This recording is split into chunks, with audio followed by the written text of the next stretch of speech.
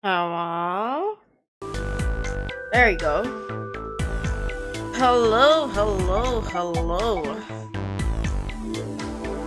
So, I was originally supposed to stream Tuesday? Was that right? Tuesday? Wednesday?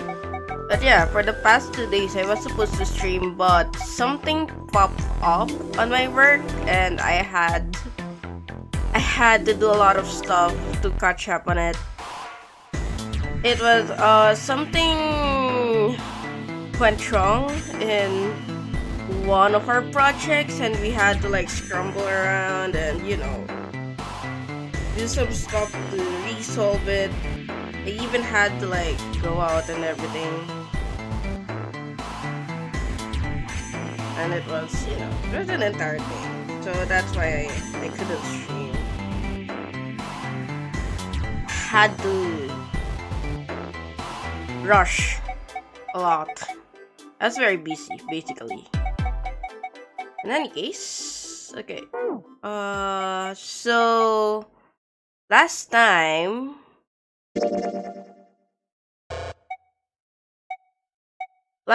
we managed to get the submarine ending, which was apparently the worst ending. Yeah, submarine ending. So we got a submarine ending. We still got 5 more endings to go. I'll try to do the other paths first that I didn't do previously. So that's what we're gonna be doing for today. Fill up the flow chart basically. Okay, let's resume from the prologue first. And then I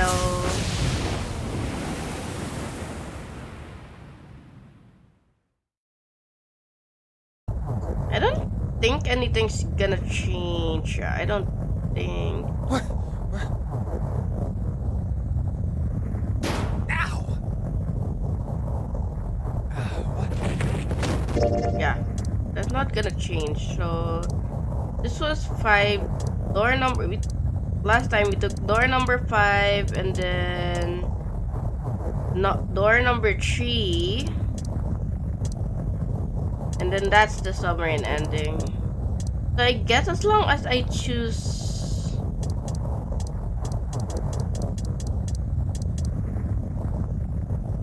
outside the showers, confinement rooms, outside the rooms. I think this is door number 2? Yeah, I think this is door number 2. So if I choose door number 2 again, I'll probably end up in the submarine ending again. So what we're gonna do, I'll check what is up in here and then we'll keep on going and we'll choose the other rooms and then probably try to find these things. 1, 2, 3, 4, 5. Yeah, okay, that's what we're gonna do. So this was door number 5. We'll choose door number 4 then.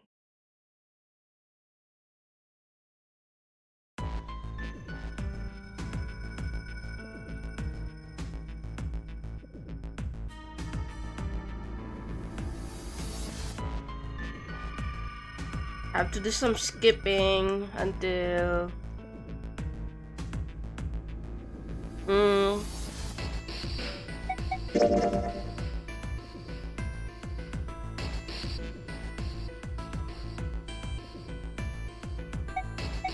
let's go to door number 4.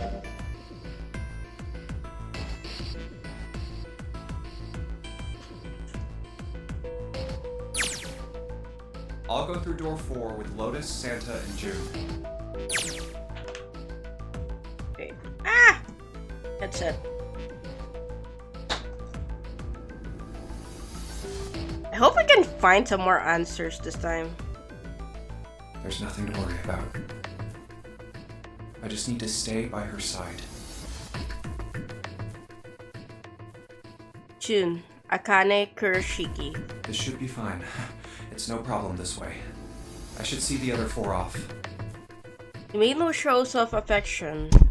But Junpei saw her as something more than just a friend from his childhood. Looks like Ace and the others are going. He watched the other four walk toward their door. Ace, Snake, Clover, and Seven. Junpei said nothing as they left.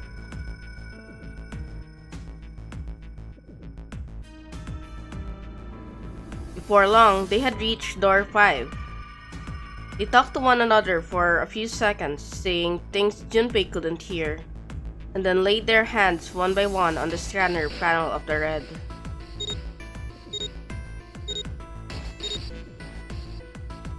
Now then. Ace grabbed the lever, his face tight with determination. He turned over his shoulder to look at Junpei and his companions. Goodbye. Be careful.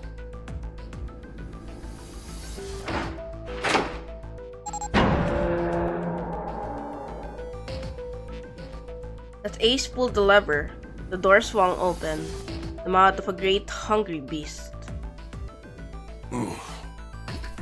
So horrible. Beyond the door, Junpei knew, lay the sad remains of the ninth man.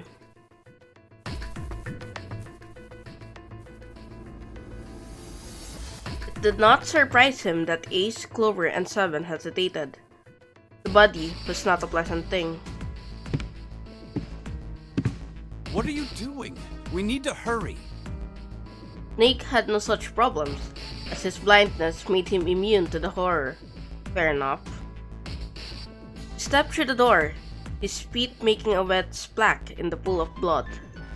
Snake, your shoes. It's fine. Hurry! Or are you planning on dying with everyone else? I assume you haven't forgotten the door only remains open for 9 seconds, have you? Sorry, Snake. Let's go. The three remaining stilled themselves and stepped through the door.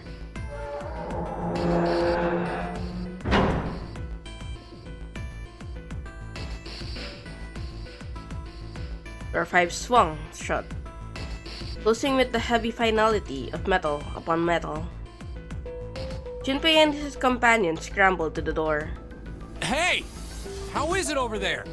Did you find anything? At least say something, will you? Something's beeping. It's just like before. Probably the sound of the detonator on the bracelet. Do you think they're okay? Jun's face showed her concern more plainly than her words ever could.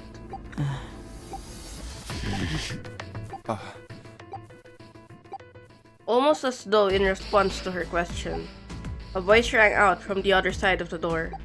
It was Seven. Hey, there it is! That's gotta be that dead thing!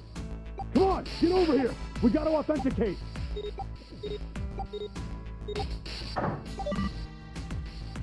The beeping stopped. The sighs of relief were audible even through the heavy door. Phew! Looks like it stopped. Junpei and his companions leaned away from the door and breathed a collective sigh of relief of their own. Hey, guys! Are you doing alright over there? 8 heard Seven's voice, but it wouldn't hurt to be sure. Yes, we're fine. Despite the recent danger, Clover's voice was as bubbly as ever. Oh, hey, I'm gonna tell you about this whole dead thing, okay? The dead is just like the red, but the color's different. You know how the red was red? Well, the dead is blue. Other than that, it's just like the red. Interesting how the dead is blue, like, you know, a dead body. Authenticating is the same too. Awesome! Thanks. That helps a lot. Well, we should probably move on now. You be careful out there. Roger that.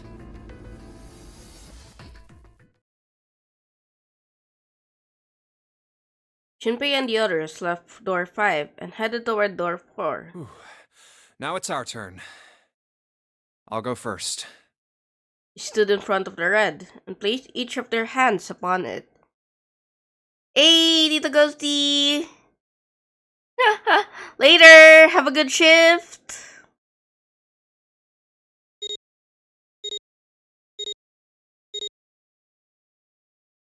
Four asterisks appeared on the screen.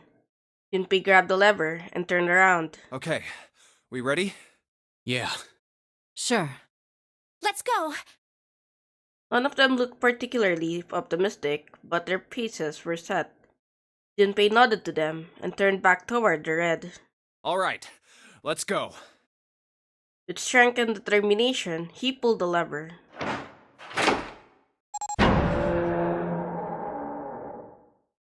Run!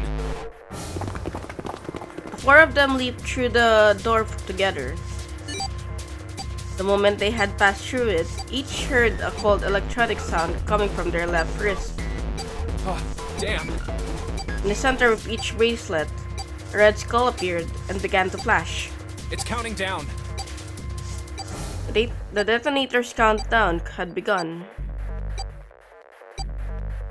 In the long moment that each of them spent staring at their wrists,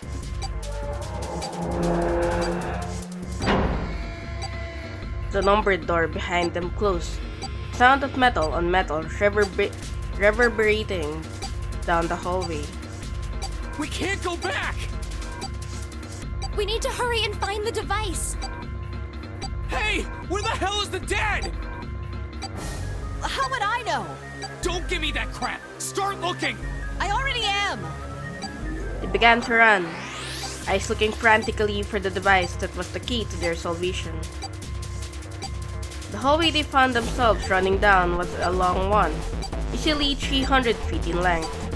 On the right side of it stood a series of wooden doors, all nearly identical. If they had taken time to think, they would likely have discerned that the doors lead to cabins. Don't tell me the dead is in one of those rooms. Oh no! How many rooms do you think there are?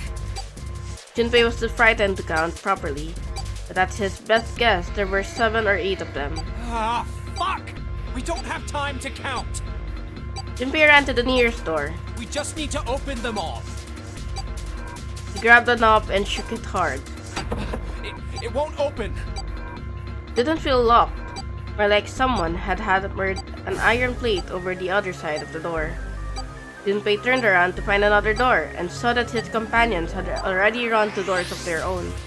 They did not seem to be having any more success than he had.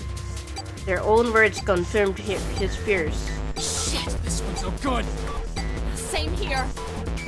It's not moving! Chun was the last to speak up. Oh, As Junpei looked in her direction, his eye caught something he hadn't noticed before. Small red blinking light. there it is! At the end of the hallway. Run! Run, fuckers, run! Even as he yelled, he ran. He grabbed Santa, Lotus, and June and pulled them toward the light. Santa called out to them as he ran. Hey, how many more seconds do we have? How would I know? Our time limit is 81 seconds! I know that, goddammit! I'm asking you how many seconds we have left! In all likelihood, Junpei figured. Nearly a minute had already passed since the door had closed behind them. If that was true. Urgency foremost in all of their minds, they arrived at the end of the hallway. The dead sat on the left wall, blinking almost tauntingly at them. Hurry! It's the dead! Get over here! Junpei grabbed hold of the machine, and his hands slick with sweat and shaking. He slammed his hand against the scanner panel. Come on, everyone! The other 3 quickly followed suit. With a grunt, Santa yanked the lever downward.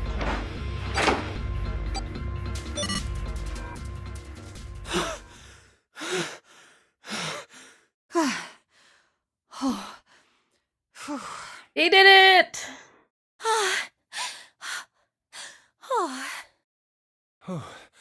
It looks like it stopped. His hands beginning to steady, Junpei wiped away some of the sweat that had beaded on his forehead. As they caught their breath, Four companions began to look around. There's another door at the end of the hallway. You could see a heavy-looking set of double doors. Set into the walls of the hallway on either side of the larger door were two smaller ones. Let's try this one first. And of course it won't open. How many times had he come across similar doors with similar results, he wondered. Or perhaps he corrected himself. More lack of results. Whatever the reason, the door remained firm and unyielding and refused to allow Junpei or anyone else passage. A keyhole. Above the keyhole was a small symbol engraved in the brass. What's this mark? Mail? Wasn't quite sure what to make of it, and stared at it for a moment in confusion. It was June that corrected him. No, not exactly. That's probably the symbol of Mars. Well, technically, they are the same symbol. But I saw a number of similar symbols near the main stairway. The symbols of the solar system. Oh, that's right. The Sun, Saturn, and Earth. At least that's what I'm assuming. So this isn't the man symbol. It's a symbol for Mars? I think so, yes. I see. Wait, where's Santa? And while Junpei and June talked, Santa had disappeared. He turned to find him some distance down the hallway. He had gone to check the other doors. Eventually, he reached the last of them and jogged back. It took him only a moment to catch his breath again. Yeah, so, I looked the place over. Here's the deal. None of the other doors open. Then that must mean... We only have 2 more doors. Let us examine the doors on either side of the larger double door. Each one had a metal plate attached to it. Maybe it's the room number. The door on the left has a B92, and the one on the right says B93. All right, let's open them. I'll open B92. Okay, I'll get B93 then. Junpei puts his hand on the doorknob, and Santa moved to the other door. He'd made it through the numbered door alive. There was nothing more to be afraid of. And Junpei and Santa looked at each other and nodded. 1, 2, 3! In unison, they pushed against their respective doors and promptly found themselves in a new room. Jun followed Junpei as he threw open his door. He turned around and saw that the door on the other side was open as well. Through the door was another person, his mouth agape. It was Santa. Hey, it opened. Yeah, it did. Junpei and Santa looked at each other. I didn't expect that. It was so easy. Lotus's calm voice broke into their thoughts. Maybe this is all part of Zero's plan. I can't say I enjoy being treated like someone's puppet. As she headed for room 93, Lotus continued. Well, now we have these 2 rooms. I'm sure there's something in there that will help us get out of here. Let's find it.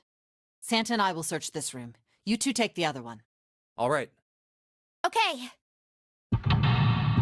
Puddle time! It took a lot of room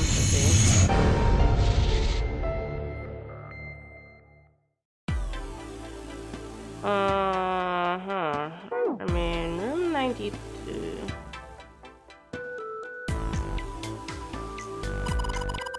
That base looks expensive. I wonder how much we could get for it. Are we gonna steal it? Girl, please. This is kind of a weird looking picture. Do you think it's an abstract painting or something?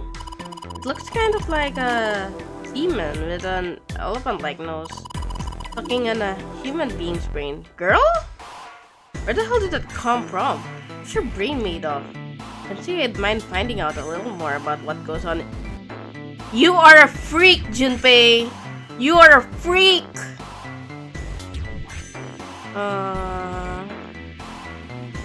Oh, looks like there's a room on the right side of this picture.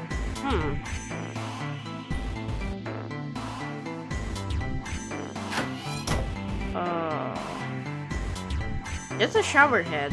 There's nothing special about it. There's a little blue platform protruding from the shower wall next to the knobs. It's for putting soap on. I used the shower once, so I know. That's the shower door. That's the shower knob. Let's see if anything happens when you turn it. The water's coming out. That's the bathroom wall. There are square tiles all over it.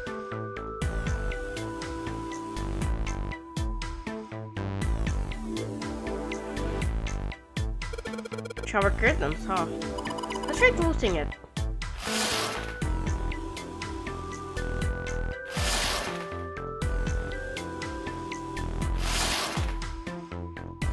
Now I can see the full expanse of the shower curtain and all its waterproof glory. There's nothing suspicious. Just a normal old shower curtain. A narrow shower. I'm standing in it. Oh my god, Junpei. This is awkward. Time to open the curtain. Collection of full and partially depleted rolls of toilet paper. Some of them well prepared. There's nothing too suspicious about it. Let's check the toilet. There's nothing there. The tank's empty too. There isn't even any water in it. Then what the fuck is in here? This is definitely suspicious, but right now I don't think we can do anything. Yeah, why don't we go back to the living room? Okay, let's go back. Okay. Right now, I think it might be better to... Matches. It's a box of matches. There are matches inside, obviously.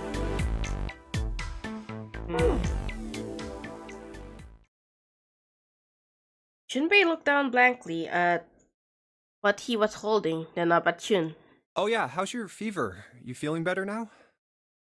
Yes, I'm fine. Chun certainly looked fine. Let me see your forehead. Junpei held his hand on her forehead for a few seconds. Guess it really has gone down. Are you worried about me? Yeah, I guess I am. I mean, why else would you know?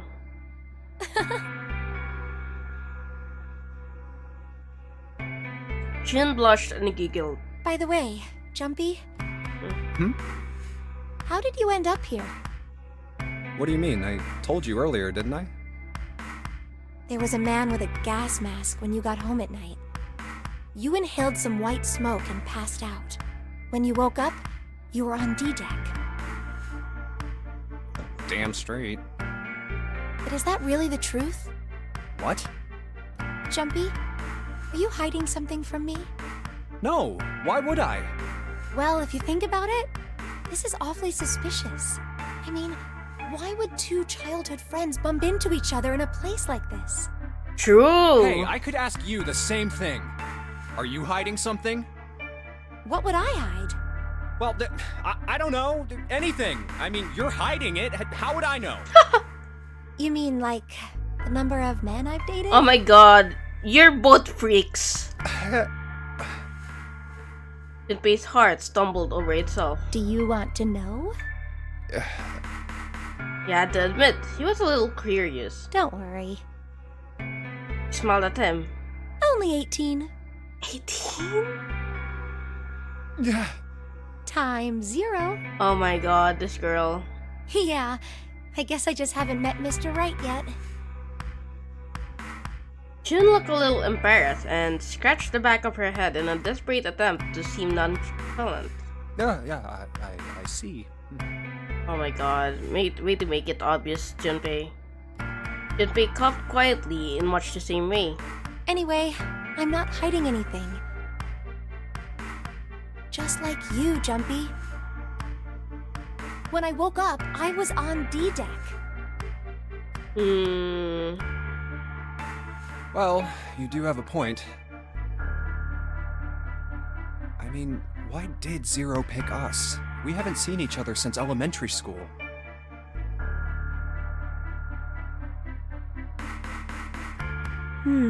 I wonder.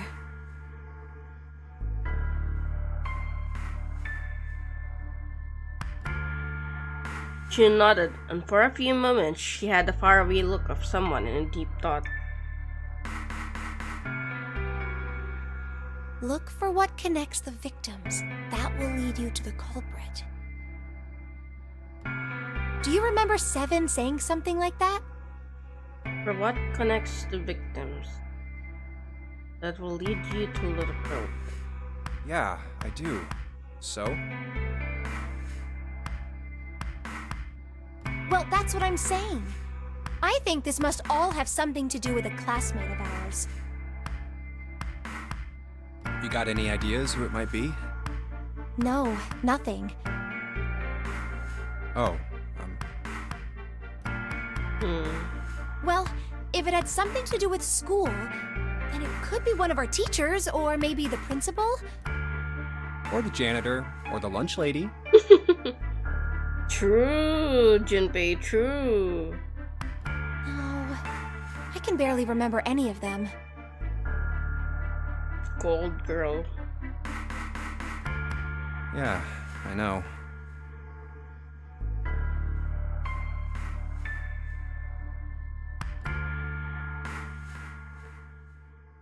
Junpei went back to searching, feeling unpleasant and confused. Elementary school. Elementary school. Was there anything strange that had happened in elementary school? He searched the room. He continued to rack his brain.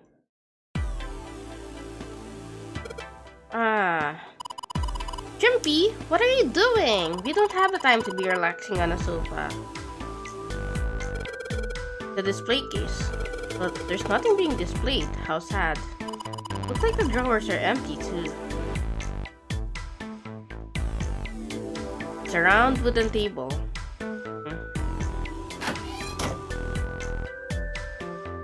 It's a bottle with water in it. This is a bedroom. You probably have it here because your throat always feels dry when you wake up, you know? Throat's dry, but I think that's because I'm a little nervous right now. Well, we did run a lot, so we're kind of sweaty. Hey, Jumpy, did you want to take a shower together? Oh my god, she's just as much of a freak as him. Whoa! Just kidding. Too late to take it back. My brain's already working out the picture. My throat was dry already. This sure isn't helping. Oh my god, this isn't a painting. Is it a map? Looks like a map of the ship's interior. Oh, this is a great find. I think it'll be really useful. Let's take it with us.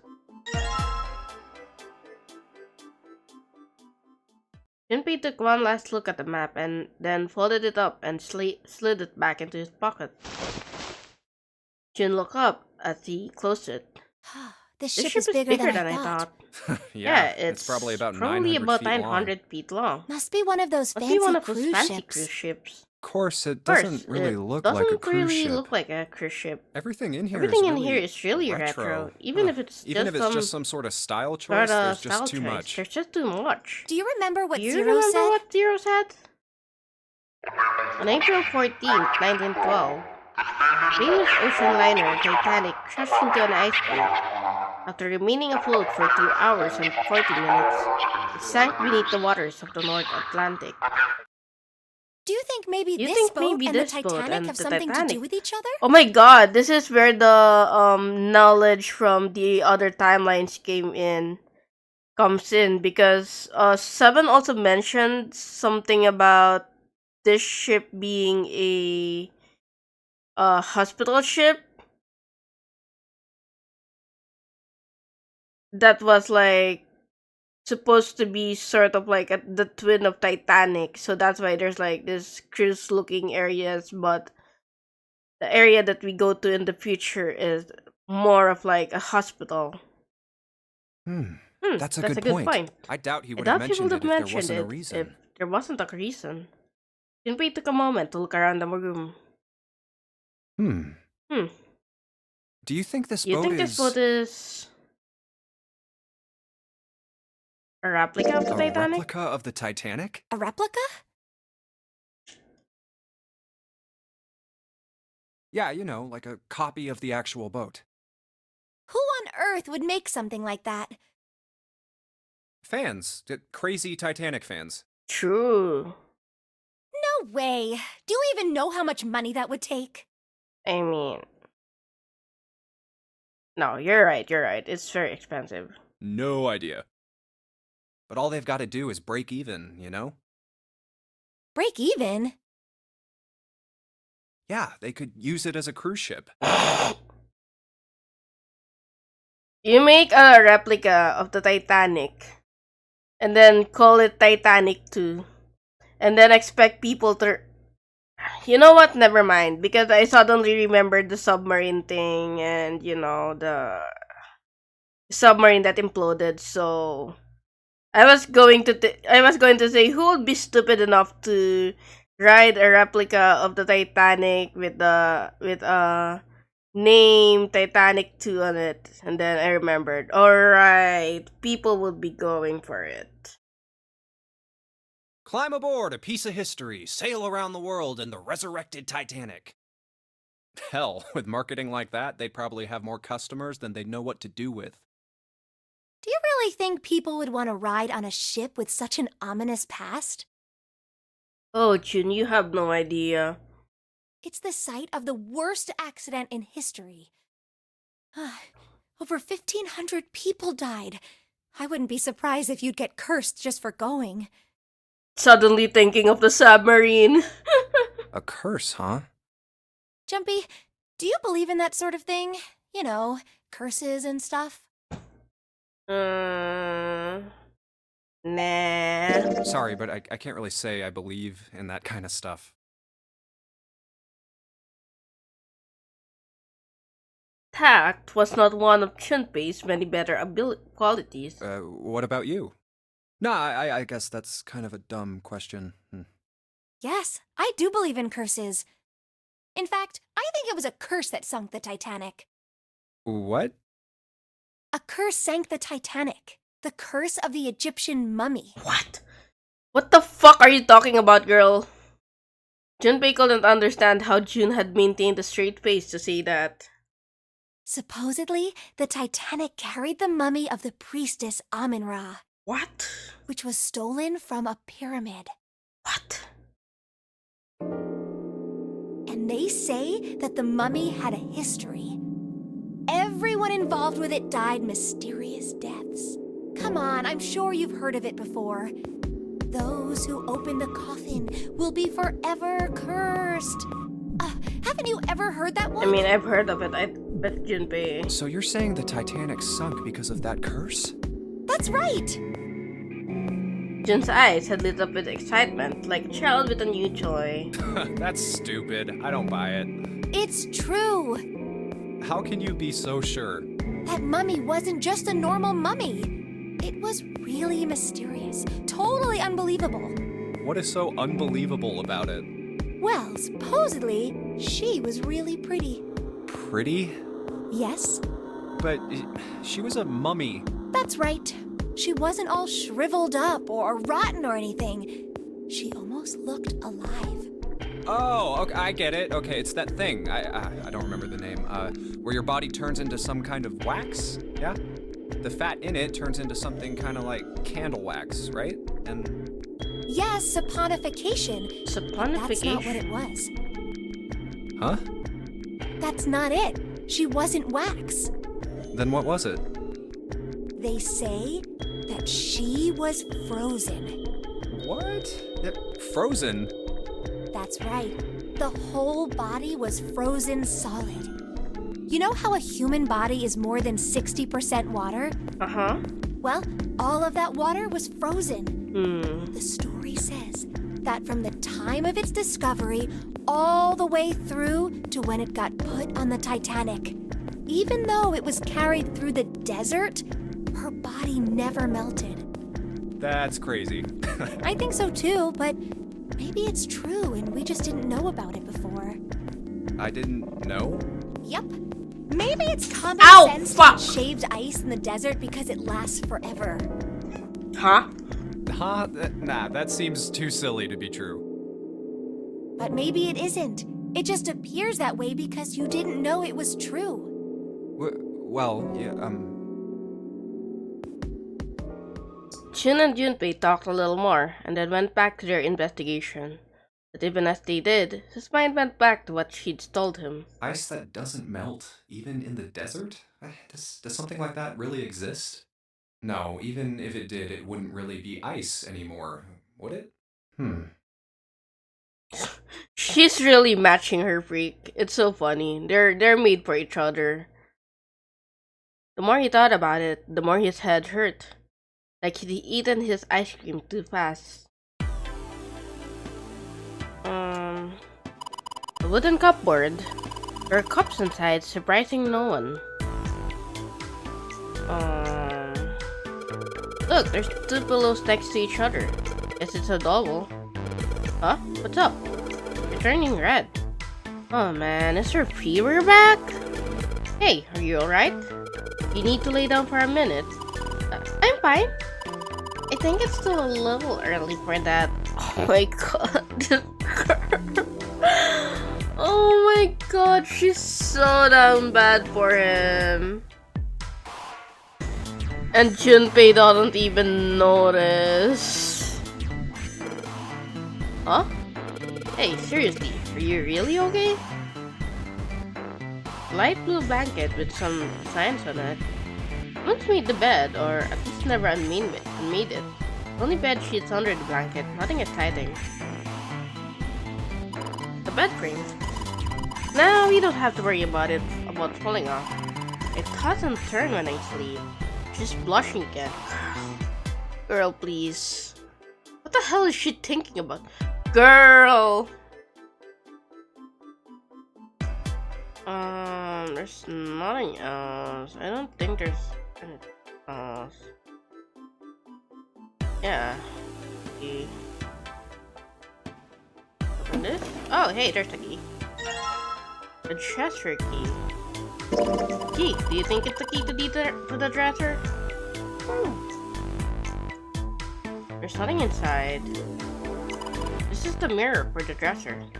And now she's playing with her hair. She even realized what she's doing that. Hey, don't have time for that. Come on, it's not like there's anyone here you need to impress. Yes, there is. Ooh. What? Why are you so quiet all of a sudden? Forget it, Chumpy. Oh my god, this guy. Chair that goes with the dresser. Something particularly interesting about it. Okay, so again, the light, thanks to it, you can see. Okay.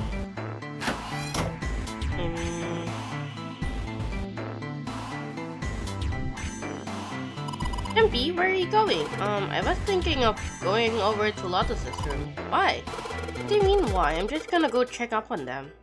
There's something wrong with that? Well, oh. Come back soon. Sure thing. I'll leave the rest to you. Sure. Leave it to me. Alright, off to the other room. The towel with a black and white pattern on it. Square towel in this frame. It's glued in there quite well, though. I don't think you can take it out. Looks like a bowl of the base. Empty though. Seems to be a room on the left side of the base. This is the bathroom now. The whole wall is covered in this square towels. Oh look, Junpei! There's a mushroom growing out of the wall. It's not a mushroom. That's the shower head. It's a shower knob. Tried turning it, but no water comes out. This thing's a little shelf for putting some soap on. This room doesn't have a shower curtain. This room? Well, there were shower curtains in the bathroom that Jill was checking out. You're saying this bathroom doesn't have any? Yeah, that's right. Probably a reason why. Toilet paper. We've got 2 rolls, I guess. There anything in the toilet? If not, the tank's empty too.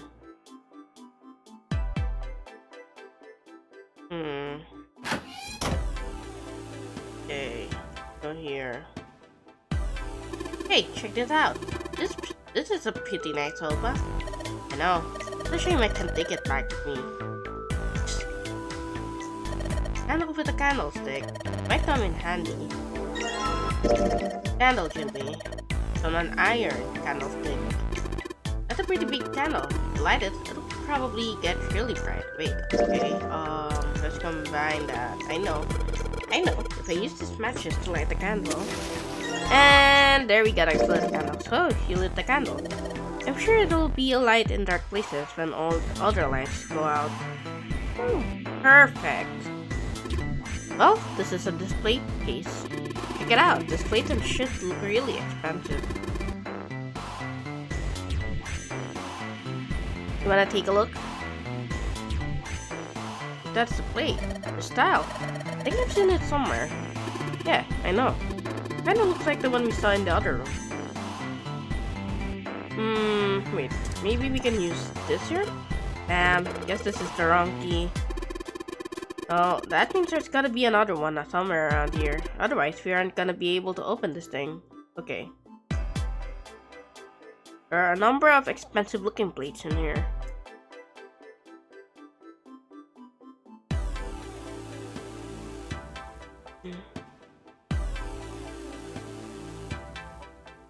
Okay,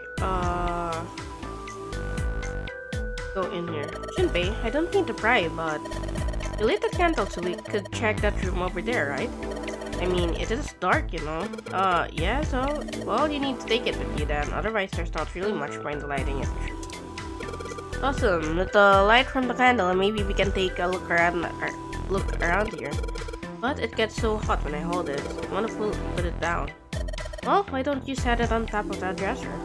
Flat there, at least it won't fall over. Oh yeah, good idea.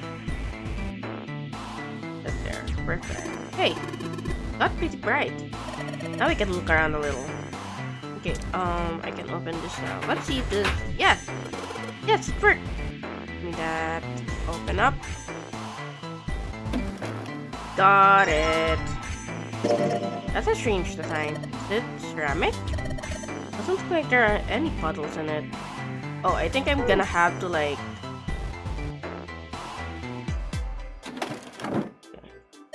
The chair for the dresser.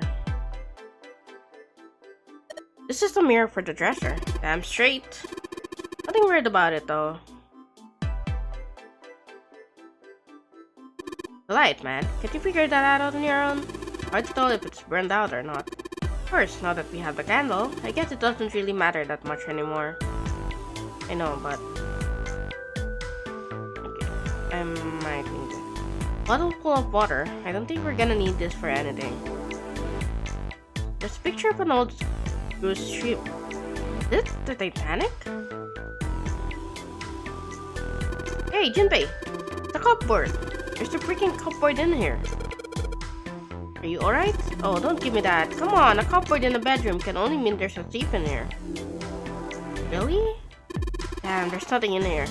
Let me all work up for nothing.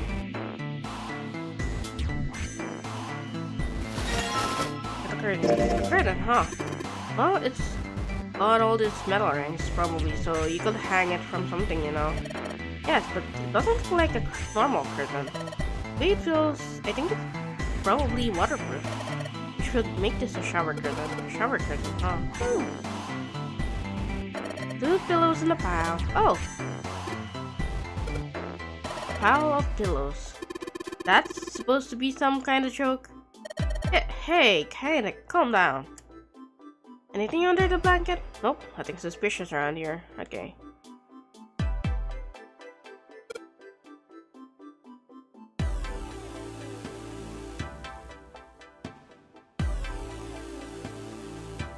No ghosts or girls either. Huh? Hey, what the hell? It just got dark all of a sudden. Maybe the candle got blown out? Should go see.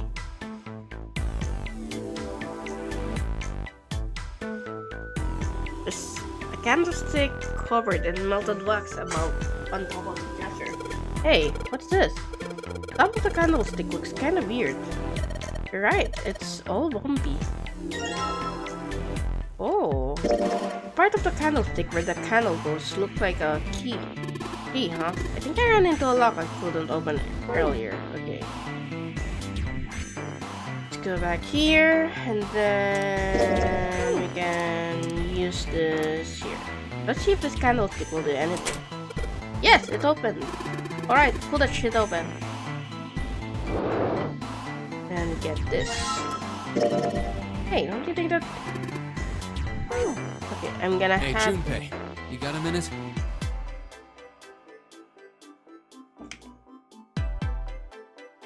Santa had shown up out of nowhere and gave Junpei no small start.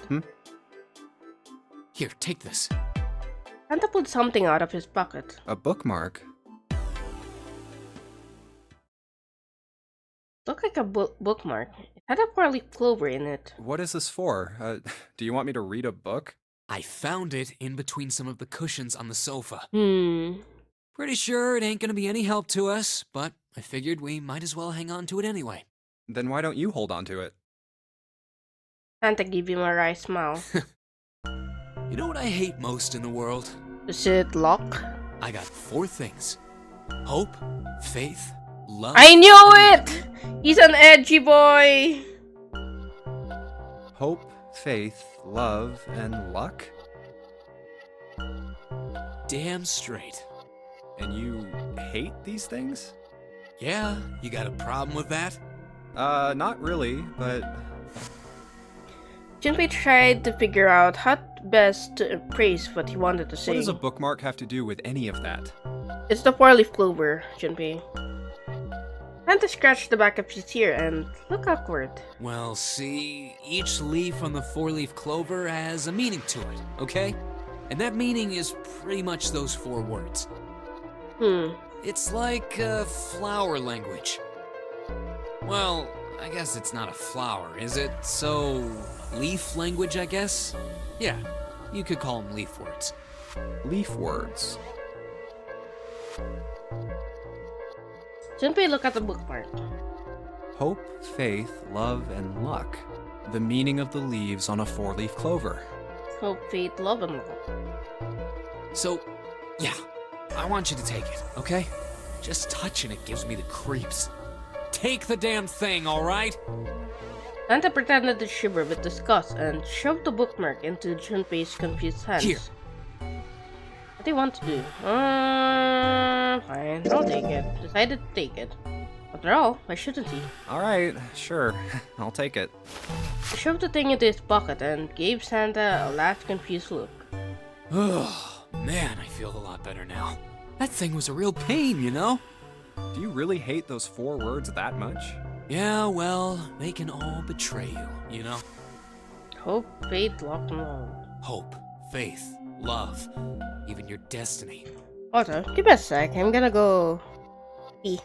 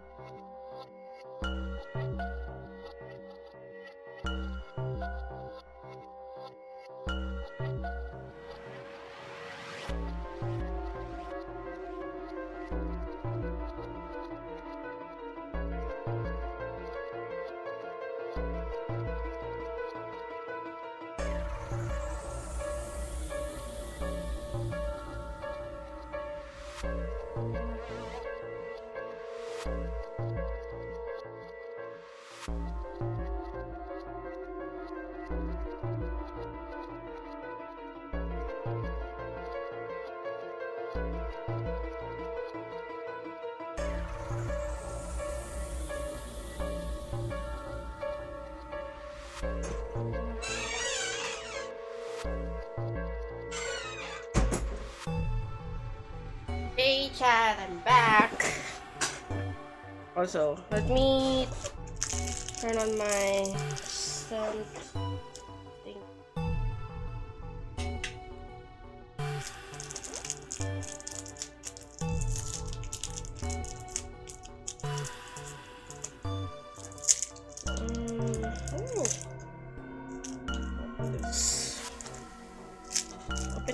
Open. Maybe I should put some water and then, rather than putting. What the hell is my scissors? Where's my scissors?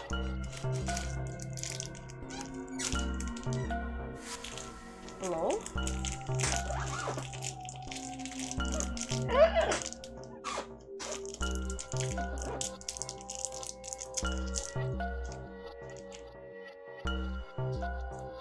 Trying to open this thing, but I don't have my. Where is my scissors? Where did I put it?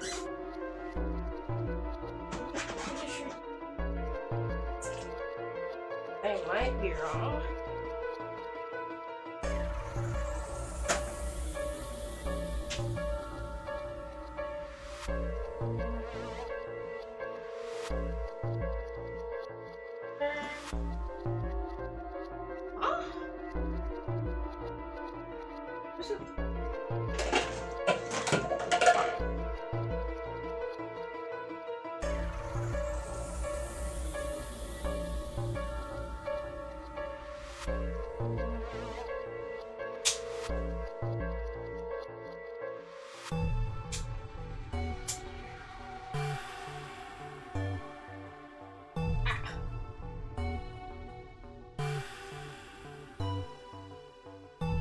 Here is. I also needed it to be able to open this.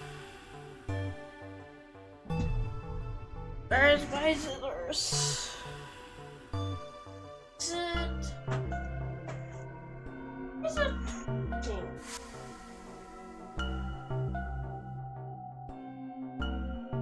Oh, there we go. Open it.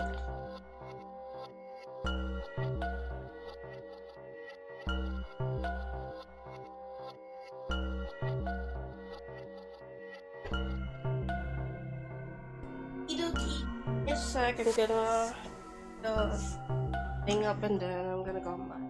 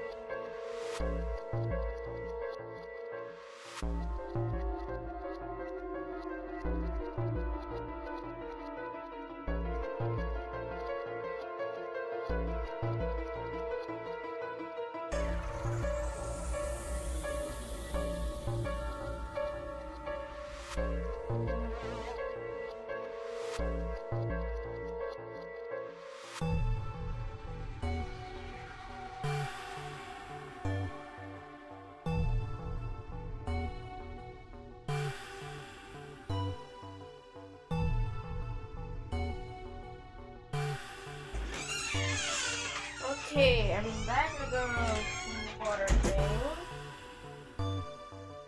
I have to use some for my center house.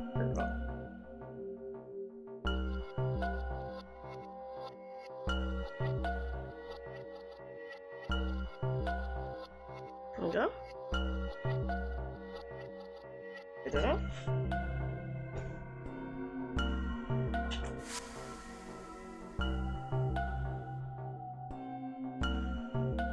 That here is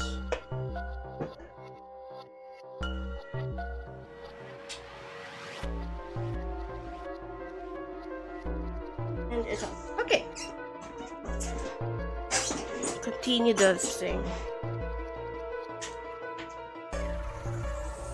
What had happened to Santa? Junpei wondered. How had he become such a bitter person? For a moment, they look at each other. Well, that's not my only reason. What? That's not the only reason I hate the four-leaf clover. I just can't bring myself to like the number 4. Because it's that? What, worried about the 4 horsemen? Nah, come on, man. That's just silly. Maybe back in the Dark Ages, that kind of crap scared people. But this is the 21st century, and I'm a 21st century guy. I'm a little insulted. Then why do you hate 4 so much? 'Cause it's a half-ass number. Not the best or the worst. That's why. What? 9 is a way better number. So what if it's last place, right? At least it's not some lame-ass middle number. What are you... Now that explanation made no sense. Junpei was even more confused than before. You play? play? I mean, like, gambling? You mean like gambling? Yeah, of course. What else would I do? In Baccarat, the best possible hand totals 9. They call it Le Grand. It's Baccarat, like the casino thing.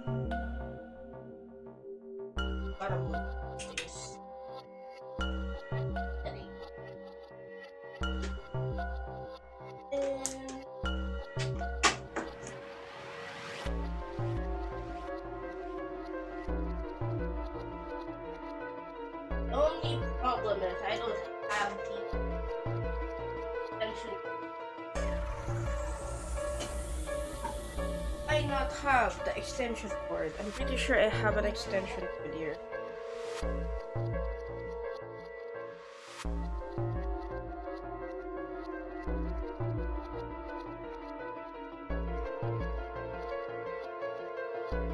Really?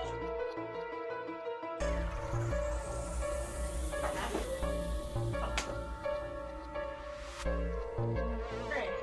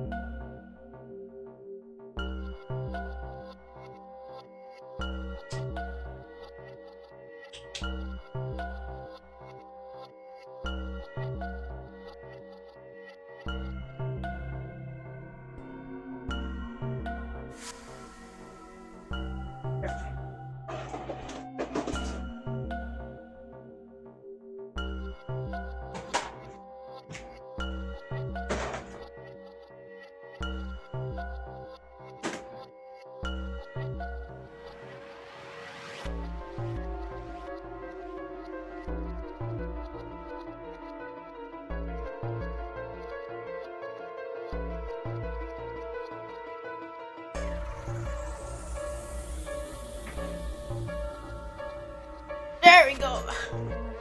Hey, Techie! Hello, hello. I was like fixing the air conditioning and stuff in my room. That's why had to take a little bit of a breather. But the lowest, most worthless cards, zeros. They call monkey. Just like the guy in charge of this game, huh? Zero's a monkey. Santa blinked, utterly stunned. What? Then he began to laugh. Oh man, you're totally right. The guy who trapped us in here sure is one hell of a monkey. Wait, really? Oh, come on.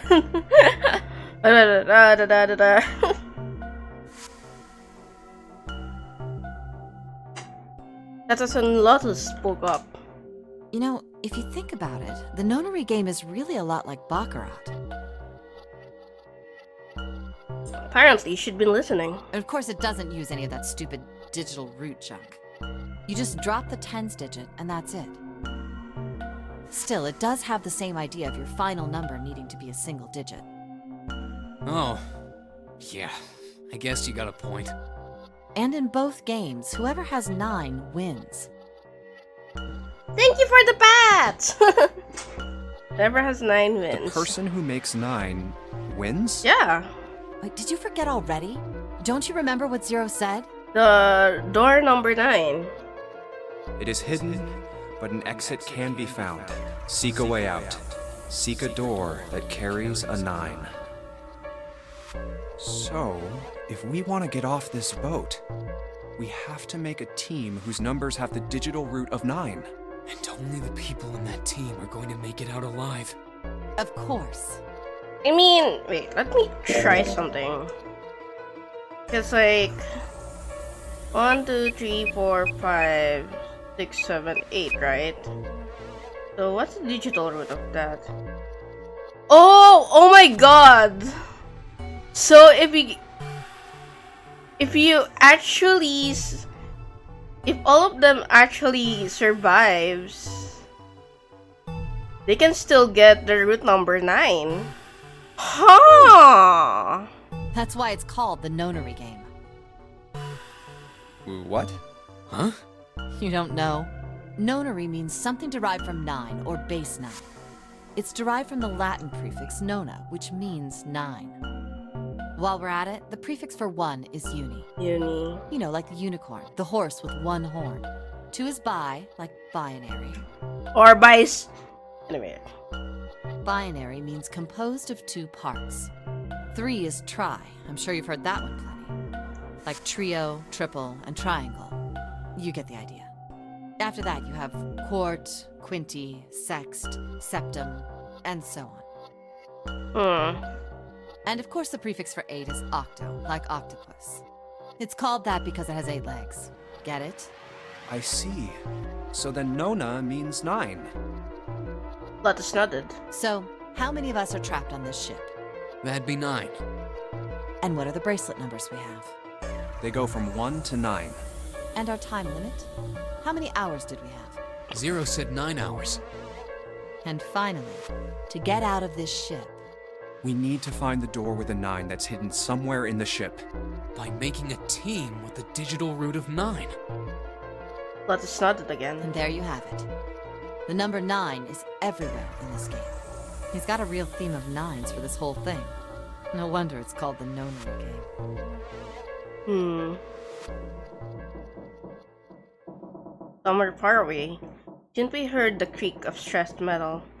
Sounded almost like Zero laughing at them, or the sad, desperate scream of a pig headed to the slaughterhouse. Also, before I do that, what's up? You're going back already? Oh, I can't leave Jun there by herself. What? You think you're her knight or her protector or something? You're creeping me out. You should have seen them earlier, Santa. Oh my god, these two are freaks! Anyway, let me take a picture of this thing. Perfect.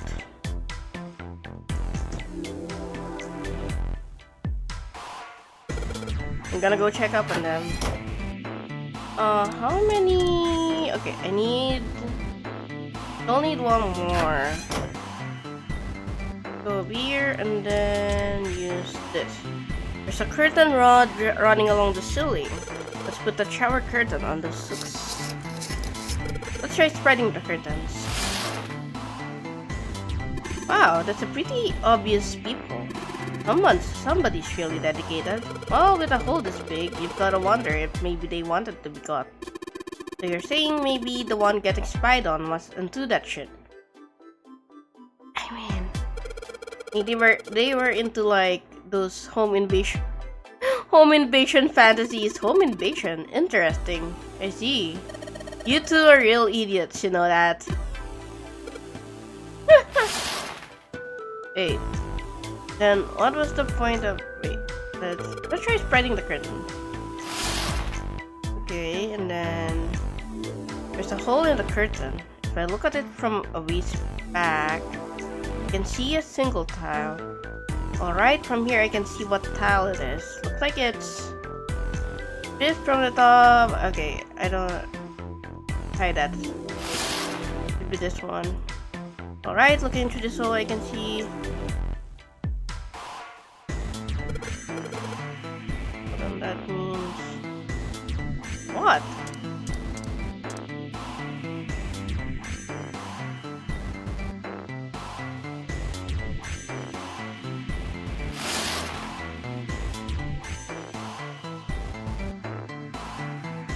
Do I have to use the shower? What the fuck do you want me to do? Here? Oh, okay. I get it. No, that's not what it is. I'm just being like a bridge between the two rooms. You just keep telling yourself that. Now get out of here and go help Jun. Yeah. Okay. I get it. This one. Here it is. Yes, this one's loose. I think I can get under this with my nails, and yes, got it.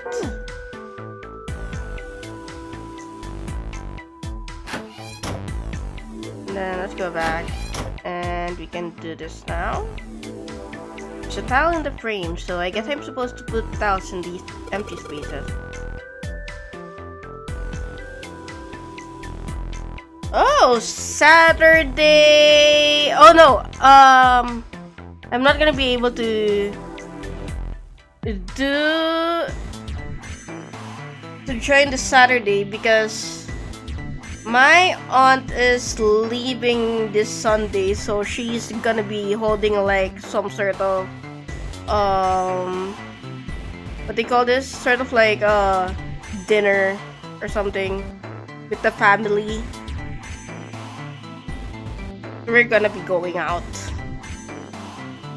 I guess she's going back to the States by Sunday. Yeah, farewell party, that thing. Yeah. She's gonna be doing like a cook pot or something. So everyone's gonna be coming by that time. I've been pretty busy this week. My god. Yee! And she's also gonna treat me to like some salmon sashimi.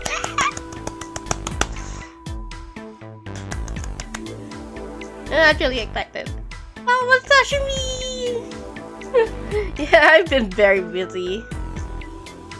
Okay, this is why we have smartphones to take pictures of the puddle. Where's my thing? There we go. Okay,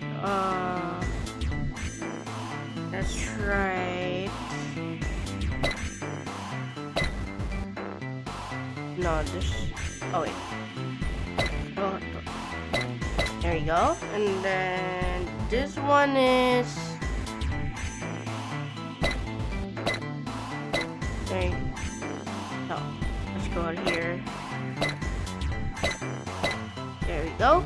And there we go. We did it! I'm so smart. I'm kidding. I'm not that smart. Yes! Yes, I did it! There, picture complete. And there goes the frame. Oh, what's this? What do I mean, what's this? Pretty obvious, ain't it? It's a hole in the wall, like a hidden safe or something, you know? Anyway, let's take a look. I think there's something inside. Probably a key. Mars key, there we go. Whoa, this is one of those Mars symbols. Door at the end of the hallway. It has the same symbol engraved on the keyhole.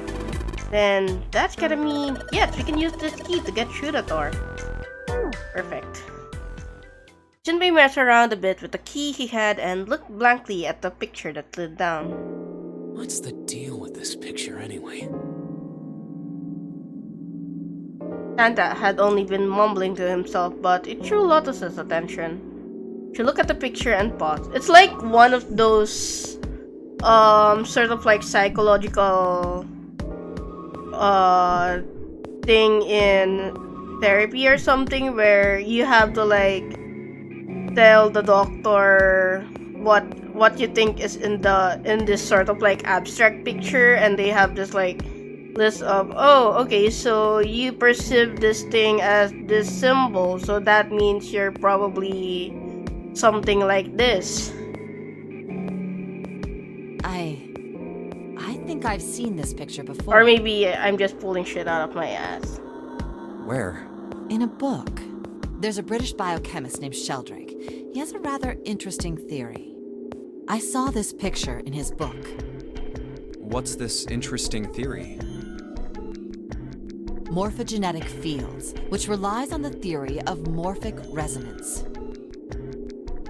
Morphic resonance? What the fuck is that? Man, I can't deal with this. Just listening to you talk about it is giving me a headache. Santa put his hands on his head as though he were in great pain. Lotus merely arched an eyebrow in his direction and continued. It's not a difficult concept to grasp. In essence, he states that the shape of living organisms and their behavioral patterns are transmitted through a field not visible to the eye. Shapes of living organisms and their behavioral patterns. I'm trying to process it. Shapes of living organisms and their behavioral patterns. What part of that isn't difficult, exactly? Lotus did not look pleased. Alright, how about this? Theory of the telepathic mechanism. Telepathy? Yes, telepathy. Telepathy. Well, perhaps not exactly telepathy, but it's close enough for a simple approximation. Santa suddenly burst into laughter. Are you serious? Telepathy? Who do you think we are? Kids from the 70s? I can't believe someone would actually do serious research on something like that. Yes, I agree. Lotus' response was surprisingly curt. Junpei had expected at least some conflict. I read the book, but I can hardly say I understood it. I'm in no position to defend or condemn anything it said. It was probably just someone latching onto a statistical outlier from some study and turning it into a ridiculous theory. There's no scientific merit to any of it, I'm sure. But even so,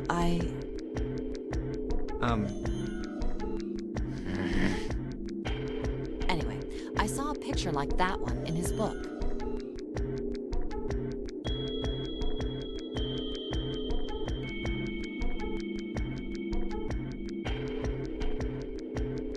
After a moment, she walked up to the strange picture, examined it, and then spoke. Hey, what do you think this picture looks like? Kanta answered first. What do you mean? Isn't it just like abstract or something like that? It's just black and white scribbles. There's no meaning there. That's it. What about you, Junpei? Does it look like anything to you? I guess it looks like... What the fuck is Funyarinpa? I'm trying to look at it.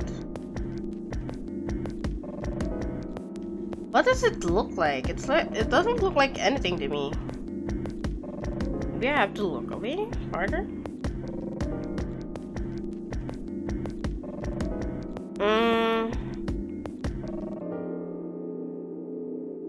It's not a butterfly.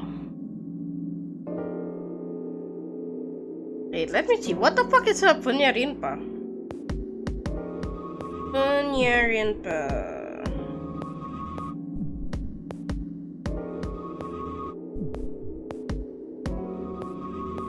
Internet please. Why are you connected to the other router? Come on. Come on. Internet please. Go back to my main. There you go.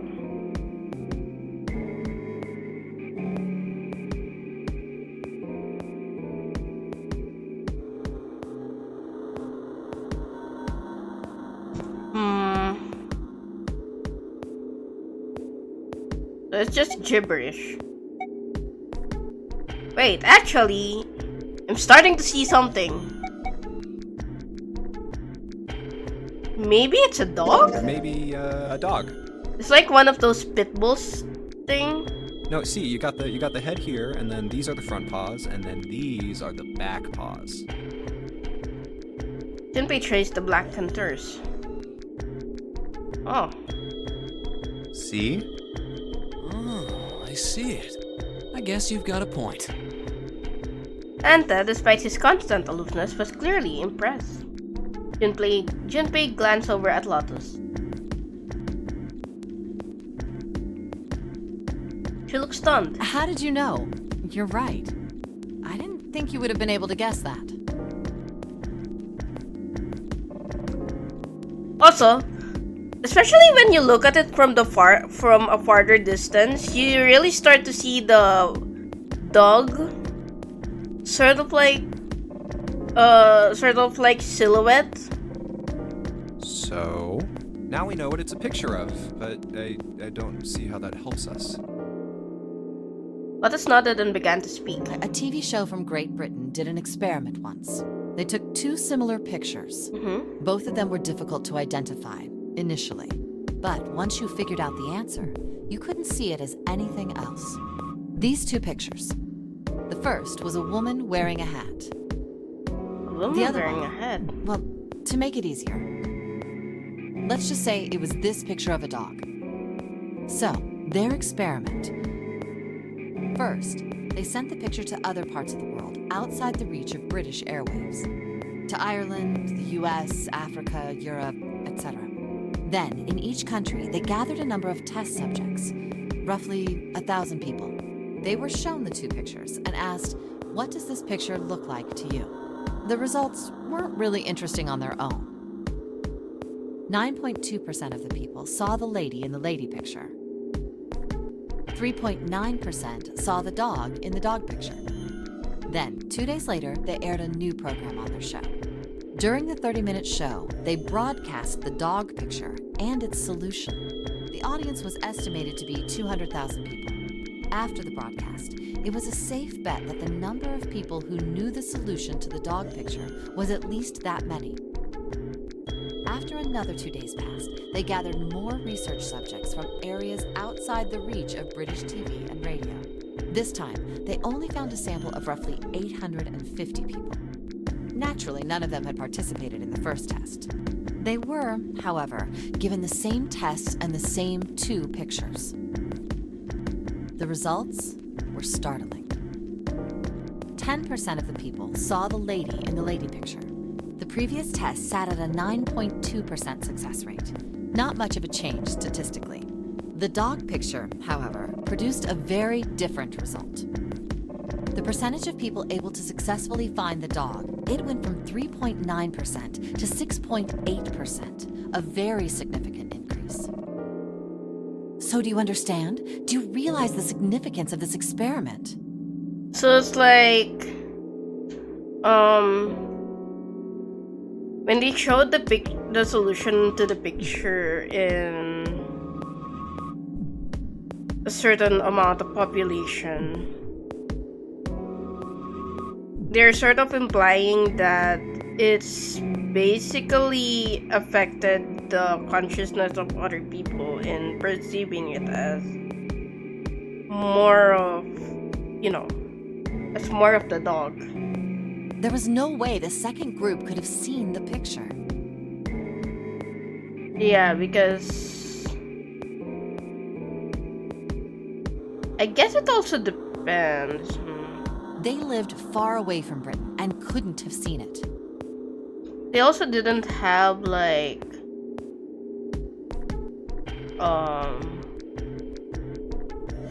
guess back then, international TV wasn't exactly, existing.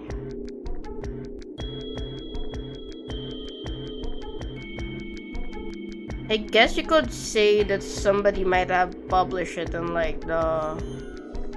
what do you call this? The newspaper, but depending on where they got the second population, the population of the second group, they probably still couldn't have known. But even so, it was only the success rate for the dog picture that went up. Yeah, exactly. So it was only the success rate for the dog picture that went up, not the lady picture. How did that happen? What does it mean? Let us look back and forth from Junpei to Santa and back again. Normally calm and collected, she looked now as though she were very nearly possessed. There was something manic meaning about her manner. Santa took an involuntary step backward. Junpei didn't budge and stared right back into Lotus's eyes. Oh, wait, does this have something to do with that field? Or whatever it was that you were talking about earlier? Yeah, because of the field, morphogenic something field that might have been affected for the behavioral patterns thing. A field not visible to the eye. Mm-hmm. So, if more people know the answer, then that information will pass through the field. Psych! Her manner suddenly shifted, and Lotus smiled broadly at Junpei and Santa. She waved her hand dismissively, doing her best to laugh the whole confrontation off. I was just kidding. You really shouldn't take me seriously. Well, I mean, the things I just told you about are true. They really did happen. But the results of that experiment really aren't anything to go by. They could have easily falsified them. True. In the end, I'm sure they were just in it for the ratings. They are a TV station after all. Fast. It seemed that Santa had gained control of his composure. Right! Man, I gotta admit, you had me there for a Suspicious, Santa. minute. I really thought you were serious. Of course not. Like I told you before, I'm sure it's all just pseudoscience. Oh, okay, right.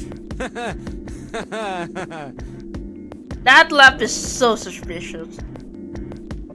Santa and Lotus laughed and gave one another jovial claps on the shoulder.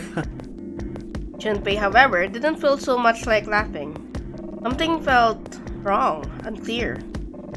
All right, enough nonsense. We've got the key. Let's get out of here. Word. Lotus and Santa walked away from the picture, but Junpei stayed, staring at the picture of the dog. Huh. A field not visible to the naked eye. Morphogenetic field. Morphogenetic. The more he thought about it, the more his head hurt. Okay. Alright, let's go to the hallway. I'll go get June. You guys head to the door. Okay, roger that. Did I show you? Hey, Jumpy! Where are you going? Oh, I was gonna go get you. I know, Santa told me. Come on, let's go. Yes, it's unlocked. Good job, Junpei. Good, now we can get going. Come on, what are you guys standing around for? Let's get out of here. Come on, Junpei, let's go. Alright, let's go. Let's fucking go. You found it. Stepped through the door to find themselves in a wide hallway. Oh. Huh, another hallway. Junpei, June, Lotus, and Santa stop for a moment and look at their surroundings. A short distance away, a metal grate extended across the width of the hallway. Come on, open! It's not going to open because you rattled it, you know. Damn it! It took hold and shook, but it refused to move. Look over here! Nearby was a pair of elevators. Elevators. And the buttons? Of course they don't work. The power must be out here too, just like by the staircase. That leaves this door. Well, looks like we don't have any choice. Yeah. Sure does. Well then, let's open it. All right, here I go. Junpei grabbed hold of the knob and quietly pushed the door open. He entered slowly, trying to take in as much of his surroundings as he could. The others followed shortly. Oh, so it's a kitchen. Santa did not look pleased. What were you expecting? Isn't it obvious? The exit? I was hoping this would be the way out of here. You really think it'd be that easy? Yeah, I know. Still. As they talked, Lotus headed deeper into the room. Until at last she stood in front of a door. If we can just get through this door, we should come out on the other side of that grate we saw earlier. But don't we need a key for that? No good. Sorry, I guess that wasn't very constructive. Neither Junpei nor Lotus looked terribly happy. Time for another puzzle, gamers. Anyway, let's take a look. Junpei dug the ship map from his pocket and spread it out in front of him. As he did... Hey! What's that? Huh? Oh yeah, I guess I forgot to tell you. I found this a little while ago. It's a map of the B deck. Before Junpei could finish, Lotus snatched the map away from him. Let me see that. She ran her finger across it, muttering to herself. I knew it. See? Look. Yes, hold your horses. Junpei did as he was told. What did you figure out? Santa and June moved over to look at the map as well. This is handy. See? We came in here. Now if we go out there, then we'll be on the other side of the grate. So... Oh. With her finger, Lotus traced a path on the map. How about that? She's right. We can get out through there. There we go. Here, you can have it back. Satisfied that she had been correct, Lotus folded the map and handed it back to Junpei. Thanks. He took it and slid the valuable piece of paper back into his pocket. There's a card reader on the right side of the door. Now we just gotta And that find. means the key card the is key somewhere card. in here, right? That seems the most likely. All right, we know what we need to do then. Let's get moving. First off, I say we split up and look for clues. Okay. Time for puzzle time.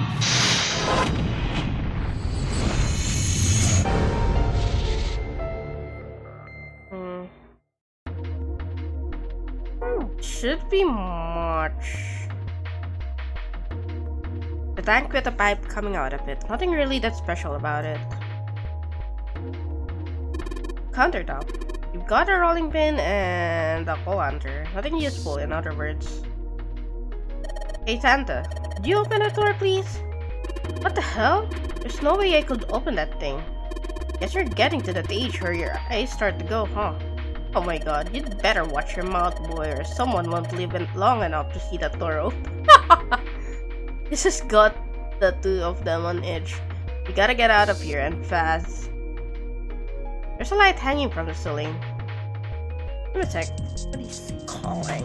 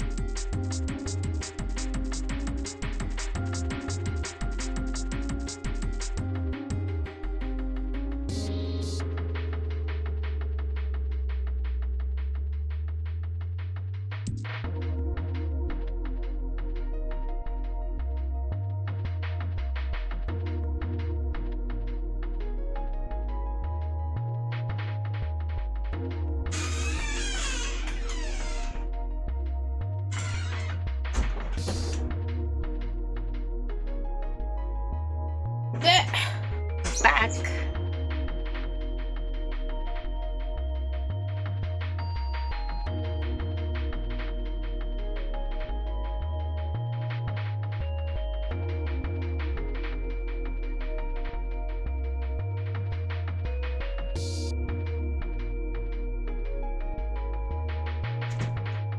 Okay.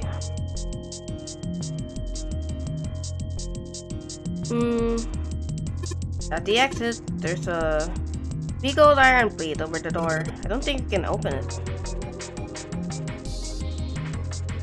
Voucher says appetizer 9, meat dish 10, soup A, soup seafood dish. Appetizer 9. Take a picture of this. Perfect. Those 9 plates look pretty expensive. They're plates for appetizers. Remember, appetizers usually come on square plates. Okay, well, excuse me, princess. 1, 2, 3, there's 10 of them. You flip this over, they look like hats. The middle is super deep for a plate. They're soup plates. They're made that way so that the soup doesn't spill. If we ever get out of here, you should treat yourself to a nice dinner out. What makes you think a poor college student has the money to do something like that? I think there are 15 of these plates. I'm assuming they're for seafood. How the hell can you tell that? They look just like any other plate from the 99-cent store. If you ever take a lady out to dinner, you're going to embarrass yourself. I feel sorry for Jun. Why the hell are you bringing up Jun? The lady don't protest too much, methinks. You are not terribly supple. There's a bunch of little wavy reaches on this plate. Those plates are for serving meat. You really are ignorant, aren't you? Come on, it's not like I need to know this crap. Jeez.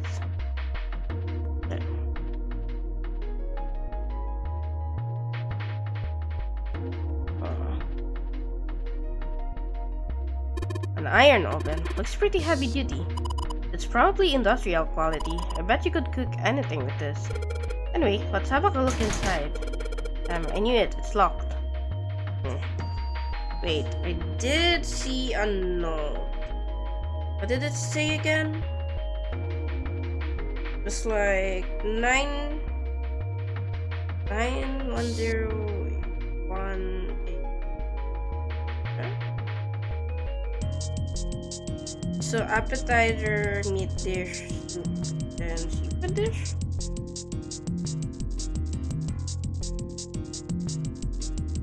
Am I right? How many? One. Looks like you can enter numbers into this thing. Is it an open timer? Probably for entering a passcode. After all, the open door is locked. I guess it's that it'll open if you put in the correct code.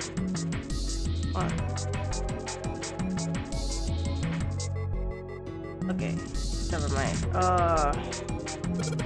All we've got here is a pot and a frying pan. Oh, and a pressure cooker.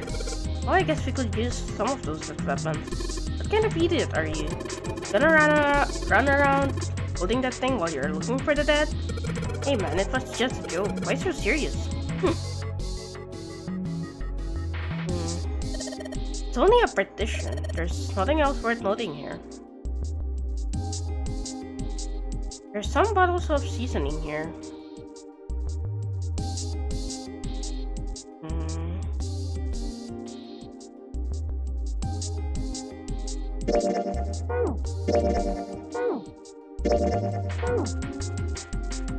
Let's see.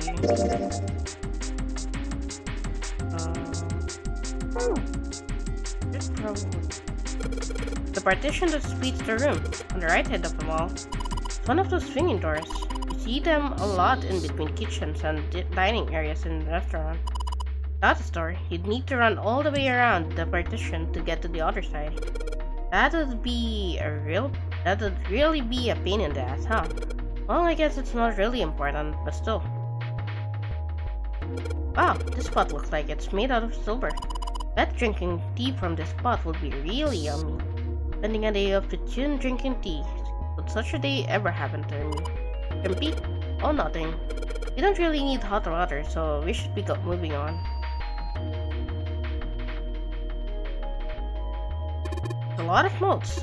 They've got a bunch of stuff written on them, but it doesn't look like a code or anything like that.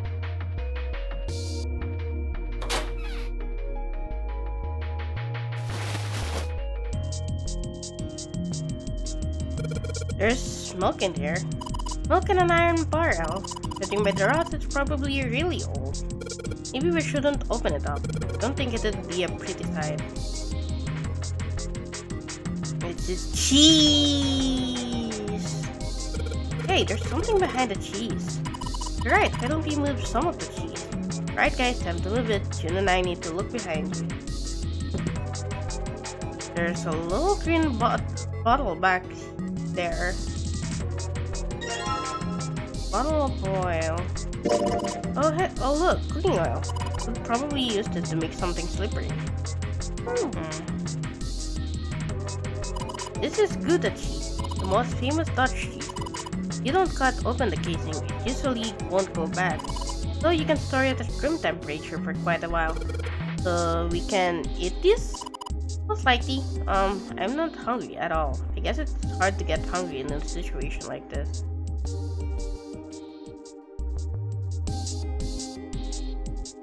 Didn't think there's anything else in here. There's so much stuff in here. A whole lot of cans. This is probably a pantry.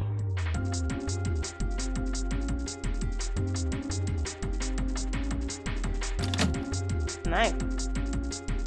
A rusty knife? I don't think we'll be able to use it while it's like this. The knife seemed important, Junpei thought, but it wasn't going to be much use the way it was. It's futile. Futile? You know, a waste, useless, pointless. Oh.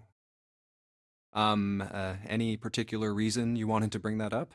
Oh, no reason really. I was just thinking about futility. Huh? Wasn't making much sense. Junpei tried rephrasing his question. Wait! In the, what's that thing? In the submarine ending. In the submarine ending, people were stabbed, so somebody from the team before probably used this knife to kill people. Why were you thinking about futility? At last she answered. Well, it has something to do with the Titanic. The Titanic? Yep. Have you ever heard the story that the sinking of the Titanic was predicted? No, I have not. No, I haven't.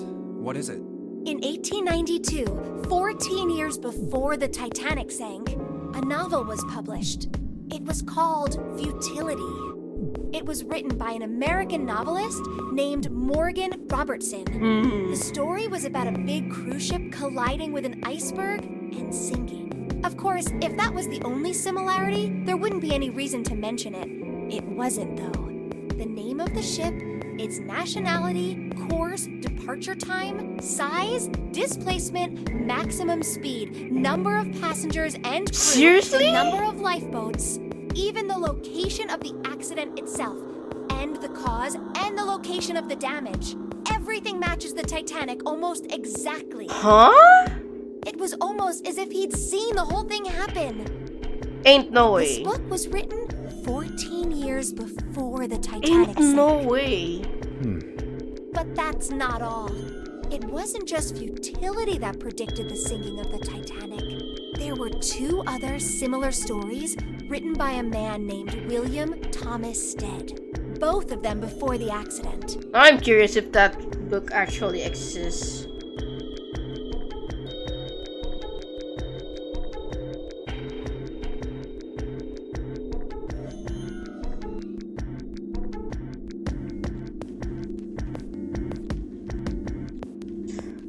Holy shit! Huh? It actually exists? One in 1886 and one in 1892. 1892, wait. When did the one? So, this was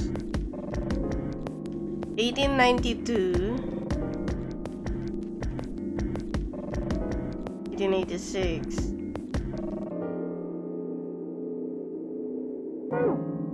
Stead wrote two stories that had striking similarities What to the Titanic actual disaster. fuck? In one, two ships collided. Many of the passengers died because there weren't enough lifeboats. In the other, a ship collided with an iceberg and sank. I don't know. I mean, I'll give you that it seems a little weird, but I'm pretty sure it wasn't too uncommon for ships to hit icebergs back in the day, or even other ships. Right, I knew you'd say that. Hmm? But what if Stead had some sort of special powers? To be more specific, what if he had the ability to do automatic writing? What? Automatic writing? Wait, are you talking about when someone's possessed by a spirit and then they write a bunch of stuff without knowing what they're writing? Yes. What do you mean, yes? That stuff's a load of bull. Okay, let's say, hypothetically, that automatic writing isn't a total load. These guys still couldn't have predicted the sinking of the Titanic. When this Stead dude wrote his thing, nobody had died on the Titanic yet. So if automatic writing is about being possessed by dead people, who the hell possessed him so he could write that stuff? That's not it. What's not it? Stead wasn't possessed by a spirit. He was doing the possessing. Oh.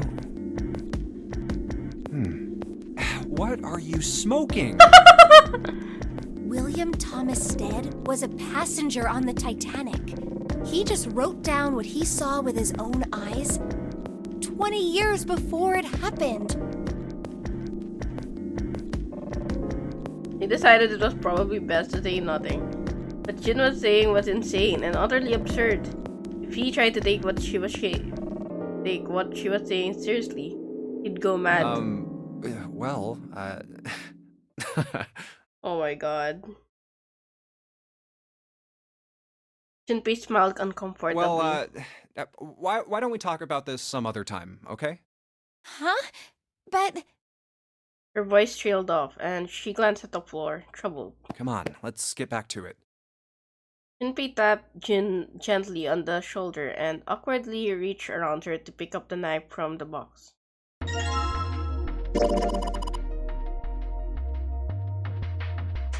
We're really in trouble. I know I'm just repeating myself, but this is really a futility moment. The blade is so rusty. Yeah, I know. Can't cut a damn thing with a knife like this. If you're going to cut anything, you probably have to sharpen that knife.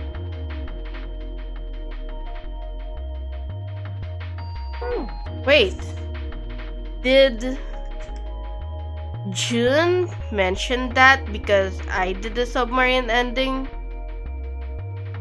Because in the submarine ending, everyone died because they were stabbed in the back by someone. And now we have a knife that could be used to stab people. So...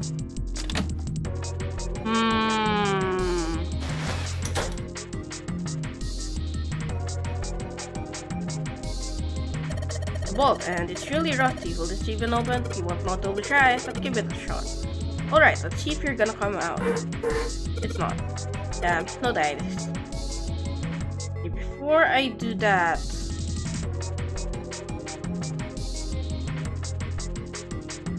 I want to explore around here a bit more.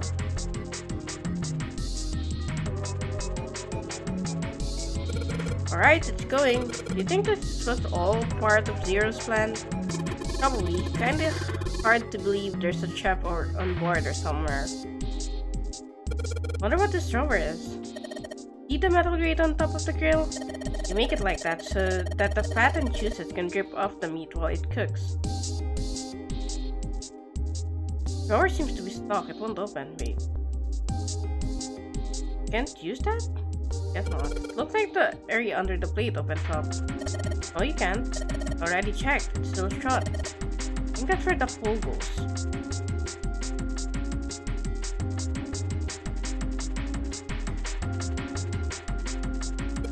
Trash can. There's nothing inside of it. Oh, better than being full of rotten food, I suppose. Damn it, there's nothing in here. Hey, Tanta, digging through the trash really stood you. It's so mean! Listen, lady, I did you a favor. I knew you just fit and bone, so I did it for you. Oh my, I don't recall asking you to do anything. I ought to trouble you. Excuse me. Does it feel colder in here?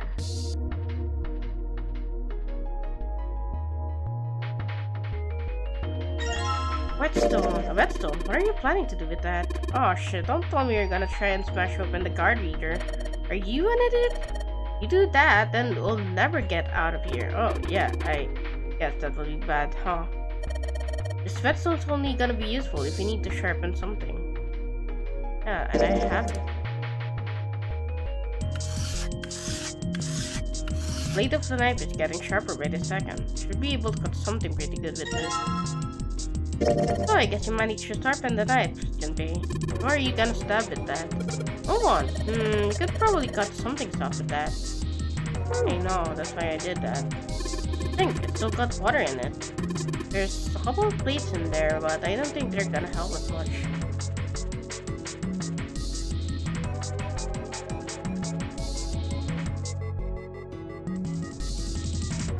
And anything else? I don't think there's...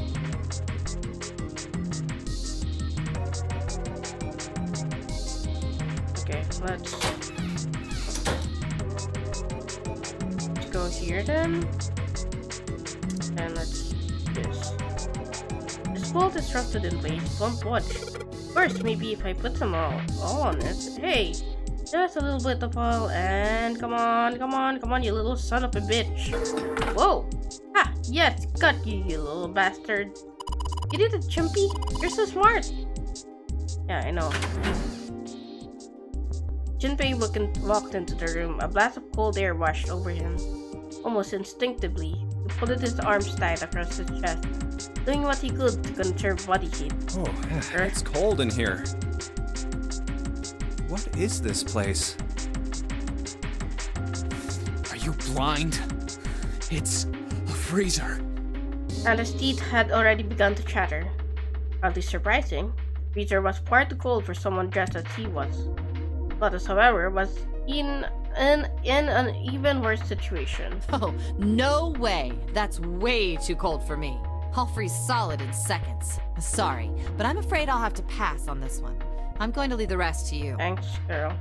With that, she ran out of the room. What's left? Shin came in. Oh, whoa. It's really cold in here. White puffs of steam hovered in front of their faces as they talked. Jun had already started to shiver. Hey, you don't need to be in here. You had a fever just a little bit ago. You should stay outside. We got this. No, I'm fine. My fever's gone now. But... Junpei had scarcely opened his mouth. Huh? And the thunderous sound of metal upon metal rang out from behind them. In unison, they spun around to find that the door they had only recently come through was closed. Junpei rushed to the door. No! Why did it suddenly close? Desperately, he grabbed hold of the doorknob. Ah! It was cold beyond cold. Merely touching it was painful. The knob's frozen! But why? They quickly deduced that the pipe next to the door had ruptured. It looks like the pipe next to it broke, and... Water released by the rupture had hit the door and frozen it instantly. Santa shoved Junpei aside and prodded against the door. Hey, Lotus! You're out there, right? Open the door! Wasted no time in responding. What do you want? What's going on? The door won't open! Try opening it from that side, please! Oh, fine. If you say so. Hold on. Soon they could hear Lotus on the other side of the door. Then the grunting ceased, and they could hear light panting as if from exertion. It's no use. It won't budge. You've got more people in there. You figure it out. Oh. God damn it. Santa was shaking like a newborn deer. Jun was hugging herself and was shivering violently. Even Junpei, with the heaviest clothes of any of them, was clearly feeling the cold. With every breath they took, they could feel the cold working its way deeper and deeper into their body. Anyway, let's find a way out. If we don't get moving, we're gonna be permanent residents. 2 heads are better than none. I'm sure we'll, Wait, did we'll they figure make something the... out. Give me a sec. Okay, it's part 2. Yeah, you're right. Let's just take a good look around this room, okay? Right. They pushed in close to one another and began to search. Okay.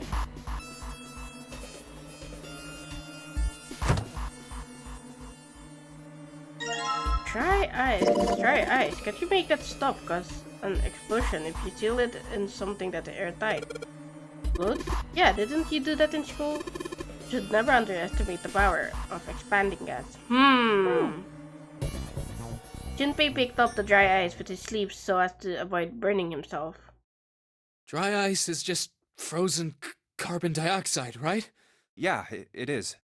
I wonder how warm it has to get for it to turn back into gas again. Hell if I know. How is that gonna help us anyway?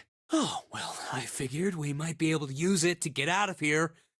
We were about to move on when Chun spoke up. Carbon dioxide sublimation point is negative 109 degrees. Any warmer than that, and it'll turn into gas.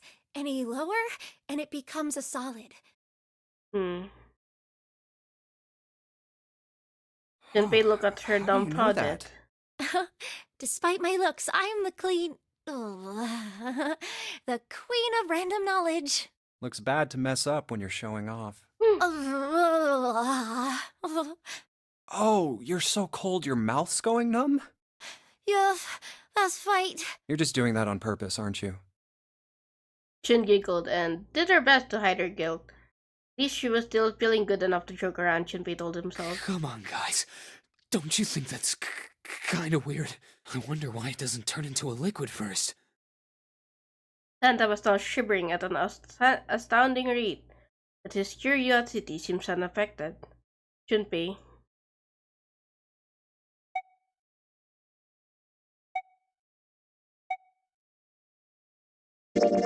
It is kind of weird. Jun answered. But it can turn into a liquid. Carbon dioxide turns to liquid if you put it under high enough pressure. But at 1 atmosphere, normal air pressure... It won't turn into a liquid, right? That's right. Instead of melting, it'll do what's called sublimating and change immediately from a solid state to a gaseous one. See, that is weird. Water's a liquid between 32 degrees and 212 degrees. So why isn't that the case for carbon dioxide? Jun replied with an answer that stunned both of them. There's a kind of ice that doesn't turn into liquid when it goes above 32 degrees. Huh? I heard about it. Its melting point is 96 degrees. Ice with a melting point of 96 degrees? You mean there's water that freezes at 96 degrees? Water freezes at 96 degrees. Yeah, well, you could also look at it as ice that won't melt until it's 96 degrees. Water that freezes at 96. Ice that won't melt until it's 96. Junpei was cold as hell, but this was too interesting to ignore. He did his best to warm up by wrapping his arms and stamping his feet, then put that question to Jun. So what's this ice with a melting point of 96 degrees called? I heard it's called Ice 9. Ice 9? Originally, Ice 9 was a made-up substance invented by a science fiction author. But recently, scientists have discovered that such a substance actually exists. Wait, hold up. So is this thing called Ice 9, or is it water? Like I said, if the ice is over 96 degrees, it'll be liquid. If it's under that, it'll solidify. So you could think of it as a polymorph of H2O. Here, think of it like diamonds and graphite. They're both made of carbon, right? But depending on the structure of the crystallization, the hardness and structure are completely different. So you're saying normal water and this Ice 9 are like that? Yup. She wasn't finished. Have you heard the story about the crystallization of glycerin? For 150 years after the discovery of glycerin, people cooled it, warmed it. They did all sorts of things to it, but whatever they did, it never crystallized. However, one day in 1920, some glycerin on its way to England by ship was discovered to have crystallized during the trip. Scientists around the world wanted to research this new crystallized form of glycerin and asked for seeds. Oh, a seed is a sample of the original crystallized substance. With a seed crystal, further crystallization of glycerin would be easy.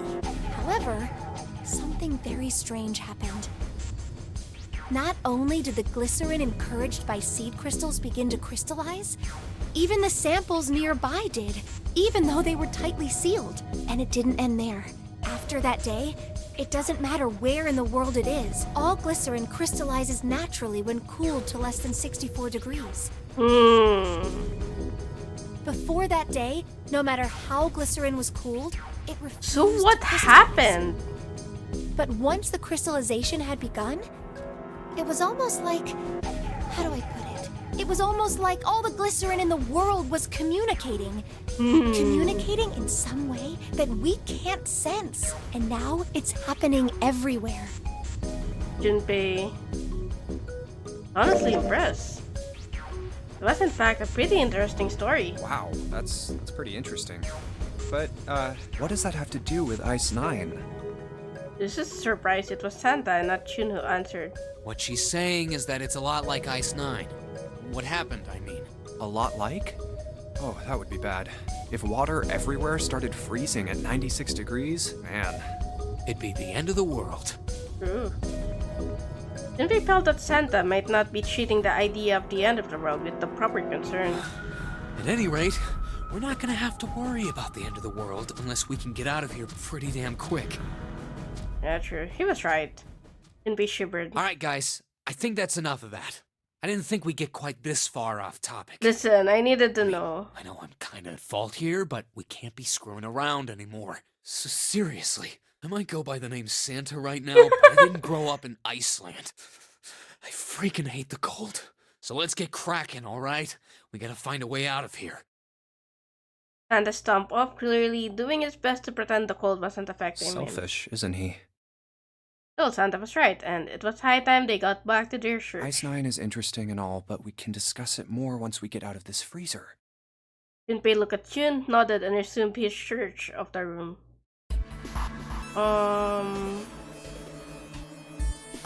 There's water dripping from this pipe.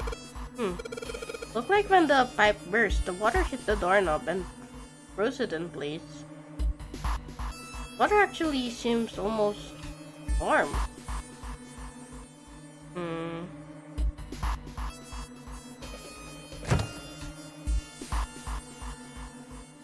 Okay. Frozen chicken. Really hard. It's frozen stiff. Hey Chun. Oh my god. You say that again? Eh? Say it again. It's...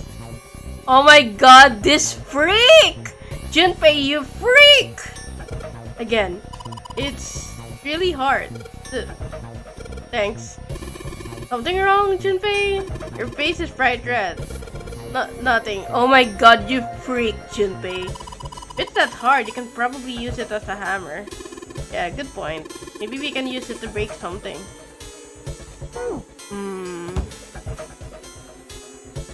This thing's frozen solid. This pork? Yeah, seems like it. What's this thing? It looks like a tag or something.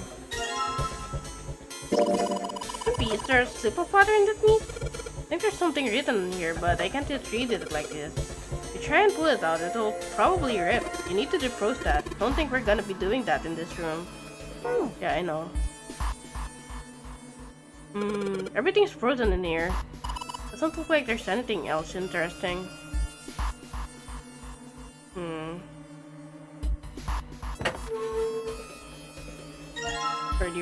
It's a rope.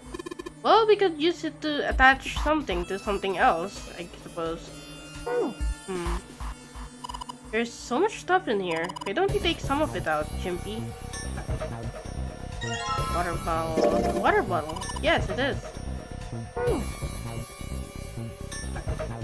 Isn't anything else? Okay, so my guess is maybe I can use this here. Maybe I have to combine.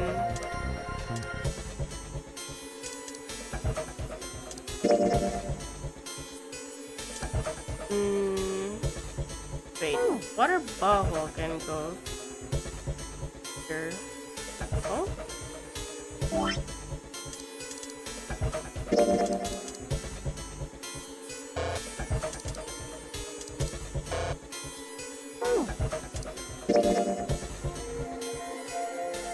Something airtight and make it melt. Maybe I can... Oh?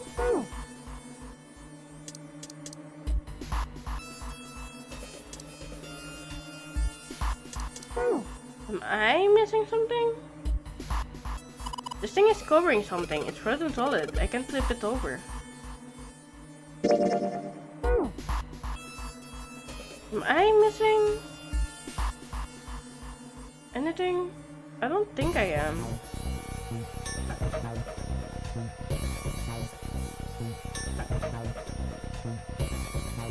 It's a thin pipe.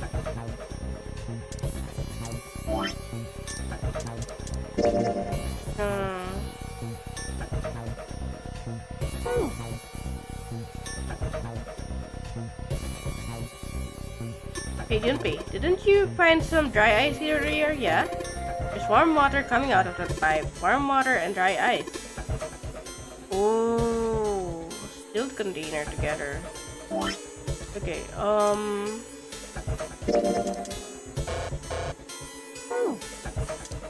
then maybe if I put it here. What?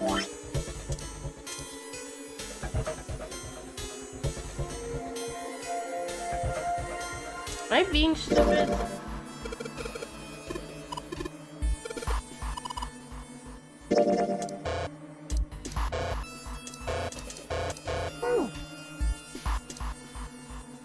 I mean, a water bottle is...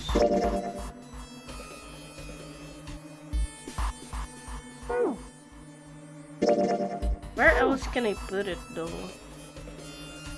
Not like there's anything else I can grab right now anymore. Like, yeah, there's nothing else in here.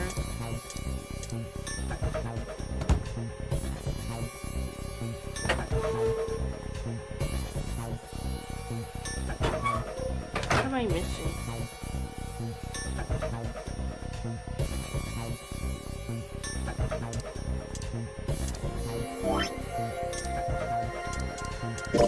Maybe it's just...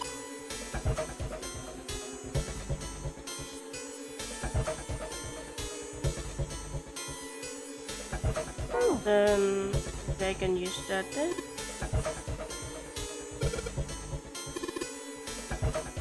Hey, I did.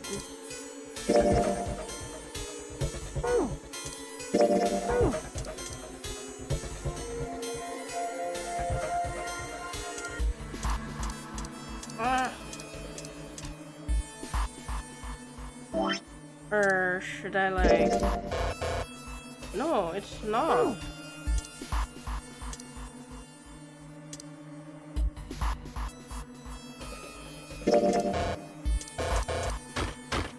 Oh, okay.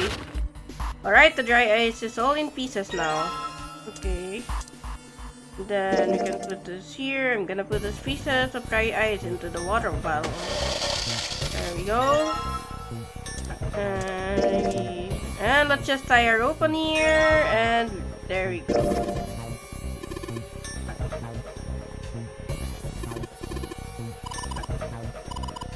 Okay, warm water dripped from the ruptured pipe near the door. Put water into the bottle with dry ice.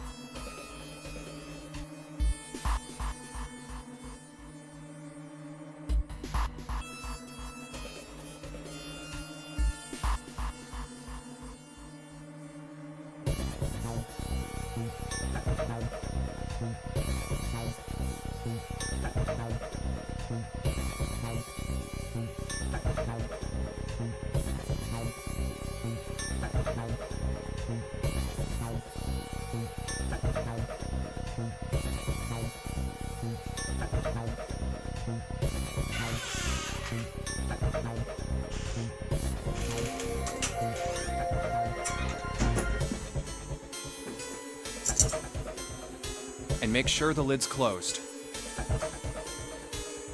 Now I just have to put this makeshift bomb on the doorknob. Alright, that's set.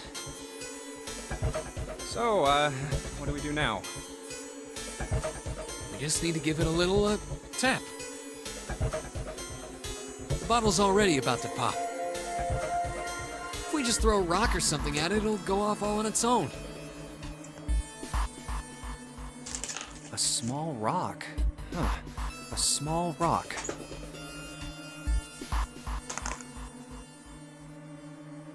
Junpei looked down. Alright, this ought to do the trick. Junpei looked down at the floor. Scattered across it were pieces of dry ice left over from the larger chunks she'd crushed earlier.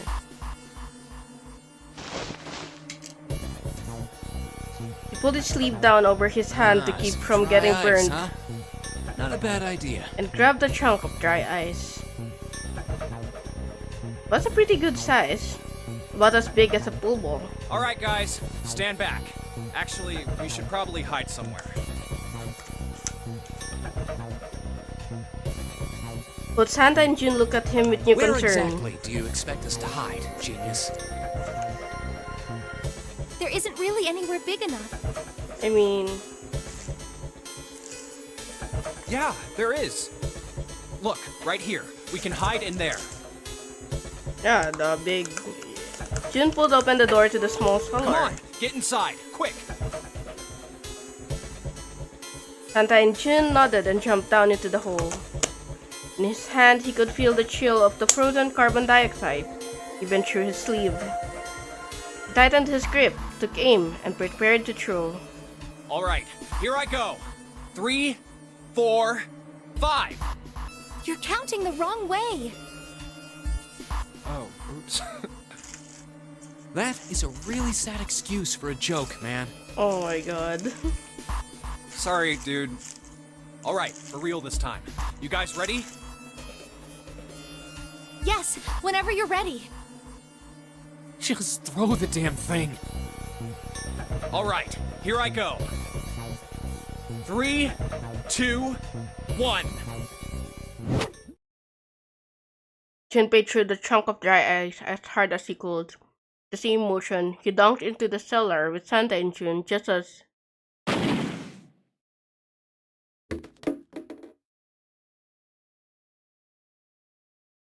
Junpei leaped up out of the cellar and ran to the door. Jumpy! The ice on the door! Is it gone? Yeah, it's gone! The blast must have shattered it. Yes! All right, let's see if it opens.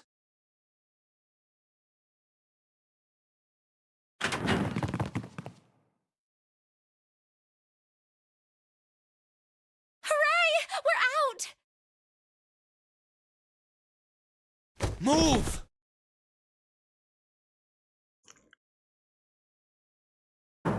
Oh, god damn it! Fuck! Well, you did just grab the grill. What did you think would happen? Hey, where's Lotus?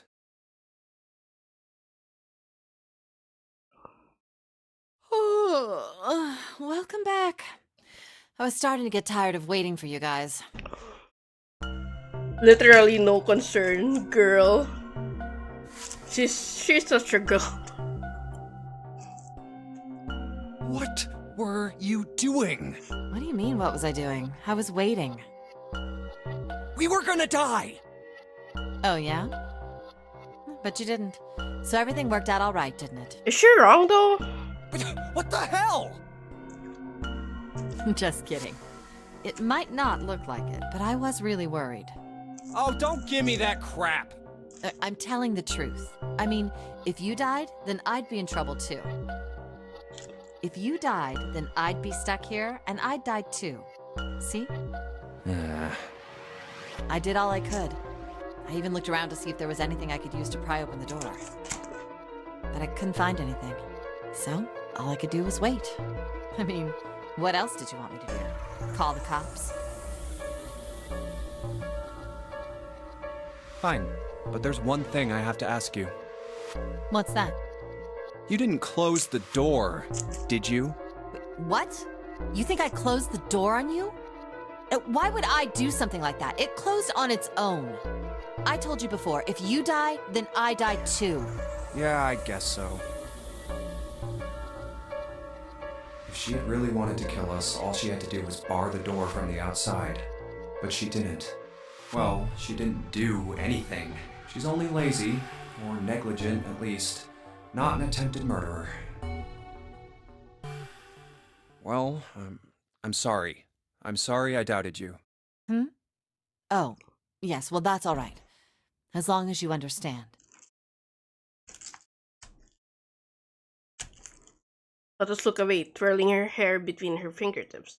Its vengeance against the grill complete, Santa swaggered back toward Junpei and Lotus. Hey, no more screwing around, you two.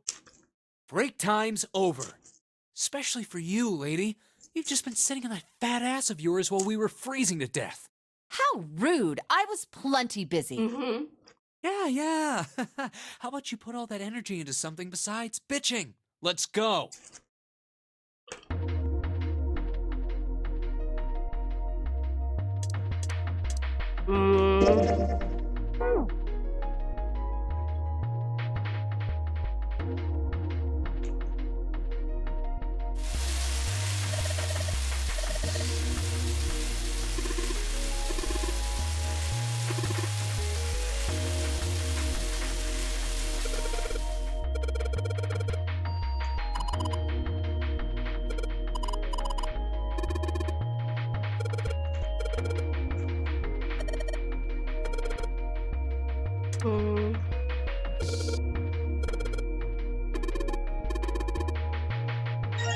C plus 10 plus F. C plus 10 plus F?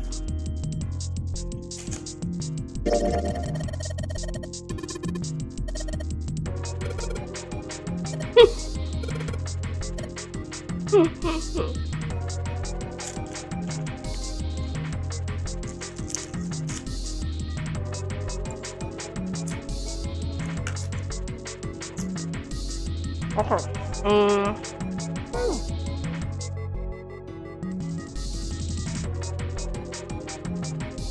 Where is the picture?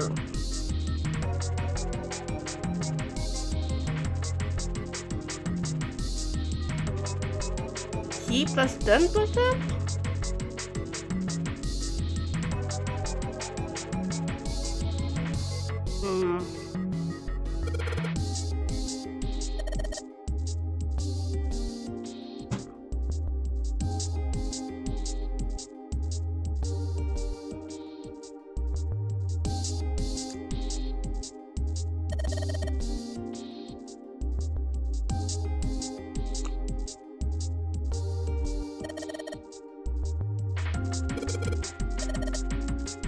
So 8, 9, A, B, C, D, E, F, 10, 11.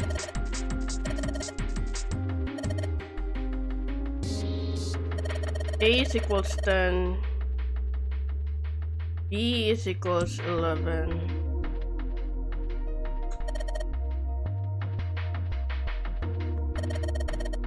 Then becomes 16 and base 10.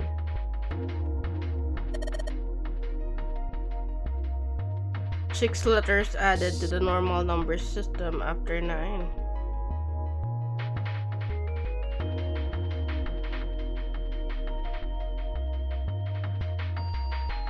A equals 10, B equals 11, so A 1, 2, 3, 4, 5, 6.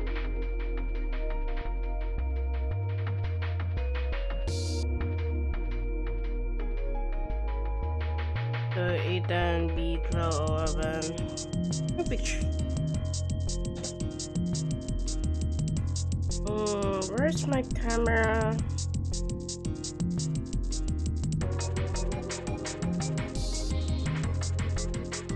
I think I get it. Okay, so my voucher is C plus 10 plus F. So C is 12 and 12 plus 10 plus F.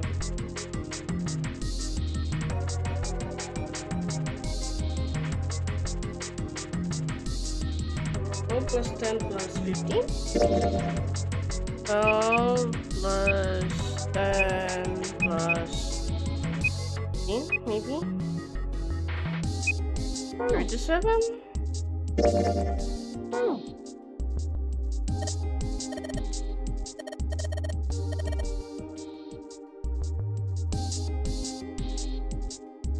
Ten soup plates. 10 is A.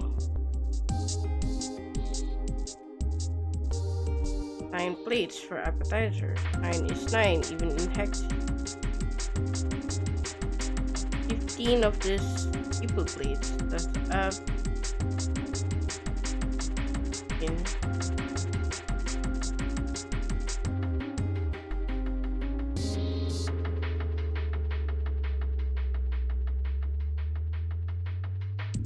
So 16.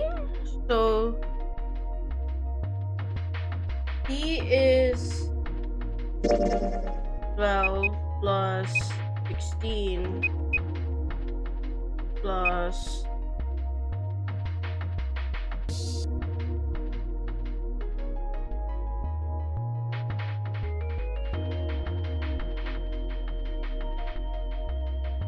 15? 43 maybe?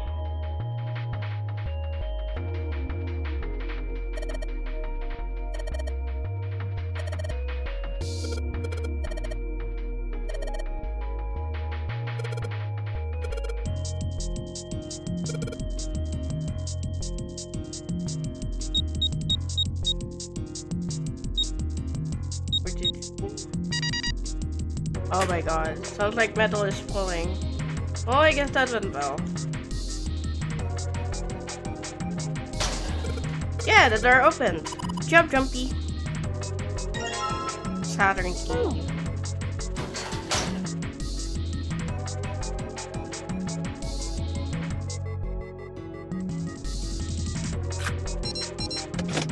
Yes, I think it's unlocked now. You did it, Jumpy. Let's get out of here. Yes, let's go. Okay.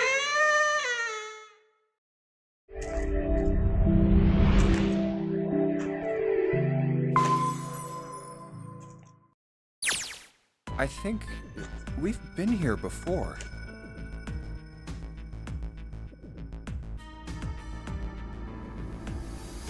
The elevators are over there, so that means... We went into the kitchen through that door and came out on this side. That means the map was right. Looks like.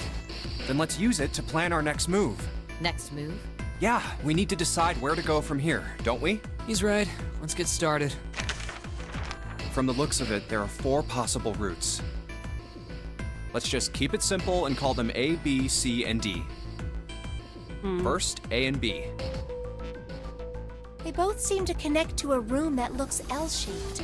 Yeah, there were 2 doors. But they were both locked. We couldn't open them. So that's good. Now, route C. This goes all the way to the main staircase. That means it's door 5, one of the numbered doors. Then do you think we would meet up with the other 4 after this hallway? No, I don't think we will. Why not? Look, there by the stairs. See how the gate is opened? When we went into the kitchen, it was closed, but it's open now. So What do you the think that means? They opened it. Most likely. And if we take Route C, we're going backwards. That would be pointless. Then that means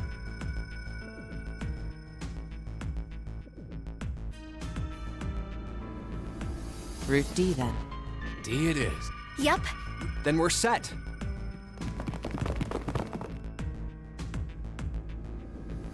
Everything looks okay here. Let's check the next deck just to be sure. Yeah, just like I thought. D-Deck is totally underwater. Just like the bottom of the central staircase. At least the water level hasn't really changed. Small cup. May as well head back to C deck. What else is here? There are 2 elevators over there at the top of the stairs, just like the floor above. Hold on. These are kind of different.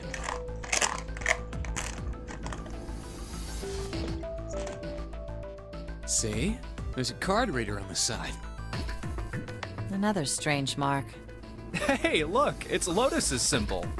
Huh? See? It's the woman symbol with horns on it. That seems like... I knew it. He was gonna get his ass kicked. What was that about the mark again? He got his ass kicked. Nothing.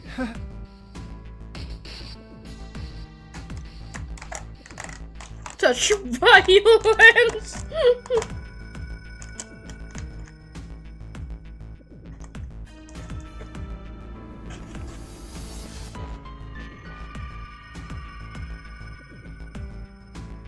This is a Mercury symbol. The horns symbolize the wings on Hermes' staff. Hermes, herpes, whatever. If we can't get this thing to work, these elevators aren't going anywhere. In other words, we need a key card with the Mercury symbol on it. Probably. I guess we can't get on then. Let's just disregard the elevators for now. How about this hallway on the left? Whoa, there's so many doors.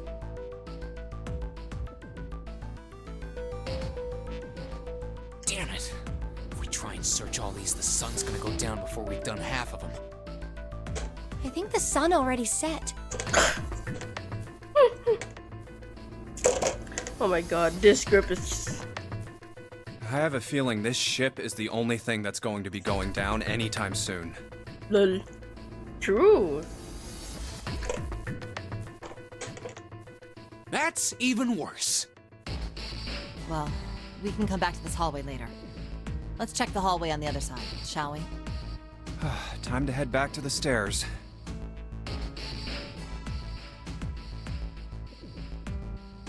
And now the right hallway.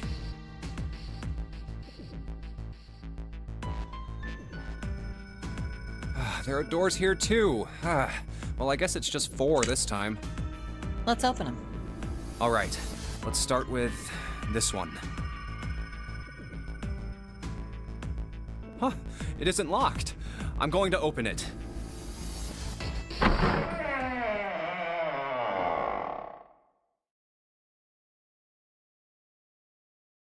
What?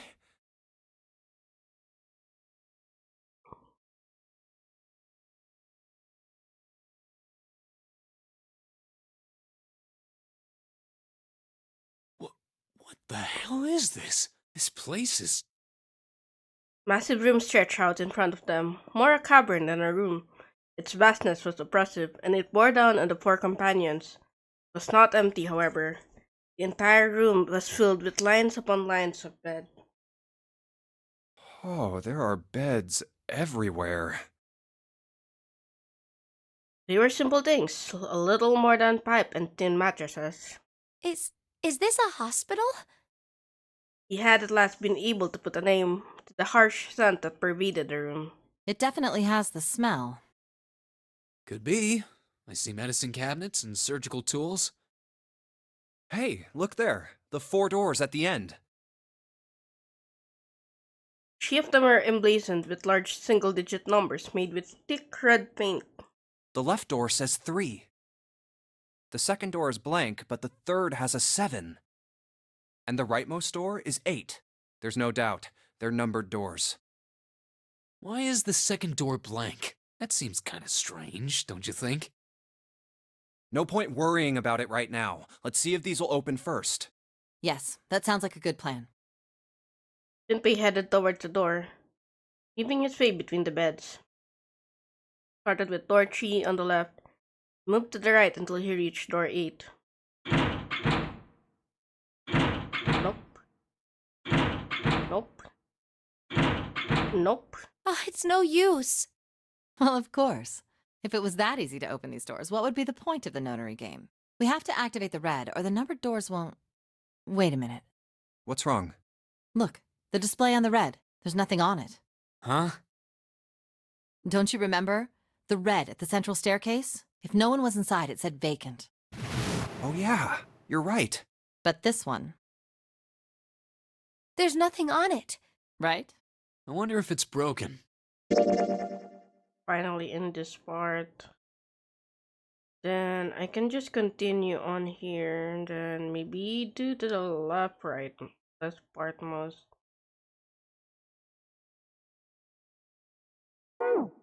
Only one way to find out.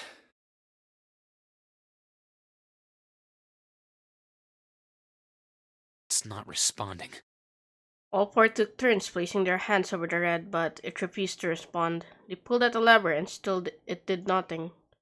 They soon discovered it wasn't only the red for door 8 that was behaving strangely. How about the red on door 7? And door 3? None of them are working. What does it mean? I knew it. They're broken. Zero sure sucks at maintenance. No, that's impossible. You really think Zero, who prepared all of this, would make such a stupid, simple mistake? Maybe, but that doesn't explain why this thing ain't working. But at that moment that they heard a voice from behind them. I believe the bottom of the device has been removed. He spun around to see... Snake! But it was more than just Snake. Ace! Clover! 7!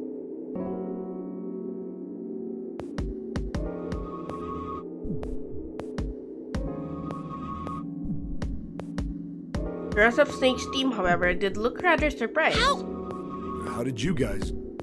How did you end up here? That's my line? Perhaps we should exchange information. After a moment of silence and surprise, everyone suddenly began to talk, desperate to exchange information. They talked about the rooms they'd been through and how they'd ended up in the same place. Of course, none of it was very useful information, but that hardly mattered. They were happy to simply see one another again. Although the level of cheer varied greatly from person to person, each one of them was wearing some manner of smile, almost as though they had already forgotten about the death of the 9th man. No, thought Junpei, perhaps that wasn't it. Perhaps thoughts of his death were what drove them to smile at one another. Not in a morbid or hateful way, no. The 9th man had died, but they were still alive, and that was something to be happy about. Sort of simple, uncomplicated joy, Junpei thought. The joy of being alive. Still alive. Felt sorry for the 9th man, but more than anything, Junpei was just happy to be alive.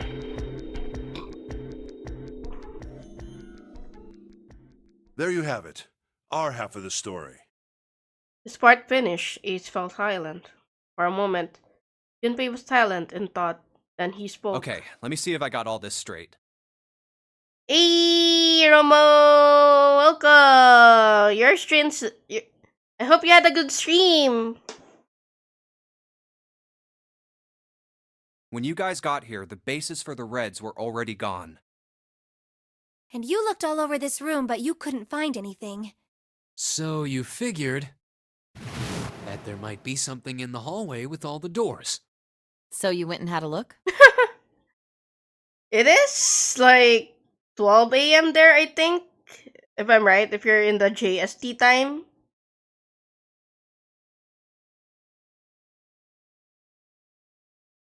Yeah. And while you were looking We're around, just chilling you with heard this voices. game. Uh-huh. Huh? Really? So you followed the voices and came back here. Alright, Indeed. because of our And voices. that was how we found you. Why don't we check those 3 Reds again, just in case? You're right. Huh. There's a long, thin gap on the bottom. I think it's a slot for something. Probably electronic. Well, this isn't good. If the red is inactive, we can't keep going. Well, what about that hallway over there? Isn't there anywhere else we can go? No, there isn't. There are plenty more hospital rooms, but nothing else. Hospital rooms. That's what's behind all those doors? Yes. There are a number of individual rooms in addition to this large one. There was a door at the end of the hallway, but it was locked. There was an astrological symbol engraved near the keyhole, however. I was able to get a good feel of it. I believe it was the symbol of Jupiter. Jupiter. Not again. Those goddamn things are everywhere. I wonder what they all mean. For a moment, everyone was silent, deep in thought. While we're asking what things mean, what's the deal with this room? I mean, I thought this was a cruise ship, but I can't imagine a cruise ship would have a hospital like this. All people, it was 7 who answered, and with calm confidence. Well, I figure it's probably a hospital ship. Chances are it's the Gigantic. The Gigantic? Junpei looked confused. So did everyone else. What is this gigantic? 7 knit his brows for a moment, then began to explain. The Gigantic. She was a sister ship to the Titanic, built in the early 20th century. Actually, the Titanic had 2 sister ships, and they looked exactly the same.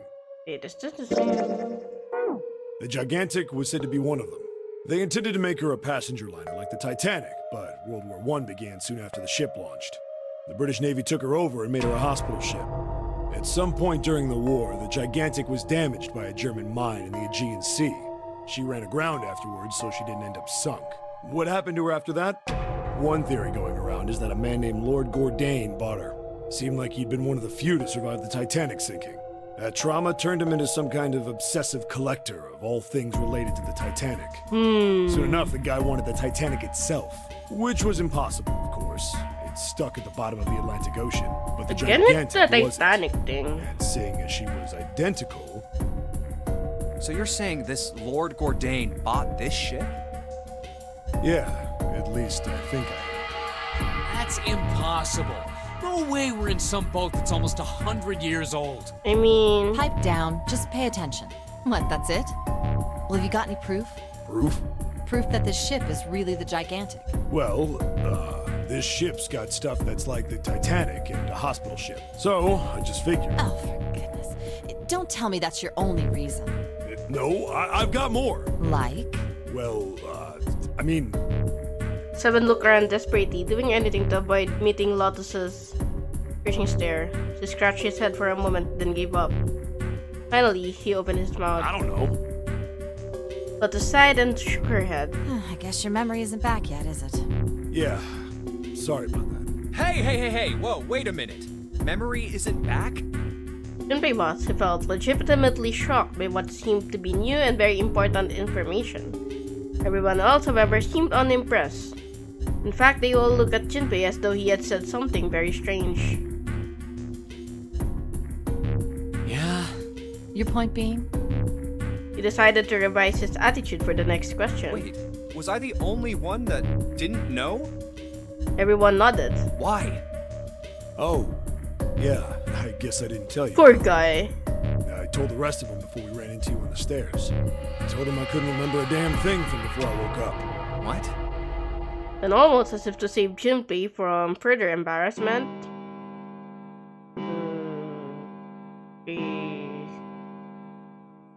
Huh. A bell. It sounds like the clock in the main stairway. Junpei counted each chime carefully. 10, 11, 12. Huh, 12.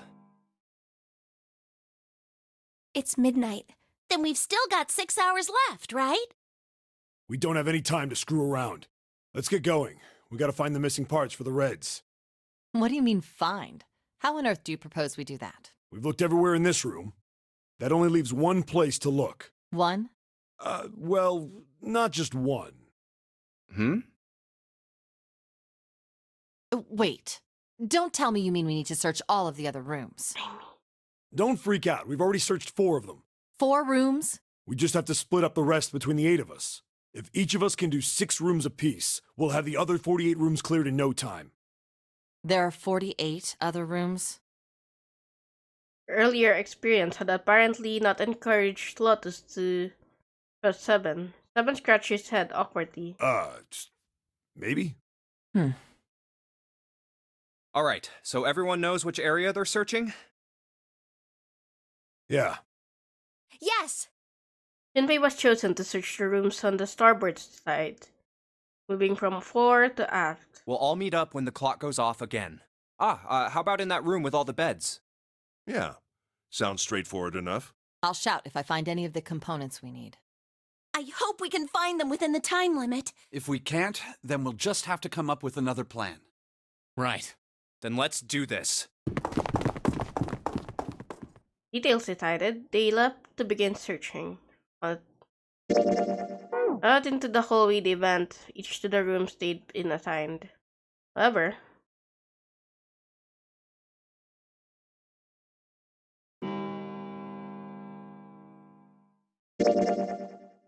okay, I think I can do this now.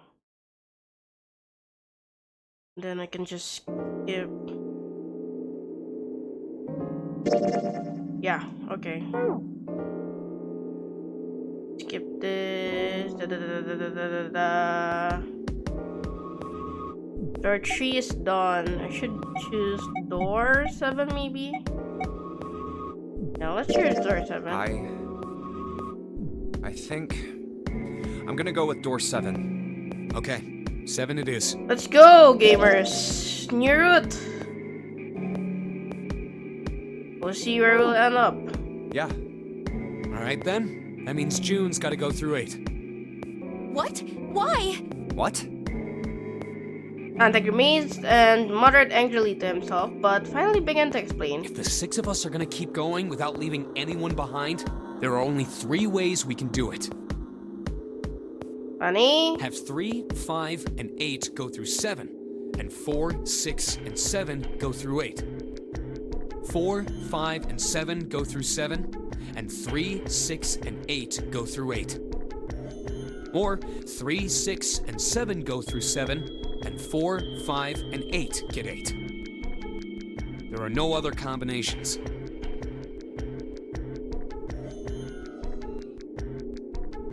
In other words, 3 and 4 and 7 and 8 can never go through the same doors. You get it now?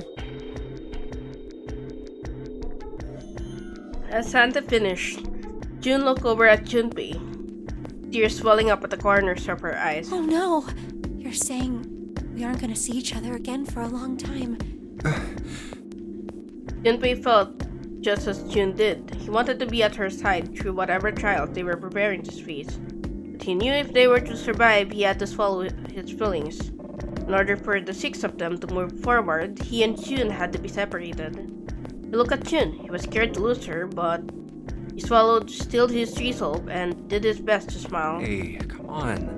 You're making it sound like we're never gonna see each other again. We gotta split up, but only for a while. This is just like when we went into the 4 and 5 doors, remember? We got split up then too, but we all met back up. I'll bet 7 and 8 are just like that. You mean they're connected somewhere? Yeah, probably. Probably. She didn't sound very hopeful. It was 7 that interjected.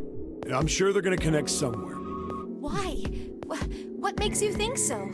If they don't, then neither team can get through door 9. Ooh. In other words, the game would end right here. Zero's been on top of his shit so far. I don't think he'd blow it now. I'm damn sure that son of a bitch wants to have his fun as long as possible. He's not gonna end this game until we get through the 9 door. Jun said nothing. The tears were gone, but her eyes were still sad as they looked at Junpei. He met them, and with what reassurance he could manage, laid his hand gently on her shoulder. Everything's gonna be fine. We're gonna see each other again. I promise. Jun bit her lip and gave him an almost imperceptible nod. Yes. Promise? Her voice was barely above a whisper. Santa's voice shuddered a moment. You guys are done, right? He stretched and continued. Anyway, that's pretty much it. Clover and I will both go into separate groups. I figure I'll take 8 and Clover can take 7. Any problems with that, Clover? Clover looked away and was silent for a moment. Whatever. It was more of a dismissal than an agreement, but Santa didn't seem to care. All right, we're ready to go then. Let's move. At Santa's command, the group split and headed for their respective doors. Clover 7 and Junpei walked towards door 7. Santa, Lotus, and Jun headed for door 8. For a long moment, they stood in front of the door. 7 took a deep breath. You guys ready? Yeah. Okay. Okay. Let's go.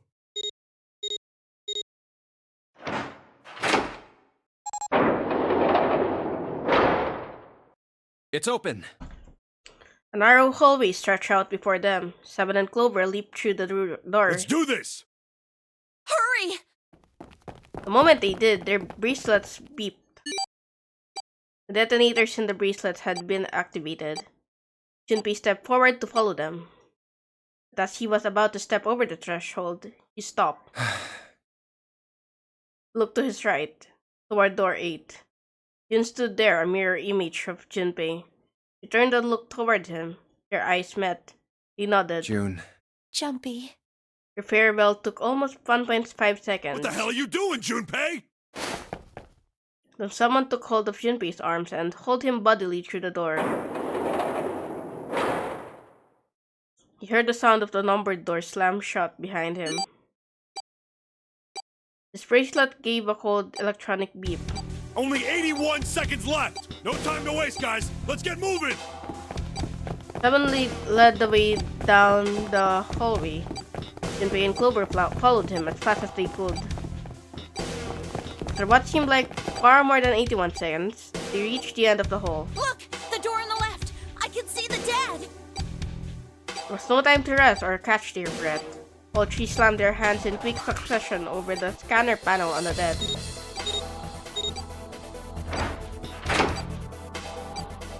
There we go. Okay, so we got that then.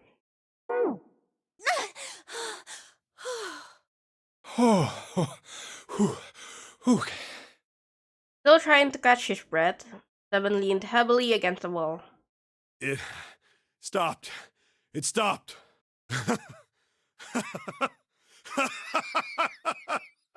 You okay?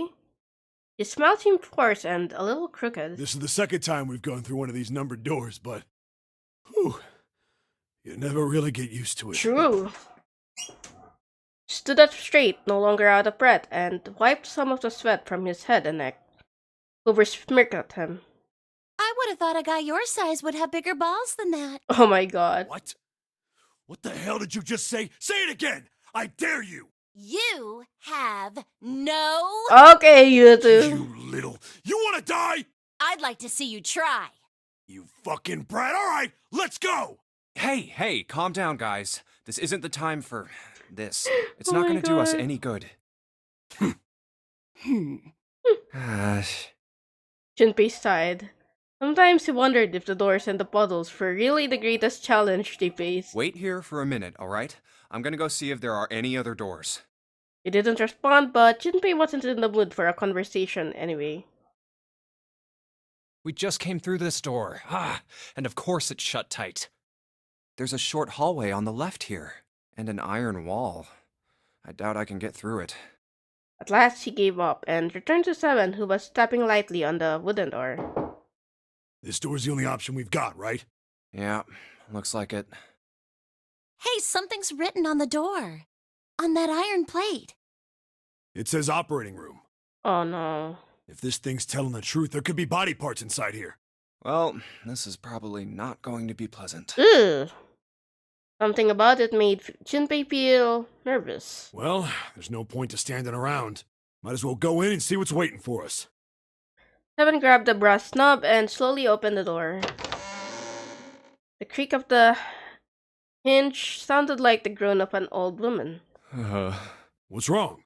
No, it's nothing. A chill snaked its way down Junpei's spine. Let's just go. Quickly, he gathered what courage he could and took the first step into the room. Seven followed, with Clover right behind him. Huh? Part of the room just past the door was obscured by a screen. What the hell is this? Why don't we take a look? Hey, Clover! Clover's curiosity got the better of her, and she darted past Junpei to peer around the screen. Her scream nearly blew out Junpei's eardrums. What? Clover! He and Seven ran toward Clover to see what had frightened her. Hey, what's wrong? He rounded the screen, and the cause of her outburst was immediately clear. What the hell is this? Is this a corpse? Give me a sec.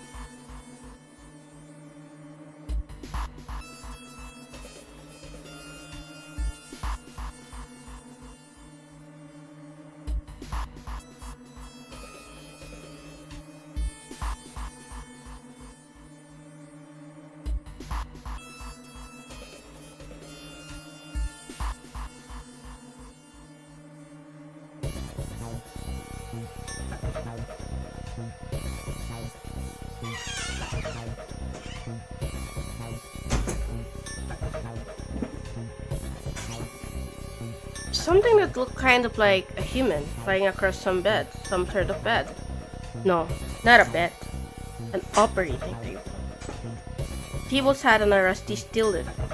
The cluster of bright operating lights shone down on it. That's wrong. That's a wrong word. Should be S-H-O-N-E or unless.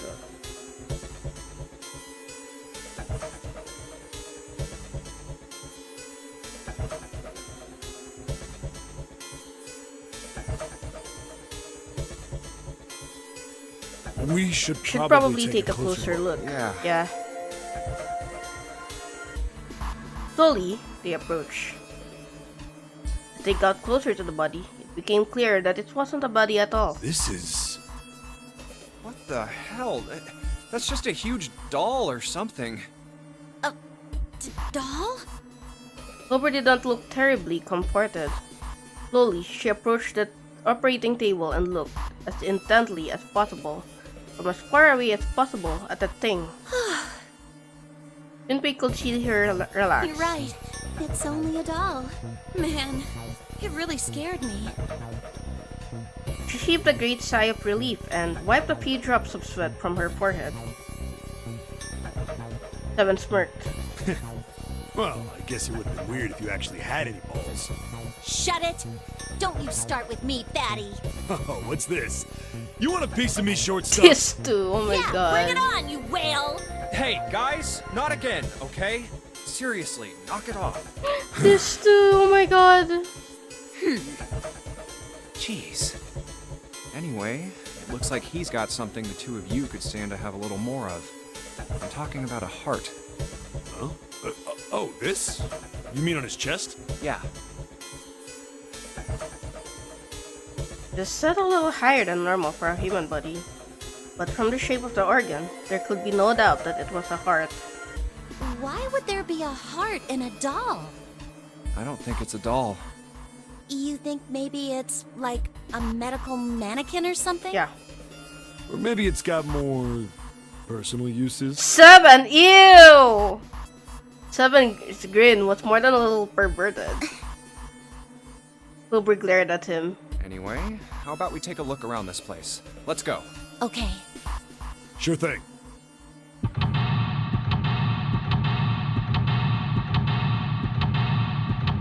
That's a lot of fucking rooms. Okay, time to explore then. Hey, I wonder what this thing is. It says KG on the display. Think maybe it's a scale? Yeah.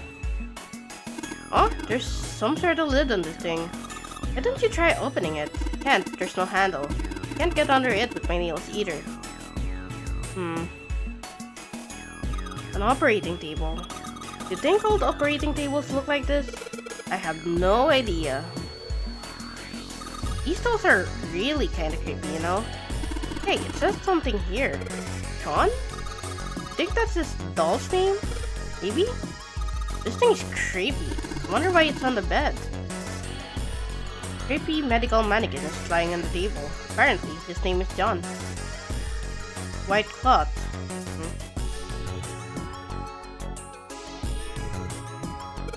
Medical mannequin with its guts showing. Ew. Gross. Hey, Junpei. There's a slit in this thing's chest. Yeah, sure is. There's something in there. Maybe we can get it out. Ugh. Damn it, stinking thing won't budge. Stop. Well, I guess you can't use force on this one then. Need something small that can fit into that little hole.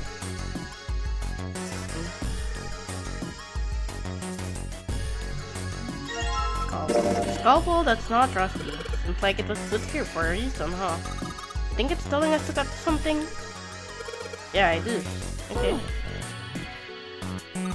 None of this other stuff looks useful. Yeah, it's all pretty rusty. Okay. Just a wooden partition. Nothing special about it.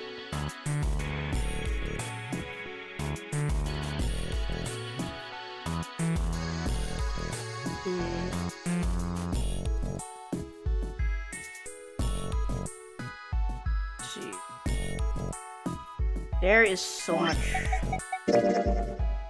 in here. This is... Ginpei, where are you going? That's the door we came through. The only thing out there is the numbered door. I'm pretty sure I don't need to tell you that the numbered door is one ideal, so... You're saying there's no point in going back there, huh? And there's nothing. Awesome. Okay. Huh? Like it's locked. Guess we're gonna need a key for this one. Okay. Let's go over here first. It's locked. We can probably find a key if we just look somewhere. Let's look somewhere else. Okay.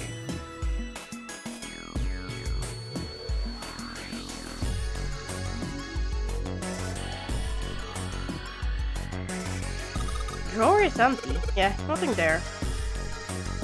There's a lot of different medication. Hard to tell them apart. There are a whole bunch of bottles on the shelves. They all look like medicine. You've got labels, but they're all big medical words that I don't understand. Okay, this list, nothing on the lower shelf.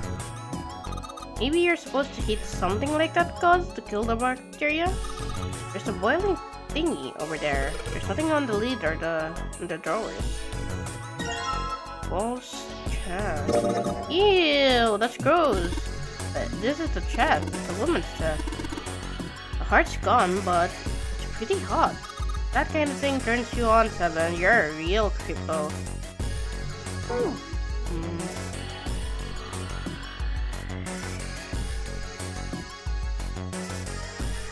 What's this thing? It's got this short iron legs. Maybe it's a heater? Nothing inside it.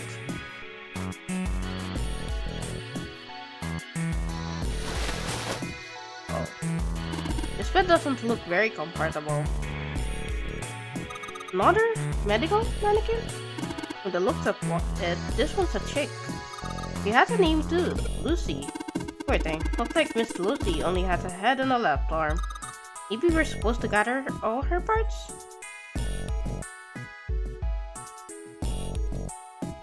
Okay. Some kind of device attached to the bed. It says kg on the panel. Is this a scale?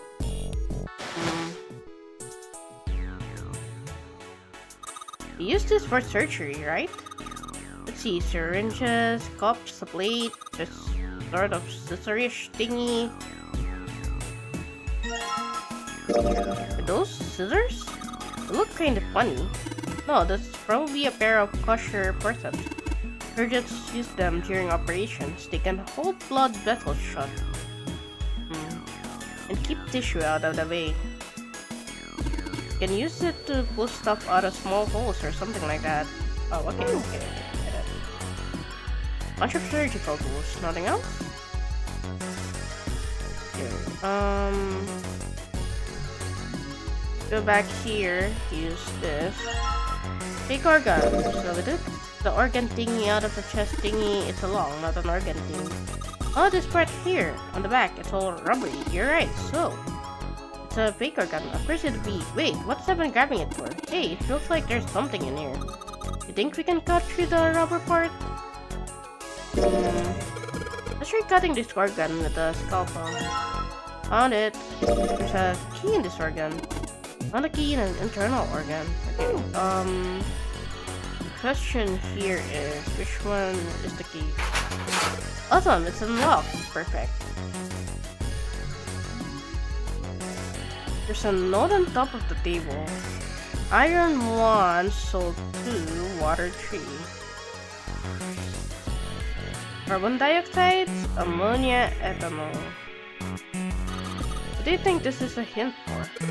Maybe it's got something to do with this box? Blue liquid. Looks like there's something inside this bottle. Why don't you try pouring some out into the cup? Can't see a reason why not. What's that? It's bright blue. Do you think it's alien blood? Where the hell did that come from? What do you think it is, 7? I don't know, some sort of special bath soap?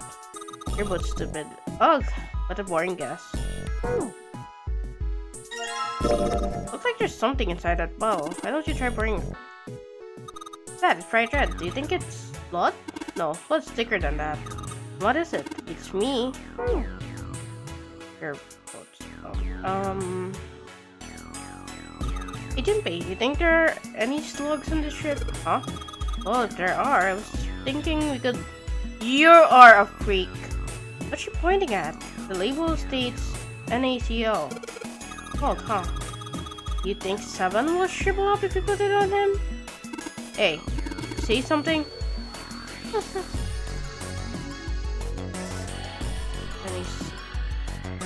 Skimpy, there's a bottle of iron powder on the shelf. How do you know it's iron? The label says Fe. Fe stands for iron, right? Looks like a can with a spray nozzle. It says CO2, so it's a can filled with carbon dioxide. Agent Bay, there's dihydrogen monoxide on the shelf. Why don't you just say water? Oh, something stinks. Is it coming from this bottle? It says NH3. Well, that of course it stinks. It's ammonia. Oh, good stuff. Let's go for a drink. What are you talking about? I'm talking about that bottle. It says T2H5O8. Oh my god, it's ethanol. Pretty much what booze is made of, so you're gonna drink it? I won't. You might say that, but that's what it is on the label, but there could be anything in there.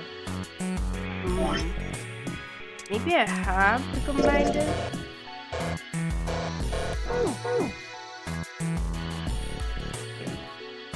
So... It's like you have to enter passcode on the keypad to open it. I can only enter 3 numbers. So I can only open just 3 numbers. So iron 1, salt 2, water 3, carbon dioxide, ammonia, ethanol.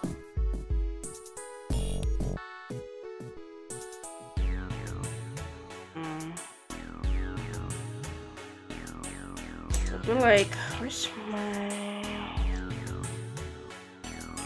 carbon dioxide, ammonia, and ethanol? Well, look at the first line, maybe... yeah.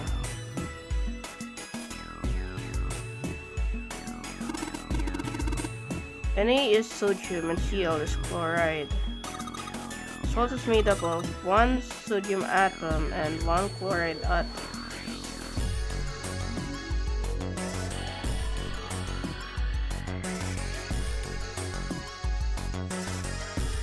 T2H5O8.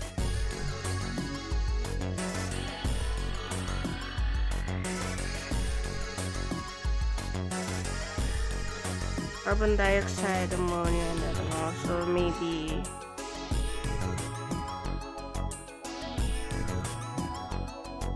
salt is 2. H2O, so that's 3.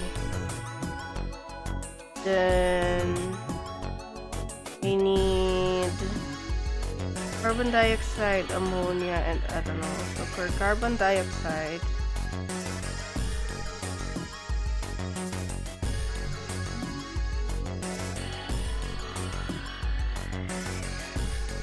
carbon dioxide is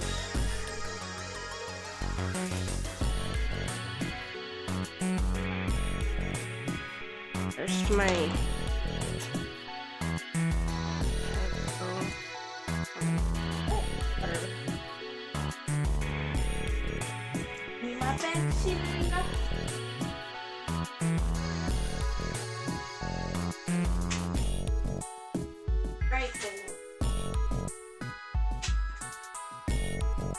so ammonia is 3? Am I right? No, it's 4. Ammonia is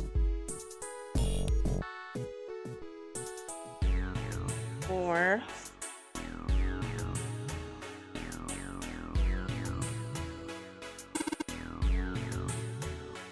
Two, 7, 8, 9.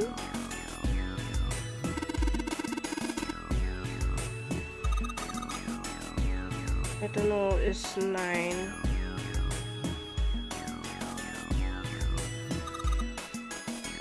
Then there should be one more.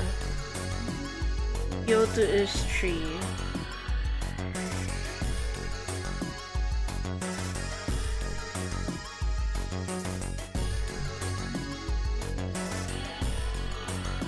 So this should be 3, 4, 9. Am I right? Let's see.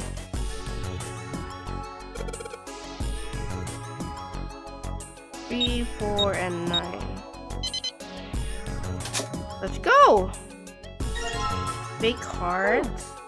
Wait.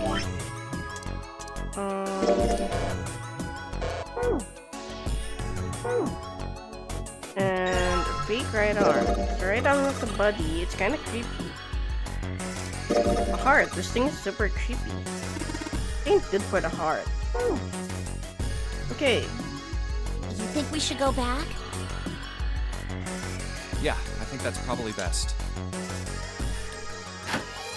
Clover nodded and left. Junpei was about to follow her when he realized that Seven wasn't following suit. Hey, Seven, what's up? Oh, well,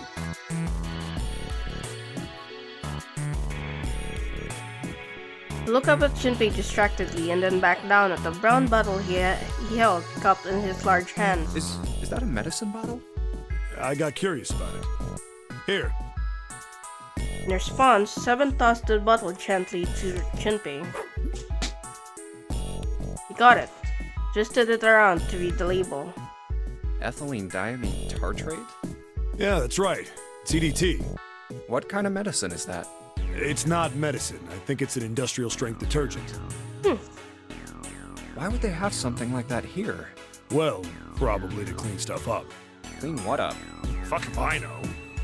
Still, it looks like it's cleaned my brain up. Junpei looked up from the bottle. You remember something? Yeah. Seven nodded slowly and spoke. Well, I remember a story about EDT. Happened about 50 years ago. There was this factory somewhere in America making big old EDT crystals. They were making it to sell as an industrial strength cleaner, like I told you before. But a year after the factory started up, something strange started happening with the crystals they were building. Water molecules started attaching themselves to the EDT crystals. This made them into a sort of mutation of the original crystals, called a hydrate. Once the crystals turn into a hydrate, though, it's useless as a cleaner. The factory had to just dump the crystals. As a hydrate, they were useless. But it didn't end there. After that day, the same thing started happening in EDT factories everywhere, Aww. even ones nowhere near that Wait. first American factory. This is a similar story to the one that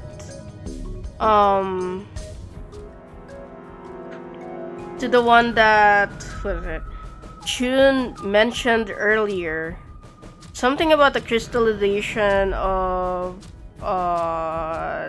something, and then once it happened in that area, started happening everywhere, even though it couldn't liquidate? Was it liquidate or crystallize? Yeah, it couldn't crystallize until that point. They'd been making crystals the same way, with the same materials and the same equipment and environment. With the seed thing. But now, all of a sudden, every single crystal they formed turned into a hydrate. In fact, ever since that day, no factory anywhere has been able to make a pure EDT crystal.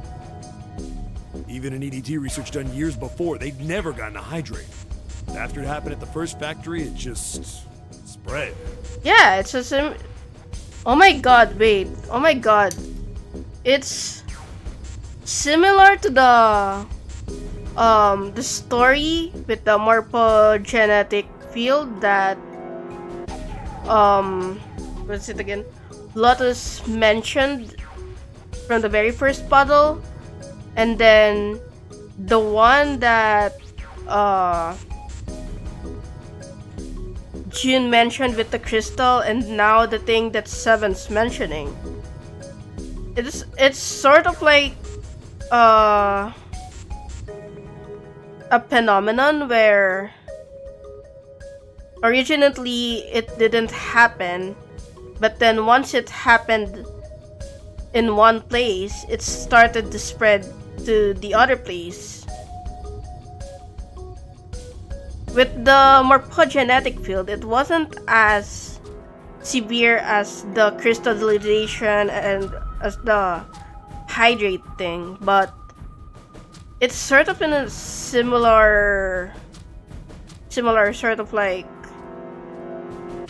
pattern, where once the people found the solution, once the people learned about the solution, it started to spread everywhere, even though the other places didn't encounter the same sort of reaction as it came from the origin point. I'm wondering, because I did the submarine ending, right? So we found out that they're doing some sort of like telepathy experiment in this area. So I'm wondering if they're trying to like do a similar sort of thing with the telepathy experiment.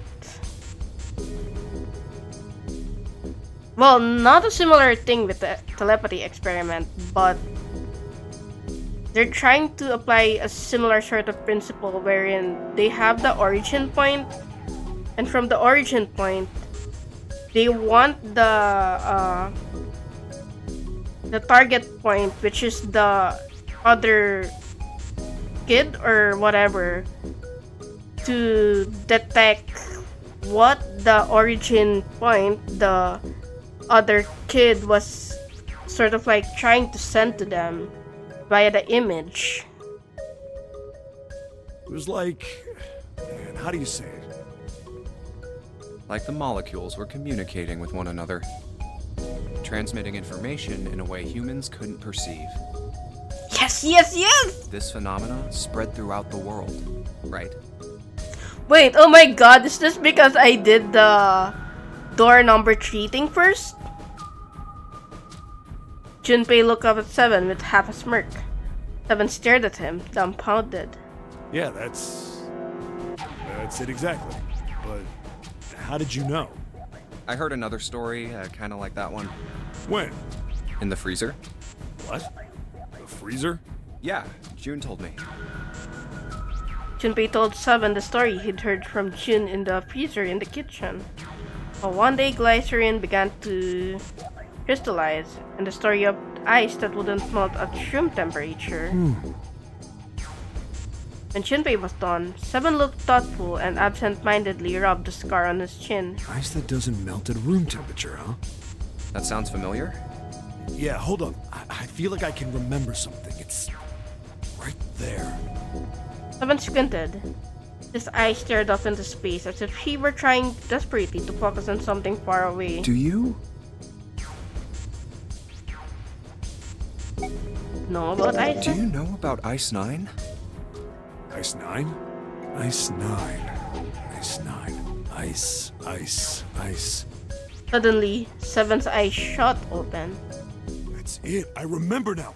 That woman, she's on this boat. Huh? That woman?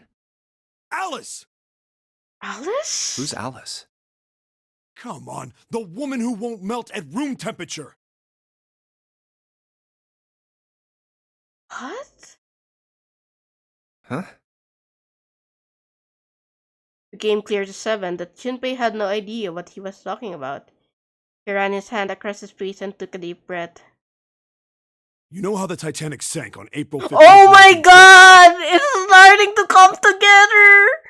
This is the same thing that June told us about the curse from the...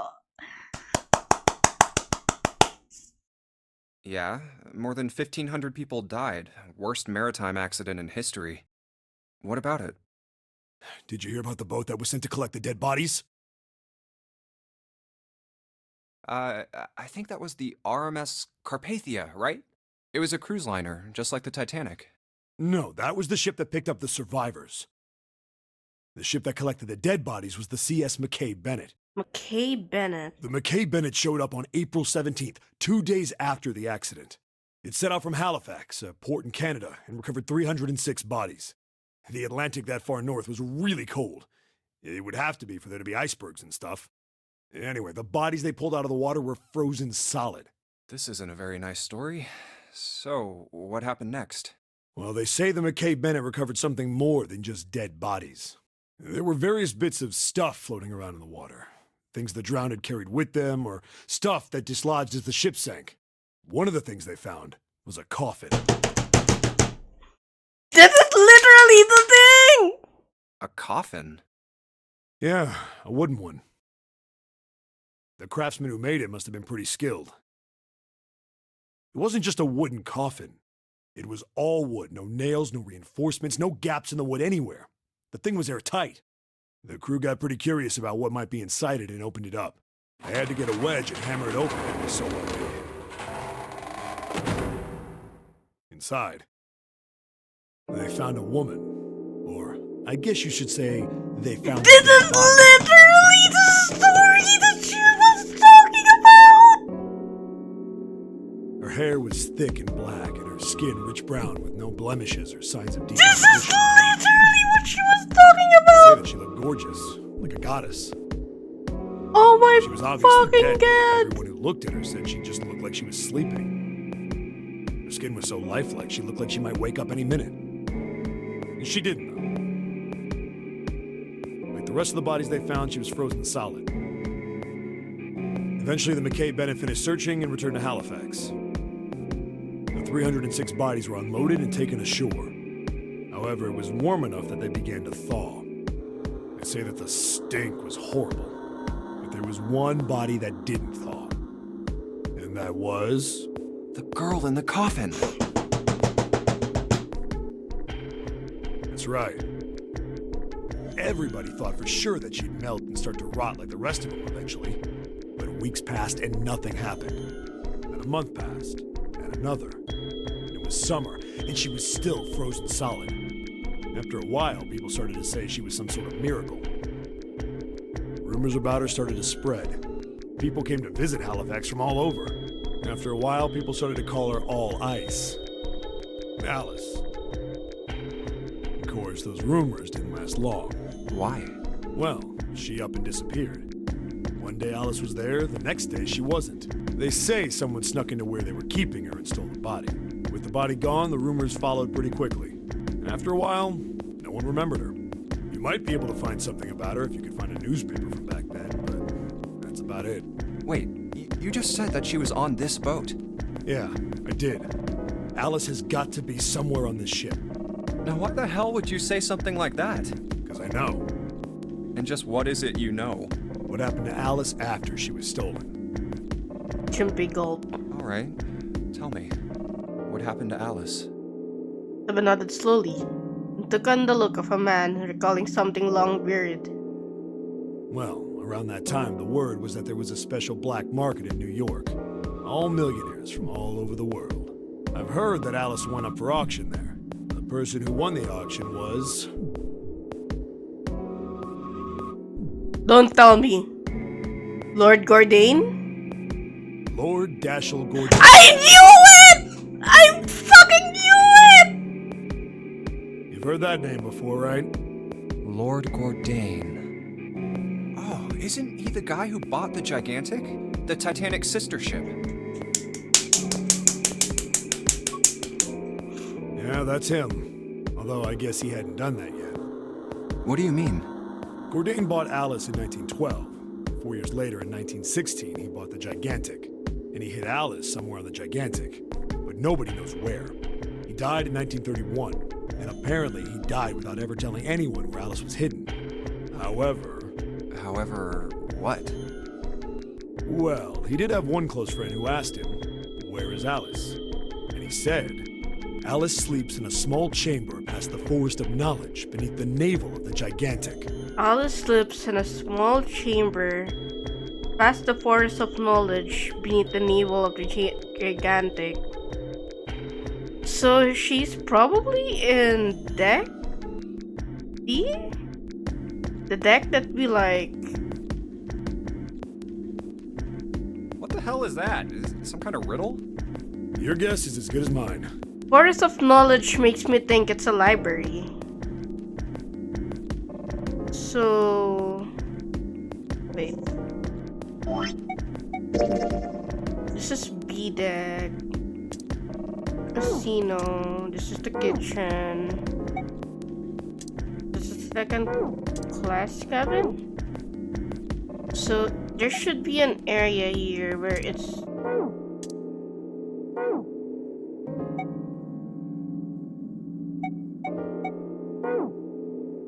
Seven threw his hands up in defeat. So that's it.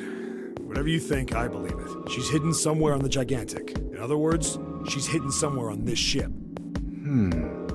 Before Junpei could dispute Seven's rather bizarre claim, Junpei was trying to figure out what on earth he was going to say next. Clover's shrill voice pierced the room. Hey! What are you two doing over there? Stop wasting time and get over here! You were talking, girl! Okay, we're coming.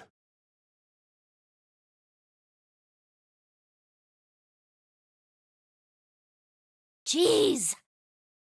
Seven looked at Junpei. Yeah, so anyway, that's the story.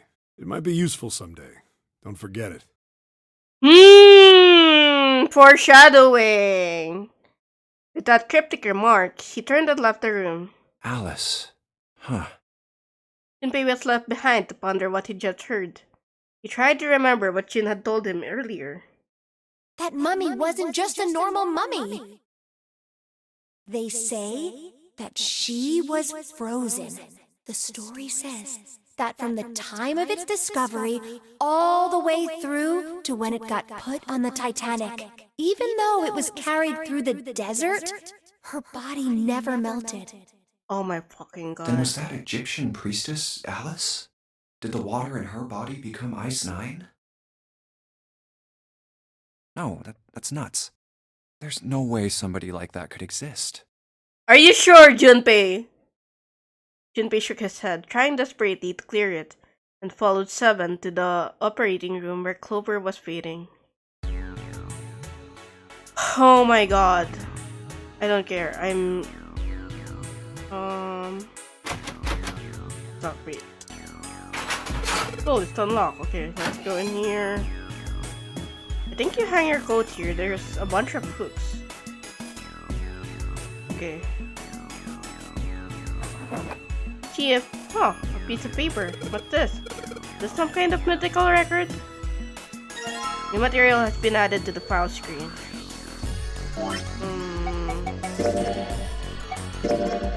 Medical record found in the preparation room. It has records for the two mannequins.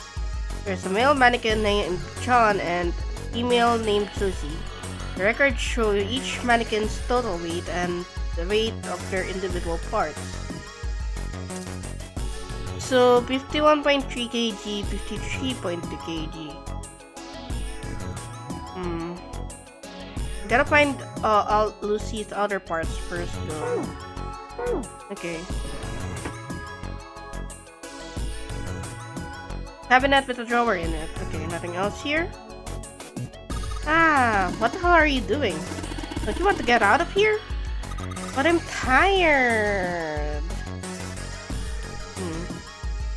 There are 4 different lights, each one a different color.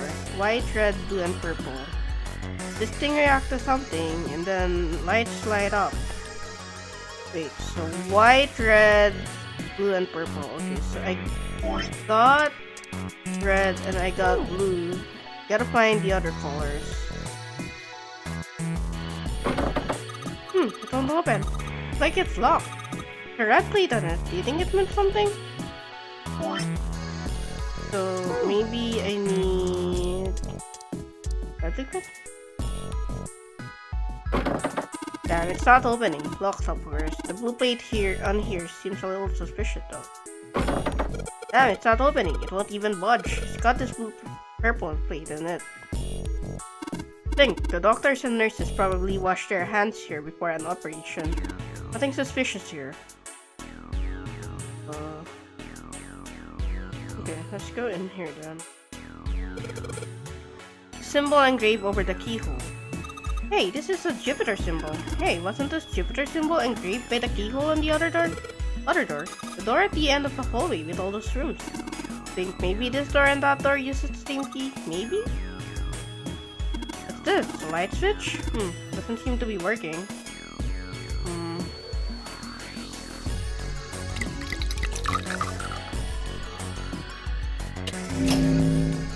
Hey, it turned red! Forget about that. Did you hear that just now? Okay. This should open up. Let's go. The right foot of the medical mannequin. I guess it's a woman's foot, but damn, it don't look hot at all. Got a thing for Pete 7? No, that's crazy. You're sure acting kinda shady. Okay, put blue liquid, light this off. It's blue now! I think I heard another noise. And this. There we go. Big left leg. This is the left foot of the mannequin. Do you think I'm better? What? Do you think my legs are skinnier? Okay, and then now we gotta the bread and the food. That you get it. You combine the red liquid and the blue liquid to make a purple one. Good job, Jinbei. Purple light came on, and I heard it unlocked. I'm sure it's unlocked. The locker with the purple plate has got to be unlocked. Alright, let's see what happens.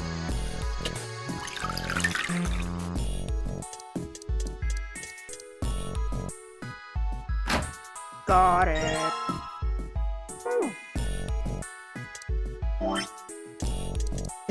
This is a really big nose. That's no nose. It's a stomach. Oh, stomach. Okay. Should be good enough, I think.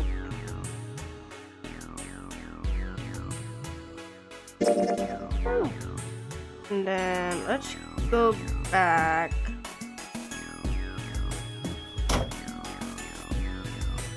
It should be good. Then it's just lying there. Something that looks like it could be a scale next to the operating table. It has something that looks like a lid in front of it. Okay. Go here, open that. Okay, so we've collected the 6 parts of the medical mannequin. So the ones you've got must be for Lucy, right? Yeah, looks like it. Well, I say we give Lucy her parts back. Any objections? Nope. Agreed. Alright, let's get started. Combine! There we go.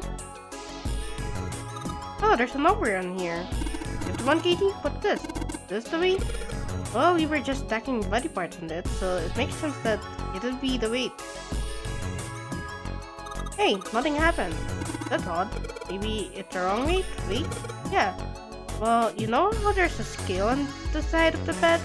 Maybe we need to get the scale to a specific number. How are we gonna do that? I think we're supposed to swap her body parts with John. Oh, let's give it a shot. If we're...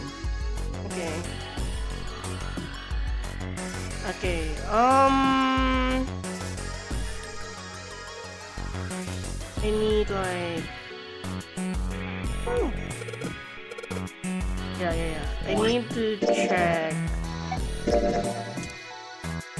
me take a picture, please.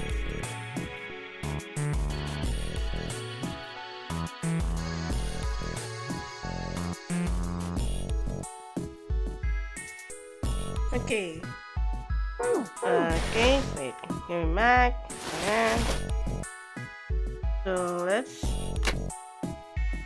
do 1.5. So that's 0.5.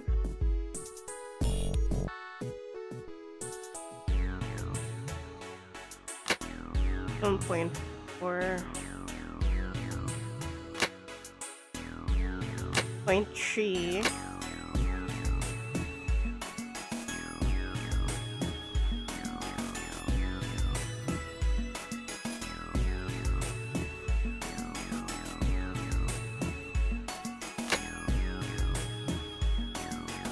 Maybe I have to like... I have to get her to 52 points. 3 point. Maybe the hearts.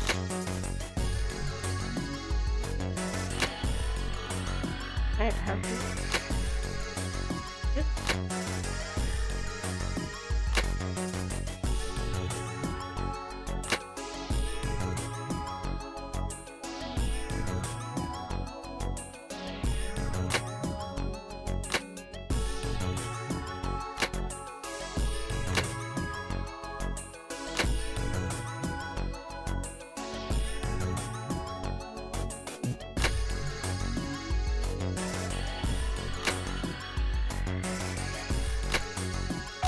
There we go.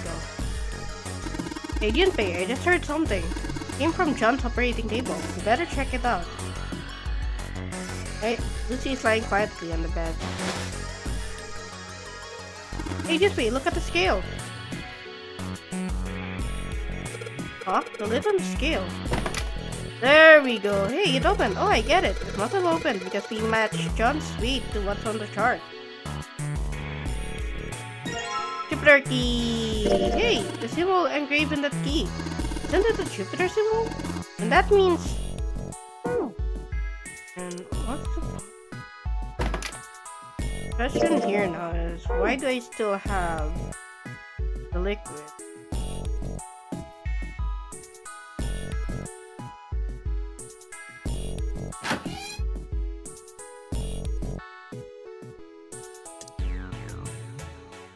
Hey, hold on. Can we stop? About to put the key into the doorknob. Oh, what's up? Where's Clover? Oh my god, Huh? girl. Where are you?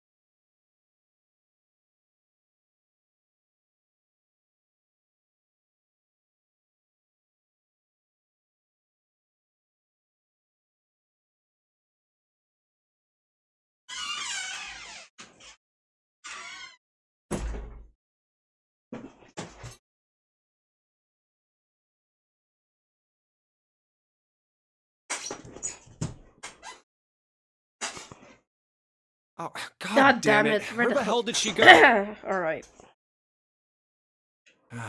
Okay, just hold on a minute. I'll go get her. Sure thing. Junpei left Seven at the door and headed back to the operating room. He found her standing next to the operating table. She was staring at the mannequin. Hey, Clover, what's wrong? Come on, let's get out of here. She didn't respond. If she hadn't been standing up and breathing, Junpei might have thought she was dead. What are you doing? Did you want to come back here and say goodbye to John? Wasn't the best joke, but it was something, an attempt to lighten the mood. Clover didn't laugh. She stood stock still and said nothing. Hey, Clover, can you... Perhaps it was something he'd said, or perhaps it was something else. Suddenly, her mouth opened and she whispered in a dry, dead voice. My brother might be dead. Huh? That's why we couldn't find him. If he's dead, I'm going to be next. Suddenly, the operating room felt very, very cold. What are you talking about? What's wrong with you? He gave her a small shake, but she still didn't respond. Silence grew heavier. Junpei.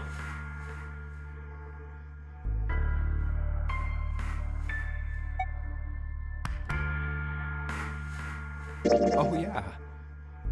Didn't know why, but suddenly, Junpei remembered something he'd been given earlier. It's in my pocket somewhere. Here it is. He reached into his pocket and dug it out. A 4-leaf clover.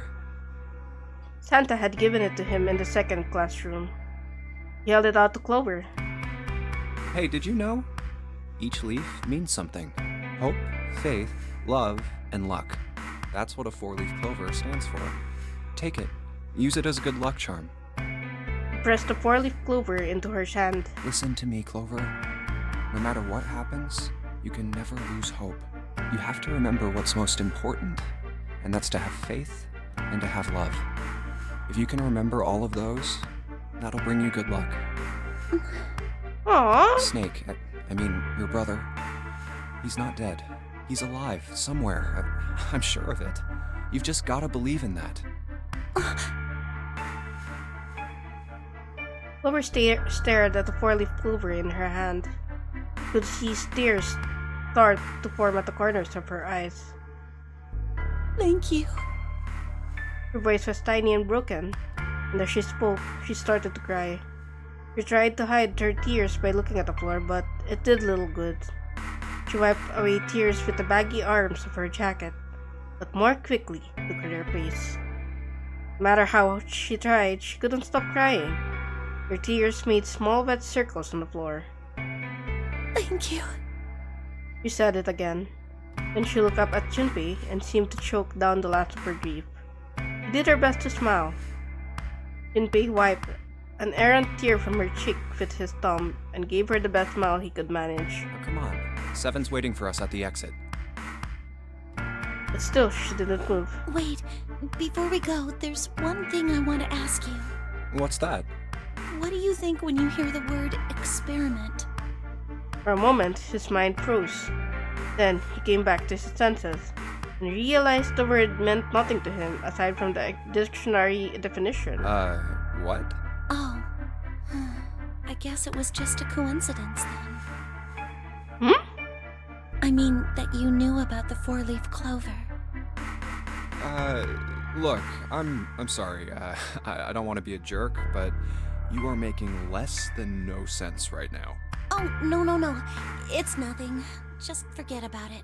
Oh, don't give me that. You really think I could just drop this? What is this experiment you were talking about? Clover looked away. 4-leaf clover was still in her hand. She stared at it for a long moment and then finally spoke. You promise you won't tell anyone? Cross my heart. Really? Really?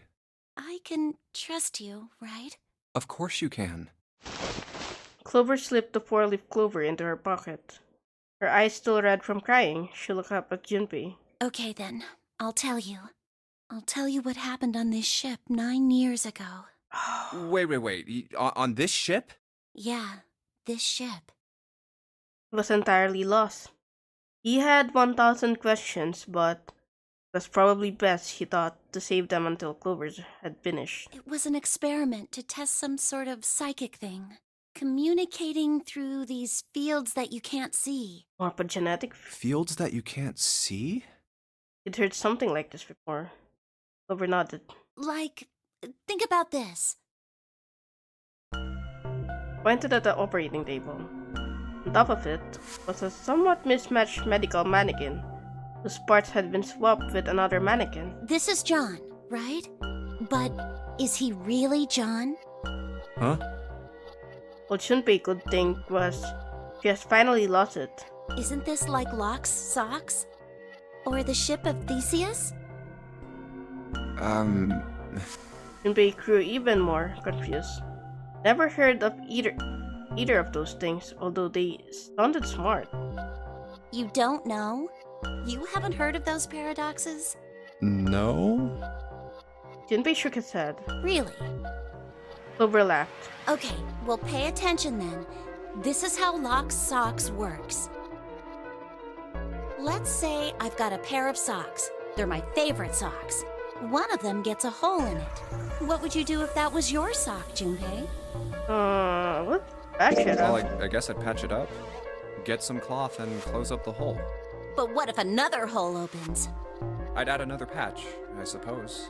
What if another hole opened after that? Another patch, I guess? Well, let's say you just keep adding new patches. Until eventually, the original cloth of the sock is totally gone. Once you get to that point, can you really say they're the same socks you started with? No. Well, that's tough.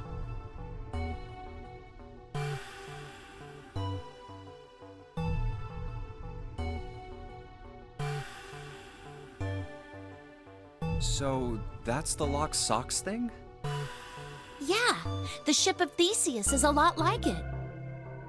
The ship of Theseus. If you keep fixing the damaged parts of a ship, eventually it ends up with none of the parts it started with. Can you really say that ship is the same one you started with? And what if you took all the old parts from the first ship and built another one somewhere else? Then which ship is the real ship of Theseus? The one you repaired, or the one you built with all the original parts?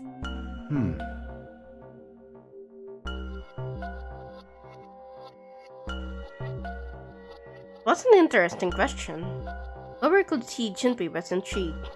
Hey, do you think it's the same? What's the same? These guys. Is this John, or is it Lucy now? Junpei looked at the operating table again. Mannequin full of body parts from a different body. Clover had been right. It was just like locked socks and the ship of Theseus. The part of the body that holds a person's identity is the head. Of course, for many hundreds of years, conventional wisdom had held that a man's identity resided in his heart, or any of a number of internal organs. And here they had both. John's head and heart are both his.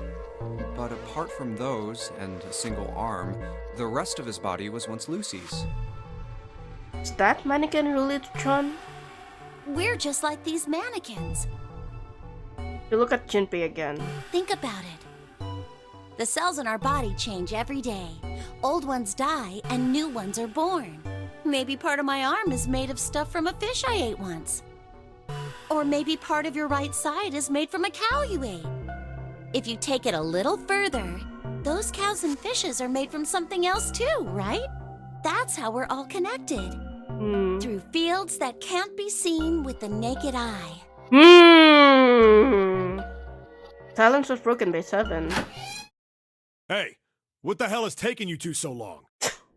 Seven's head appeared in the doorway. He was not happy. How long are you gonna make me wait? We don't have time to screw around. Junpei and Clover look at each other. Clover looked at Junpei as if to say there was more she wanted to tell him. She shook her head. Whatever she had to tell him, she didn't want to tell him in front of Seven. Seven seemed to catch on. Oh? What were you two doing? Was this some sort of secret meeting? No, it wasn't. We were just Just... playing with the mannequins. Huh? Let's go, Junpei.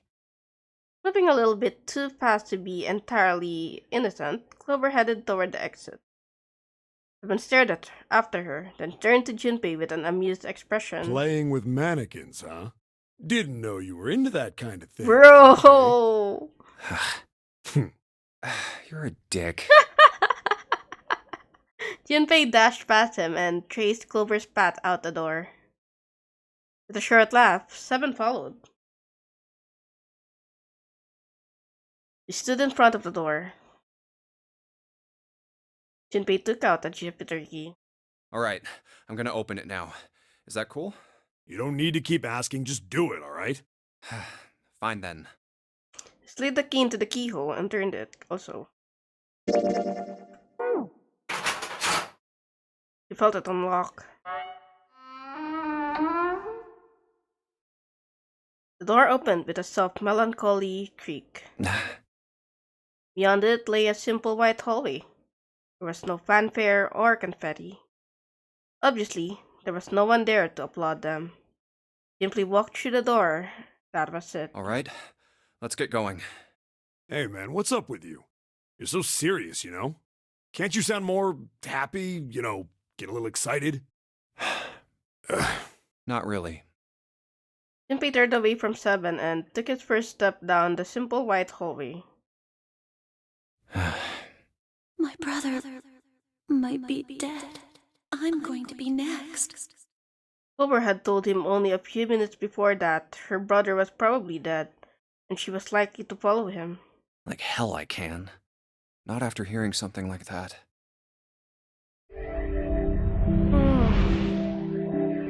Things finished.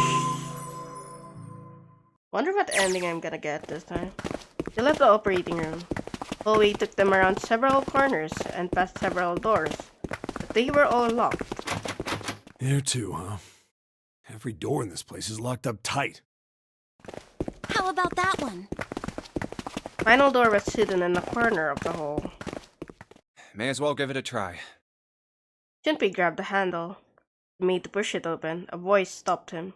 The voice came from behind him and belonged to neither Seven nor Clover. Jumpy! Huh? Spun around.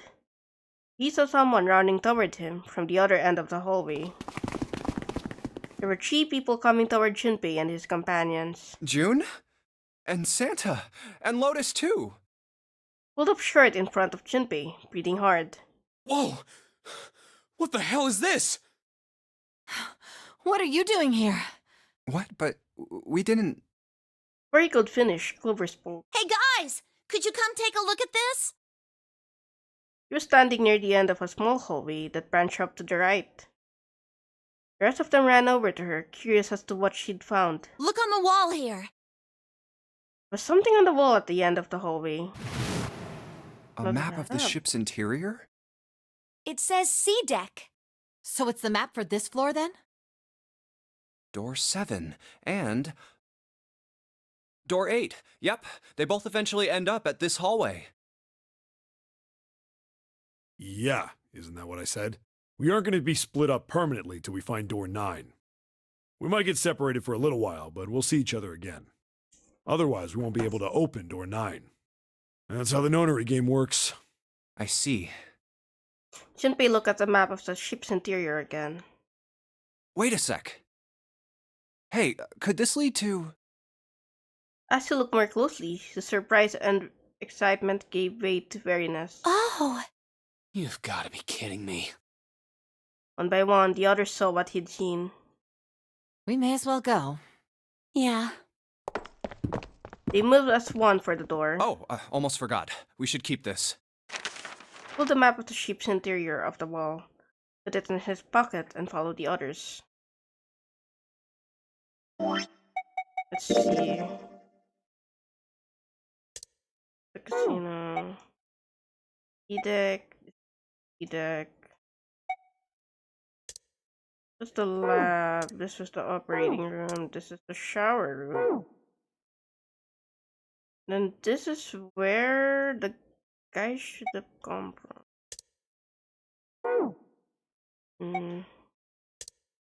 Storage. Oh wait, this is the area with the submarine, I think? Am I right? Am I going insane, cat? Anyway. And a step forward. He took hold of the door and spoke, without looking back at the other 5. Ready? I'm gonna open it. Slowly, all 5 nodded their silent assent. With a deep breath, Santa threw open the door.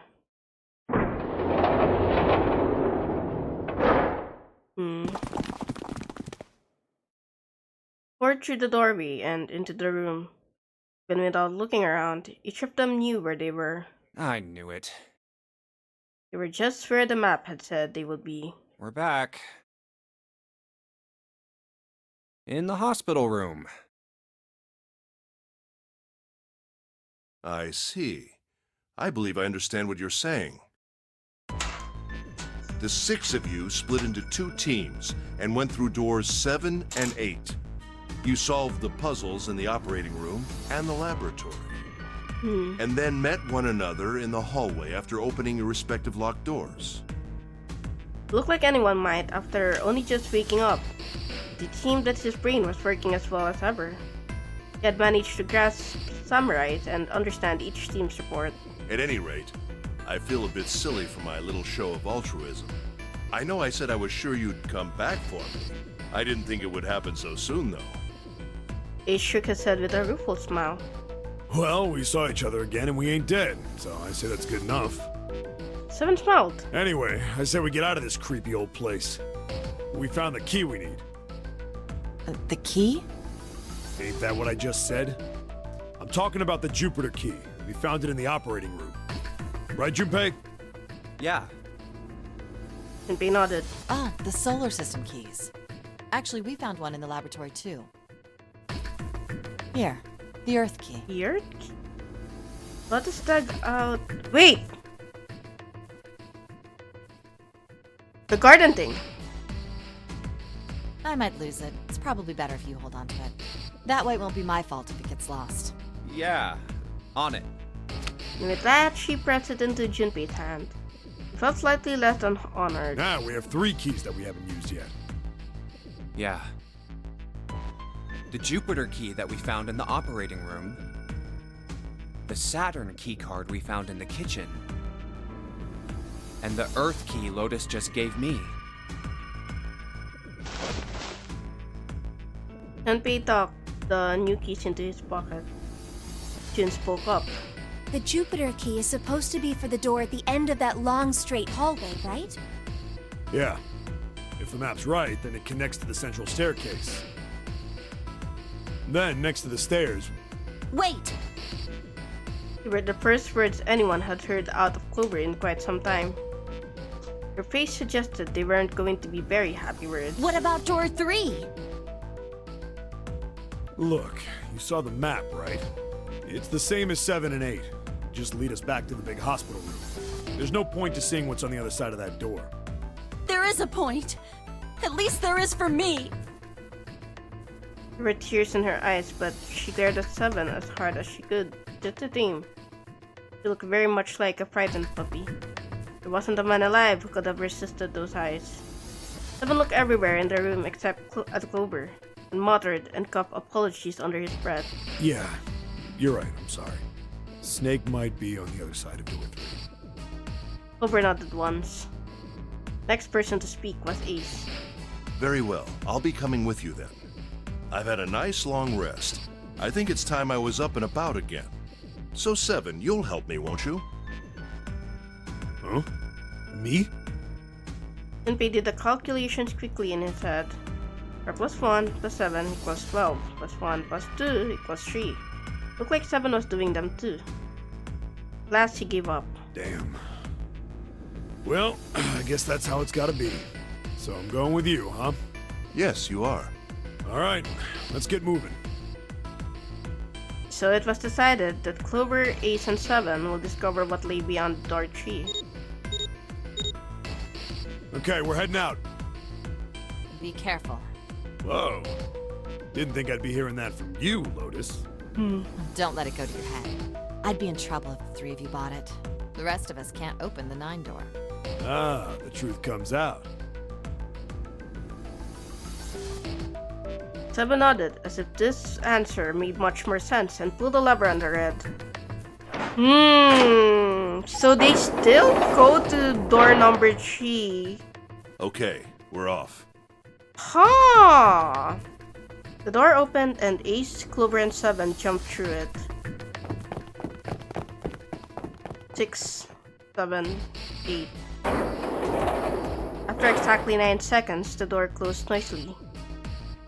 Alright, we should get moving too. Huh? Get moving. Where are we going? Everyone except Lotus seemed rather confused. Well, it would be a waste of time to just sit around, wouldn't it? Let me explain. Oh, I get it. We're gonna see if we can get anywhere interesting with the Jupiter key. Yes. If we're lucky, we might find Snake. They were at the end of the hallway lined by individual hospital rooms.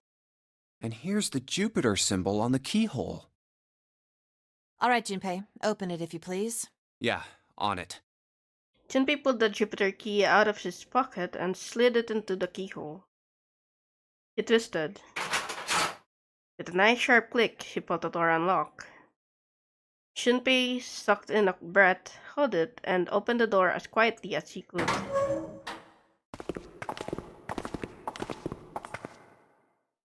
Inside was exactly what he'd expected to see from the map of the ship's interior.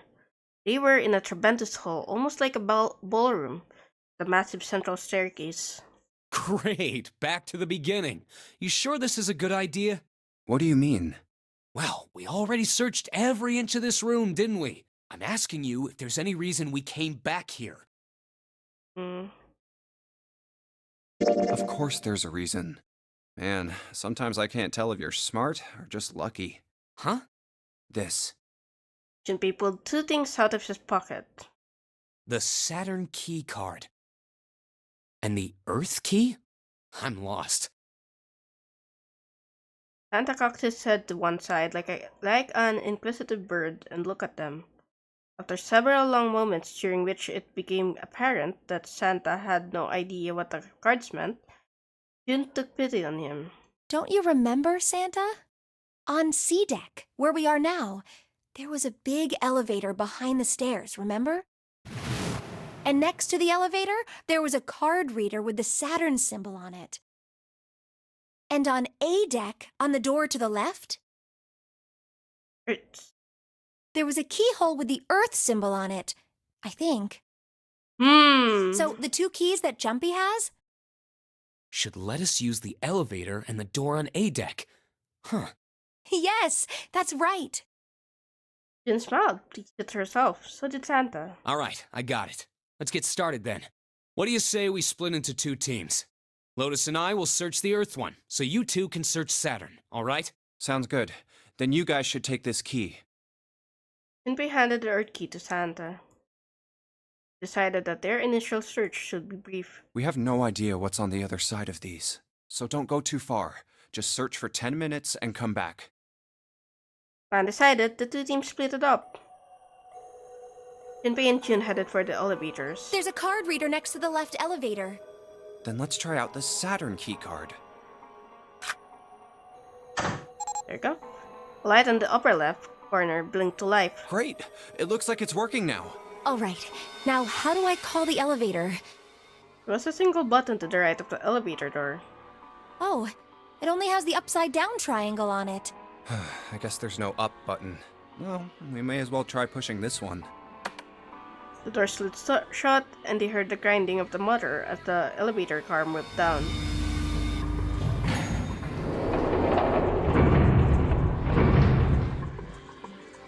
It opened! Look, Jumpy! Jun's voice was excited, but Junpei could hear a tinge of anxiety. Sweet! It opened! Let's get going. He grinned at Jun and stepped toward the open door. As he was about to step foot in it, he felt a hand on his arm. Wait! What? I'm not really, I just, oh gosh. Junpei was at something of a loss. What could she possibly be so frightened of? Jun was probably afraid of...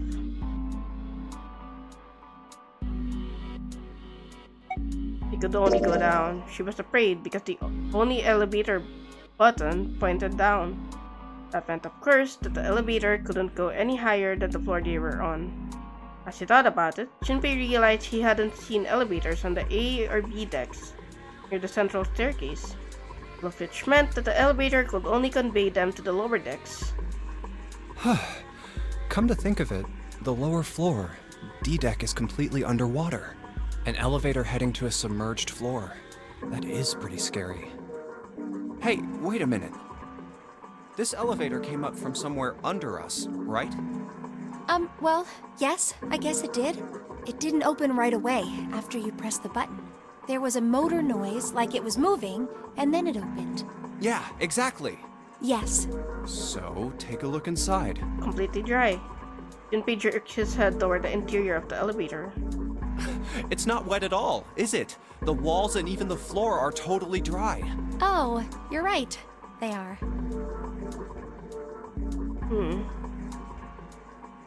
She looked around the elevator, slightly embarrassed. Well, let's test it. Test it. Yeah, watch this.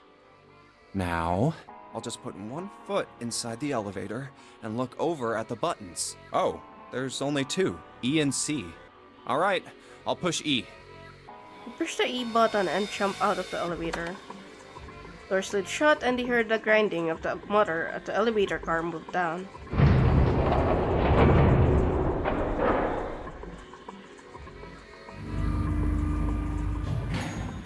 I think I can hear it opening on E deck. Okay, that's done. Now I'll just press the button again. Smart! A few moments later, the elevator returned. Did it still dry? It's still dry.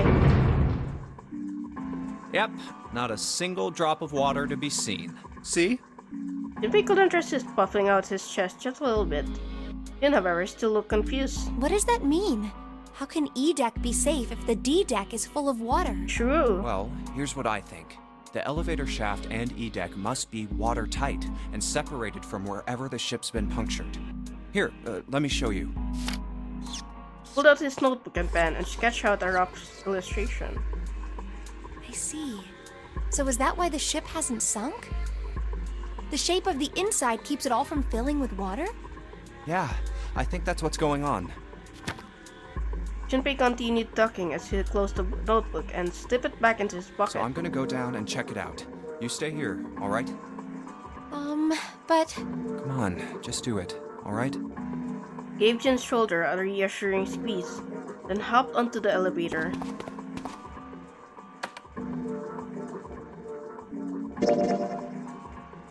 Oh my god.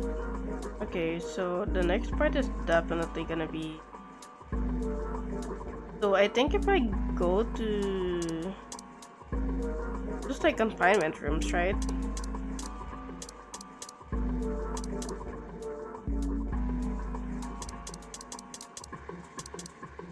Let's say the showers, and then this is gonna be door 2.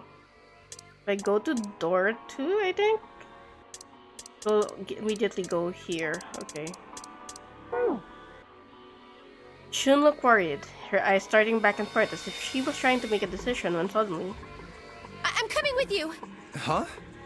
The last possible moment, Shun dashed forward, turning sideways, just in time to slip through the gap between the closing doors. Hey, wait!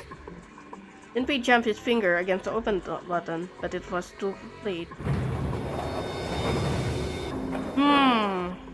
Oh, crap. It closed. The door had shut, he and Chun were in the elevator, and it was headed down to E deck. He was so surprised by Chun that he didn't even have time to think about what awaited him on the E deck. I can't just let you go alone, you know. Ah, jeez.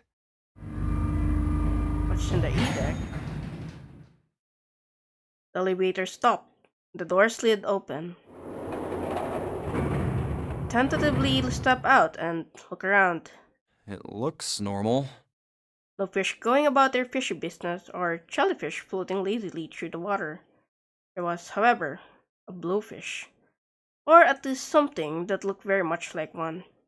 Yun's cheeks were popped out and her mouth a tiny intense frown. Oh, knock it off. It's just like I thought. This part hasn't flooded. Come on, just look around. There's no water here. Yun looked around nervously, then exhaled. You're right.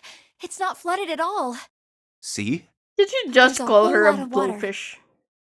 Yeah, right on top of us. What's gonna happen if the ceiling breaks? Junpei thought about that for a moment. We'd probably die. Oh no. Don't be so casual about something like that. I mean, Chun, you guys would probably be crushed under the pressure of the water of the sea. At any rate, we should probably go back as soon as we can, once we're done looking around down here. Lotus and Santa might already be back. Okay, good idea. Now then. Junpei glanced around the room they'd found themselves in. First thing he noticed was a set of thick iron bars. He ran the length of the room, separating the left elevator from the right one. Iron bars. Well, we can't go over there. Right. Then maybe... The corner of the room that housed the elevators, Junpei found an opening. Well, He walked up to it and stuck his head around the corner. It looks like there's a long straight hallway down this way. It's door 6. Something's written on the door at the end. Wait, is that... Let's check. Junpei and June set off down the hallway at a brisk clip, somewhere between a run and a jog. Before long, they found themselves in front of the door. On it was a number written in bright red paint. 6. I knew it! This is a numbered door. And indeed, there was a red bolted to the wall right next to the door. But we can't do anything with only the two of us. We better head back and let everyone know. Yes. Junpei and June turned and headed back to C-Deck. Wait, what's this? Their way back, Junpei noticed a map on the wall. Is this the map for E-Deck? I should take it with me.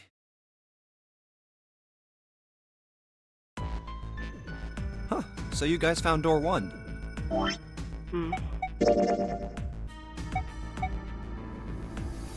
Oh. Chapel. Wait, where did we come from again? So... this is probably the elevator. Wait, no. Where is the elevator? This one?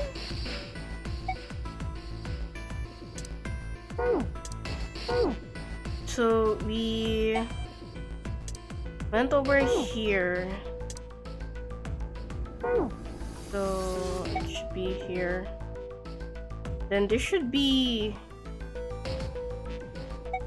the chapel, huh?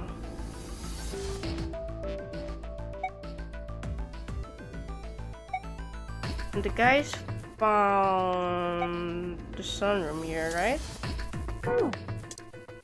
I think this is the sunroom. We should go over here, I think.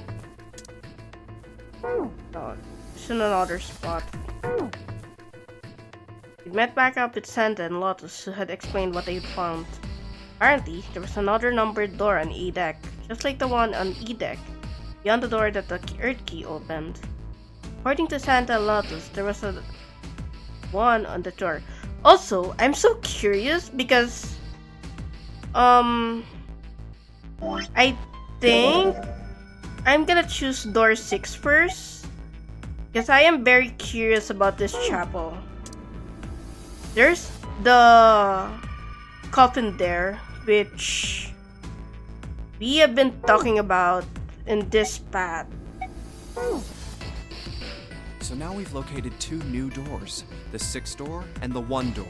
Okay, so this is gonna be like, we're gonna be choosing 6, 2, and 1.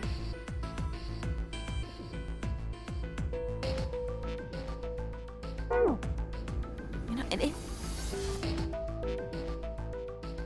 It is interesting that E-Deck wasn't flooded. Lotus was fine for a moment, lost in thought. Well, we don't really know if all of E-Deck is safe. We only checked the area around the elevator.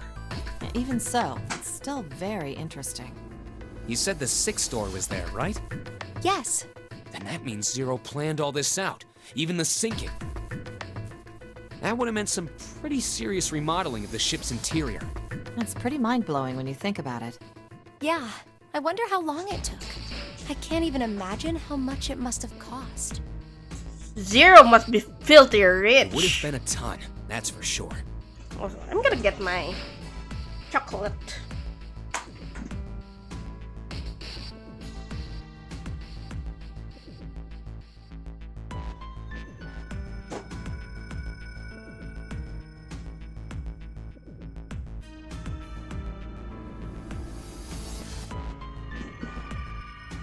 Well, that does go along with what Ace was saying.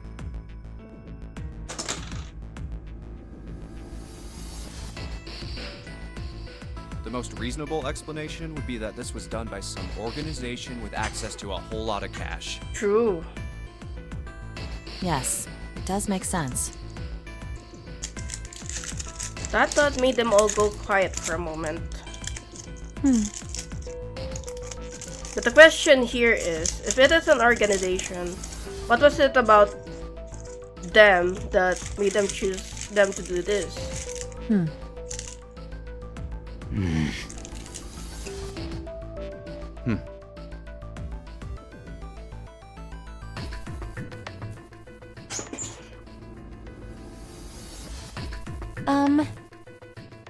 Yeah? I don't think it's a very good idea to stay here. Yeah, you're right. Ace and his team might be back already. Well, June, Junpei, and I should be able to open door 1. Huh? You guys leaving me behind?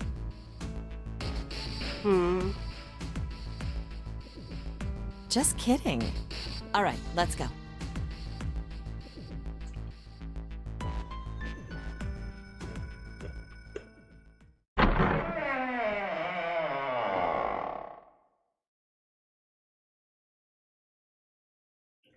Hey! Where the hell did you guys go? It's a 7. 7?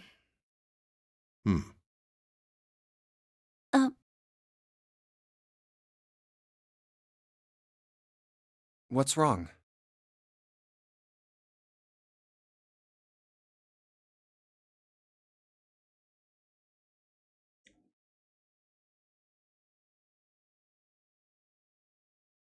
No one did. Look at 7. What happened? What the hell kind of question is that? 7 was trying very hard to be angry, but something had shaken him hard. His shoulders were trembling, and his voice was strained. Snake is... 7 couldn't finish. He just looked away. His face twisted by... Junpei wasn't sure what.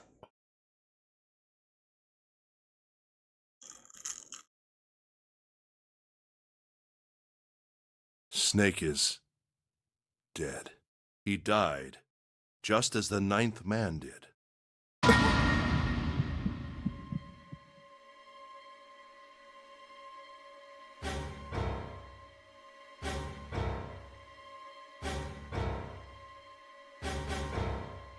Oh my god. That's not true, is it?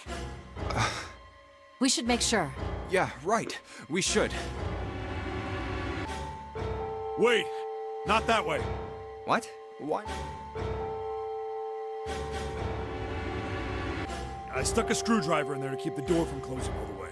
It's not locked, so you can go in that way. Where is, where? The shower room. Left side of the hallway. I put a broom in there too. Keep the door open. That means we can get in without going through the numbered door, right? Yeah, that's right. Then let's go.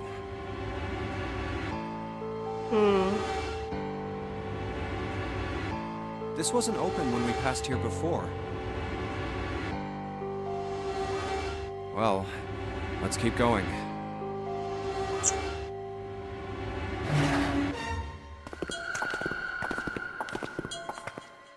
Oh, it smells horrible. Even Santa pinched his nose shut. Ugh, yeah, this is pretty awful. I feel like I'm gonna puke.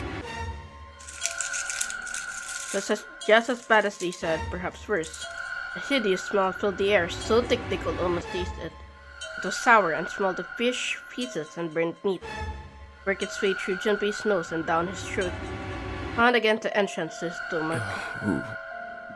Put his hands over his mouth and struggled to keep what little was in his stomach where it belonged. Where is he? Where's Snake?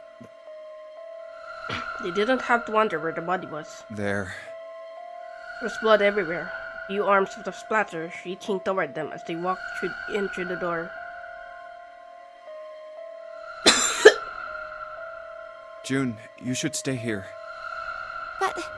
Please, just do me a favor, okay? Alright?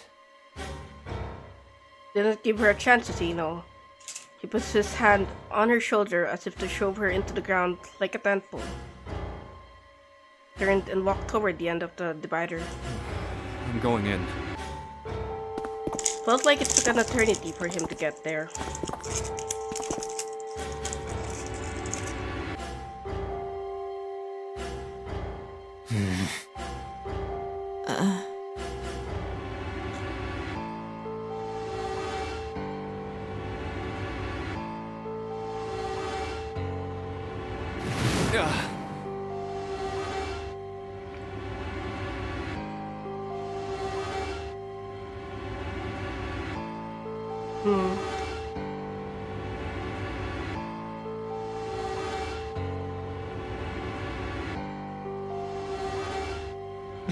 Just like he said.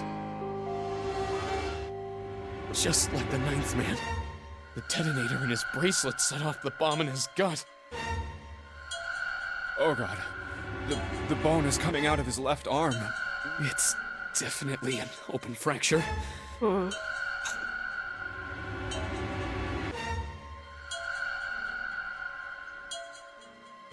the face. It's horrible. Yeah, can't even tell who it is.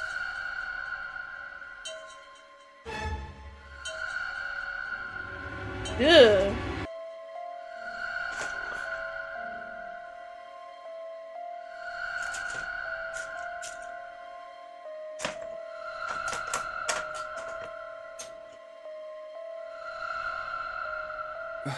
But the clothes are...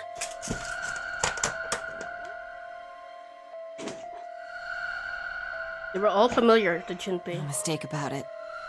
It's Snake. But his voice was unnaturally deep and strained. Junpei heard it catch in her throat.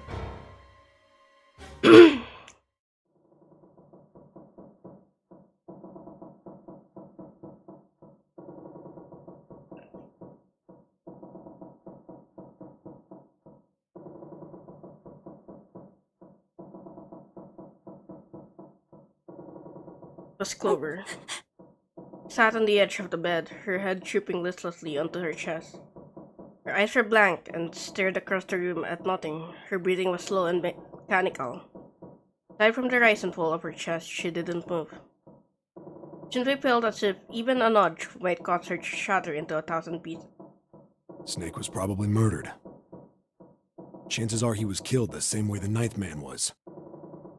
Seven lowered his voice slightly in an effort to keep Clover from hearing what he had to say. There were 4 other people in the room with Junpei and Seven. Ace, Santa, June, and Lotus. Seven looked at each one of them in turn and continued. It's pretty straightforward. Not that hard to figure out how they did it. First, the killers got Snake to authenticate on the red to open door 3. Then they shoved him into it. Alone. And waited 9 seconds for the door to shut. Once that door shut, it was all over for Snake. But he didn't give up. He probably knew it wouldn't do him any good, but he probably ran into the shower room looking for the dead. It was a small chance, but it wasn't like he had anything to lose. Unfortunately, it didn't work. The detonator is only deactivated if everybody who authenticated when they went in uses the dead. Snake was the only one who went through the door, and then 81 seconds after he was shoved in, that happened. I see. So that's what you meant by killers, huh? You need at least 3 people to open one of the numbered doors, including Snake. It wouldn't open for Snake and a single killer. Yeah, that means we're looking at multiple perps here. Junpei crossed his arms and grunted. Well, just in case, I want to make sure. Let's say you're right. When do you think Snake was killed? When we all split up to look for the parts for the Reds, I think. Right after that was when we noticed he was gone. And that means none of us have alibis. We were all off searching the rooms we'd been assigned, looking for those parts. Yeah, that means anybody could be a killer. Wait a minute. What are you talking about? Jin seems shocked. How can you say that so casually? You're implying that one of us is a killer. Well, not just one of us. If I'm right, then at least 2 of us are murderers. Why don't you calm down a bit, Seven? What are you going to gain by being so suspicious? That's what Zero wants, you know? What Zero wants? Exactly. This game was set up by Zero, wasn't it? Any game has a winner and loser. Whoever makes it through door 9 is a winner, and those who don't are the losers. Zero is trying to make us fight against one another for that victory. Then you're saying that Zero is trying to split us up by making us fight each other? Yes, that is why we can't let ourselves fall prey to suspicion. We have to trust one another and form a strong bond of friendship. Otherwise, we'll end up ensnared by Zero's manipulations. Then does that mean that the person who killed Snake... Yes, almost certainly Zero himself. If there's anyone we should doubt, it should be Zero. He masterminded this game and kidnapped all of us. Doesn't it seem reasonable that he would have killed Snake as well? Good question. Junpei hadn't really considered that. If Zero killed Snake, then Zero is on the ship with us. Junpei.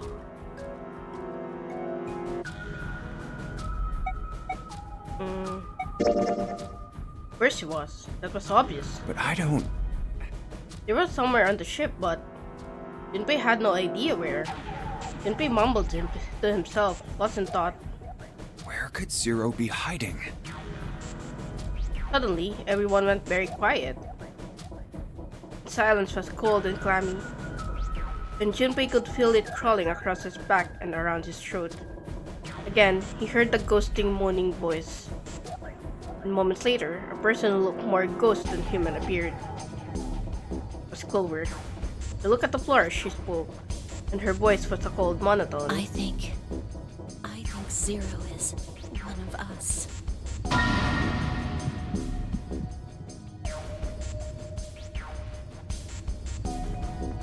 Every human body in the room froze. The only sound was the muffled rustling of breath. Eyes started from face to face. One of those faces was the face of their jailer. But who? Was he one of them?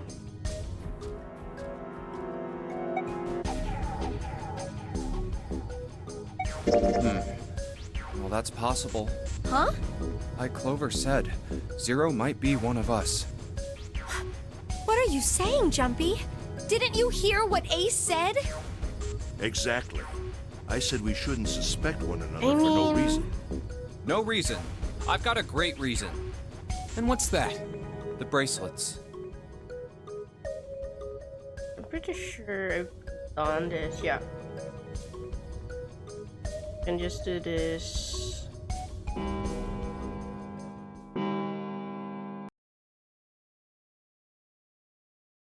But maybe you and June should check it out first and then report back to us. All right, let's go, June. Right. Here it is. Sat bolted to the wall near the stairs that led to the casino and the kitchen, between two elevators. The Mercury card reader. We're using the card 7 gave us, right? Yeah, I found it when So we we were checking still out the shower get the... I think 7 said something like that. Anyway, let's see what happens. Junpei slid the card through the reader. The light on the reader turned green and made a tiny electronic noise. I guess the elevator works now. Jumpy, I know it's only the two of us, but let's do our best. What's with you all of a sudden? Well, I'm happy we were put together. Oh my god, this girl.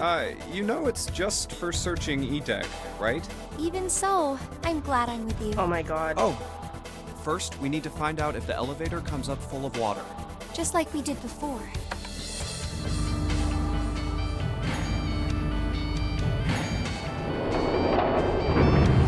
Okay. Oh, here it is. I knew it. It's not wet at all. Let's go. Yes.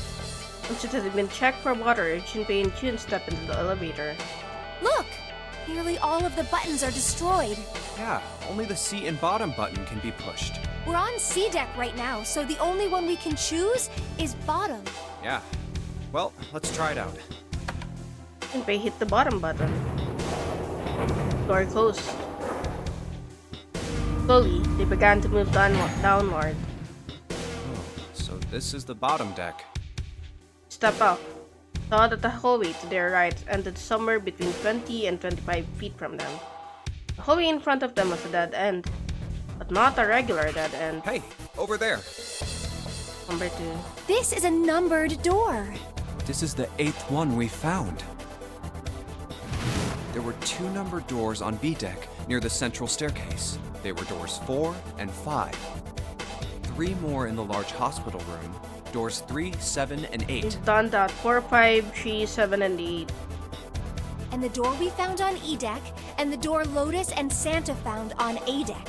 It was a 6 on the door on E deck, and a 1 on the door on A deck.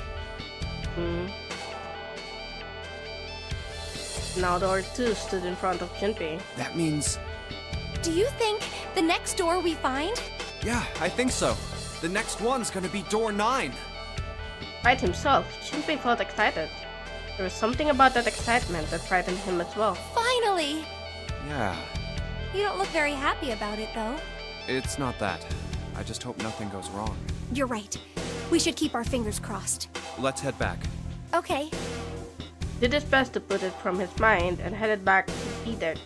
Also, before I choose the other options, I'm gonna unlock that one from door 2. And then once that got to the escape thing, I'll go back to the choice.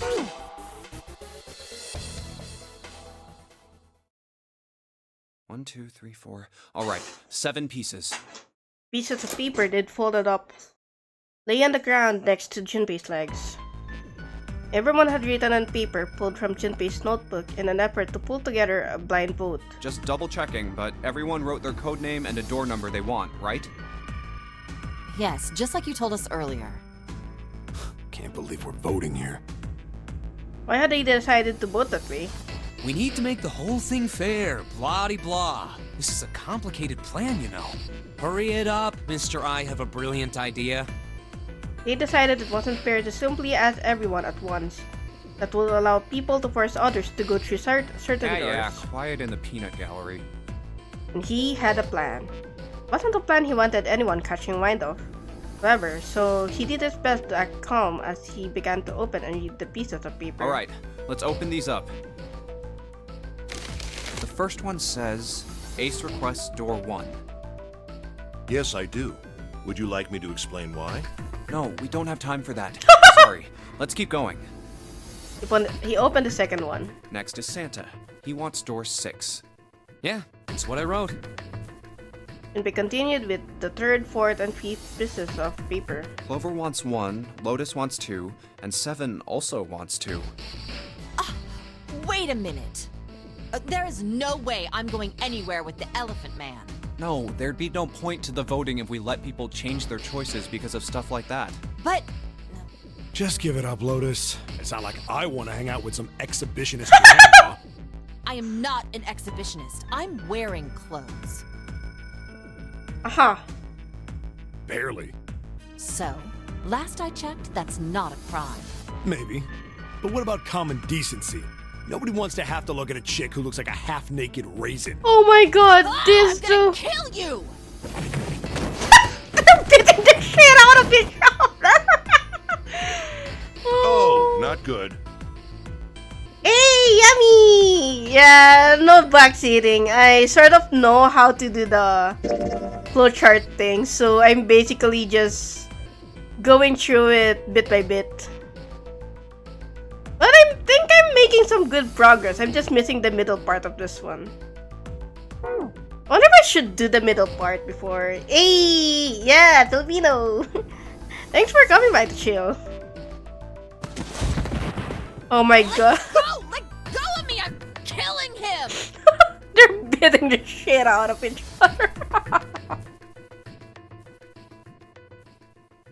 Okay, thank you. Yeah. With some difficulty, Ace managed to restrain her. Junpei, read the rest. Oh my god. Right.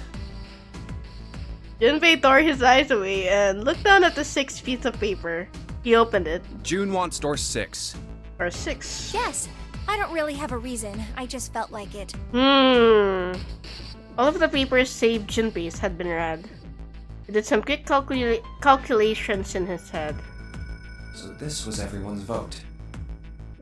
Ace and Clover requested door 1. This was the door on A deck near the central staircase. 7 and Lotus requested door 2. Wait! Wait. Let me do some calculations, okay? Give me a sec. So Ace and Clover is, let's say, 1, 4, and Junpei is 5, right? Oh my god! 7 and 8, and then 5. Oh my god! Oh my god, I knew it. I had some inkling because I was thinking, why would Junpei allow them to boot? Santa and June requested door 6.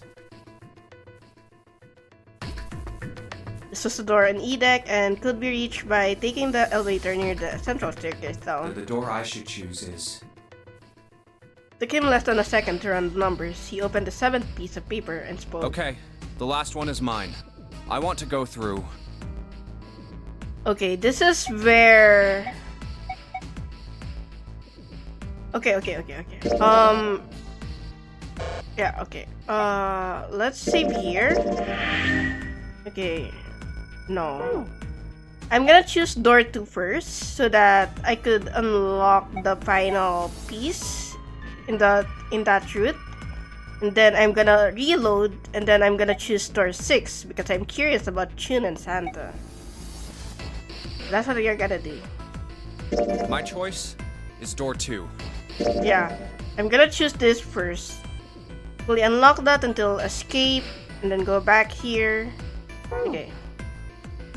Santa wasn't convinced. Hey, wait a minute there. You cheating? Cheating? I'm asking if you changed your number after you heard what doors we wanted. How could I do that? I wrote it down on the paper earlier. Let me see that. Sure, here. Junpei shrugged and handed it to him. Santa examined it furiously. The others peered at it as well. As they did, Junpei quickly slipped the piece of paper he'd been hiding into his pocket. Although he'd never know it now, Santa had been justified in his suspicions. Junpei had— oh my god! Junpei switched papers. I had 3 pieces of paper ready. For doors 1 and 2 and 6. And I put the one with door 6 on it into the pot.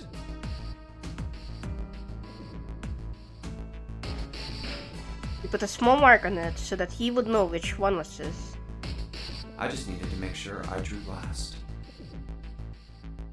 After I saw everyone else's result, I just chose whatever door I wanted.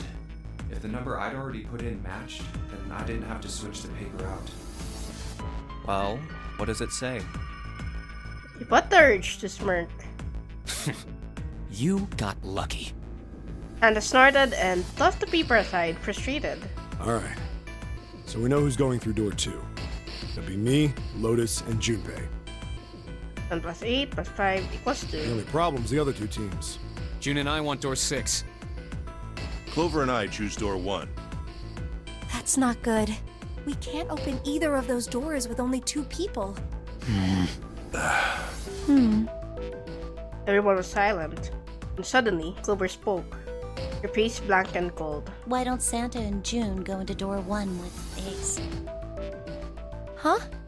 Well, They look at one another. 3 plus 6 plus 1 equals 10 plus 1 plus 0 equals 1. Then what will you do, Clover? I'll be waiting at the stairs. You guys are coming back here, right? That's what 7 was saying, wasn't it? That had been what 7 said. We aren't going to be split up permanently till we find door 9. We might get separated for a little while, but we'll see each other again. Otherwise, we won't be able to open door 9. And that's how the notary game works. I'm sorry, but I just want to be by myself for a while. Yeah, she's, she just lost her brother. You understand, right? Yeah.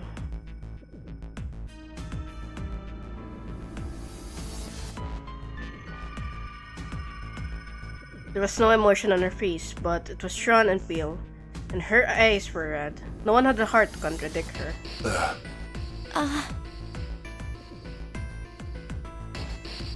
The room grew very quiet. Silence drifted down over everything like a blanket of fresh snow. It was Santa who finally spoke. all right. I'm going through door 1. That all right with you, June? Yes. She nodded. Well, we'll be going then. Let's move too. Yeah. Right, let's go. Just like that, their paths were I set. won't see June for a while. but this was my choice. I'm just going to have to suck it up.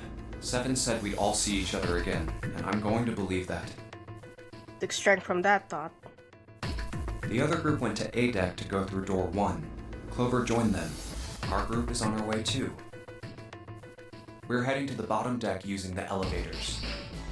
I wonder what we'll find down there.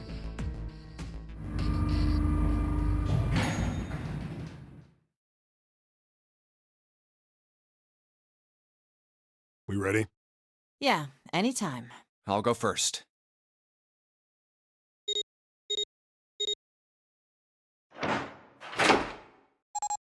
Let's go! Door opened and they leaped inside. Okay. I don't see it! I think...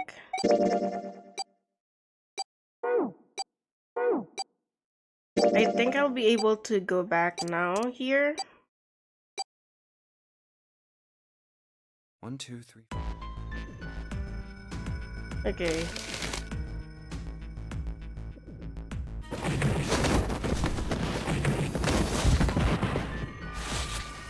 Okay.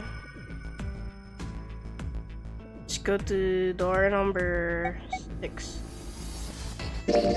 I want to go through door 6. Junpei flipped open the piece of paper. It read Junpei, door 6. Of course it did. You'd written it after all. That's a problem. Chun spoke barely above a whisper, but they all knew what she'd said. None of these teams will be able to go through the doors they want. Clover and I chose door 1. Lotus and I chose door 2. That's not enough people to open a numbered door, however. The digital routes don't match up either. We've got similar problems. Junpei and I want to go through door 6. But our digital route is 5. If we're gonna open that door, we need a 1. So... we need a... Damn, what are we gonna do now? What are we going to do? Junpei crossed his arms and did his best to put his thoughts in order. The others followed suit, but with little result. Eventually, Clover broke the silence. Why don't Seven and Lotus go through door 1 with me? Her face was cold and flat, as was her voice, but her logic was sound. Seven and Lotus looked at each other. 1 plus 8 plus 4 is equals 19. 1 plus 9 is equals 10. 1 plus 0 is equals 1. First problem resolved, he spoke up. What about me? I mean, Isn't that obvious? you go with us, brother! Wasn't one of the teams just complaining that they didn't have a 1?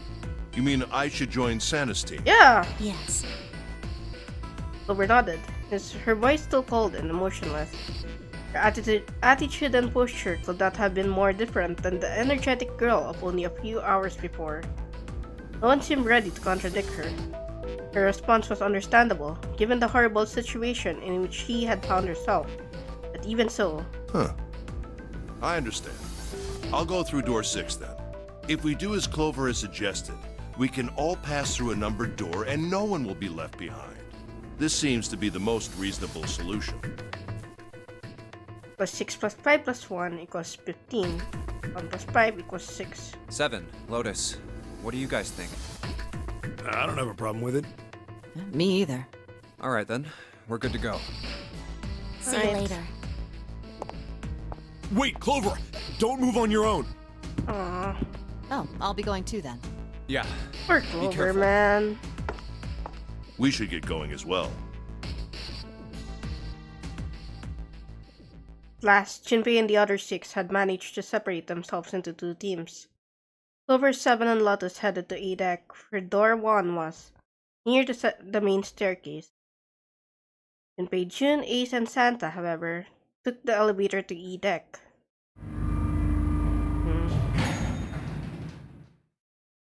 The ride to E deck was a silent one. This is E deck.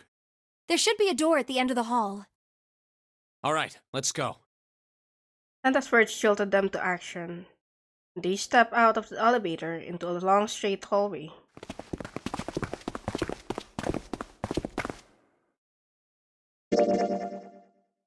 wow, we're in the middle, huh? For long, they arrive in front of door 6. Here it is. You guys ready? Yeah. Then let's get to it. One by one, they put their palms over the red. With a soft electronic voice, it authenticated each of them.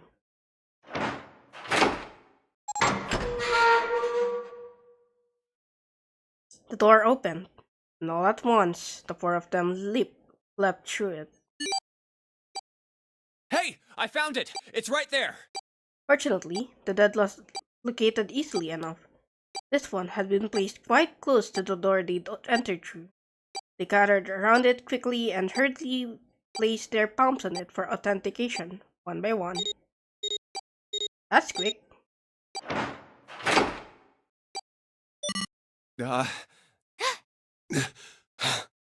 It stopped. Yes, it stopped. The countdown had ceased, but Junpei's heart was still pounding in his chest, like a frantic thunderous drum. It felt as though it might shake itself up and out of his throat. Whew. I don't believe I'll ever get used to that. I'm not sure it's something I'd want to get used to. We should finish this game before imminent death becomes a normal thing. You got that right. Once I'm out of this hellhole, I'm taking a nice long vacation. I agree. With that, the doom and gloom from before was done, and the mood turned somewhat lighter. All right, let's go. With that attempt at good humor, Junpei took a deep breath and began to walk. He jogged down the stairs at the end of the hallway and found himself staring at a large door. This door looks heavy. But it's not locked. I'm opening it. He took hold of the bar that served as his doorknob and shoved it down. The room beyond stopped him in his tracks. It was gargantuan, made entirely of metal. None of the accents of wood or tile he'd seen in the rest of the ship. This room was purely functional, but utterly tremendous. Whoa, what the hell is this? Santa got out a few words before Oz told the rest of them. The rest were too stunned to offer anything more than gasps. This has to be the biggest room so far. The ceiling is pretty high, too. Huh. Could be 2 stories, maybe even more. This space could be utilizing the entire length of the ship.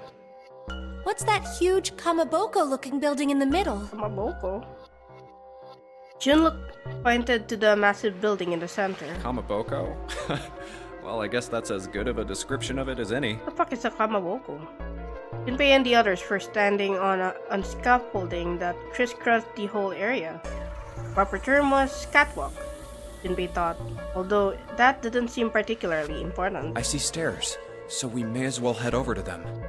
Yeah, but this section's barely wide enough to fit 1 person. You're right. Nearby was a long iron staircase that made its way eventually to the floor beneath them. Whoa, you can't even tell the shape when you're this close. Let's check out the other side, too. They moved around toward the opposite side of the massive building, following the catwalk. Hadn't said much as they walked, but as they approached the building, he suddenly spoke up. This looks to be the steam engine room. The steam engine room? Yes, that thing that looks like a cross-section of a mushroom is the boiler. You see the 3 round doors near the bottom? Coal is put into those and burned, which heats the water, producing steam. The same thing that drives a steam engine. This one is simply somewhat larger.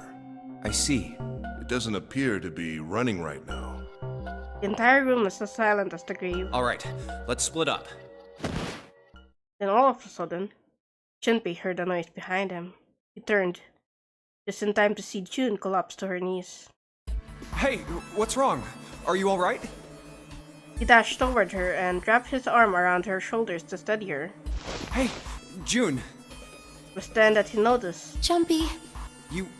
Oh, you're really warm. Is your fever coming back? Yes. Yes. Oh my god, June, Probably please. is. But I'm fine. Please, don't worry about me. I just need to rest. And I'll be fine. Her voice was weak and forced, and it said a great deal more than her words did. Okay, here, sit down. Careful. Junpei carried her to the nearest wall and propped her up against it. She let her head fall back against the wall as if she no longer had the strength to support it, and drew a ragged breath. Thank you. Her eyes were empty, as if she was having trouble focusing them, and even speaking seemed difficult for her. Junpei felt his hand ball itself into a fist and clenched tight, his knuckles whitening. He had to find a way out, and quickly. He turned and looked at Ace and Santa in turn. Ace, Santa. Yes. Right. He might not have shared the depth of his emotion, but they certainly shared his concern. Alright, let's get started. Hang in there, June. I'm gonna get you out of here real soon. Oh my god. She managed a small nod before leaning back to rest her head on the wall. This is a big area, brother. Okay, time to see if I'm still as smart as I think I am. That's a big area, bro. It's a square hole. Nothing in here. Ah, look at the back wall there. I can see 3 small slots, terminals for some sort of connector, perhaps. I mean, you think we're supposed to plug something in here? Perhaps. I'd say this is probably here to move coal from place to place. Probably comes from over there.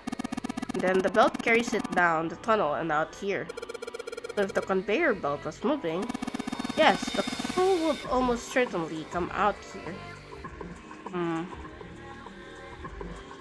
This pillar goes up towards the ceiling. Okay.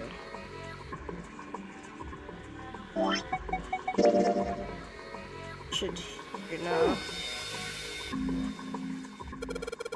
There are a bunch of wooden boxes over here by the wall. I already looked through those. There's nothing there.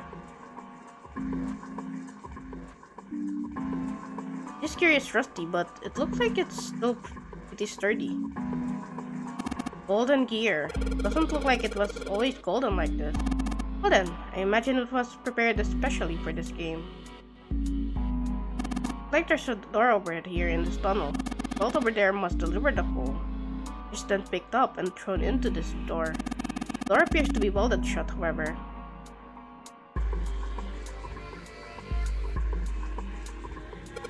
So, this is where you put the coal into the furnace?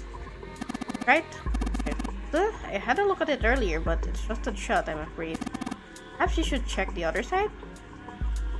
There's a huge oven for this boiler. There are 3 open areas in it. Each of the open area has a gear in it.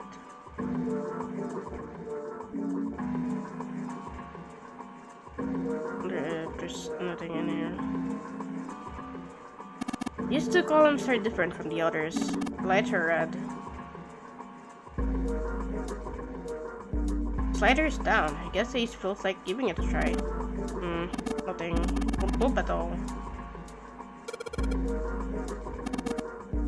There are a number of lines engraved in these. Like we are meant to do something rather specific with them.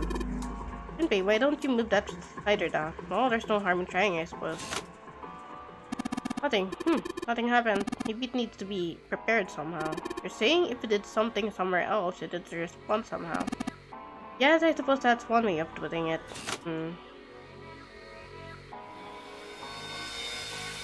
What else is up here? One of the doors on the furnace, there's an A on it. Circular wheel in the center of the door. Alright, let's give that sucker a twist. That's open. Well, it's noisy, but it opens. And it's totally pitch black in there. We should go in here. Alright, let's go. This looks just like the door we went into. Where are we? We must be on the other side, yes? Should put us directly above the conveyor belt. At any rate, we should keep moving. There's a great deal we've yet to investigate. So, going here can't get through. I should probably check Well, anyway, looks like that's a pipe. Looks like the bottom connects to the conveyor belt housing. Then coal must come out of this pipe onto the conveyor belt. In other words, there must be a great deal of coal in that pipe. There are a number of boxes on the catwalk. I don't think we can go over there. Okay. Go back here. I think that's part of the ship structure. They're like grips that support the hull.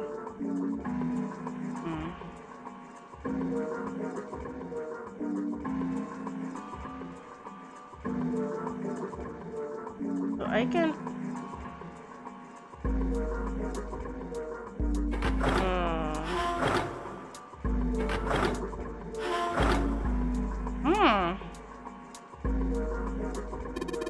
Looks like it's a hand-operated winch.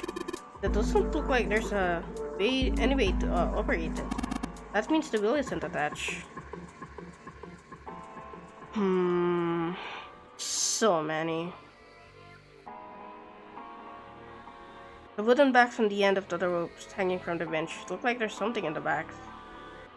I have to find a way to get that open. Let's go to B. This is close. This supports and braces the other side of the ship. It's not a ladder.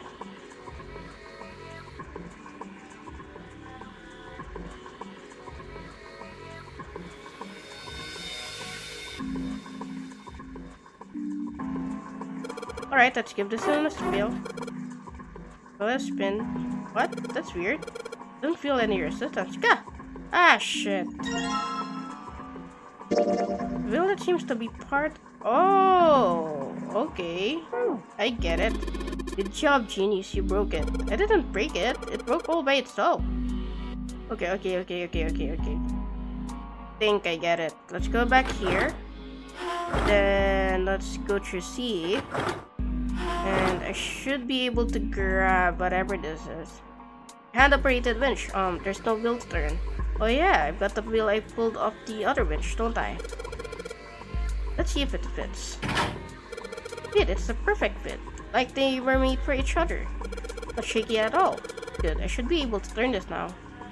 Virgin Bay should be able to haul up the wooden box now. See? The wooden box is under the catwalk. Can you see it? It's hanging from the rope on the winch, isn't it? Looks like there's some sort of device on the box. I'm not sure what it is. At any rate, you might as well turn the wheel now. Counting on you. Yeah, sure. Huh? What's this? What happened? This wheel only turns to the left. It only turns to the left? That means we can fill up that rope. Yeah, we can only let the rope down. Interesting. I don't think that will be a problem. We will simply need to go downstairs after letting the wooden box down. We'll be counting on you, Junpei. Sure thing. No sweat.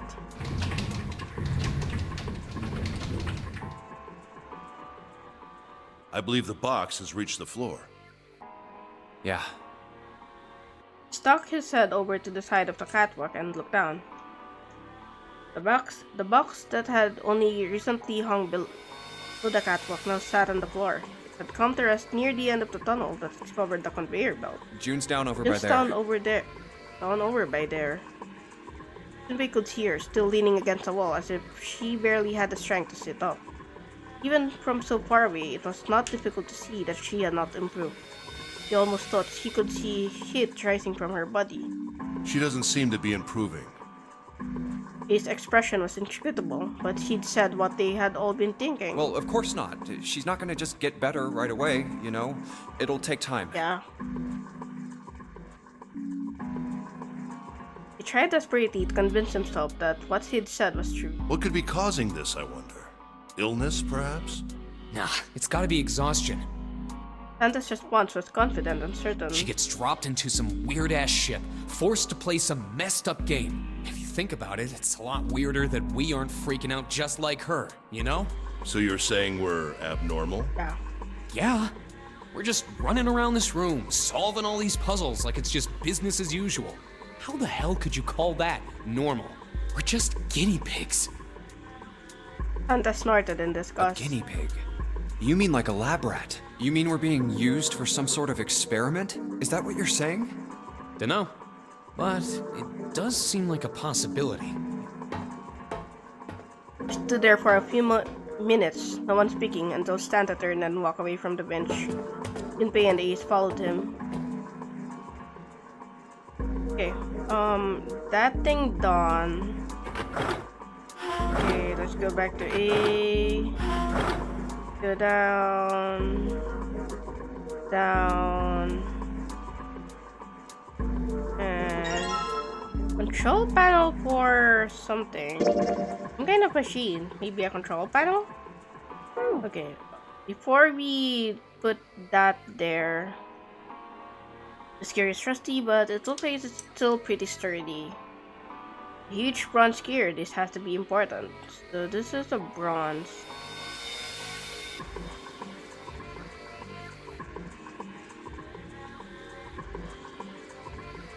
There's a pair of wooden boxes here. There's nothing in them. Look, Ace, it's some kind of snowman secret meeting. Those are just bags full of sand. Use them as a counterweight when you're lifting something with a pulley system. Man, you're too serious.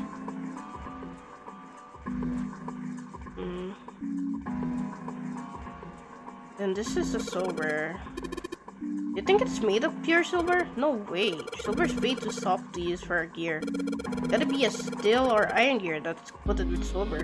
Don't have called it a silver gear then. Shouldn't have got your hopes up. You thinking you'd hold this thing back? Nah, but I think 7 could probably carry it, don't you?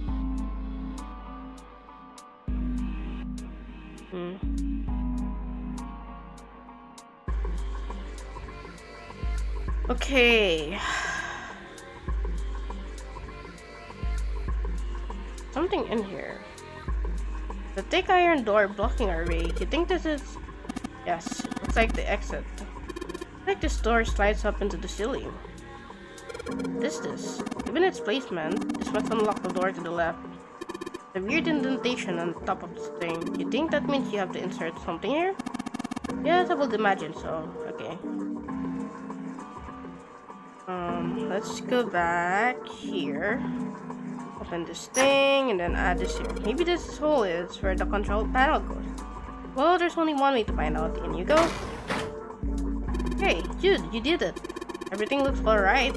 Okay, but what do we do now? Why don't you press the button next to it? The orange one? Yes. Alright, I'll do that. Pushing.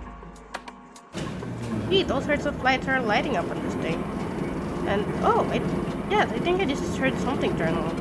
Oh? What's that? What's happened? Hey, look, the conveyor belt's moving. Conveyor belt? Oh, I guess it's done moving now. Still a bunch of coal in the belt though. Looks like a bunch of it got dumped off the end of the belt. That wooden box where we found the control panel. Oh, huh. Since the belt started moving, it's transported quite a bit of coal. It all drops up to the left end of the belt right into the wooden box. Box filled with coal. Then...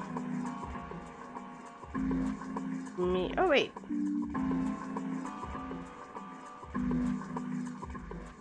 Okay, I have to put it in here. There's a hole that'll let us put coal into the furnace. Maybe if we can get some coal in there and set it on fire. Okay, let's do it. Alright, that's a lot of it. No coal left in the wooden box and nothing. Great. Well, I guess I should have expected that. Why would you throwing coal into a cold furnace do anything? Oh, a man can dream. Junpei, explain it to me again. Planning to stoke the furnace with coal. Which will heat the water stored up there and make steam. Which will then drive something else. Am I correct? In other words, you want to generate enough pressure with the steam to power the turbine. And drive the steam engine, right? Yeah, I get the chip of it. Well, in that case, this isn't enough coal. This furnace is enormous. We're gonna need a hell of a lot more coal than this. Very well. Then, if the three of us work together, then we should manage to fill it much faster. I want to help too. Man, I totally didn't even see her walk up. Are you feeling up to that? Yes. Yeah, right. You'll figure one steep breeze away from falling over soon. Think you'd better rest somewhere, alright? But no arguing. Need your rest, so you just stay there. We'll handle this. Okay, I understand. Alright, time for some manly work. Let's get this coal into this furnaces.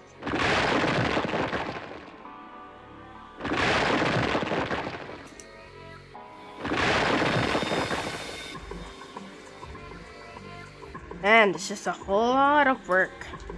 Alright, I think this should be sufficient. Alright, now we just gotta light it. Junpei, hand me your matches. Don't you think I have matches? I see. Then how are we gonna light it? Perhaps there's a device nearby that will allow us to remotely ignite the coal. Let's take a look, shall we? Some sort of ignition device, huh? Okay, before that though.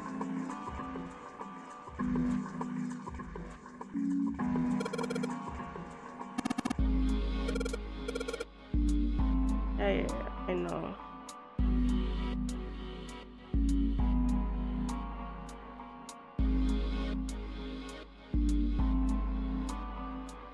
Should go up, and it should be able to. This, I think it might be, probably is. I think this is how we might ignite this furnace. That means that if we put that thing down. Alright, let's do it. Here we go. Hey Junpei, Ace, look at this. There's big gears turning under the boiler here.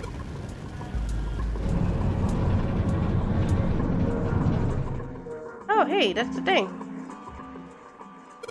The gears, they're spinning. What the hell are you guys waiting for? Let's start looking. So this should be the gold disc.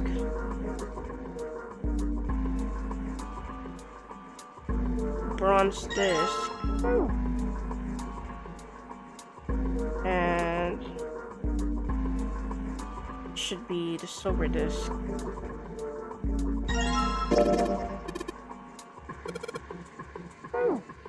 Okay. And then let's go back here. Looks like this thing unlocks the door. There's a depression here that looks like it's the outline of three circles laid on top of each other in a triangle. Maybe if we put this, if we put those three discs we found into this thing. Well, there's only one way to find out. Let's stick them in. Huh? That's odd. Things happening. Maybe you're, I don't know, putting them in the wrong places? Perhaps you have them facing the wrong directions? Perhaps you should rotate the disc to make some of the lines connect to one another. Oh, no harm in trying. This is pressed, it will rotate a certain amount when the right arrow is pressed. The discs are switched. Please note when the discs are switched, the angles for the discs are... okay. God, okay,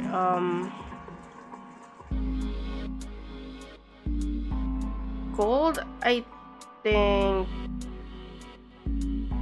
think should be here. It should be there, and then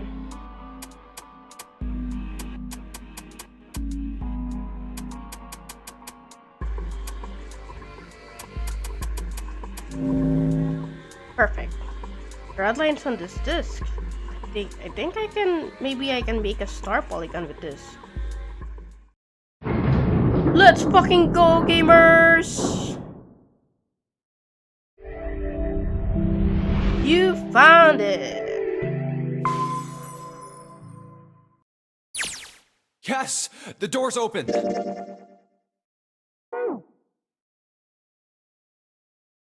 Given the circumstances, Junpei's happiness was certainly understandable. Ace seemed to share his excitement. All right, Junpei. Why don't you go get June now? Santa and I will keep an eye on the store. Santa snorted. Why do we need to do that? Even if it shuts, we know how to solve the puzzle now. We could just open it again. Well, I suppose that's true. Shall all three of us go and collect June then? Nah, I'm cool. I'll let Junpei handle it. He still seemed irritated by something, however, and sat down on the stairs petulantly. So are you only interested in being contrary? Ace sighed with the air of a long-suffering parent. Alright, I'll go get June. I'll be right back.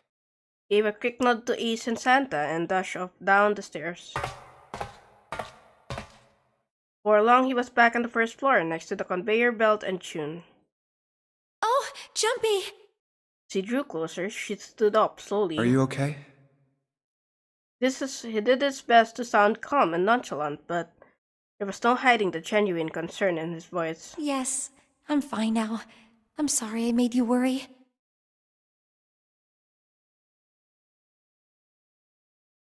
Jin blushed. Wasn't sure if he was embarrassed or still feverish. Let me check. Just to make sure, he reached out and put his hand against her forehead. Good. You're feeling a lot better.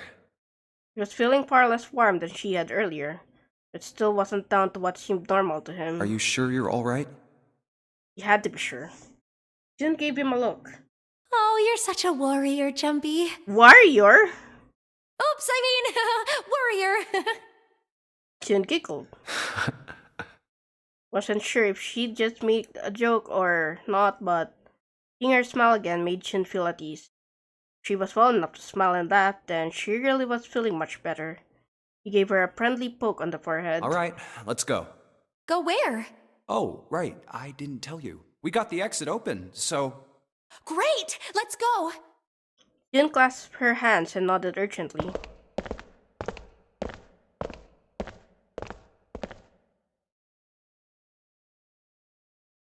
Headed back to the exit, but on their way they found Oh, it's... Santa? Santa was sitting on the stairs. He was, however, holding something in his right hand, staring at it with a strange expression. Junpei and Jun slowed down and finally stopped in front of him. What are you looking at? Santa answered without looking up, his voice quiet. It's a photo. It's my sister. Oh. Sister? Santa, you've got a sister? Santa simply nodded. Yeah. Kid was cute as a button. Jun cocked her head, confused. She was only about an inch tall then? Santa glared at her. Oh, sorry. I guess an inch is a little large for a button. Probably more like a half inch. Santa didn't smile or laugh. Sorry. Why are you looking at it? Simply turned back to his picture and spoke. I was her Santa Claus. Aww. Wait, what? The sudden revelation took Junpei by surprise. He had no idea what Santa meant. Glanced at Jun, who shook her head. She didn't know either. Have you ever heard the story of the two Santa Clauses? It goes that a long time ago, there were two Santas. One of them wore white, and the other one wore black. The white Santa gave presents to good kids, and the black Santa played tricks on bad kids. They went on like that for a while, but eventually the black Santa's tricks started to get worse and worse. Pretty soon, the white Santa couldn't stand it anymore, and he stabbed the black Santa to death. When he stabbed the other Santa, the white Santa got blood all over his clothes. Jesus fucking Christ, this story. And that's why, these days, his clothes are red. You could say that red is all that's left of the black Santa. Jesus Christ! Junpei was silent. Could think of nothing to say. Jun was staring at Santa. Sadness plain on her face. Continued. I wonder which Santa I am. The white Santa or the black Santa? Huh. Oh. All right, let's go. Santa stood up suddenly, his downcast demeanor gone. He shoved the picture back in his pocket and headed back up the stairs, taking them two at a time. Huh? Junpei and Jun looked at one another. There was nothing they could think of to say. Hey, what are you two doing? Let's get moving, come on! Santa's voice echoed across the room from above them. Let's go. Yeah. They nodded and followed him quickly up the stairs. Ace was waiting for them at the top. He was leaning against the handrail. He looked very tired. Oh, you're finally back. The door had shut, but it wasn't cause for concern. Sorry we took so long. Junpei quickly solved the disc puzzle a second time, and the door opened once again. Let's go. In single file, they walked through. After walking for nearly 15 feet, found themselves in front of a metal door. It opened easily enough, and they passed through it as well. A new room stretched out before them. This is storage room? Huh. Is this a warehouse? Wait, are we? Where are we?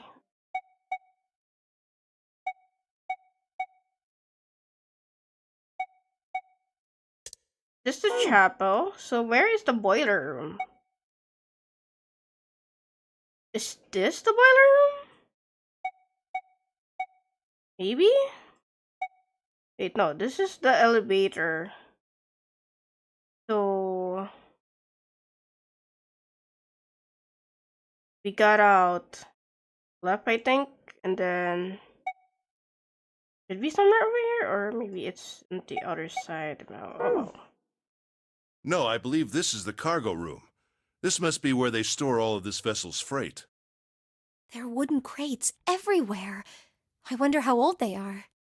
Junpei sensed Jun had stopped unconsciously, pausing to take in their new surroundings. Santa's voice broke through their momentary trance. Well, we probably ought to start with finding the exit, right? Let's get going. Second puzzle, gamers.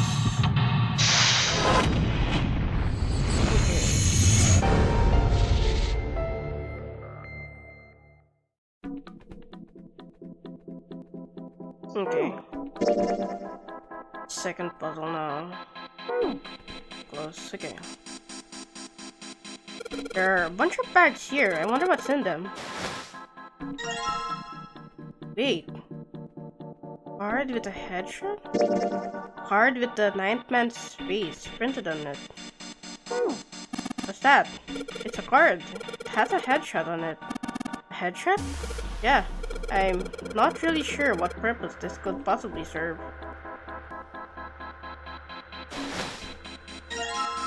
This Santa.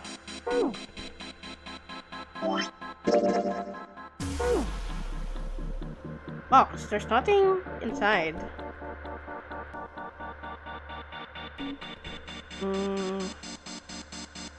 I should probably over snake. I don't know what's in these barrels. Judging by their weight, perhaps a liquid of some sort. Nothing in these crates. Chase cards. You look like some kind of European lord. Oh my, headshot. Wanna see it? It's actually a pretty good picture. Oh, I don't need to see it. In fact, we really ought to get back to our search. And that guy on this card is one good-looking son of a bitch. Way more class than the other chump. Hey, what's that supposed to mean? Huh? What's your problem? Didn't think I meant you, did I? Shit. Snake. Is that Snake's card? Yeah, you wanna see it? No, that's fine. This Clover's card. You know, looking at this photo, she's kinda cute, isn't she? Huh? What's up? Oh, nothing. Nothing at all. But this sort of smile make me feel cold. She's gonna kill you, bro. Wonder what this does.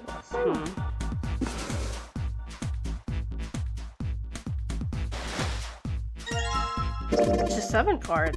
If this is supposed to be a trading card, it's not a very good one. Search all the boxes. There's nothing in them. That's cool, man. You took this picture without my permission. Looks pretty cool, though. You look really handsome in this picture. Hey, knock it off, Longford. What? We're not a couple. Not at all. Not in any way. Ouch. Oh, this must be... Oh no! Don't look at it! I'm not cute at all, and I'm not photogenic, and I don't look sexy either. Next to Clover, my skin looks gross. And I'm not sexy like Lotus. I know guys go for women who look like Lotus, but... I'm trying to. I'm doing the best I can. So please don't call me a board or a trash can or a cutting... Oh my god.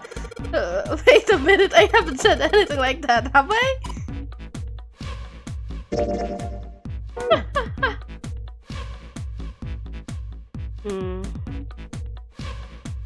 So... one should be... locked. We need a key. All the boxes have numbers in them. Do they... Oh? He bent down and picked up something that had been sitting next to the docks. Junpei, take a look at this. Cards. What is cards? Man, her hair is ridiculous. It's like clay or something. Take the pot off to the kettle. But 1, 2, 4, 6, 8, 9. Okay. So I get 1. Now we finally have all 9 picture cards. We just need to insert these cards into the slots at the front of each box. Junpei stared at the cards in his hands. He peered over his shoulder at them. You know which card goes in which box, yes? Junpei gave him a look. Yeah, of course I do. It's really obvious. You just match our numbers to the numbers, then you pop the corresponding card in the right box. So for instance, the card with the picture of Ace on it goes into box 1. The card with the picture of Snake on it goes into box 2, and... Oh, I see. Huh? What is it? Junpei thought he might have imagined it, but he could have sworn Ace stiffened. I'll leave the rest to you. Hey, wait! He quickly turned and walked away. What's wrong with him? Oh well, whatever. Doing his best to clear his mind for the task at hand, he turned back toward the boxes. Time to solve the 9 boxes puzzle. 9 cards fit pictures in 9 boxes. Junpei stared at them for a moment and then began. Ace's card is in box 1, Snake's is in number 2. I just need to do the same for the rest. And finally, the 9th man's card into box 9. All 9 boxes. Box lids pop open at once. Yeah! Oh, they opened! Is there anything? Peered inside. What the? Each box was a single pin. 9 pins? They look a little like sewing pins, but much thicker. I guess I'll take them with me. Junpei collected them all quickly and shoved them into his pocket.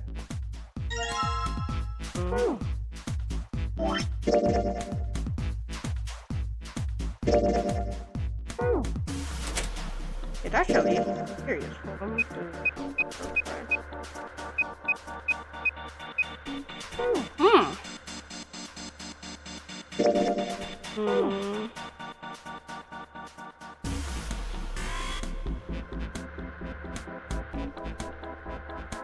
Stairs, they go up 3 stories. What are you waiting for, Junpei? Whatever, I'm going.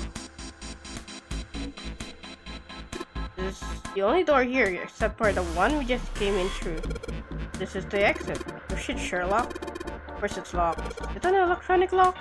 No, just a keyhole, right underneath the doorknob. So to open this door, we got to find the key that fits the keyhole. Yeah.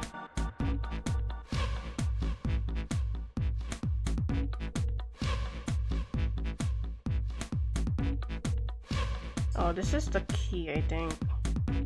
There's a metal panel over the outside of the window.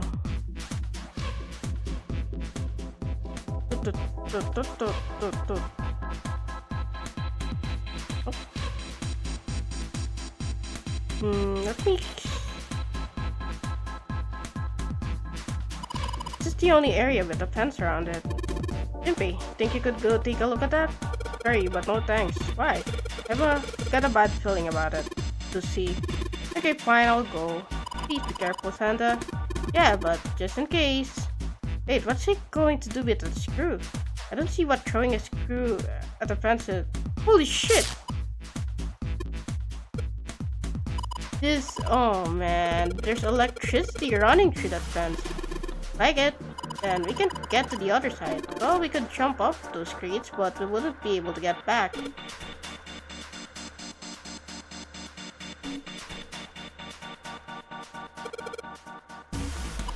What are you saying, Jumpy? There's a huge electrical current going through the fence. You do that, you won't be able to get back. Well, if I can move some of those crates over there. Are you even sure you can move them? Well, what if they weigh too much? Then what are you going to do? Oh yeah, hadn't thought of that.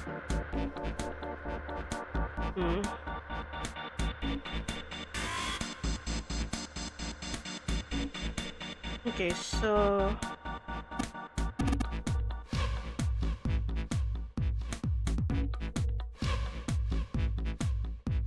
I think this means...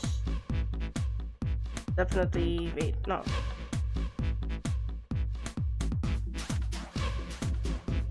Okay. Go up.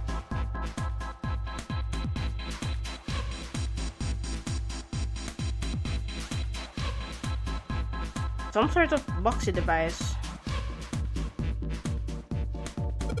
There are 6 holes here.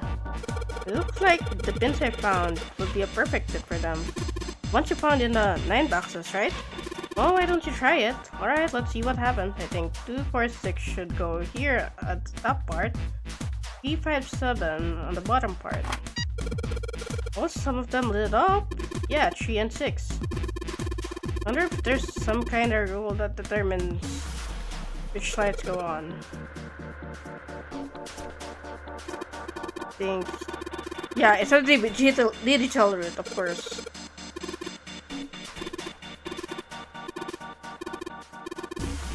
Makes sense, right? E. The lights that match the digital route of the pins inserted on the top and lower parts. Well, light out.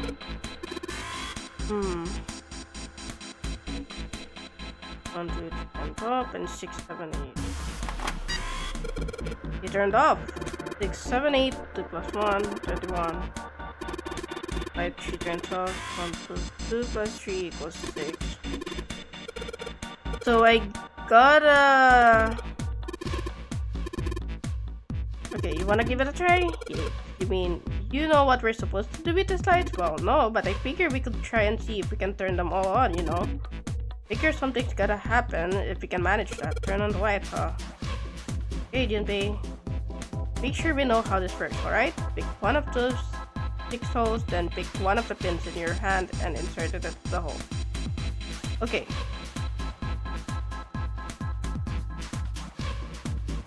Okay.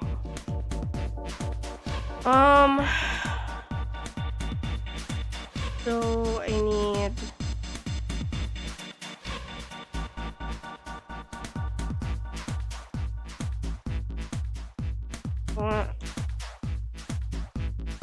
One, 2, and 3.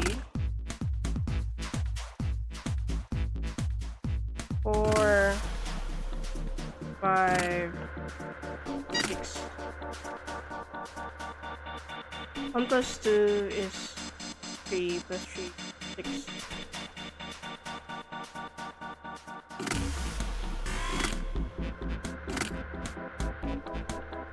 So 4, 5, 6 is 4 plus 5 is 9 plus 6. 5.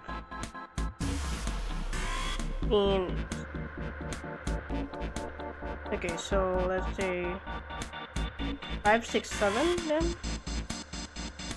5, 6, 7. So 5, 6, 7 is 5, 6, and 7 should figure 9. I need 2 on 2 is 3, 4, 8, 3, 4, 1, 2, 3, 4, 7, 1, 2, 3, 4, 5, 6, 7, 8, 18. So no, maybe 3, 4, 9, 12, 16. 3, 4, 9 should figure 7, I'm pretty sure. There we go. Okay, so I need 2.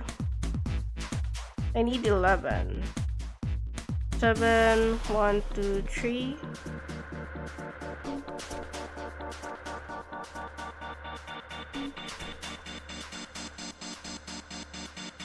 Then 1.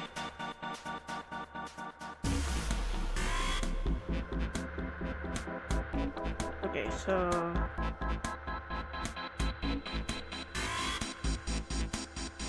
3, 7, and then 1 should trigger 2. Then 2, and then 8, 16, 17, 19, 9 plus 1, then 2, 8, 14, 15. There you go. Then, okay, 3 is next. So I need 8, 2, and 3. 2, 8, and then 3. 14. I need 7. Wait, no, I can do. Yeah, so let's do 6, 4, so that's 10.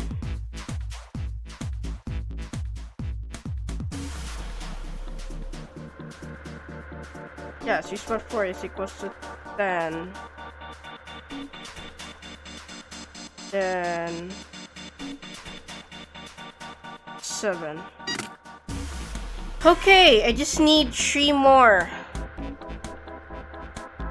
How do I get 3 and 1? 9 plus 8 is 17.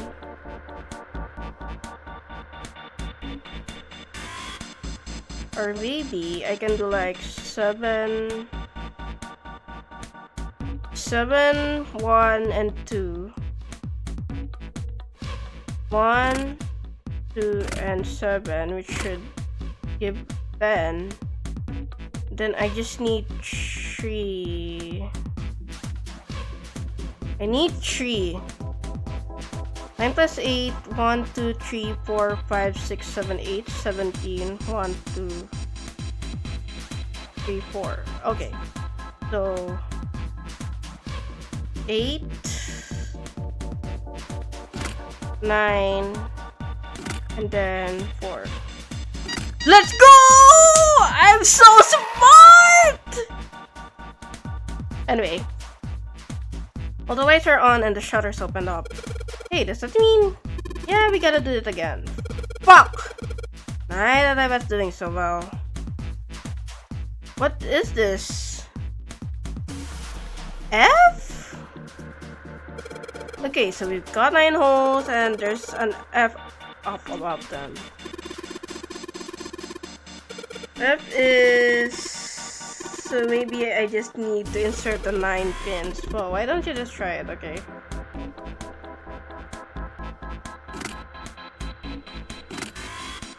Three, 4, 5, 6, 7, 8, 9.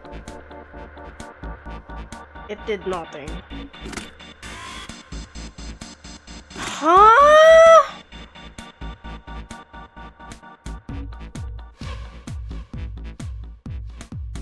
Brother, what is this? You think maybe this F means 15? 15? Yeah, 15 in base 10 is F in hex. No. I actually think I get it. So I gotta make sure that the digital roots of each tree adds to 15. Yeah, but that was my thought as well. I was thinking like maybe I have to make it like the equivalent of the number of letter F, which is 50. Wait, no, maybe. Yeah, 15. Okay. Gotta think. What number 315? So I think I gotta get like... I gotta get a digital root of 7, 3, and then 5? Maybe? So let's say 7, 10, and 5. Maybe the very bottom should be 5. So 1. No, it's 2.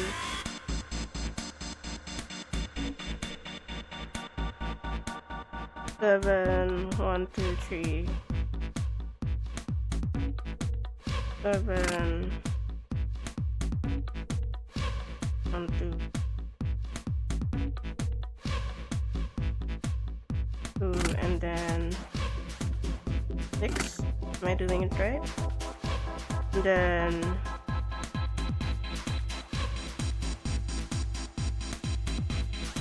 I have 1, 3, 4, 5, 8, 9. 7. I need 7.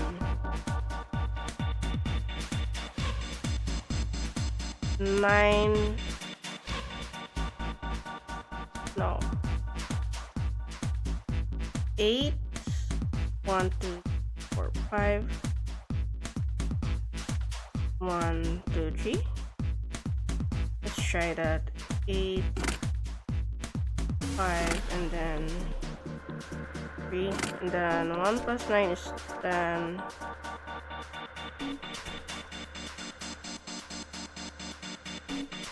Then 14 is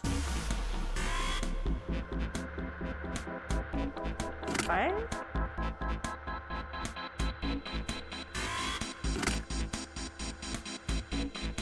No. Okay. I think I'm in the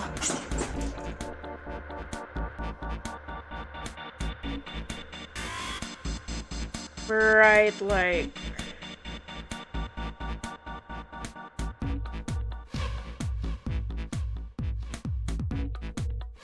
path that 8 plus 5 is 2 plus 3, 1, 2, 3. Then 1, 2, 3, 5. That's 7. I should probably the 9, 3, 4, and 1. I gotta change, I think, something need to.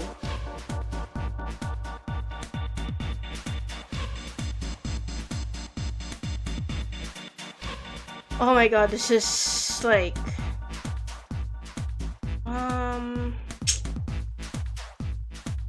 you gotta think.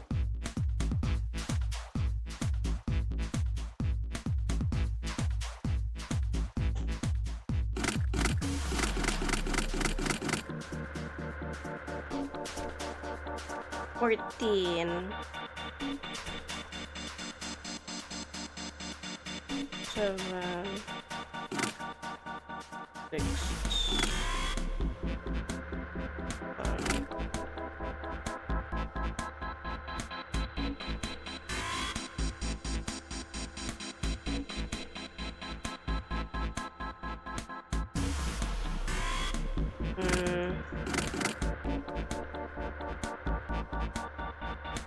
1, 9, 40.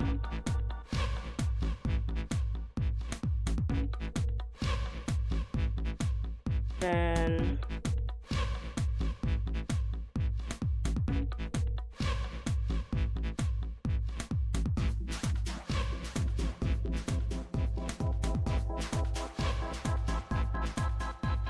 maybe 8 and 3, and then 6, 7, and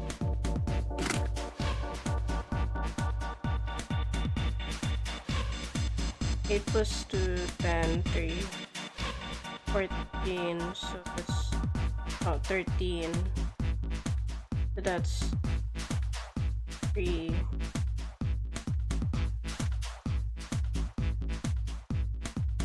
13, so that's 4. 5 plus 4 is 9. Then 6, 7, 5.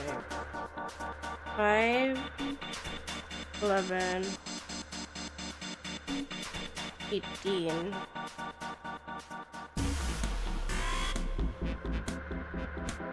So that's 9 plus 5. Wait, am I right? 6 plus 7 is 11. 5 plus 6 is 11. Plus 7. 18.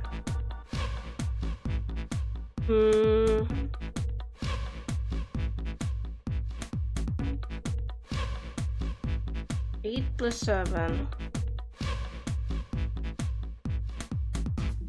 15. 18. 9. And 6 plus 2.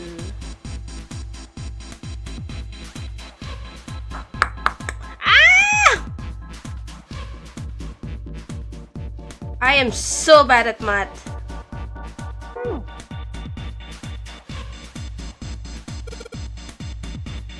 I am so bad at math. Oh my god. I gotta do like. Give me a sec.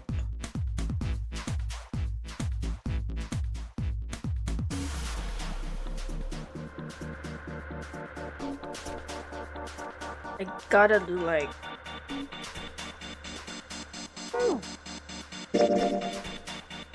Okay, let's do this.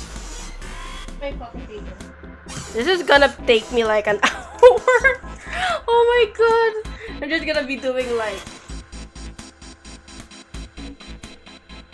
So we got 1, 2, 3, 4, 5, 6, 7, 8, 9. Sorry. Okay,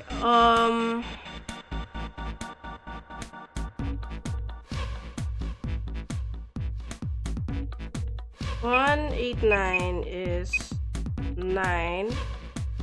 No. Then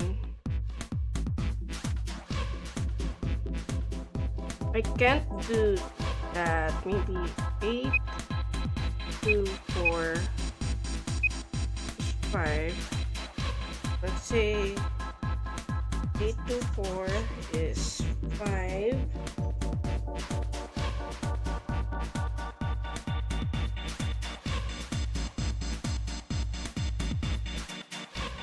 Then times 2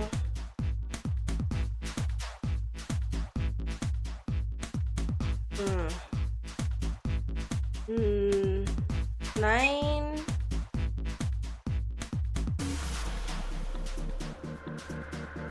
3 7 97 is. I'm just missing like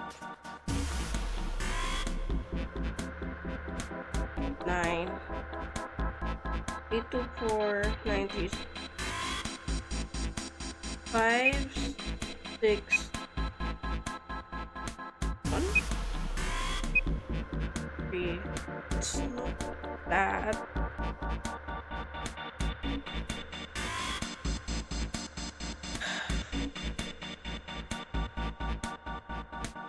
Unless we do like a 9 and then 1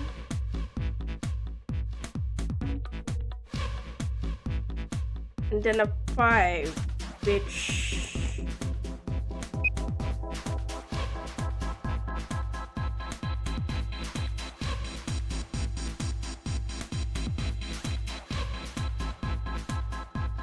and maybe 9, 8, 4.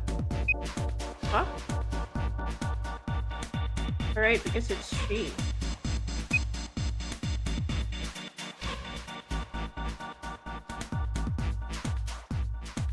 Nine, 8, 4 could get to 3.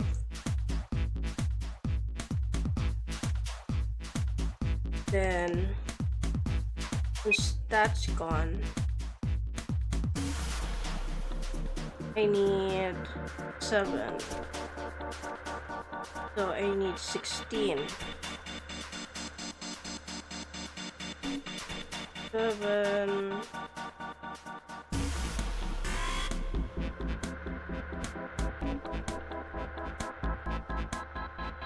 7, 3. 6 7 3 6 plus 7. That's 10. So I'm just missing 1 2 5 8. No! God, okay.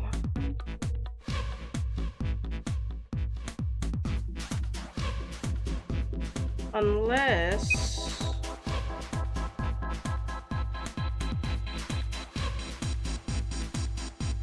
I make it like 7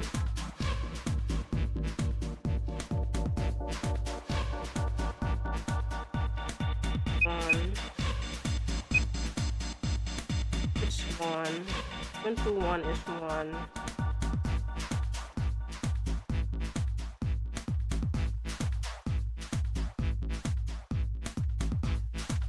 So 3 4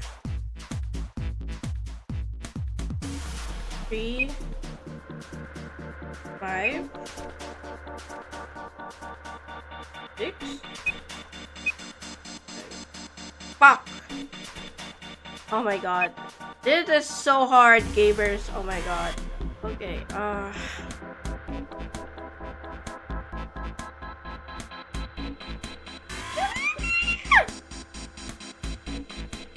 I'm so bad at math that it's like...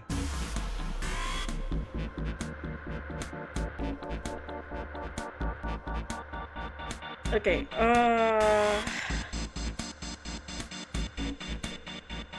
maybe I have to like...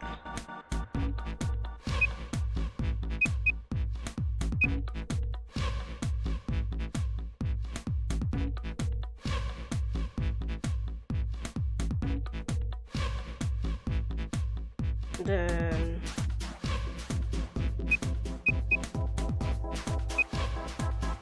Six...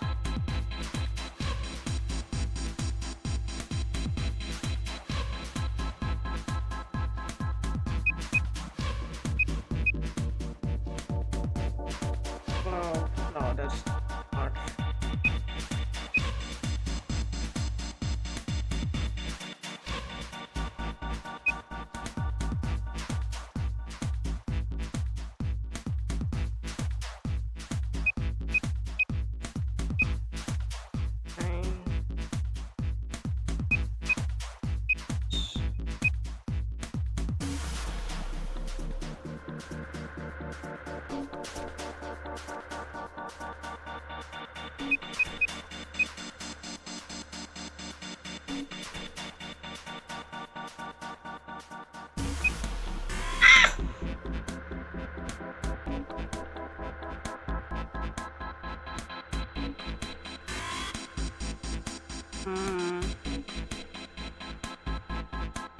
I really think that 987 is like some of the hardest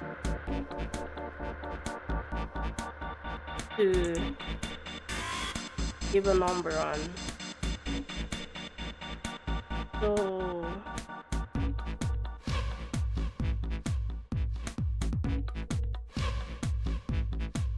maybe 9 1 16, so 7 9 1 6 7, then 8 2 10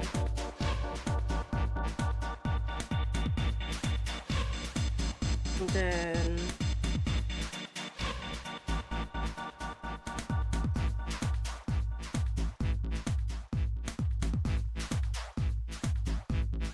13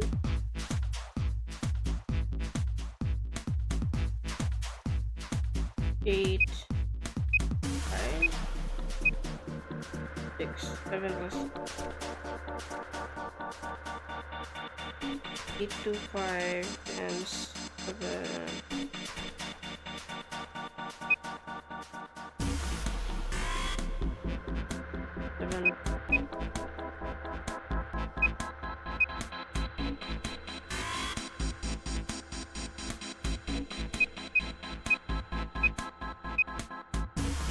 No, that's too much.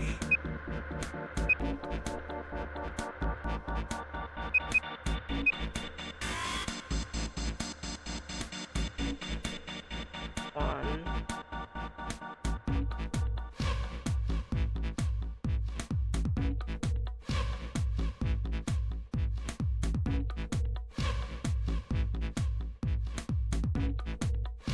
More than 8 to 3 is more than 7. 3.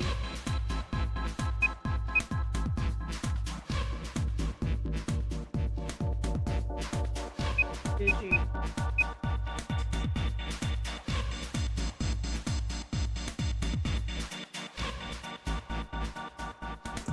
Seven, 4, 5. Too much.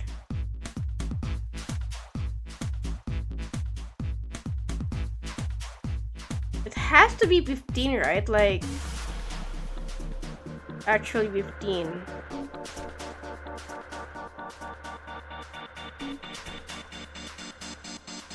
Oh my god, this is so difficult. I am so tempted. I can't do math. Oh my god. Am I overthinking this? I feel like I'm overthinking this.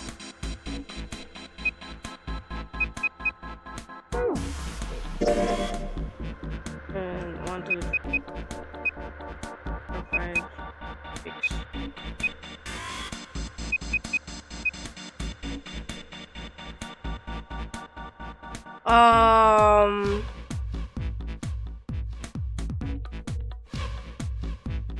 Wait, let me.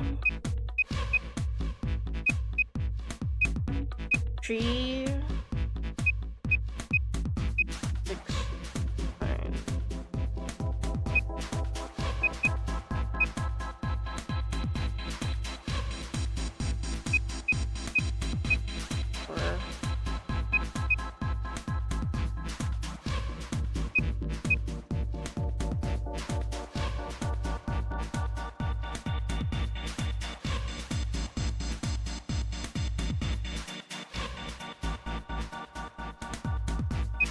One, 3, 9.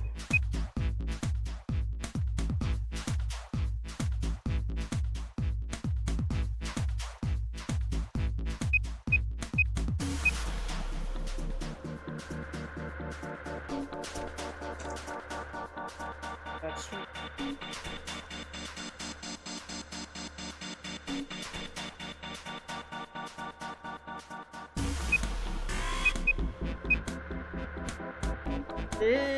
Nope.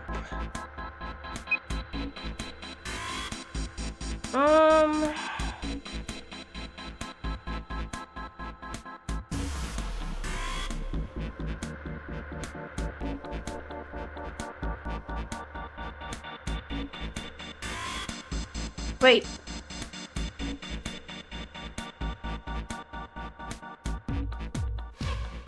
What did I do again? Door 3.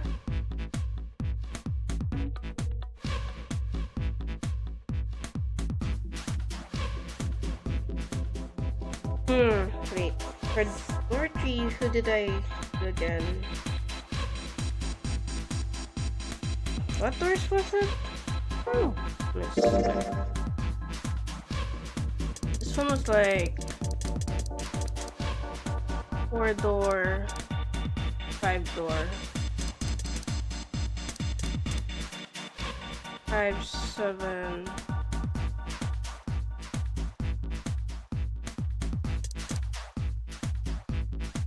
G 7.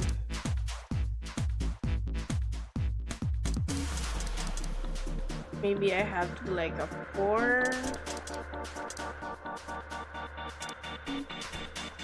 8,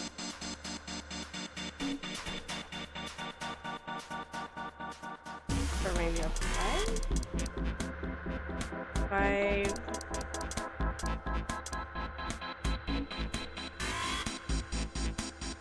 What's the remaining one? Like 6, right? 5.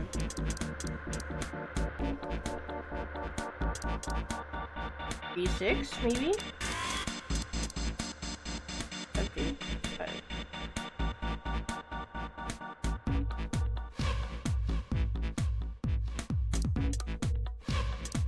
I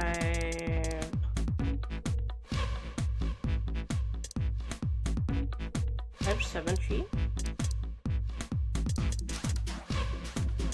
Am I thinking it right?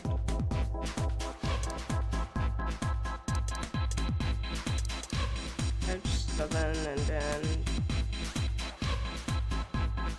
3. So maybe I could do like for number 5, I did like the snake, 7, and Jinpei. So 2, 7, and then 5.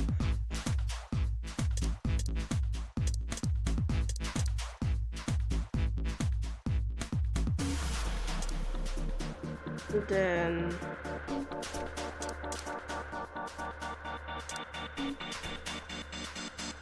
this was like 5. The remaining one is 3.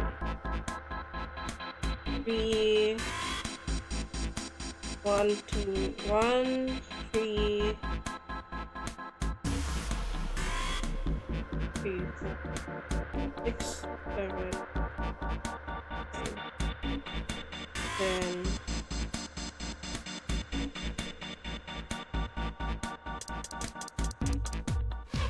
Other one should be 5, 5, 4.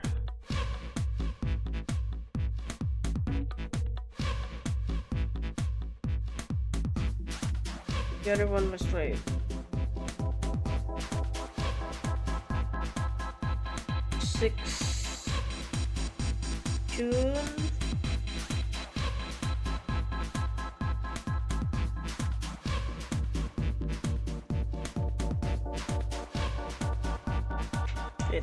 Ah! I'm so dumb. You know what? Yeah, I think I need a hint. I need a hint, please.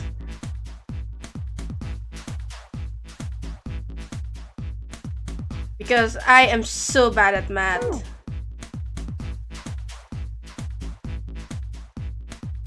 Yeah, it's a digital root, I know. 14? Wait, no, it's 15.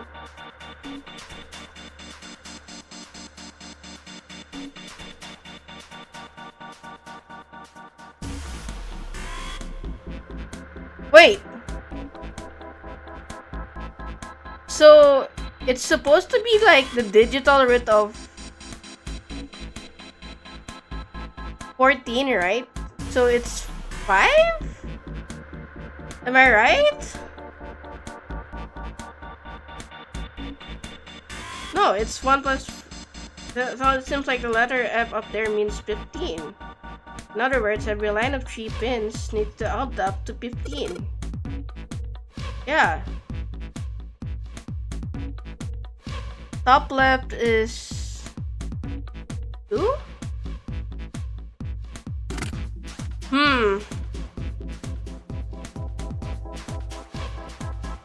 Middle is 5.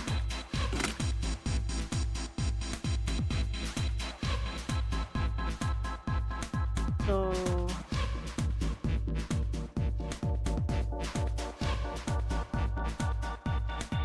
yeah.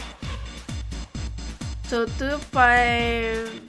Do you know what's in this last one? So I have to make it like 5, I guess, the time.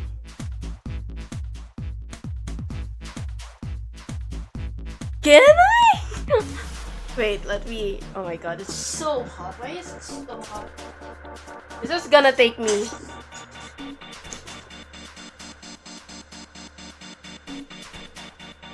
Yeah, so 2 and then 5.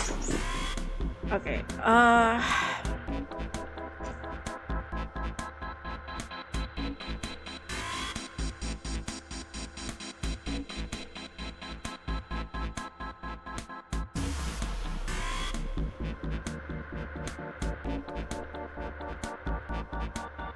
Then maybe this should be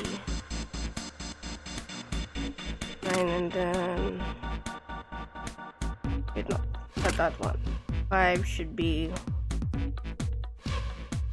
2, 3.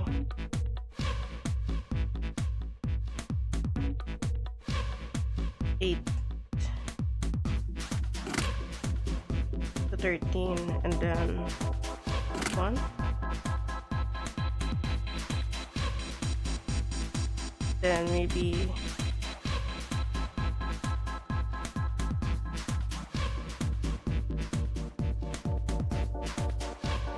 oh, okay. Oh my god, I told you.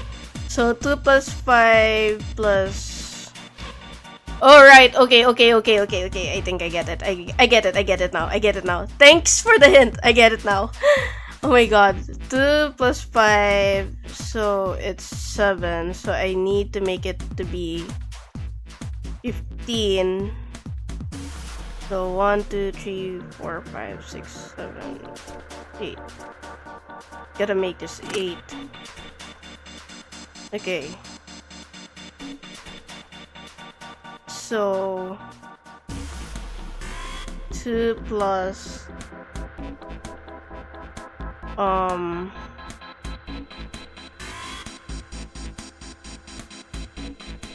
my god. I'm right?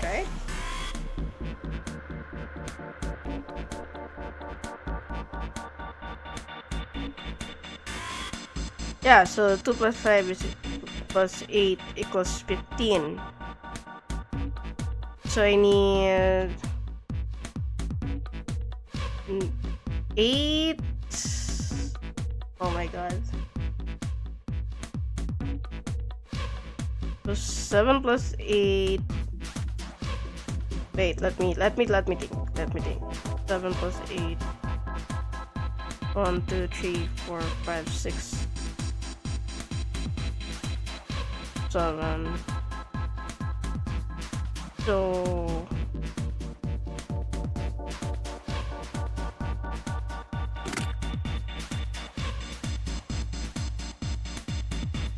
should be 1.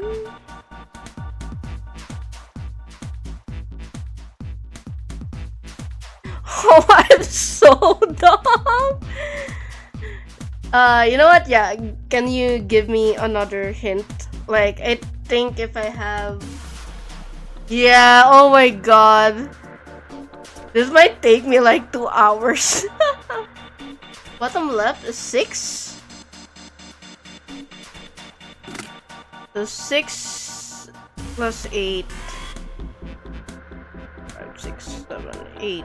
So it's 14. Should put this here.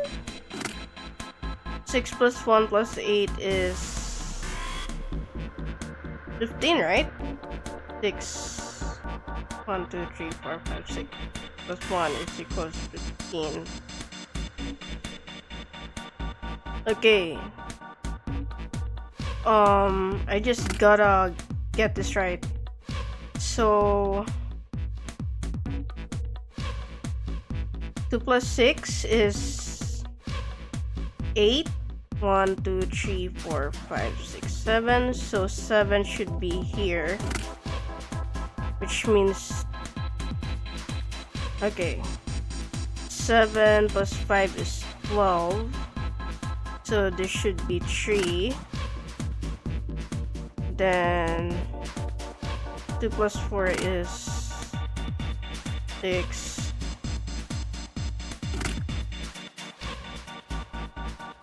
Wait, did I?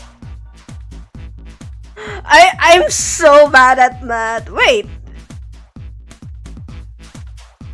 It's not. Did it? Do it right? So 8, let's do 4, 9, 7, 5, 3, 6, 1, 8. Huh?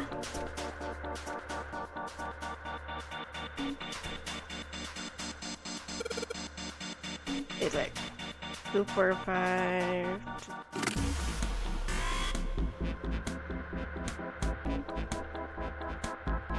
5, and then this is 6.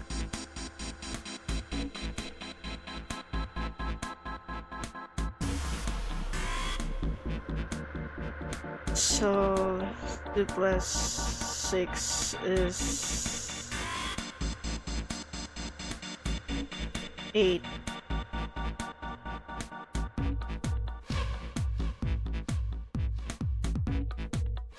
Is it right if I put 7 here? Oh my god. Because 2 plus 7 is 9 plus 6 equals 15.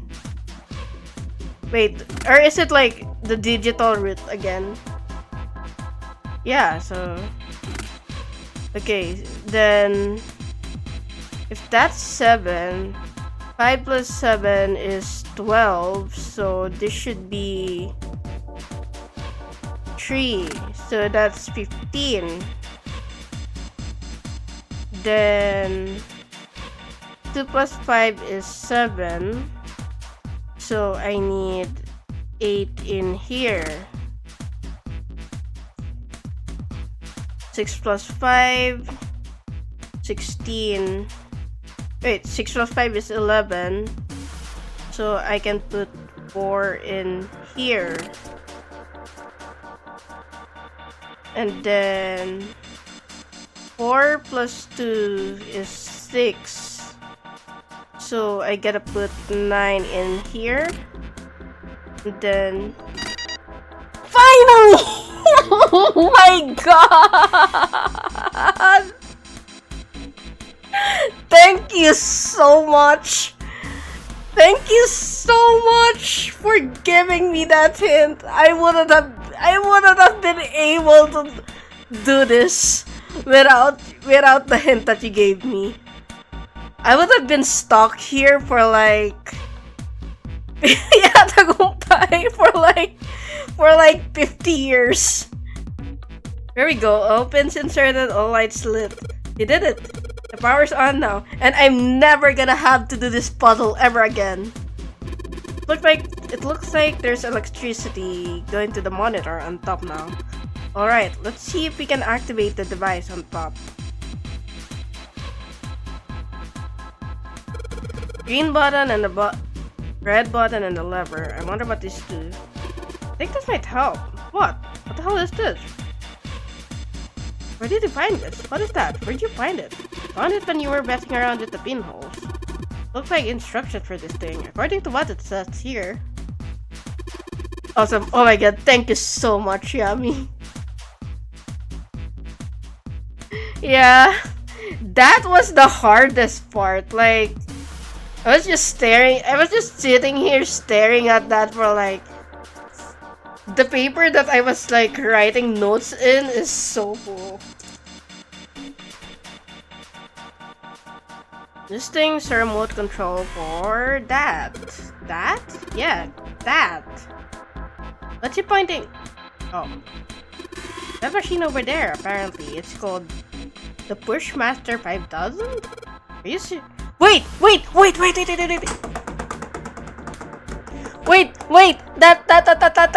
That's a coffin! That's a coffin! Oh my god, that's insane! You still have your notebook of that? Holy shit. That's the coffin! That's the coffin! That's the coffin! Are you serious? Whatever. So, what are we supposed to do with the Pushmaster 5000? Do you see the coffin over on top of the crates? Yeah? Don't you want to know what the deal is with it? I do. You want to check it out? That's Alice! Is that where Alice is? Yeah. Alright. How do you think we're gonna get there? Oh, well, there were some crates on the right side of the fence that someone followed up like stairs. Maybe you could make a path to the coffin from there. How would we do that? Well, we gotta line up the crates, I guess. Yeah, that sounds about right. Yeah, this is just another of Zero's puzzles, yeah. Anyway, let's give it a shot. Oh, looks like the Bushmaster 5000 runs up of battery. So, to keep it from using up its energy too fast, it's been programmed so that it will only start moving once its path has been completely programmed in. Alright, I'll keep that in mind. New material has been added to the power screen. Monitor shows the top down view. Since I want to set my... I just gotta pull it over. Okay. So how do I... Where the fuck is it?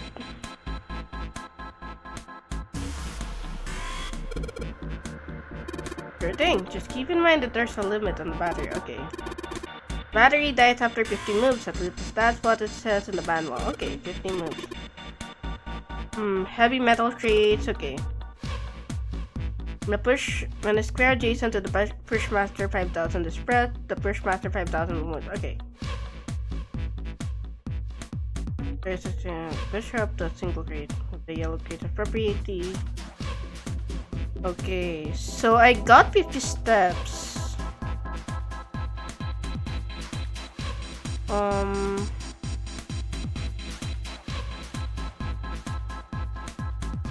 What is this? Should... How do I?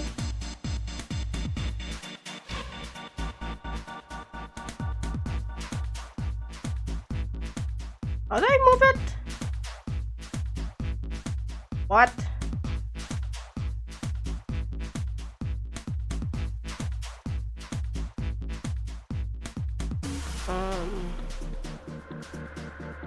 Hello? How do I move it again?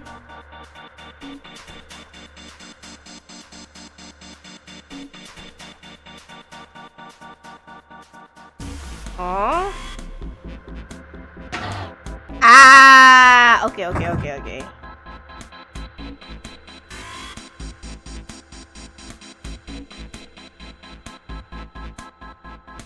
Trying to think. Then I can't push that here.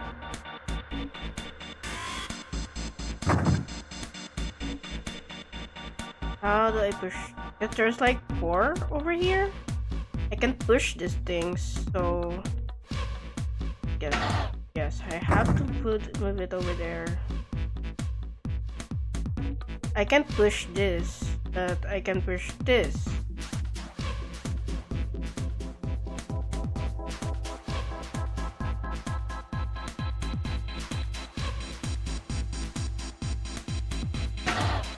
I can do that.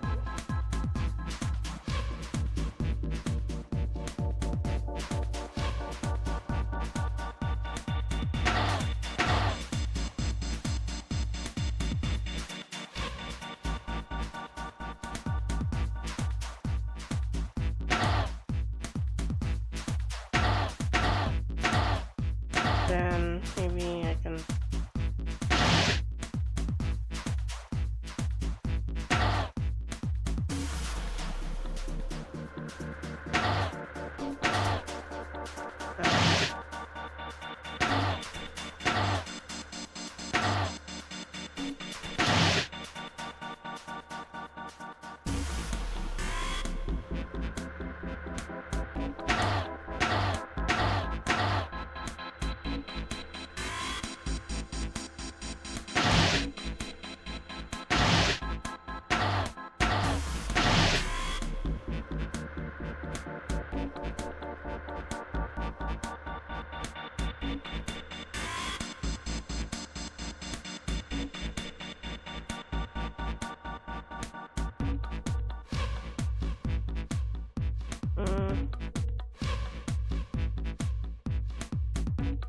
Wait.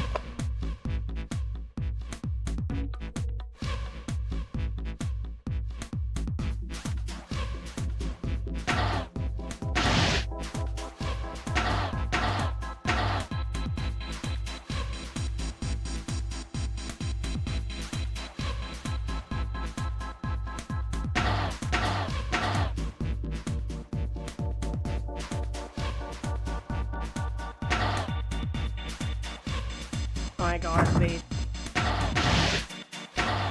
Let me think.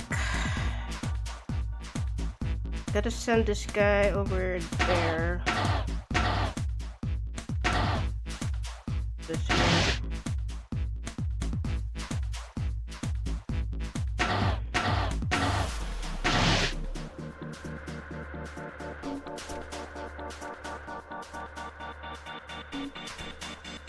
And maybe...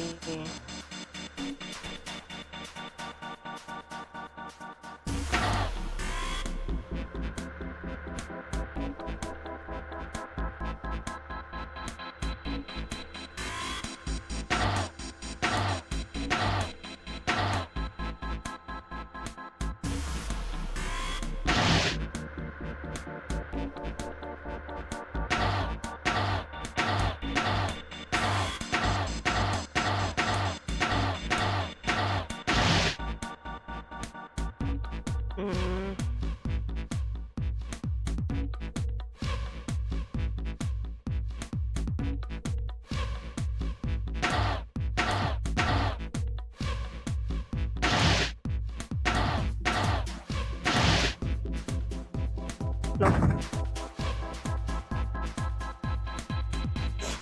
5 notebooks! Holy shit, that's definitely some dedication. Also, oh my god, I think the number, like...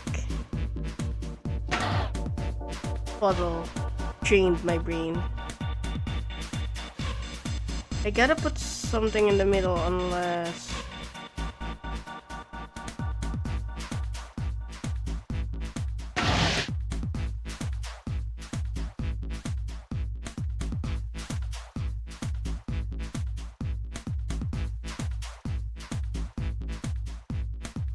I can do like...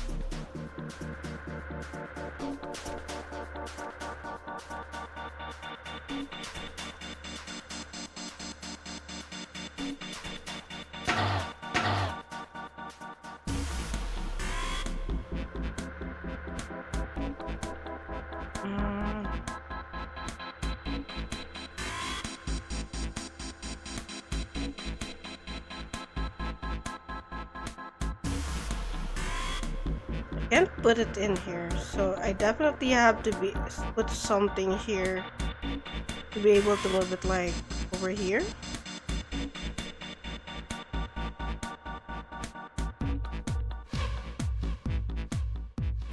Maybe I don't put this here immediately. Instead, like...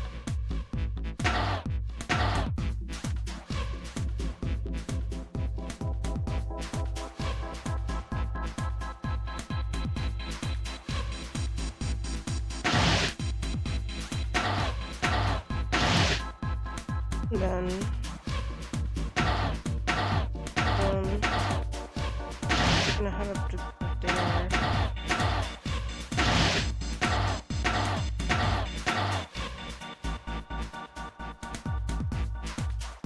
Put it over.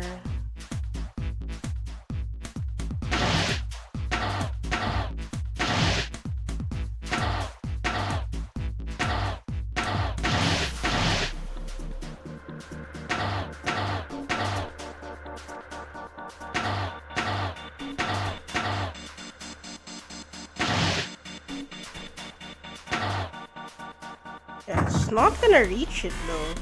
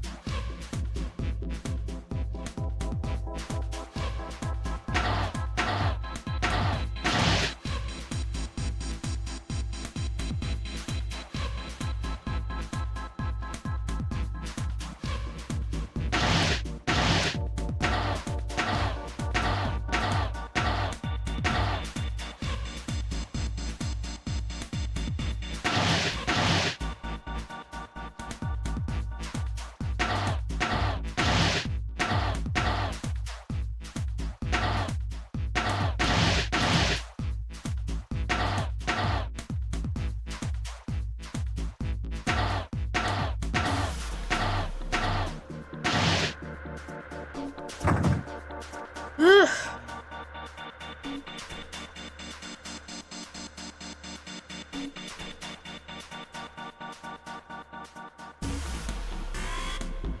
Is there a way that I can put it like in there without taking turns?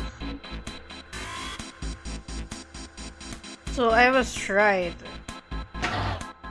I just gotta find out how to. Oh, I can't do that. Maybe I have to do this first.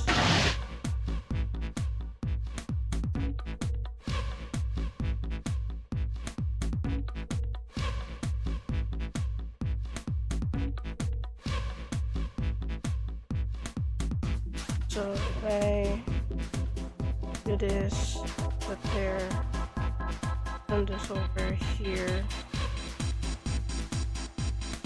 still not gonna be, no.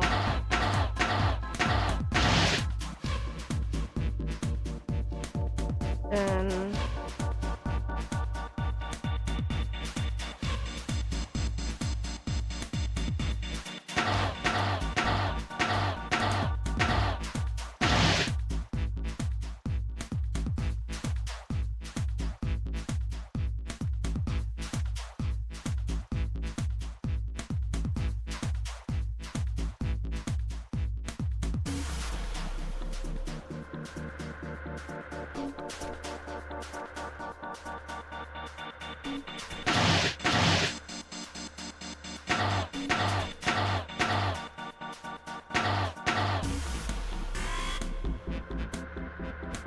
five, 6, 7, 8.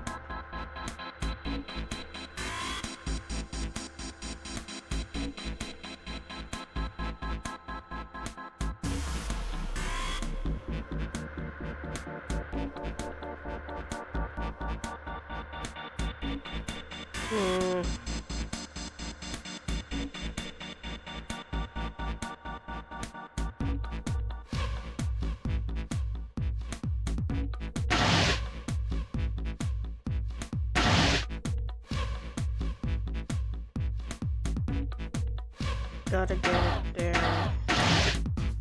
Question here is I gotta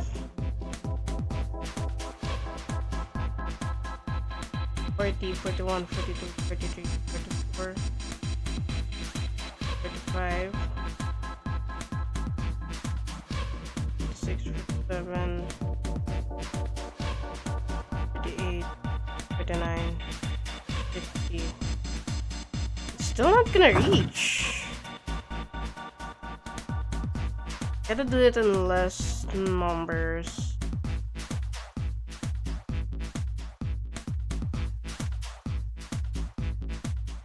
Unless I have to do it in the opposite direction, maybe? I can't move it here, otherwise it's gonna be trapped. And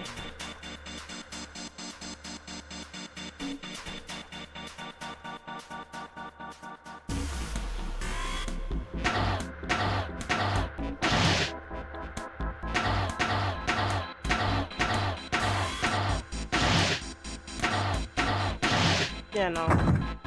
Definitely have to be something here first. Then maybe I have to. Okay.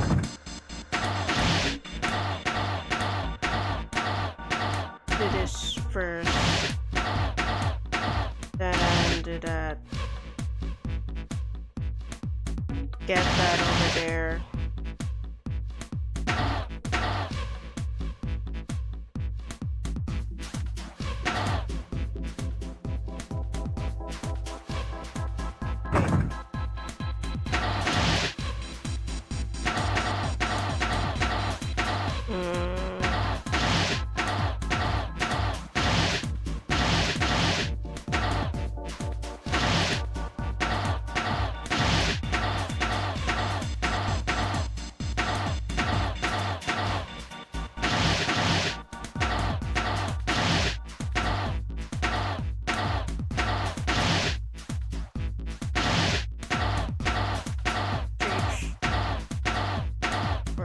No!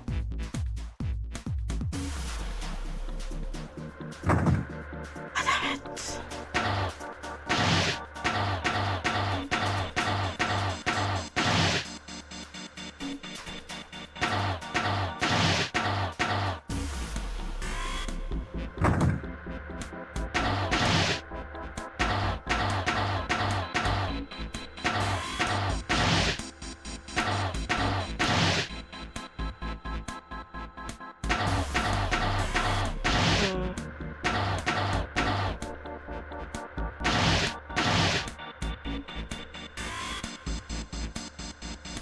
Unless...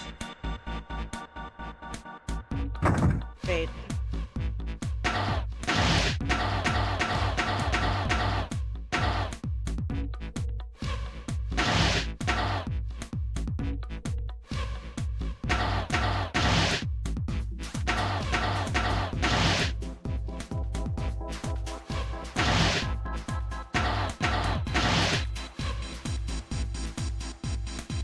Nope. Just have to figure out how to like...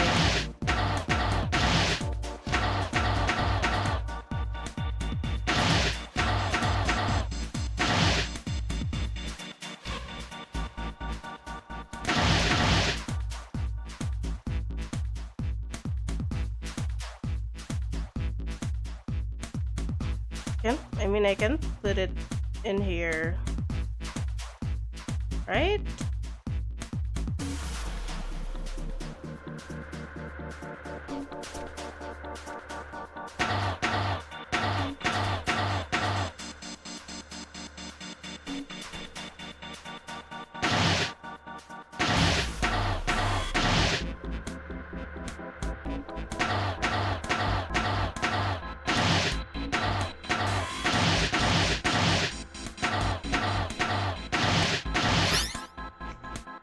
Finally! Oh my god. Okay, I'm done putting in the program. What do I do next? Let's be quiet and watch. See? It's moving already. Oh my god. Awesome! The Pushmaster 5000 did just what I told it to and lined up all the crates. Great, now we can reach the coffin. We just need to climb those crates over by the fence. Okay. Oh my god, after 50 years, we finally finish it. Open that. Mommy! Oh.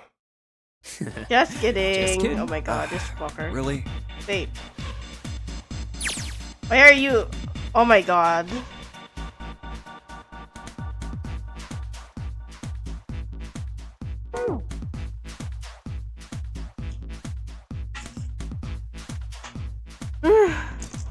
Jinpei grumbled and shook his head. Whatever, just open it. Okay, okay. Jinpei resisted the urge to remind Santa that he would have had it open a long time ago if Santa hadn't interrupted and quickly threw off the lid of the coffin. He peered inside. Contrary to what they'd expected, the inside of the coffin was quite large. It was mostly empty, but not completely so. Laying on the bottom of was a rusty key. A small key and next to the key, a gun? Yeah, a revolver. huh? It looks pretty old. I wonder if this is a replica. Jinpei reached down slowly and cautiously picked up the revolver. In his hand, it felt heavy. This thing is...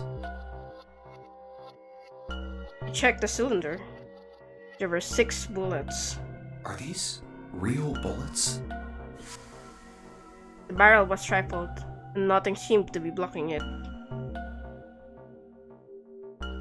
As Ace had said, the gun was a very old one. However, it appeared to have been well maintained. If it was a real gun, Jinpei thought it would most likely function perfectly. If it was real. Oh, if this is real? Oh. Holding the gun made Junpei feel unpleasant. Carefully, he placed it back in the coffin. You're not gonna take it? Of course not. All something like this is gonna do is cause more trouble. That's just asking for trouble if you just leave it there. It's a powerful weapon that gives one person a huge advantage. Something like that would be way too dangerous to have around. We're in enough danger already. Yeah, I suppose you're right. Maybe Zero put this gun here, hoping that something like that might happen. In other words, maybe he put it here to make us fight each other. In that case, we should most certainly leave it here. I, for one, have no desire to let Zero control me. Me neither. The others nodded. He had no desire to be under Zero's control either. Okay, we've got that figured out. But you aren't gonna leave that key in there, are you? Of course not. We'll take that with us. Junpei picked up the rusty key and slid the top of the coffin back into place, the gun back where they had found it.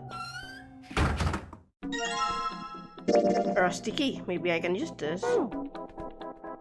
There's a revolver in this coffin. What was this thing for? Junpei, I know. I'll be there in just a minute. You're just gonna leave it there? That's so dumb. Just put the key in here and yeah, sounds like that did it. Yay! Looks like it's open, Junpei. I see. This key should open this door. Hey, what are you waiting for? Let's go. Yes, it's opening. Are we really just gonna leave it there? Really? Pandesal coffee. Yeah, actually, pandesal and coffee would be sounds really good right now. The hallway that left the cargo rooms are headed straight toward the stern. A long hallway, huh? Let's check it out. Junpei and the other three proceeded down it silently. Yeah, because like, especially since they know that Snake was murdered. Like if Snake was murdered and then you don't know who the murderer is, and you're just gonna leave it there? There's like at least 2 murderers, like as far as they know. So I just think it's dumb. Some distance along it, a large room opened up on the left-hand side. Yeah, exactly! It looked familiar. An iron grate covered each of the elevators. Junpei and his companions drew to a stop and began to discuss what their next move should be. We've seen this elevator before. We got off the one on the left just a little while ago. Then we went through the number 6 door, and that took us to the engine room. Yes, and after that we passed through the cargo room. And now we're back here. In other words, we made a loop. We're back where we started. Junpei approached the elevator. We needed a card to get to this point. I don't see a card reader here. Perhaps we aren't able to activate it from this location. Why don't you just try pushing the button? Yeah. Gently, he pushed the triangular button on the wall. A moment passed. And it opened. Where does this go? It works.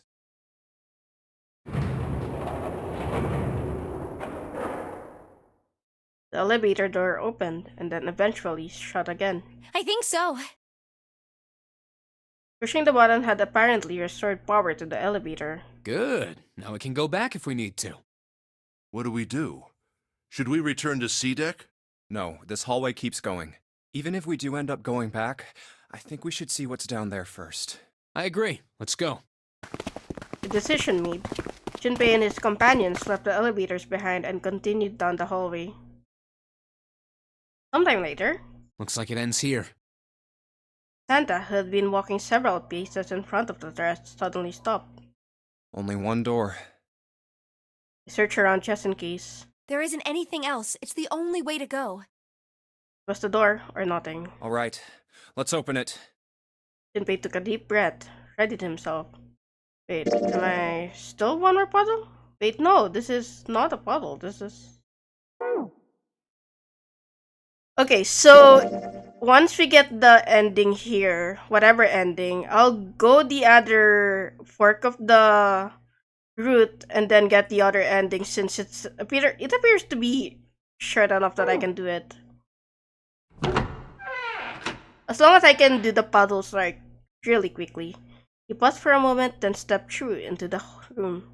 And there he saw the number that had hung over their heads since they'd woken up. Number 9. Oh my god. 9? The 9 door. Like the numbers on every door. This one too was a rough shape, made of red paint. The door was set into the back wall of the room. Wait, actually, so we got 1, 3, 4, 5, 6, 7, 8, right? There's only 7 though. So they're still gonna have to leave behind like... Because obviously I'm gonna have to add 5 there. Because Junpei is obviously gonna be there. Junpei leapt toward it with a sudden burst of hopeful energy. It was a large double door, heavy and full of solemn importance. Wait, this leads to...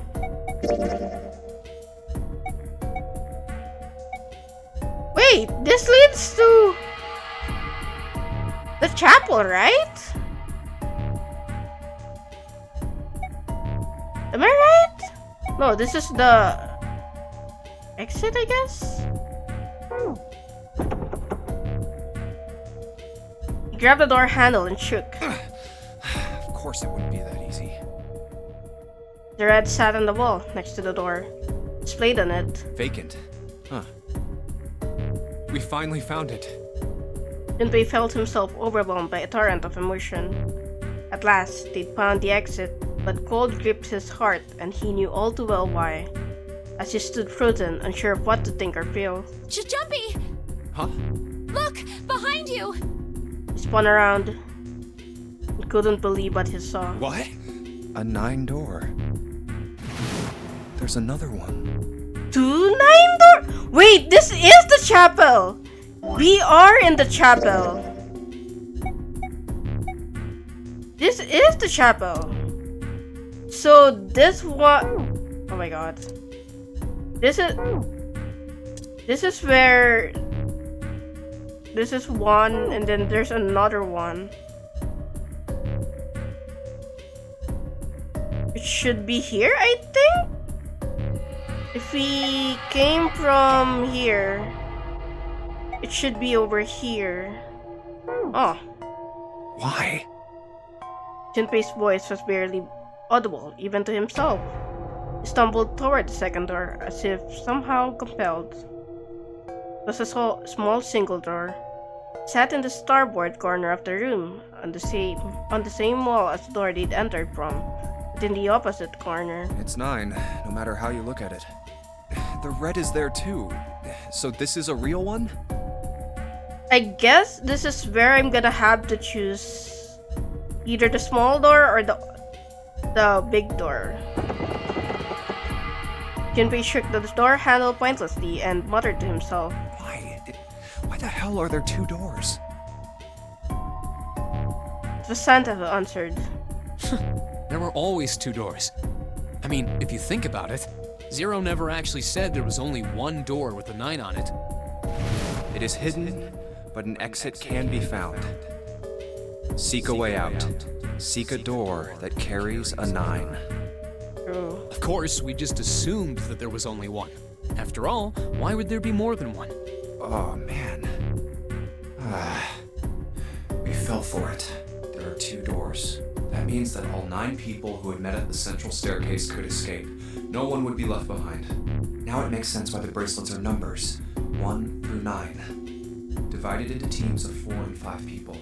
The digital root of both teams ends up being 9. Take 1278 and 34569 for example. The digital root for both teams would be 9. Oh my god. or 2349 and 15678. The digital root is still 9. There are a bunch of combinations that work, and they all end up the same way. If number 9 didn't die, number 9 and 2 didn't die. If one team has the digital root of 9, so would the other one. What does that mean? The answer's simple. From the very beginning, the Nonary game was designed to save all 9 people. Holy shit. That's how it was meant to be. Then somebody... Zero didn't lie. Then somebody interfered. He never said there'd be only one 9 door. But anyone who'd found themselves in the game would have assumed that was the case. Fights would have broken out. One team would likely betray or deceive the other. Someone might be hurt. Someone might get killed. But eventually, they'd reach this very same room and realize how pointless all their infighting was. There were 2 doors. There was no need to kill each other. Oh my god. They'd understand and be appalled, overwhelmed with guilt at what they'd done. This game was designed for that purpose.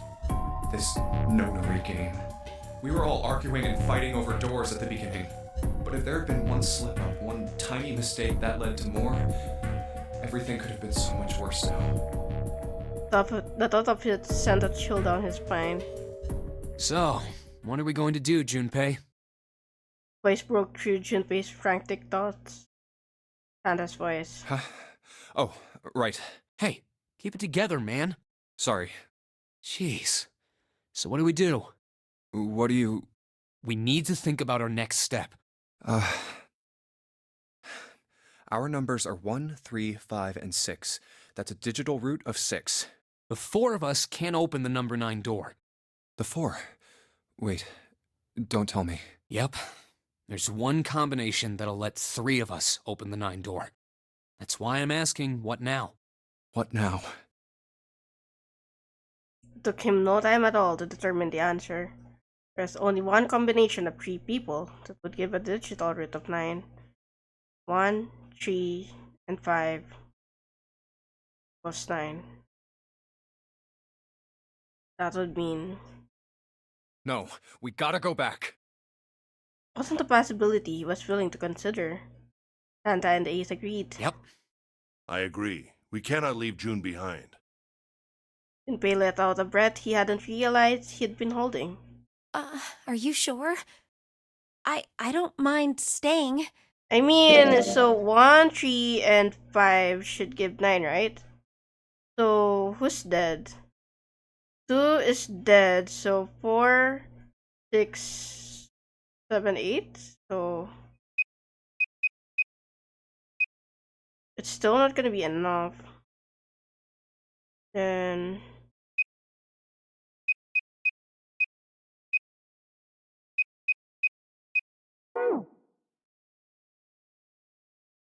Jun's body betrayed her true feelings.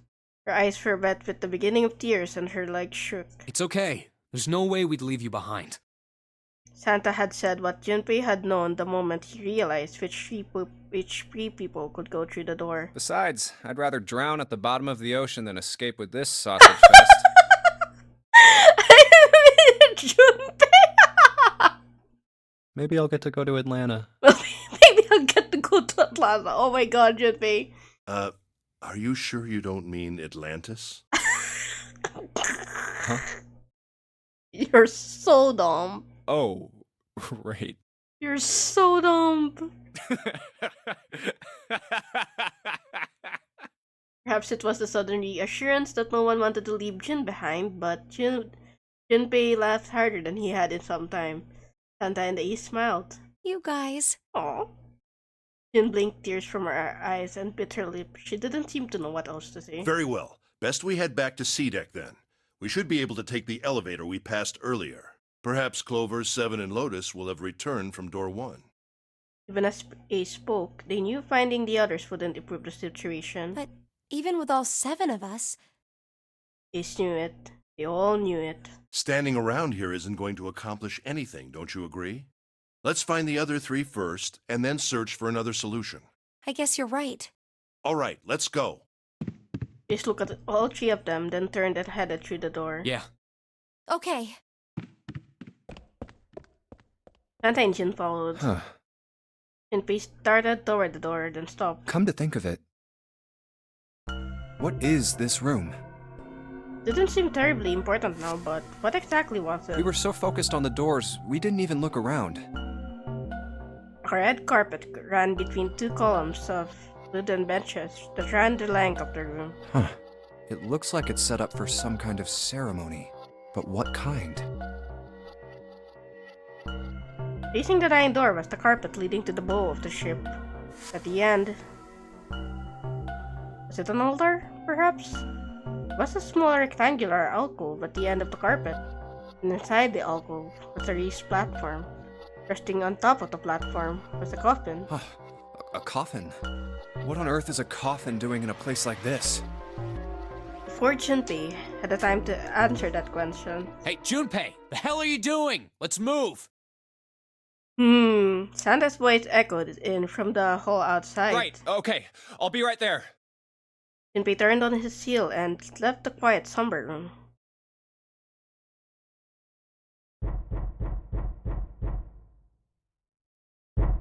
Huh?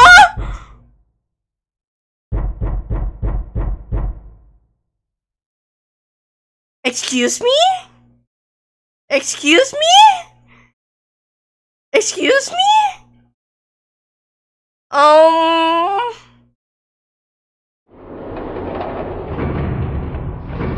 Hello?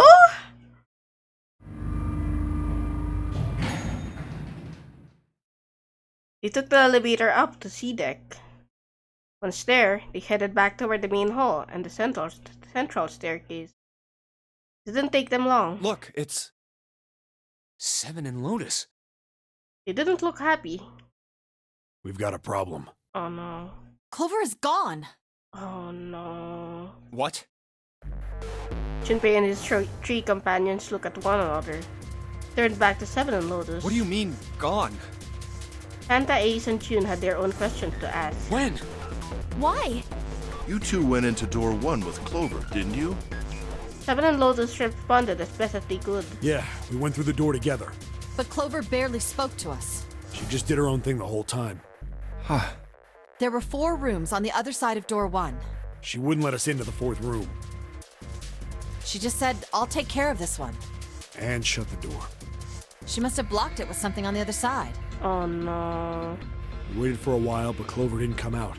We called for her, but she didn't answer. Oh So I kicked down the door and we went into the room. But It was empty. Clover wasn't there. There was a door on the other wall. And it was open. We figure she opened the door and left by herself. We ran after her, of course, but Well, obviously we didn't find her. Figured that much out. Clover's gone. Junpei thought for a moment. When did this happen? We got here just before you. You certainly have excellent timing. So you haven't searched anywhere other than near the staircase? No, we haven't. Finally, Ace spoke. His voice had an edge of resolve and concern. Very well then. We'd best separate and look for Clover. No, no, no, no, no. This is the perfect opportunity for someone to get the gun. No. We haven't much time left. Let's begin. Yeah. There were quick notes all around, and the 6 remaining players spread out. Junpei and June ran into the central hospital room and looked around. She's not here.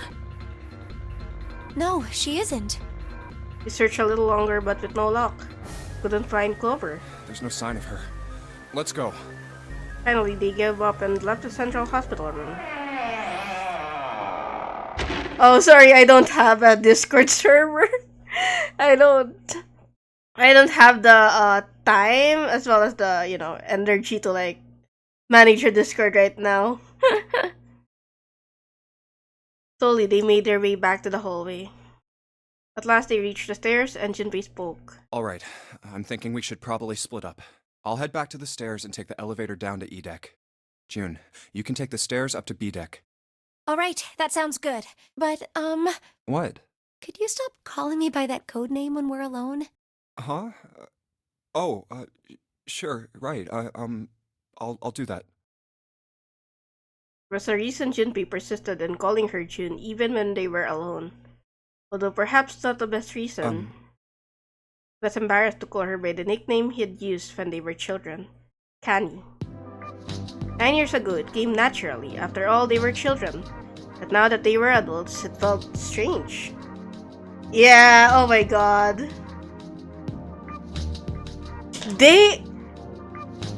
I was playing earlier, like, so I did this route, and oh my god, Junpei and Jun were like matching each other's freak. I was like, hello? Hello? You're in a life-threatening situation? Hello?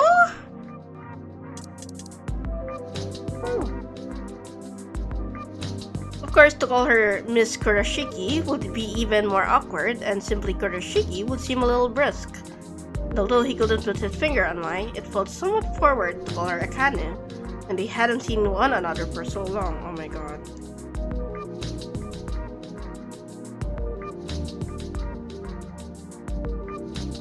In short, it was simply easier for him to call her Jun and leave it at that. Jumpy. Jumpy? Oh, no, it's nothing. All right, I'm going then. Yeah, be careful, Kane. Jun, or perhaps more appropriately, Kani, blushed and smiled. You be careful too, Jumpy. Yeah, got it. Junpei looked after her for a moment as she ran up the stairs and then turned around and took off for the hallway.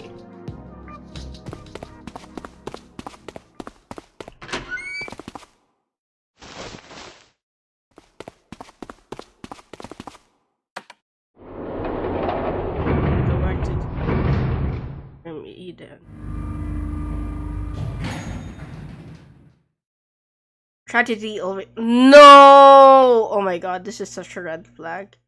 But to wait for a man to stand before striking him down seems almost crueler than dealing the fatal blow while he lies on the ground. Light in a dark place, Jun's smile had given him hope, both for escape and possibly for something else. It was that hope that raised his spirits just enough that they might soon be fully dashed. He opened the elevator door and there she was. A woman sat slouched against the wall. Lotus. Junpei felt his blood turn to ice. Her body was limp, and her skin, smooth and pale as always,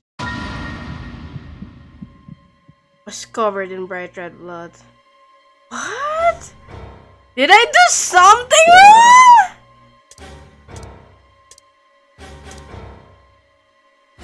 wrong?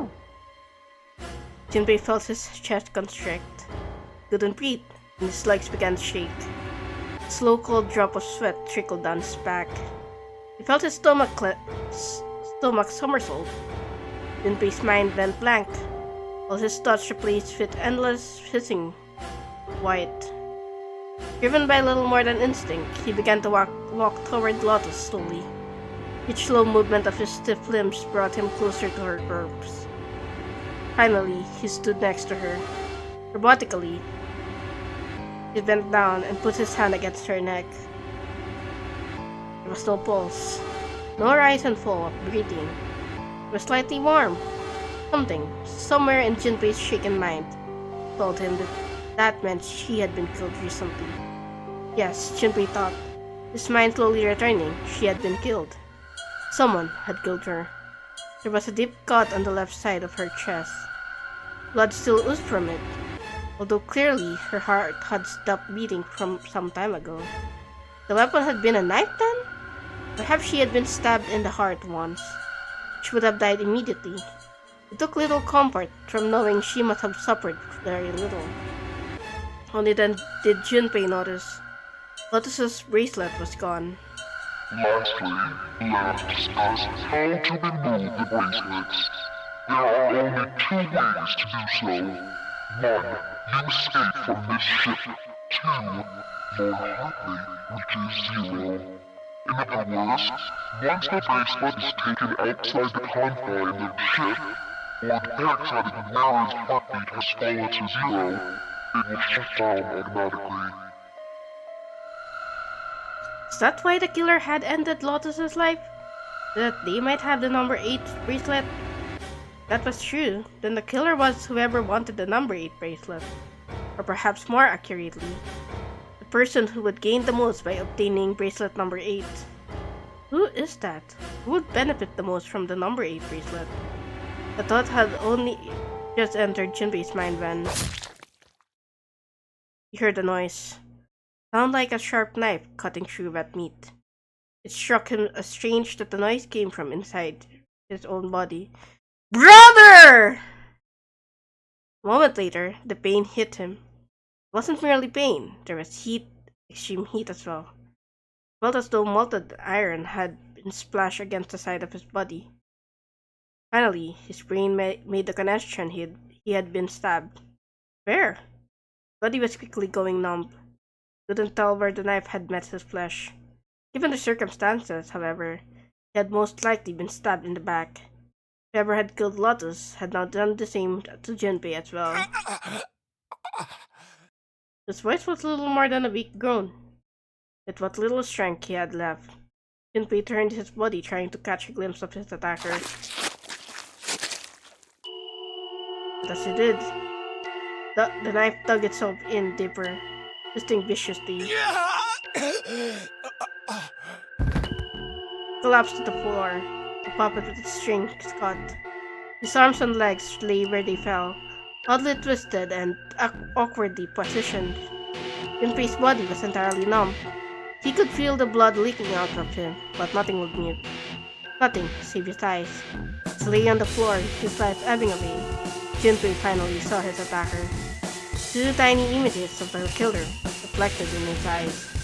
With that recognition came nothing. He felt no emotions, not anger, not sadness, not regret. Paralysis that had claimed his body had reached his mind. His killer glanced down at his body.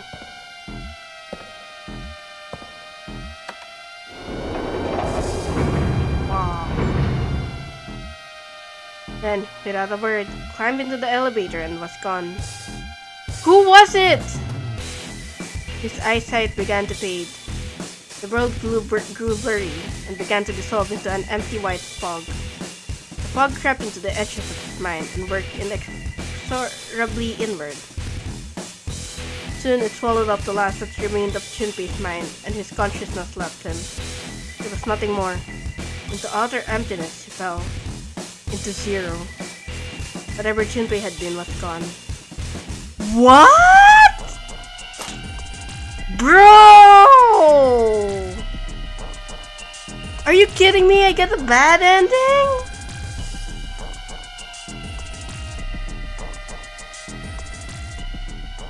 Ain't no way!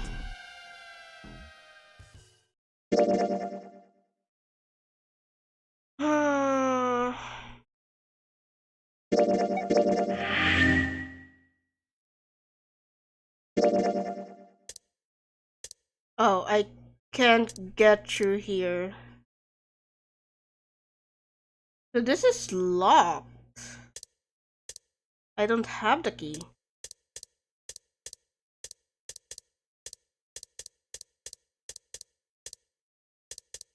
Wait, what does this mean? So I have to go through here?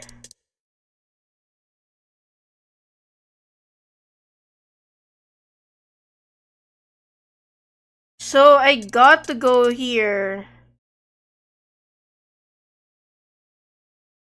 Then I got to choose number 5? Am I right? So I have to choose number 5. And then from here,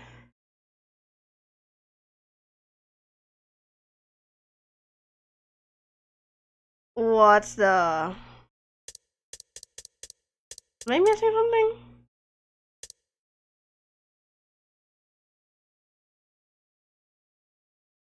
Yeah, so the key are the important things, okay?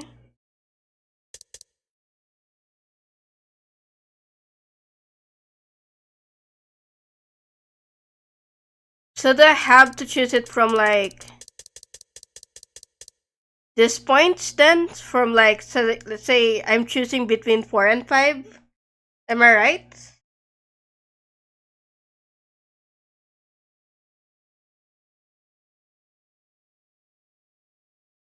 Or do I have to go up there? Ah, okay. So I got to choose 5. And then for this, it's not 3 then. It's not 3. It's not 7. Then I gotta do this. I gotta choose 8.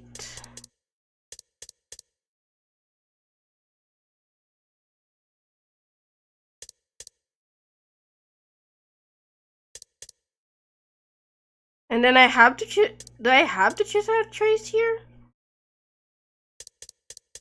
Let me try that then. So I gotta choose 5.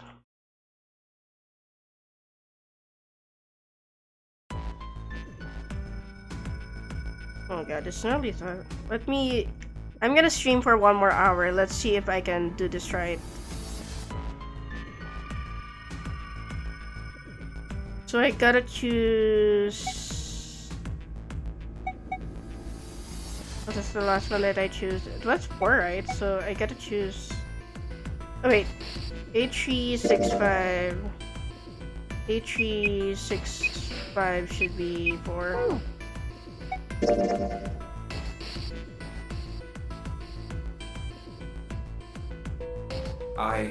And then I gotta choose 5.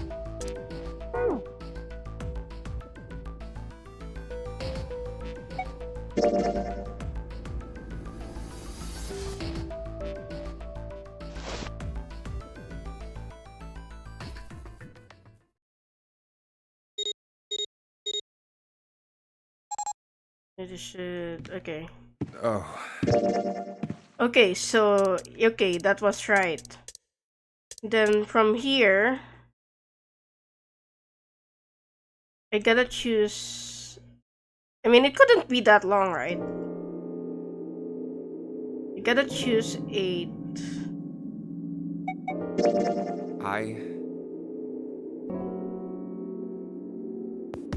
Wait, really? No, it was right. Yeah. I got the key, so I got that. I got this. Then I gotta do this. And then from here, I guess I gotta play this through again?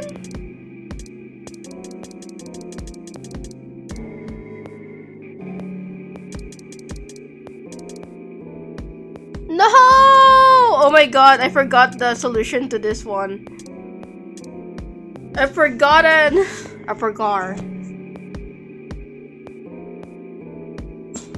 Yeah, I gotta play 7. And then from there, it should. Well, let's see. Let's see. What's up? I think I'm gonna go with door 8. Okay, 8 it is. Yeah. All right then. That means June's got to go through 7. What? Why? What? Santa grimaced and muttered angrily to himself, but finally began to explain. If the 6 of us are gonna keep going without leaving anyone behind, there are only 3 ways we can do it. Have 3, 5, and 8 go through 7, and 4, 6, and 7 go through 8. 4, 5, and 7 go through 7, and 3, 6, and 8 go through 8. Or 3, 6, and 7 go through 7, and 4, 5, and 8 get 8. There are no other combinations. In other words, 3 and 4, and 7 and 8 can never go through the same doors. After I do this, do I have to do the puzzles for after I finish the 7 door? Do I have to do the puzzles again for this one? Because it's I'm you know. You get it now? As Santa finished, June looked over at Junpei, tears welling up at the corner of her eyes. Oh no! No! Can you like write down the solutions again? I can do the engine room. Engine room is very easy. I can like speed run it. It's the one that's like the numbers. I forgot the numbers again. Yeah, the math thing. You're saying we aren't gonna see each other again for a long time? The math stuff. Because I suck at it so bad. Junpei felt just as June did. He wanted to be at her side through whatever trials they were preparing to face. But he knew if they were to survive, he had to swallow his feelings in order for... Okay, I've read that. Hey, come on. We gotta split up. This is just like when we went into the fort. We got split up then too. I'll bet 7 and 8. You mean there can... Yeah. Probably. I'm sure they're gonna Why? If they don't, then neither. In other words, the game would end. Zero's been on. I'm damn. He's not.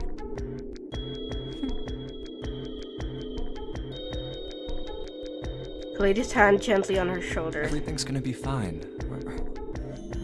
Yes.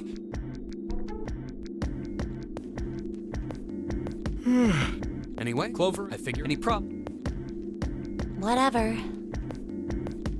All right, let's move.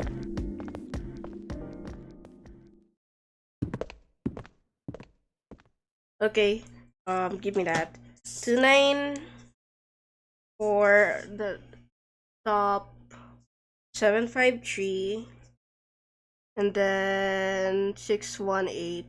Okay, thank you. Do you also have the numbers? Oh, also thank you for the follow, Yummy. Do you also have the numbers for the pins where you have to like get all of the numbers to like light up and stuff?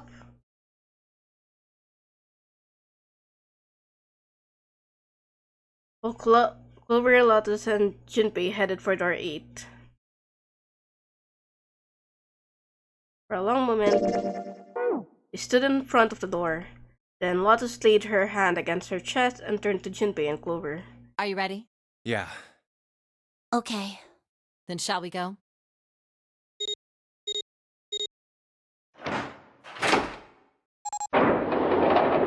Thank you so much. It's I open. really appreciate it. A narrow hallway stretched out before them. Okay. Hurry!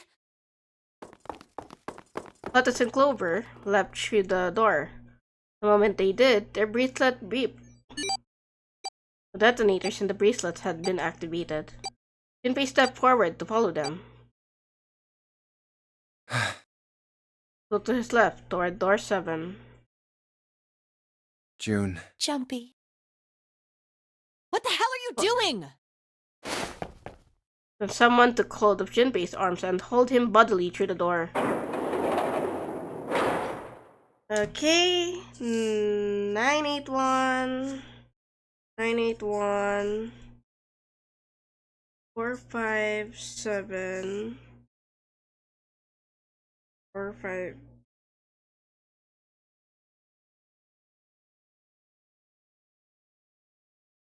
Seven, 2, 3, 4, 5, 2, 9, 3, 1, 1, 9, 2, 3, 8, 1, 6. Thanks. Thank you. Yeah. Very handy dandy notebook. His bracelet gave a cold electronic beep. 81 seconds left. Hurry! Lotus snapped at him and ran to the dead. Ugh. Junpei and Clover followed her as fast as they could.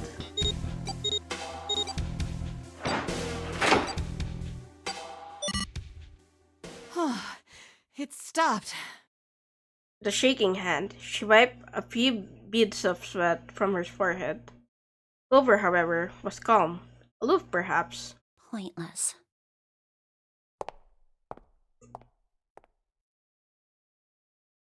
She muttered to herself without emotion and began to walk down the hallway, leaving behind a confused Junpei and Lotus.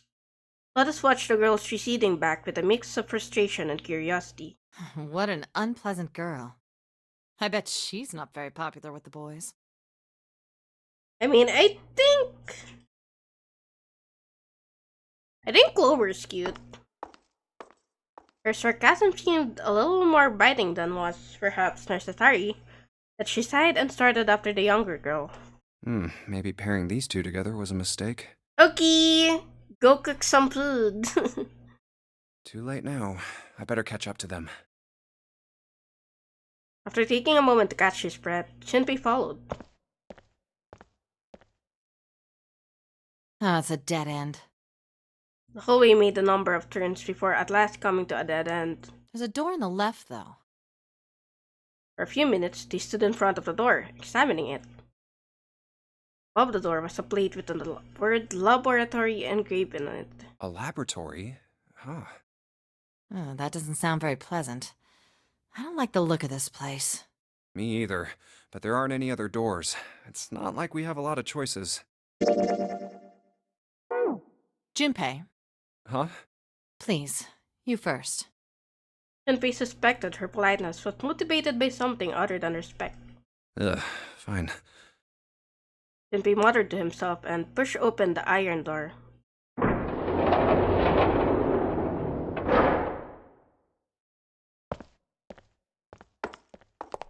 First steps inside were tentative and careful, but as he examined the room, it became clear that there was no imminent danger. Lotus followed him in, and Clover brought up the rear.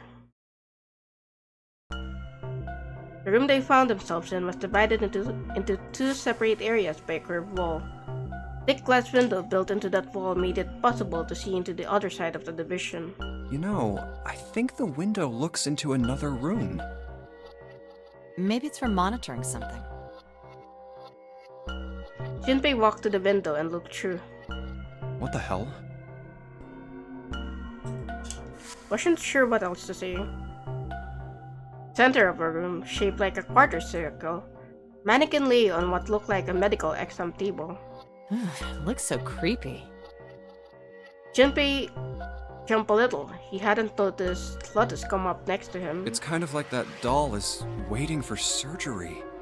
This is a laboratory, right? I'd say it's more like it's waiting to be experimented on. Ooh, It's creepy either way.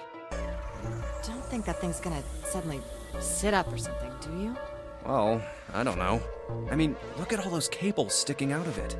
If we press the wrong button, I don't know. Stop it. Just thinking about it is terrifying. She was scraping her arms, the knuckles on her hands white. Wait, where's Clover? She was still standing near the entrance of the room. Her face had the appearance of calm, but it was drawn and somehow sad. What is she? There was something almost pitiful about her. Junpei walked over to her and, as kindly as she could, spoke. Are you okay? Clover looked away. What are you talking about? What? I'm just worried about you. You've been real quiet. What? I can't be quiet if I want to? Well, I mean, of course you can. I just... Okay then. If I can be quiet if I want, just leave me alone, okay? Come on, you know I can't do that. We gotta work together. Clover bit her lip. She was silent Junpei, for a you moment. just don't get and it. Suddenly, the cry took Junpei by surprise, and she stumbled backward a few steps, alarmed. My brother's not the kind of person who'd just leave me behind! Something happened to him! Something bad. Yeah. Junpei had nothing to say. Lotus, tilted from her mannequin nightmares by Clover's voice, turned toward them. What happened? Clover's eyes slid to Lotus, then back to Junpei. Look, just don't bother me, okay? Leave me alone. Finished, she turned around. Before Junpei or Lotus could say anything, Clover had begun to walk quickly away. Hey, wait, Clover! Hold on! That way is... I told you to leave me alone! Oh my god. Might as well have been talking to a wall for all those notice she took of her cries. But even slowing down, she made for a doorway cut in the wall in front of her. Without even slowing down, she passed through the doorway. Clover, watch out above you!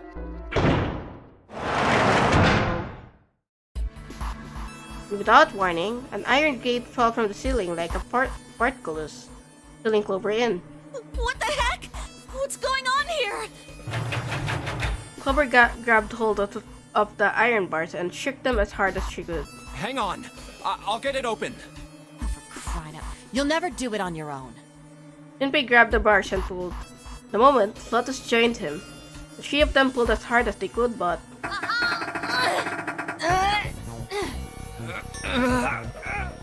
Damn it! It's not moving. Wait! Are you gonna give up? Just like that? No, I'm not giving up. This has got to be another one of Zero's puzzles. If it is, then there's gotta be a way to open it. Junpei nodded. Just what I was thinking. Now all we gotta do is find it. Lotus and I can look around out here. Clover, you're gonna have to see if you can find anything in there. Oh, yes, I'm on it. Time to our puddles!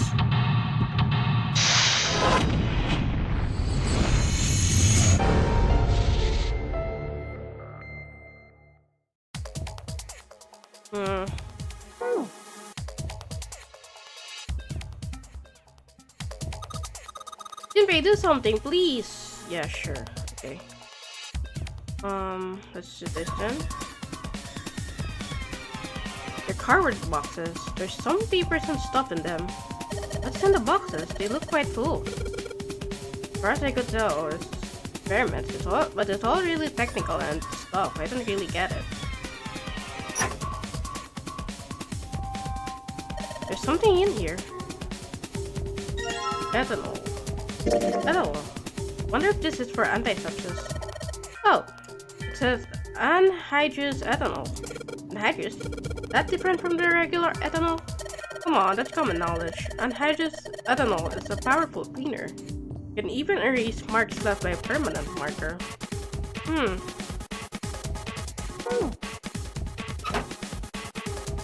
Well, I guess that's all there is. A whole bunch of steel lockers. The 9 on the right all have little red lights on them. Red lights, huh? Well, can't hurt to give these babies a try. Yep, just as I thought. Loctite, all 9 of them. Wonder if there's anything important in there. These lockers are a little larger than the ones on top. Let's see if there's anything useful in here. And no, nothing. This is the computer. Power isn't on. Oh, there's the power button. This is a waste of time. What? I don't see a power cable. Oops, yeah, you're right. No power cable.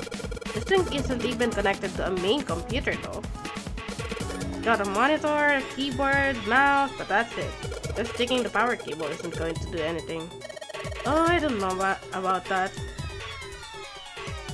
Keyboard. Mouse.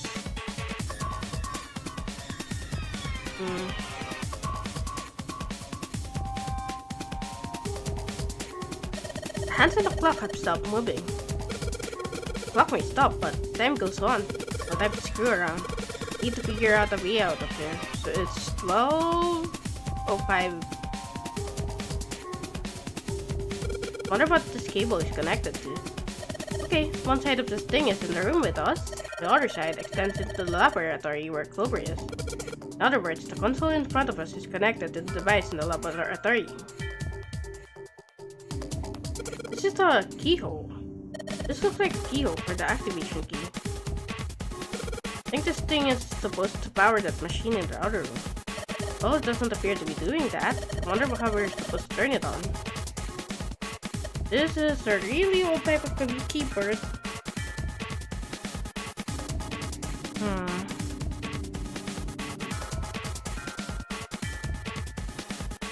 There are 2 levers here. You think they activate something? Oh, why don't you move one? Alright, I'll give it a try. Nope, doesn't look like anything's happened.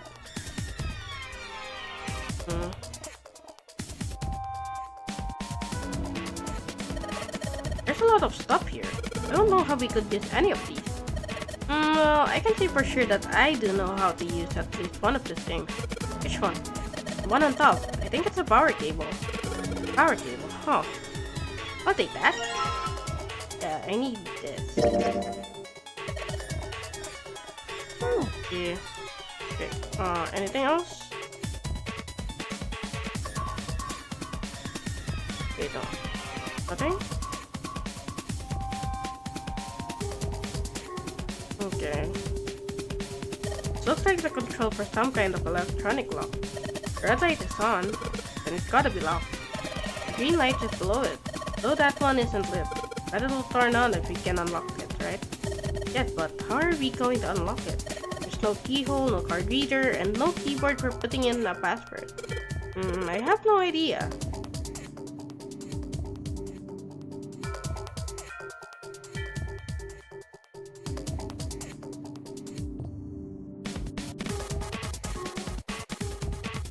I don't know what kind of table this is, but part of it's all black.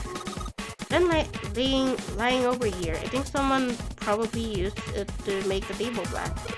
Well, if they only used the pen on one part of it, there's probably something underneath all that pen. Over. You think you can erase it? Yeah, sure. Oh, this is a permanent marker. Erasing from a permanent marker, huh? Just give me a moment. Give me just a moment, Clover. I'll be right back.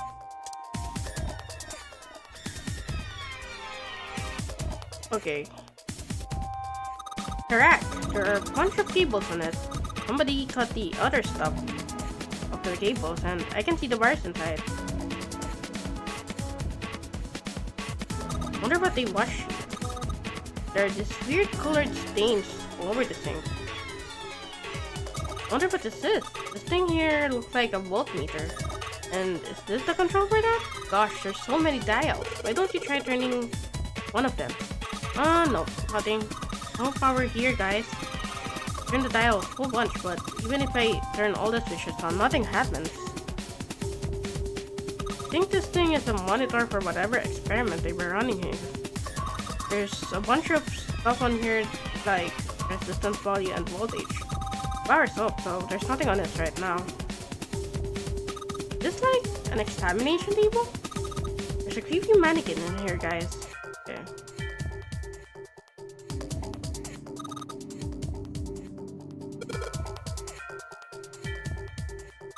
They were doing experiments on humans, probably. Oh man, now she looks sad. Okay. Clover, use this Adenol. Should be able to wipe off that permanent ink with it. Am I gonna wipe it? Oh well, you're close up first. Ah, kidding, just kidding. Please don't look at me like that, you're scaring me. So I need to find something. Okay,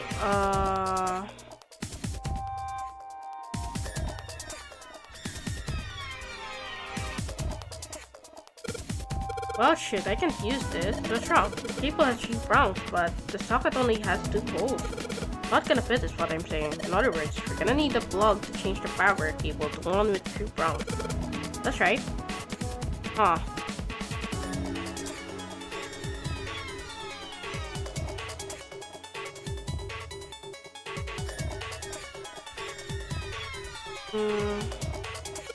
Clover, can you use the cloth on the table? Use look at it in Adenol and then use it to wash up all the stuff from the permanent marker, okay? Right, okay, so I gotta soak the cloth with Adenol. Well, she's got a cloth, but she seems to be having a little trouble with the bottle of Adenol. Miss Reddy, I should ask her to get to work on that stuff on the table. And Jinbei! Working! It's wiping the permanent ink off. Huh? There's some kind of weird drawing under all the permanent ink. What's the deal with that drawing Clover found? Maybe I should ask her to take another look at the table. Wonder what this is. There are a bunch of numbers and some kind of grid. You can see it from here. Clover, you've got a pen and a notebook, right? Would you write those numbers down and then hand them to me through the bars? Okay, roger.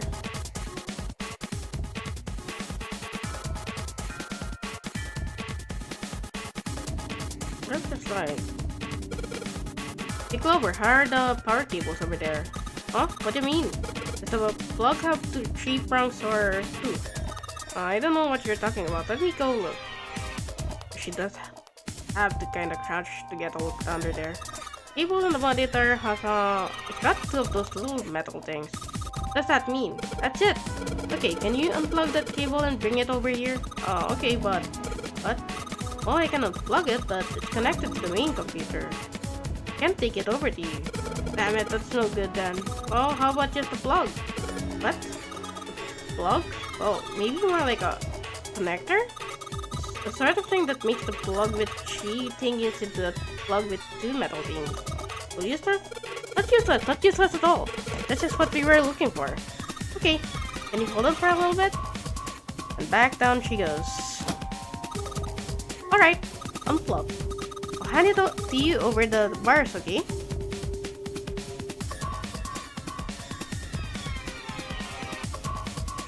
Okay, let's go here now. Here, Jinpei. I wrote down all the numbers from the desk on here. Paper with numbers on the top part. The material has been added to the file screen. Here you go, the 2-prong plug. Thanks. Perfect. Okay, put the 2-prong plug into the head of this power cable. Okay. Then let me look at the file. Clover's notes. So that's 3.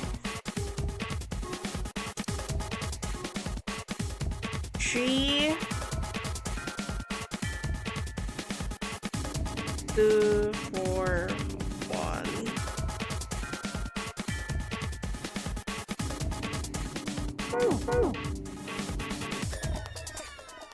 3, 4. Alright, I've got the 2-prong power cable in my hand. I'm pretty sure this will work.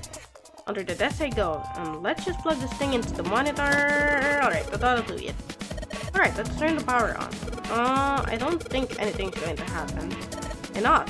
Well, it's not connected to the main computer. You never know until you try. Be optimistic. Jinpei pushed the button on the front of the monitor. Oh, that worked. With a soft hum, it turned on. Streams of letters that made no sense to Jinpei began to scroll across the scene. What? He had hoped it would turn on, but he hadn't expected this. Huh? It's running on its own? It certainly looks like it. Isn't that kinda weird? What? Well, it's not connected to the main computer, right? There's just this keyboard and monitor. The only cable connected to this thing is the power cable we just plugged in. So, why is it working? Maybe it's a wireless display. Clearly, this was a reasonable explanation to Lotus. A wireless display? Yes, it connects to your computer wirelessly, hence the name. Have you been living in a cave, Junpei? Well, he most certainly had not, but... Is that normal? Yes, at least where I worked. Oh.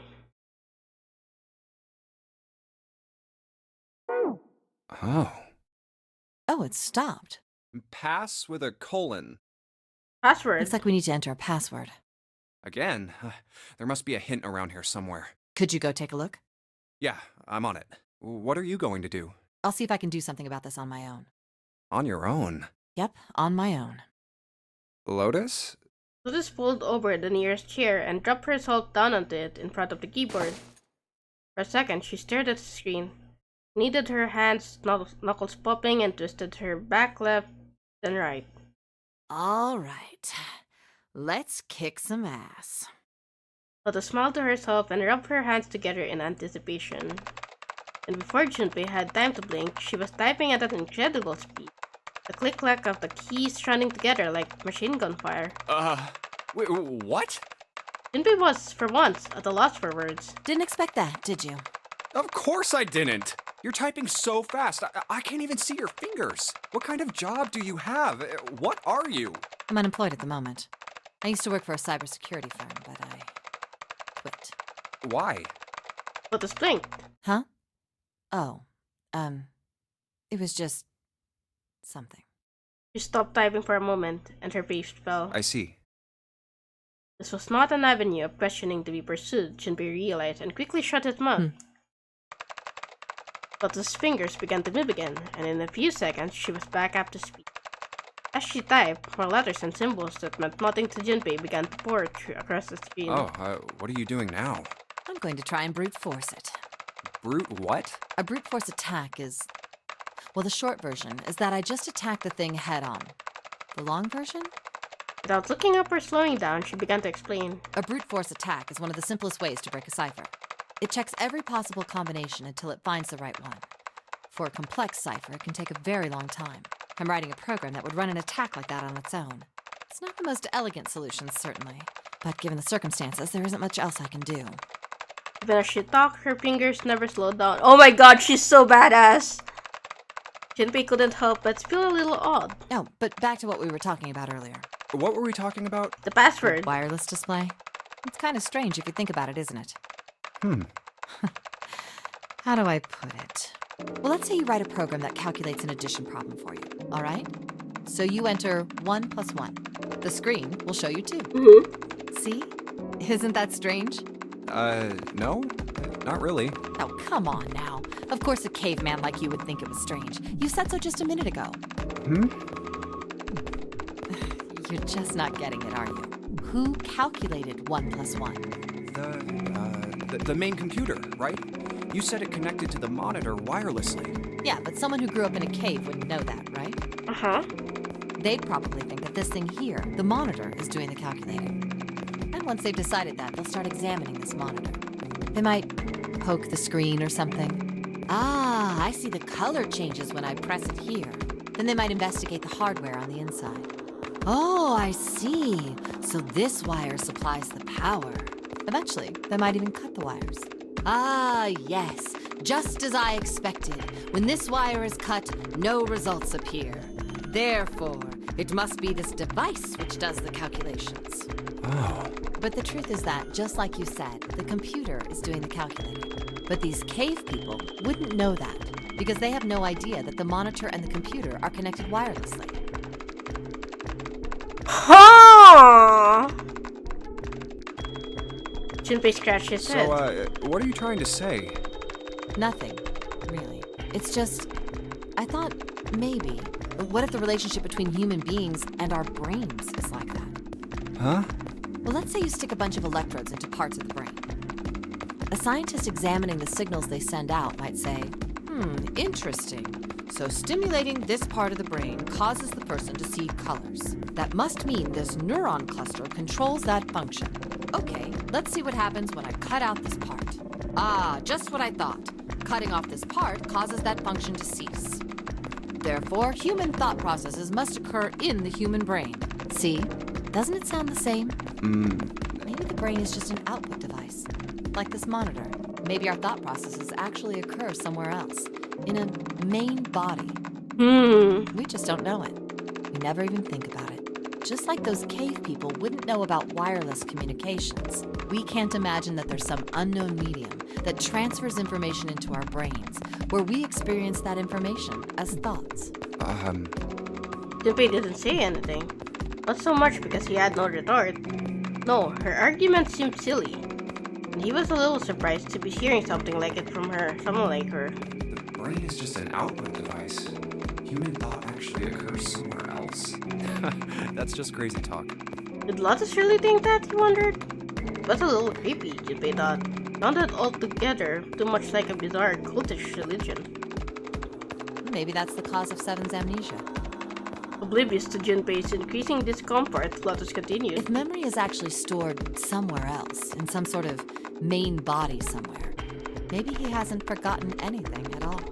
He's just having a difficult time accessing his memories because the monitor, his brain, has been damaged. Huh. I suppose that would explain aphasia and blindsight, too. Aphasia and blindsight. Perhaps they actually can't speak or see. The monitor just isn't functioning properly. I guess people with prosopagnosia could be suffering from the same thing. Wait a minute. What? Knew what aphasia was from watching medical dramas on TV, and blindsight was easy enough to guess. But he'd never heard the word prosopagnosia before. What? You've never heard of prosopagnosia? Lotus spun around in her chair to look at him. Junpei just shrugged and shook his head. No. What is it? Well, put simply, it means a condition where the mind can't distinguish between human faces. In other words, my face would look the same as Clover's or even yours. So they can't remember faces, which is how most people recognize each other. That means that people with prosopagnosia have trouble recognizing even people they're close to. Usually they can make do by associating people with other things. Their voices, their clothes, their hair. Does that mean other people's faces look like blanks? No, I don't think so. Well, you've seen monkeys, like in a zoo, right? To you and me, all the monkey faces look the same, even though they've obviously got faces. It's almost impossible for a human to distinguish between them. The zoo staff that works with them would learn to identify different monkeys eventually. But you or I couldn't, unless one had a scar or something else to set it apart. Well, that's how people would be to someone with prosopagnosia. Prosopagnosia. Huh. I didn't even know that kind of thing existed.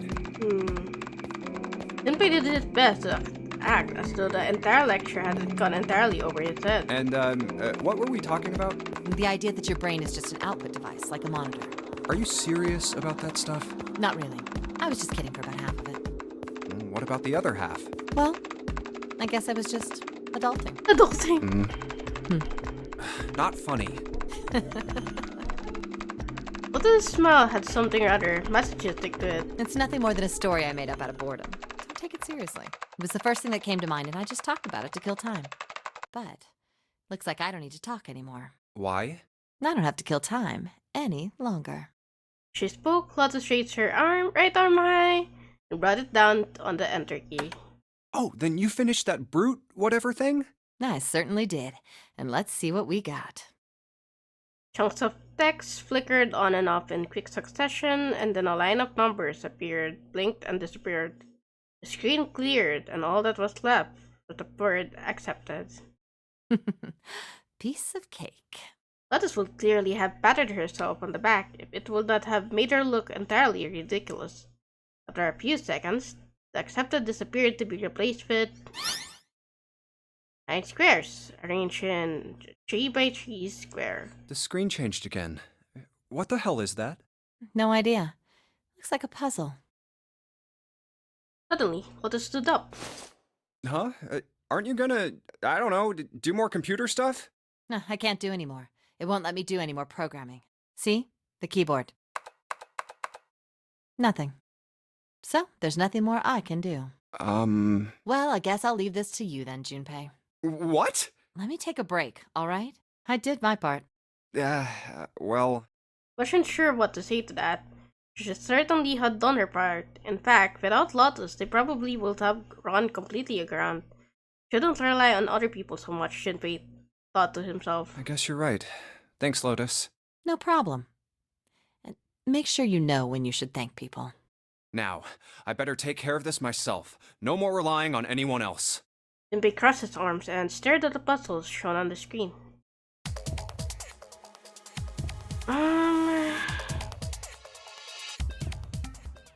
1, 2, 3, and 4. Nice. Alright, I solved it. Did you hear a noise just now? Yeah, I did. It sounded like something unlocking. Where did it come from? Look, Junpei, the lights on the lockers are green, and we must have unlocked it with the computer puzzle. Ooh. What's in here? Keys? What's in here? Bro, grab it. More than one key in here. This one is small and looks like it goes to some sort of machine. This one has the Earth symbol on it. I think the Earth symbol matches a keyhole and a door on the deck, A deck. Well, if that's the case, we probably don't need the Earth key right now. Alright then, Earth key. Just tuck you away deep in my pocket. Now, as for the other key... Activation key. It's just at that moment that he heard the voice behind him. It was Clover. Hey, Junpei, do you have a minute? He put the paddle aside for the moment and walked over to Clover. What's up? I wanted to ask you something. Junpei, you went into door 5 with my brother, right? Mm-hmm. Did you hear him say, like, anything weird? Huh? Why is she asking me this? Junpei wondered. The more he thought about it, however, the more it made sense. Snake had been gone for a long time. Clover was quite attached to her brother. Or should have been worried about him. Well, let me think. Got back to when he'd gone through door 5, hoping he might remember something. Even a small something that would help her. However, Sorry, Clover. I can't really think of anything. I mean, he did mention that his hearing exceeds that of a regular person, or something like that, but that's about it. Okay. Clover's words were barely audible. She nodded vaguely to Junpei and then turned to walk away. Hey, wait a minute. Hmm? Look, I don't know if I should ask you things, but if you don't mind, I was hoping you could tell me if... is Snake, was he born... You're talking about his eyes? Yeah. No, he wasn't born blind. When he was a kid, he got in an accident. A really bad car accident. He couldn't see after that. And his arm. His arm? Yeah. My brother's left arm is... it's not like a normal person's arm. It's fake. It's not a real arm. Wait! Wait! Wait! Wait! Wait! Wait! Wait! Wait! Wait! Wait! Wait! His left arm. It's a fake arm. It's a fake arm. She said it's a fake arm. But...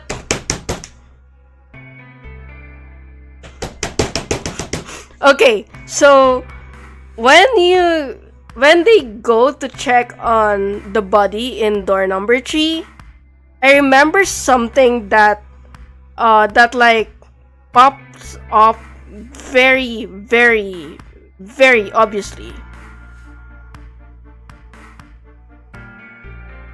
It's because it's very memorable because I remember like so much of the graphic description. And then, in one part, it mentioned that the arm was a fracture. Yeah. Santa mentioned that the bone on the left arm popped up and that it was fractured. But if it was fake, if it was like a prosthetic arm, then it wouldn't have a bone. It shouldn't have a bone. But this is where I'm now confused. If the body in door number 3 is not Snake,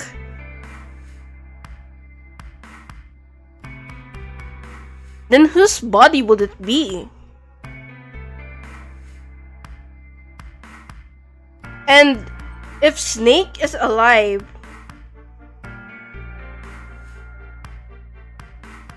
is it possible? Okay, here's me cooking and like tinfoil hatting. So remember the room with like the 9 doors and everything, right? After Junpei left, the coffin in the room started banging. So somebody or something is inside the coffin. If that is Snake, then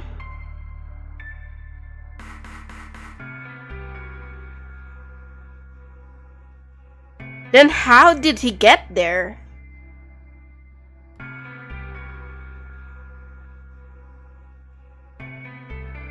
How did he get into that coffin? Who put him in there? Because I doubt that Snake would willingly put himself inside the coffin and like lock himself in there.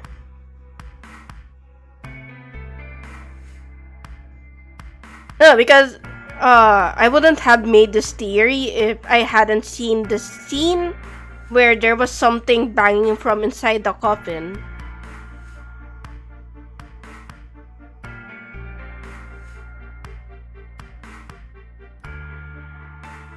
Unless the game is implying that the Snake that we know is actually not Snake at all. But Clover clearly knows him. So like...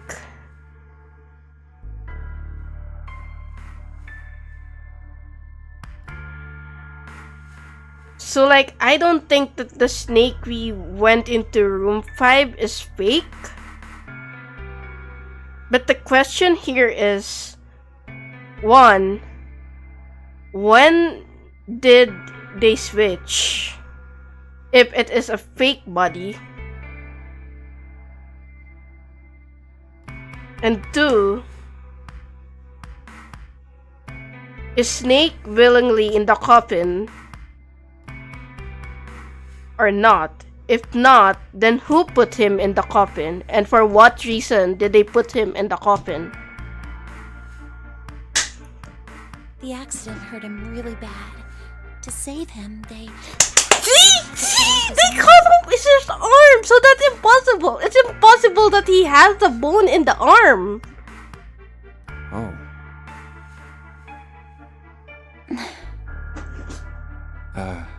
Is that all you wanted to ask me? Talking about her brother had clearly taken a great deal out of Clover. Shinpei nodded. Look, I'm sorry for making you talk about all that painful stuff. It's not that. Clover only shook her head and walked out down the stairs.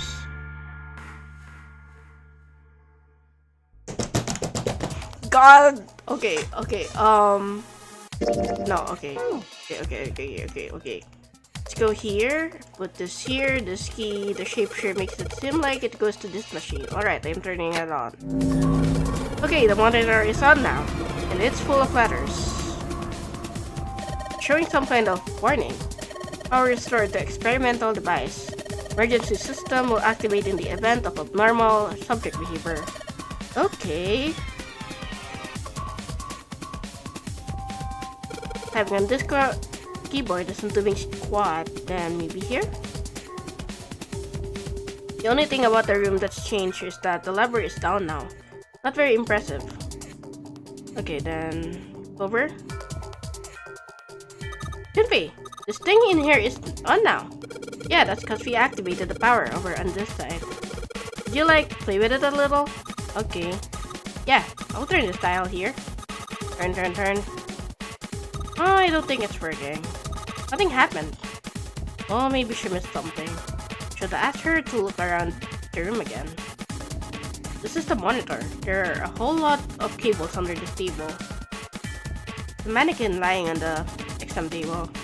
Can't really see it very well from here, but it looks like there are a bunch of electrodes sticking out of its head. The wash basin, more commonly known as a sink. Correct, there are some cables on top with copper wire exposed. Really nothing? Really? Maybe if you increase the voltage? Sure, will do. Okay, I'm gonna go all the way to max voltage. Max voltage? Hey, wait, Clover! Oh shit.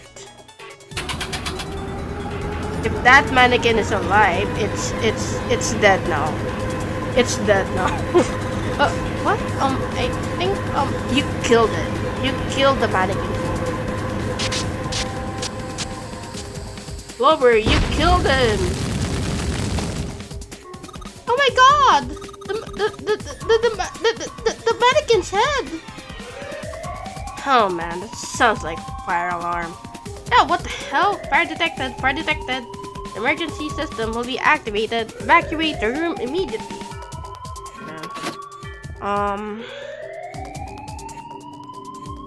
Shinpei, it's so hot in here. Help me. Maybe I have to do something. Hey, the screen is all red. Malfunction has been detected. Experiment discontinued. It says the emergency system has been activated. Clover's still in trouble. We have to save her. Now. How? Control device for the electric door lock. Green light is on. Shinpei, look at the light. Yes, it's green. Emergency system has activated and disabled the lock. Now we can save Clover. Shinpei! Come on, kid. Jump! She's safe. Oh man, that smoke is some serious business. Time to close this door again, I think. Clover, are you okay? Are you hurt? Damn, she's coughing so hard she can't even talk. Of course I'm not alright! What the hell took you so long, you big jerk? I was almost dead! Sorry, I was going as fast as I could. You two can do this later. Right now, we need to get the hell out of here. That fire's not going to stay in that room forever. We did it! Should I continue, like... I mean, if there's new dialogue, it wouldn't let me skip, right? Junpei, Clover, and Lotus leaped out of the laboratory, slamming the door shut behind them. Whew, thank God we got out of there. Yeah, finally. Oh, yeah. Well, she collapsed against the wall, breathing heavily. Junpei's heart was pounding in his chest, and his whole body felt weak. Let's fucking go! He inhaled gulps of clear air, and with each one, he could feel his body begin to calm down. Alright, let's go. Okay. They nodded to each other and started off down the hallway. Before long, they found a few new doors, but all of them were locked. Damn, none of these open. They're all locked. How about that one? Final door sat in a corner of the hallway. Let's hope this is the door with the prize. Junpei grabbed the door handle and was about to pull it open when a voice cried out behind him. It was neither Clover nor Lotus, but he recognized it. There was no doubt. Jumpy! Huh? I know this. Give them. June? Santa! 7! He stopped short in front of Junpei and his companions, grasping for air. Hey, what are you guys doing here? What? But we didn't... Before he could finish, Clover spoke. Hey guys! Could you come take a look at this? He was standing near the end of a small hallway that branched up to the right. The rest of them ran over to her, curious as to what she'd found. Hey, on the wall. A map of the ship's interior? It says C deck. So it's the map for this floor? Door 7. Door 8. Yep. I've done that. Yeah. We aren't going to be split up permanently. We might get separated for a little. Otherwise, we won't be able to. And that's how the nonary game. Should know that. Wait a sec. Oh. You've got... We may as well go. Yeah. Okay.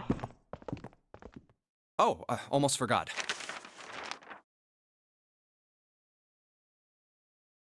Ready?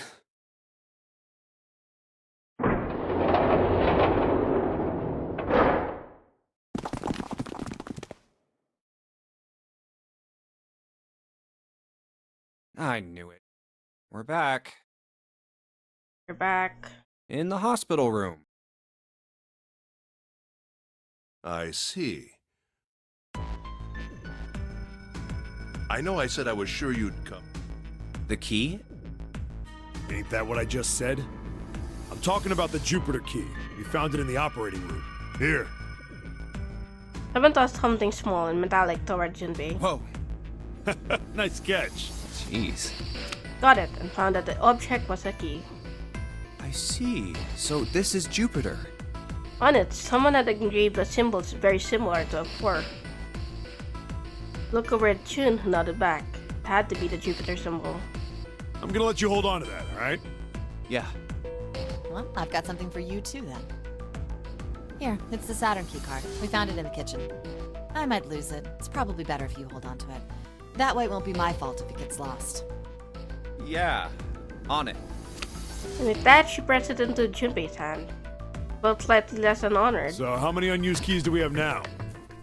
There's the Earth key we found in the laboratory. The Jupiter key you just gave me. And the Saturn key card from Lotus. I'll keep them safe.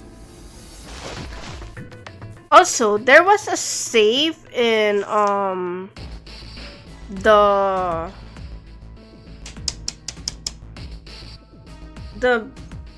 the path with like Snake and stuff.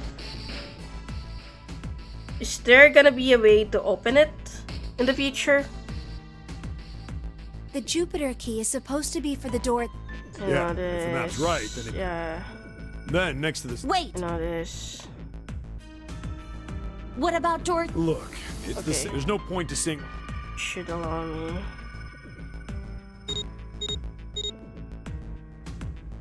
Okay.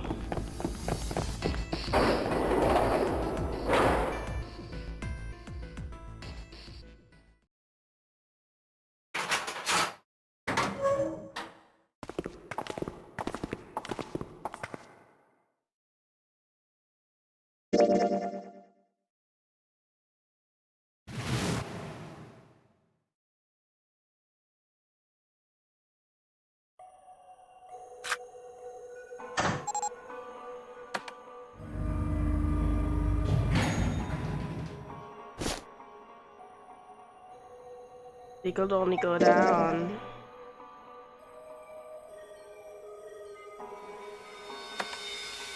Also, oh my god, with the mystery that's going on around here, I am so fucking excited for Yep, the not a game single drop of water that to be seen. Uchikoshi and Kodaka, the creator of Danganronpa, is gonna release next month. That game is also gonna have a lot of mysteries, and also like apparently it's also gonna have like 100 endings, and the flowchart is apparently gonna be very, very, very wild. Like, we don't even know if it's gonna be a flowchart like this. And they also said that the happy ending is where everybody survives is gonna be very hard to get. So when that comes out, I'm not gonna be streaming anything else until I finish that game. Until I 100% that game. And since each day in that game is like 1 hour, I'm gonna be spending so much time.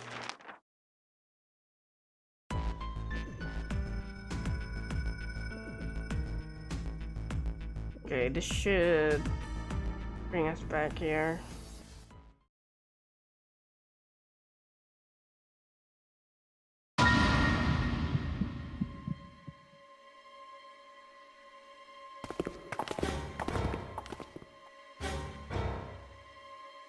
Oh, Okay, it didn't have to wander. there.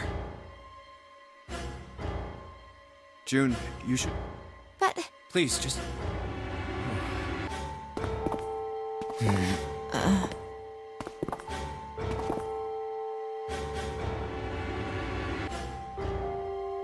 Ugh.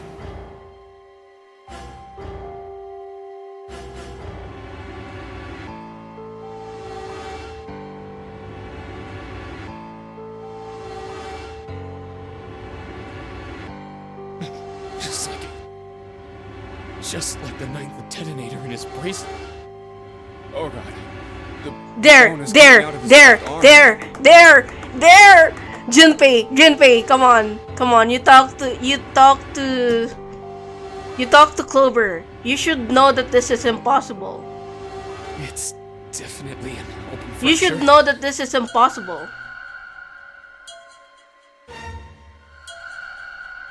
You should know this is impossible. His left arm does not exist, Junpei. You should remember. Oh, the face. It's horrible. Yeah, can't even tell who it is.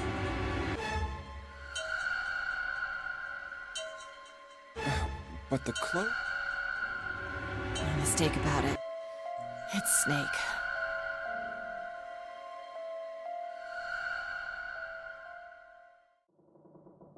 Junpei! Come on, bro! You have to remember.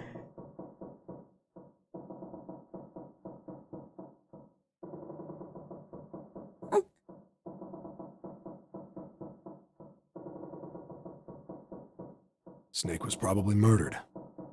Chances are he was killed. Junpei, come on. It's pretty straightforward. First, the killers got Snake, then they shoved him and waited 9 seconds. Once that door shut, he probably knew it wouldn't do him any. It was a small... Unfortunately, the detonator is only deactivated. Snake was the only one. And then, 81 seconds... That. I see. You need at least 3 people to open. It wouldn't open. Yeah, that means we're looking at multiple perps here. Well, just in case, I want to make sure. Let's say you're right. When do you think Snake was killed? When we all split up to look for... Right after that was when we noticed him. Then that means none of us have alibi. We were all off searching the room. Yeah, that... Wait a minute. How can you say that? You're implying that one... Well, not just one of us. Why don't you calm down a bit, Seven? What are you going to gain by being so suspicious? What?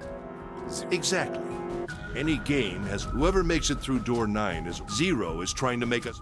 Then you're saying that Zero is... Yes, that is why we can't let our... We have to trust one another. Otherwise, we'll end up in... Then does that mean that... Yes. If there's anyone we should doubt, it should be Zero. He masterminded this. Doesn't it seem reasonable? If Zero killed Snake... Yes, definitely, so... But I don't... Where could Zero be?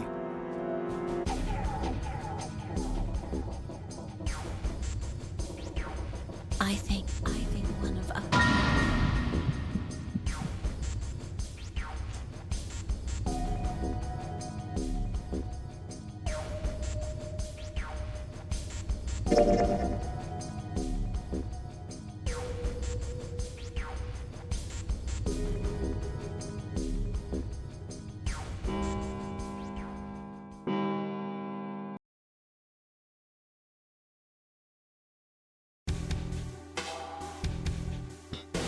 Why didn't Junpei notice it?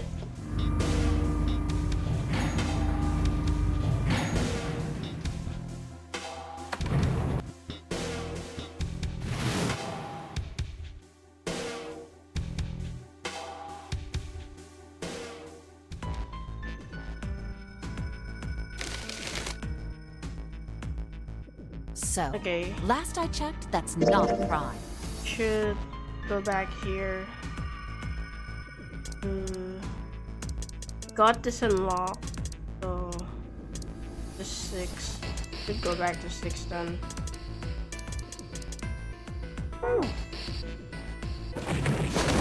Oh my god, they're beating the shit out of each other.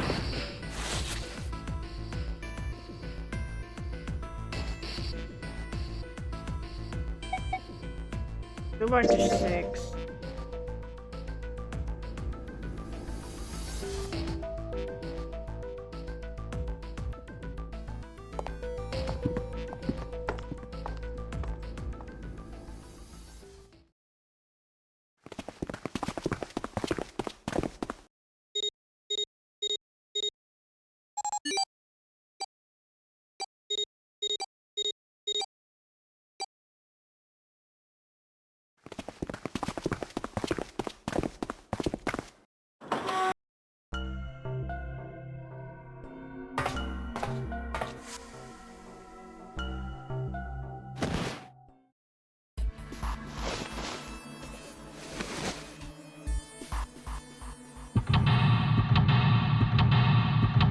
Okay, I know how this goes. Yeah. Okay, let's go up. Go up. Go here. Oh, let's see. Go here.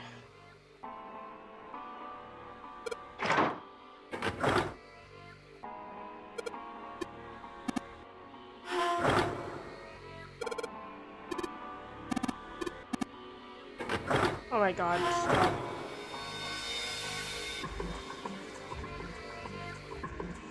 Back. Speedrun! Should be C, right? Oh. Should be B. Wait. Oh my god. Ain't no way! Did the game crash? Oh my god. I think the game crashed. Oh my god. I thought the game crashed. Holy shit. Okay, I'm gonna save. I'm gonna save. I'm so scared. No. Okay, was doing the speed run so fast. Woo, okay.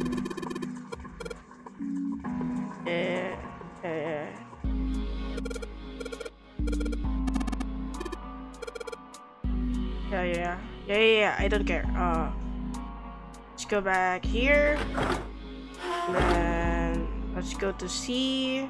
And then let's go here, add here. Add this here.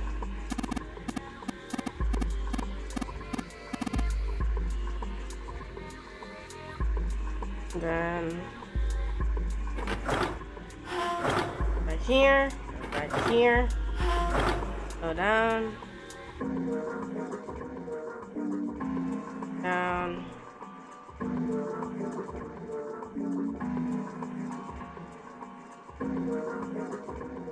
Grabbed it. Wait, did I? Oh, pretty sure I...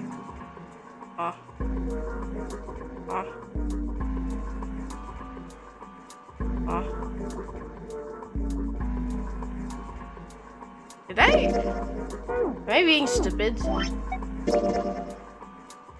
that's the bench. Yeah, I'm pretty sure I already spun the thing.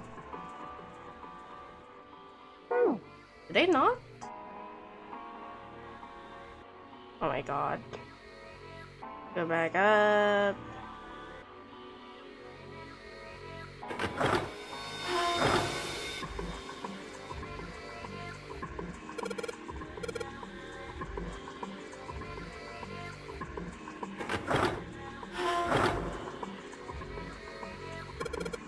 Oh my god.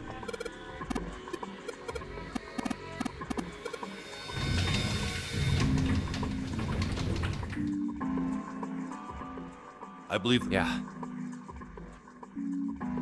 Speedrun! Stood there for a few more minutes. Oh, new dialogue until Santa turned and walked away from the bench.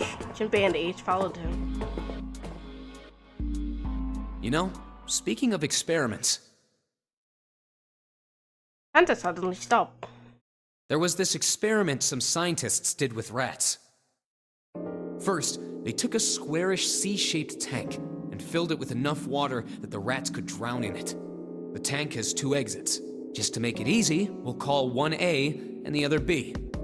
Exit A is pitch black, so dark even a rat can't see anything. But exit B is electrified, which means the rat can't leave through it. So, what would a rat do if it was put in this situation? Which exit would the rat choose? B, of course. The rat has no way of knowing that exit B is electrified. Exactly. The rat goes to exit B. Of course, like I said, it's electrified, which means the rat can't get out that way. So, after a lot of trial and error, the rat finally finds exit A. I can't say that's very interesting or relevant. It's simply the story of a laboratory experiment. You're right. It isn't very interesting. Yet. See, these scientists repeated this experiment over and over, using hundreds of different rats over several generations. This produced some surprising results. With each generation, the rats took less time to find the correct exit. Eventually, a rat was put in the tank who instantly chose exit A without even attempting to go to exit B.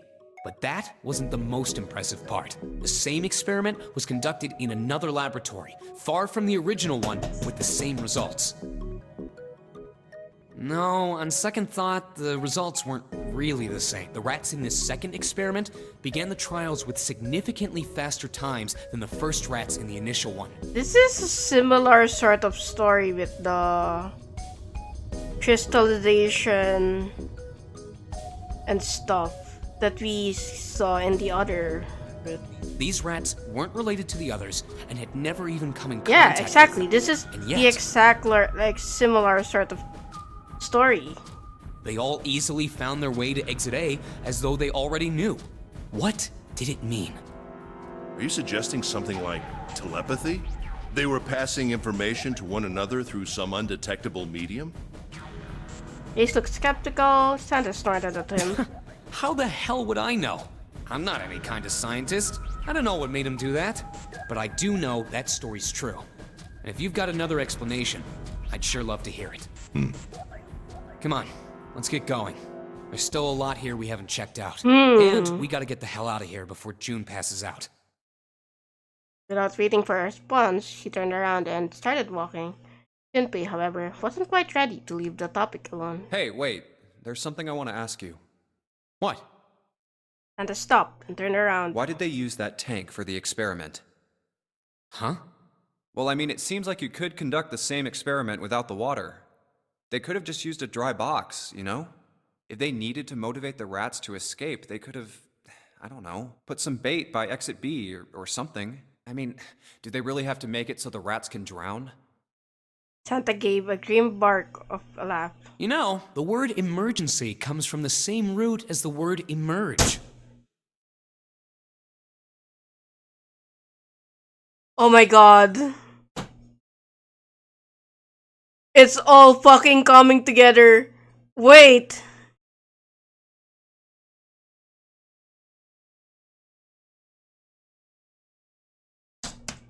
I got the submarine ending first. And one of the puzzles there was literally the thing with the emergency emerge thing. Oh, hey, Demon Deer! Hi! You ever think about that? Huh? Well, an emergency is something urgent, often something dangerous. And to emerge means to sort of come out, or appear, or rise out of something else. Oh no, I've been doing nothing but playing this game on stream the entire 8 hours? Yeah. So what's going to emerge? I'm planning on watching it later. Did a game that you like come out or get announced? Inspiration? Yeah. Think about it. When the chips are down, either you crack or your mind focuses and pulls up what you need. So in an emergency, your real potential emerges. Is that what you're saying? Yeah. That's why the rats had to drown. They had to be in danger. There had to be an emergency for inspiration to emerge. So, sort of like what's going on with the nonary games. Junpei suddenly felt cold. The back of his head was aching, and his stomach felt strange. I don't like that. Okay, let's go back. Go back here. Go down, down, and grab this. Go here. Also, oh my god, finally got the key. Okay, open this. Here.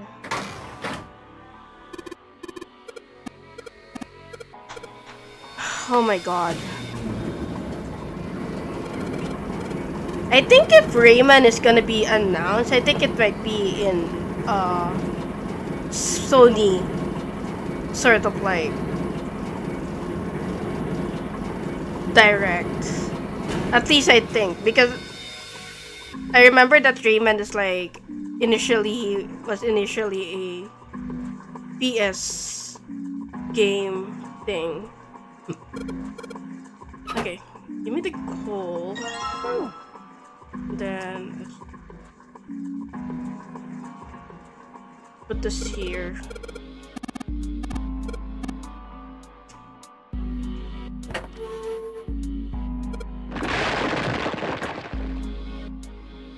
I'm not really sure. Most of the time it's like at the end of the year, or maybe like after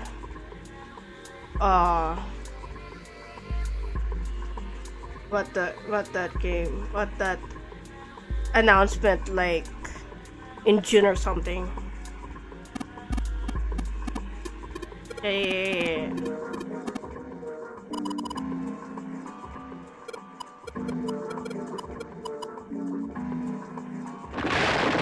Speedrun!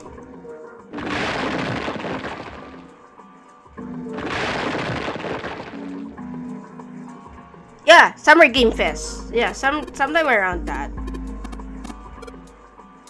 Okay, let's go back here. Go. No. Go up here. Go here, and turn that on.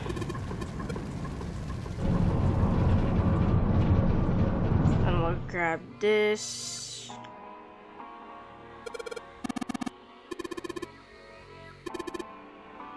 Wait, can I keep going now until... I guess I might as well finish this.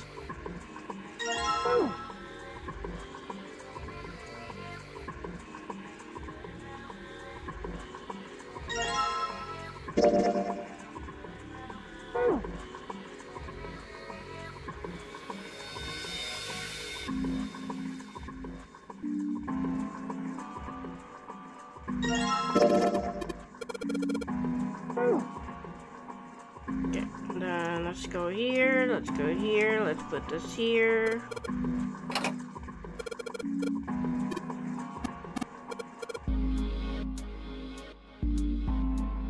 And then that.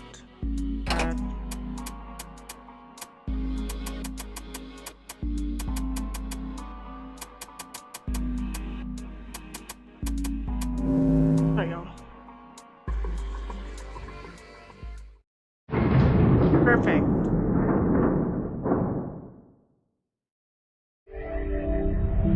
Let's fucking go. Yes! I'm gonna let this continue skipping until...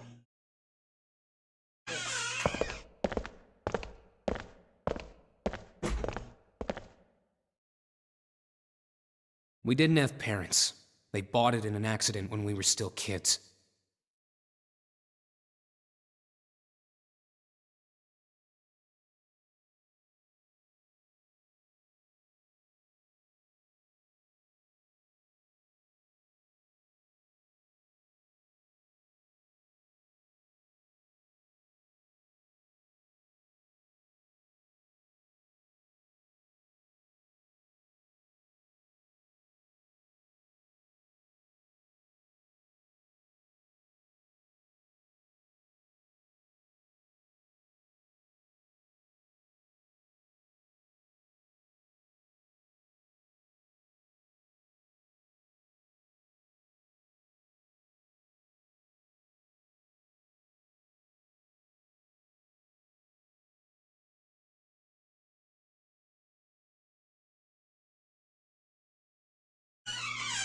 Hey chat, I'm back.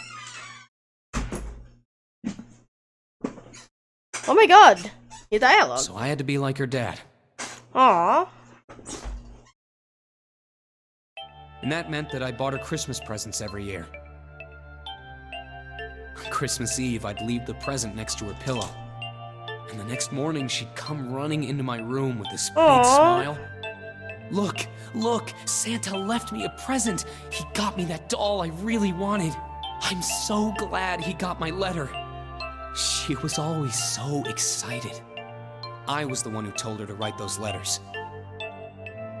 I'd say, write down something you want and mail it to Santa. The address I gave her was somewhere in Northern Europe that doesn't exist.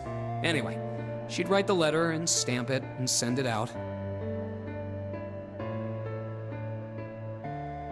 Ooh, that's good. What game is it? And then a few days later, it'd show up back in our mailbox marked address unknown. I'd open the letters before she figured out they'd been sent back. Once I had the letter, I'd go around to a couple stores with some money I'd saved up over the year and buy her the stuff she'd asked for. It took a lot of saving, but I managed to buy her presents every year. Aw, Santa. Junpei was silent. He could think of nothing to say. Huh. Jin looked down, uncomfortable. The one next to him suddenly groaned. Either he hadn't heard the sound or didn't care. Santa kept talking. But one year, her letter was different. She didn't write a list of toys she wanted or anything like that. Instead, it said, I don't want any presents this year. Instead, I want you to make my wish come true. And a dream barbecue. Wait! AI Somnium Files for 3 was announced? Holy shit! That's actually, oh my god. That's like, it's, oh my god. That's like in some of the games that I'm planning on playing in the lead up to the release of the 100-line defense. My wish is that we'll be happy like this. So I'm gonna be for a playing really, this really and long time. the trilogy of these games, and then Rain Code, and then I'll play AI Somnium Files. Oh my god, Raido! Holy shit! That's a good lineup. I'm not gonna lie. That's a very good lineup for the Nintendo Direct. That was it. Nothing else. Aw. But I couldn't make that wish come true. Some Santa I am. Santa looked sad. Junpei had never seen him look sad before. Wasn't sure he liked it. Junpei decided it was probably best not to ask Santa any more questions. But What happened? Jun glanced up at Santa quickly as she spoke. He answered, but only with an effort. She died. She was killed 9 years ago. Oh shit. Oh. Wait, that kid. Seven mentioned that one of the kids died in the experiment. There's nothing Junpei could say. His heart felt like a great lump of lead. Jin bit her lip and looked away. Her face was pale. All right, let's go. Alright. Santa stood up suddenly, his downcast demeanor gone. Shoved the picture back in his pocket and headed back up the stairs, taking them two at a time. Huh? Junpei and Jin looked at one another. There was nothing they could think of to say. Man! Oh my fucking god. Oh my god, okay, this puzzle again.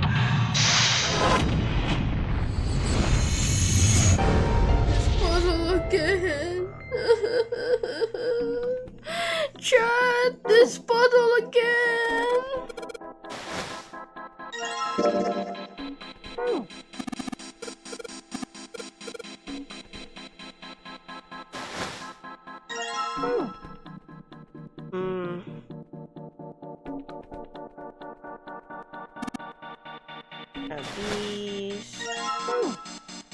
These.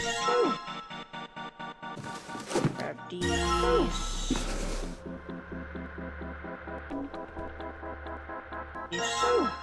These. This. Where am I missing?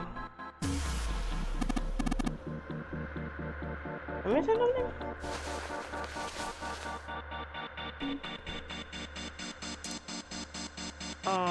1, 2, 3, 4, 5, 6, 7, 8. What am I missing? A's 1, 2, 3, 4, 5, 6, 7. Wait, where's Lotus?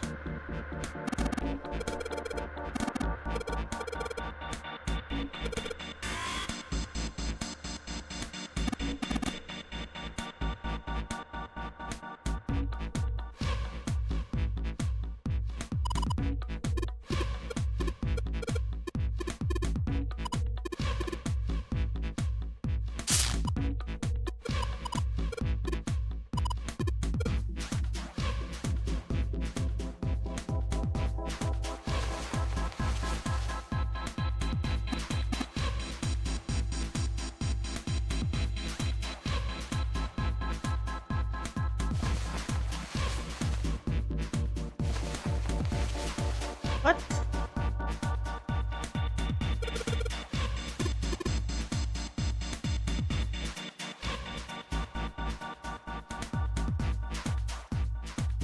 Huh? Did I miss where? Oh my god.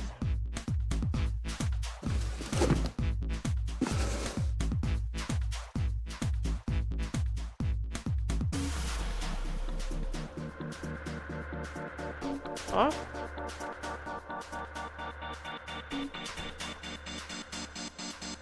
Wait, maybe...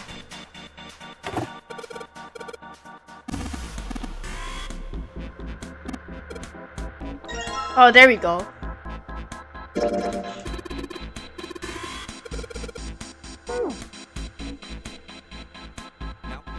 I should unlock it. Then Junpei heard a noise.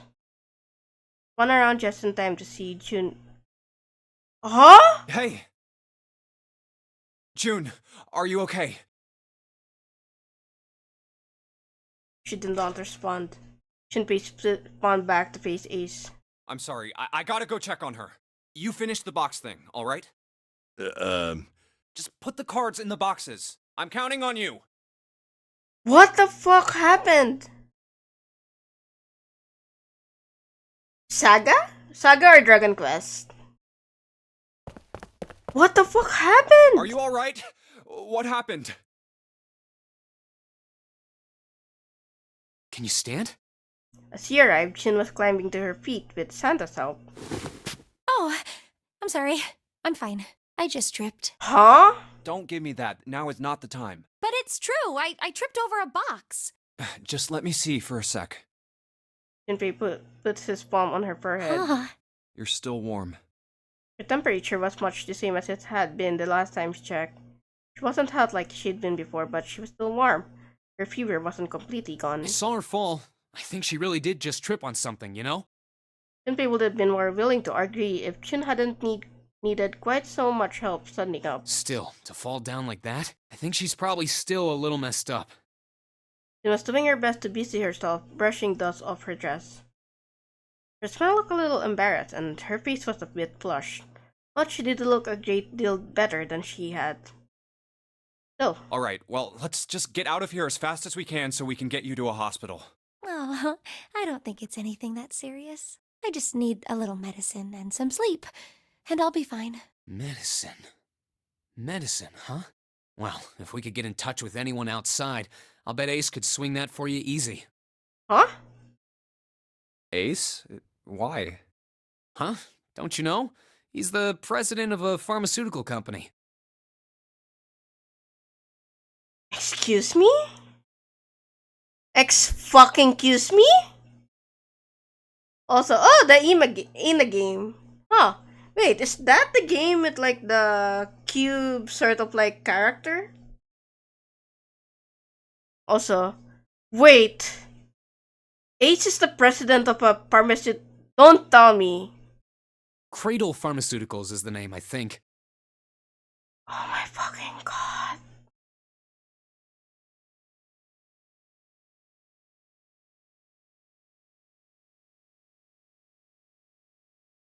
And Junpei doesn't know.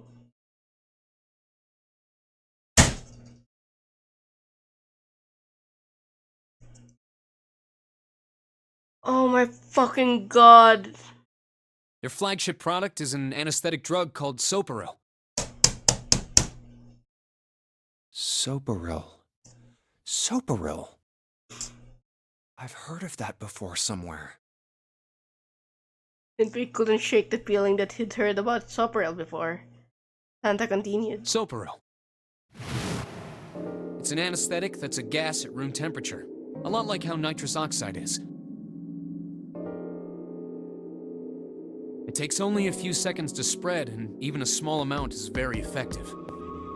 Excuse me? A bunch of countries quickly accepted it for widespread use within their police and military forces.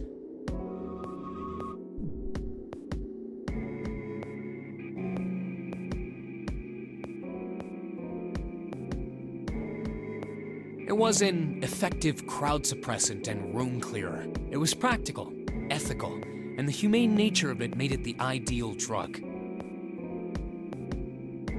So you're saying in the beginning as well, with Zero, the white gas that appeared, could that have been Soparil? Then could Ace be Zero? It's been around for about 6 years. They developed it from the extracts of several different roots. It became popular almost as soon as it was made public, with many governments placing large orders. Demand for Soparil skyrocketed, and of course that meant Cradle Pharmaceuticals' stock did too.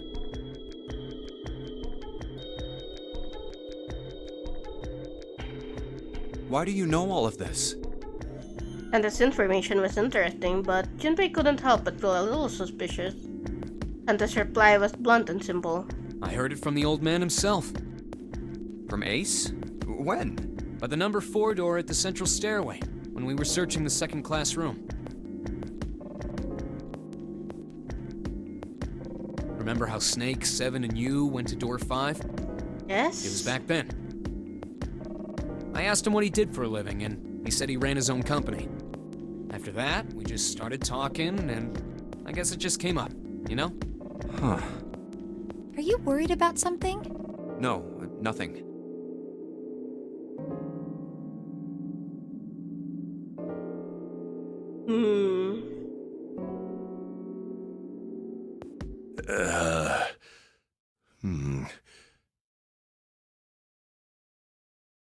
Wait.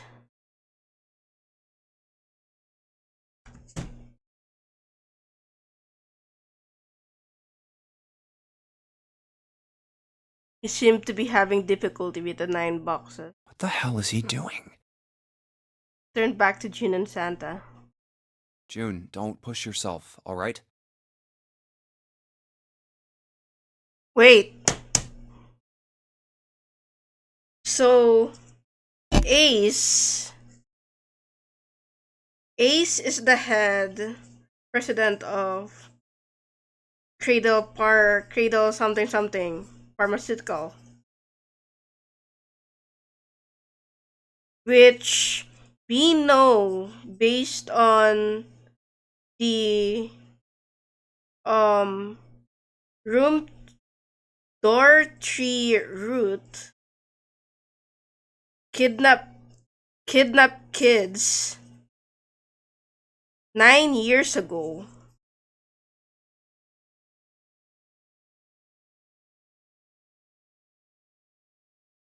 So they kidnapped kids 9 years ago in order to do some sort of experiment on the kids.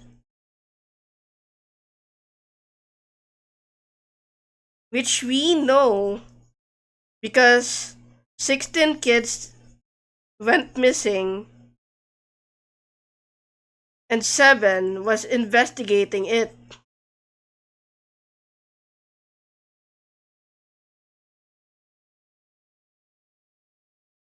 And then Lotus, as we know now, is the mother of 2 children who were kidnapped, who went missing during those days. And now she's in the same ship where the experiments took place in.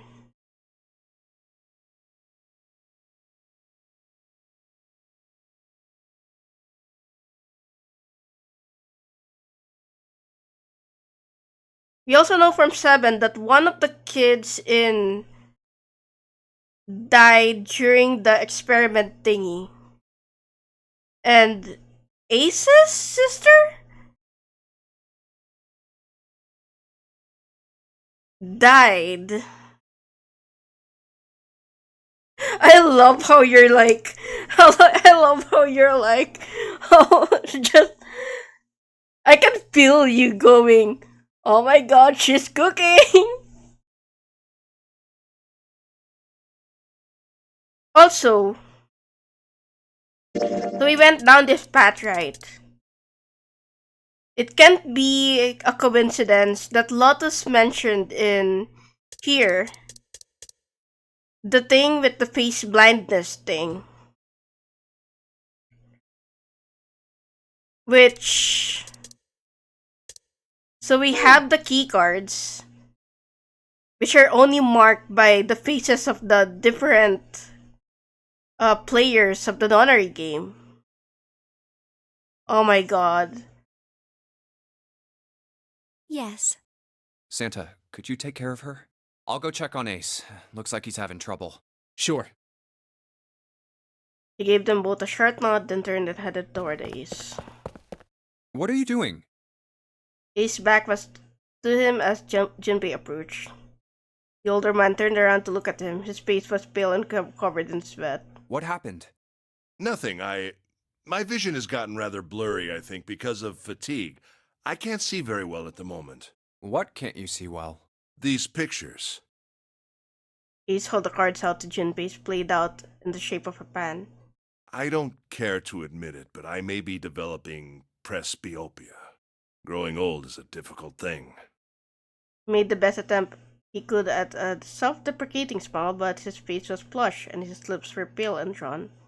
At any rate, I'll leave the rest to you. I'm feeling awfully tired, so if you don't mind, I'd like to rest for a bit. Brother, get a hold of yourself. You're the president of some pharmaceutical company that's like Umbrella Corporation and experimented on kids and killed one kid. And also imprisoned 7. Junpei... Also, you have no idea. The paper that I was putting like the notes in, there's like...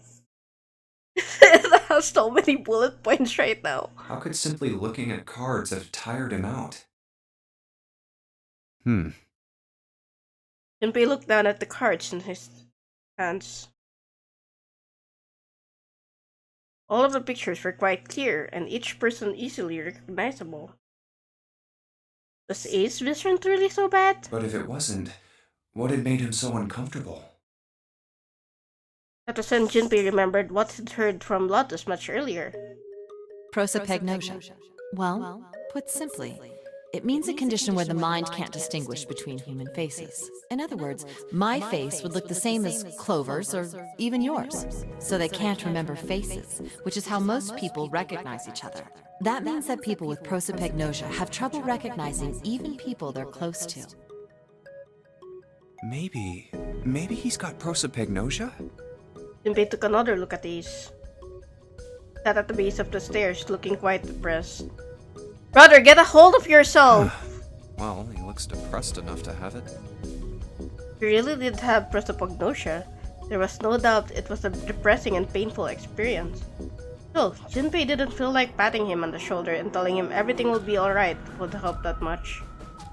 Still, Junpei felt perhaps it was best to keep Ace's condition to himself, at least for the time being. Oh well. Doing his best to clear his mind for the task at hand, turned back toward the boxes. Time to solve the 9 boxes puzzle. Yeah, I know you can do that. Yeah. Oh my god, not this thing again. This thing again. I'm in so much pain.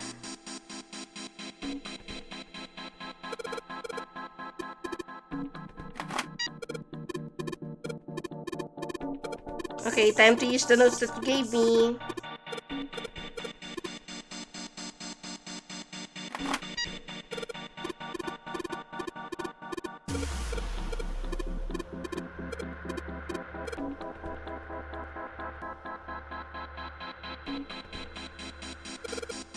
Okay, time to do that.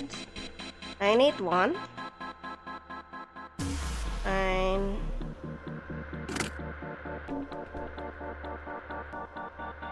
8. 1.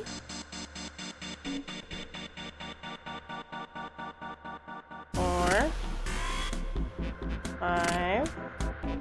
7.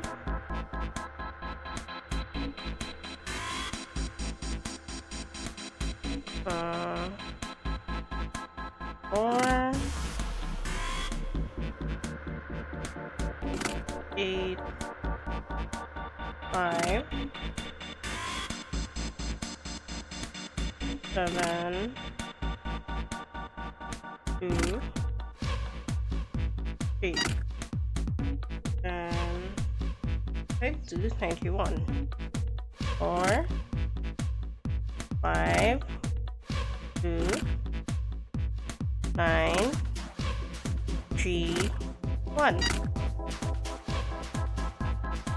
923 816. Oh no.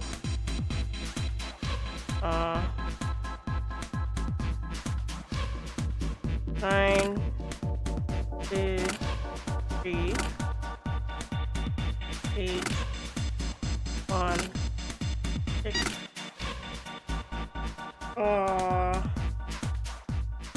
How did I do this again? 7, 1, 2, and then 9 should be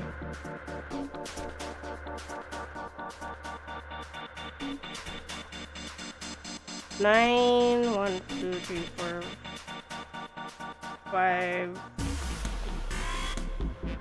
9, 1, 2, 3, 4, 5, 6, 7, 8, 1, maybe 6, 1, 2, 1, 3, okay, 6, 8, and then 4. There you go. Okay, this one should be much easier.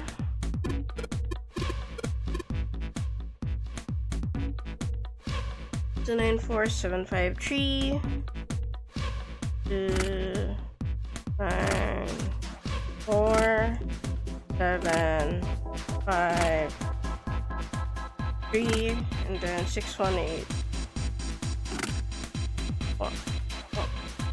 1, and then 8. There you go.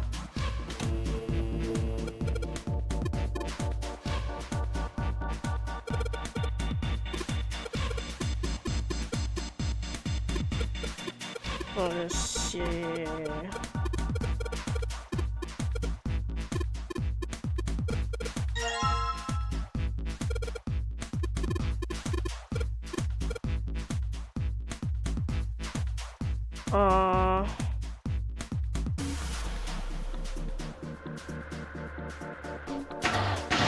Oh my god, I made it. Then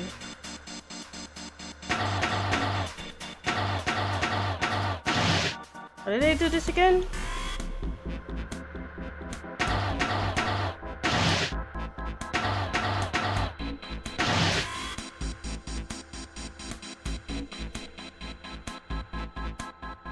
Pretty sure I put it here first.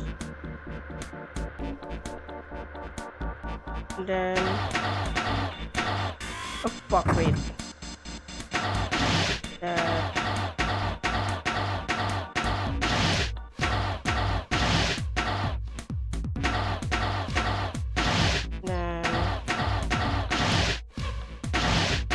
Then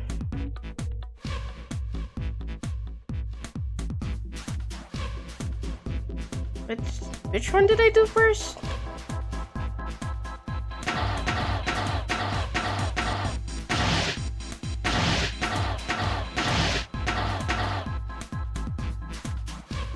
Oh, okay, wait.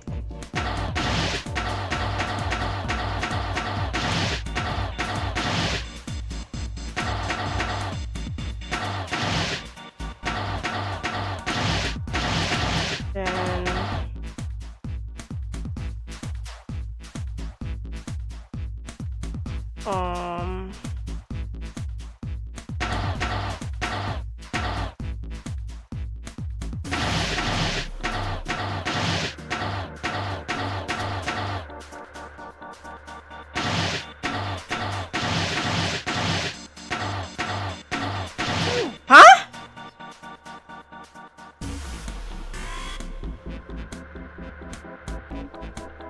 Wait, it was like, why did it go to 50 earlier?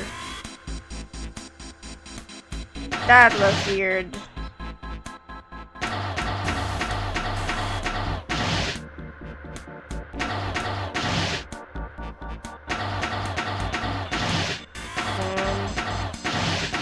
Fuck. Oh my god.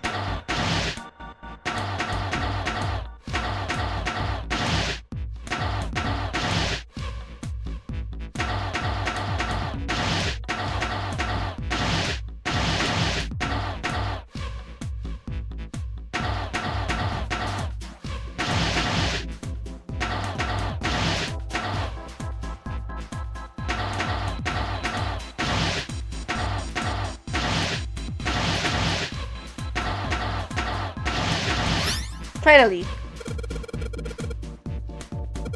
Okay.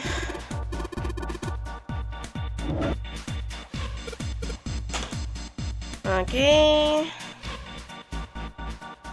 Then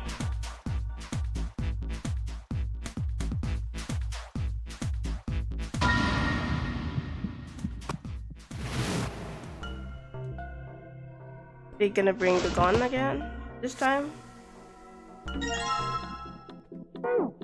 Nope, they did not.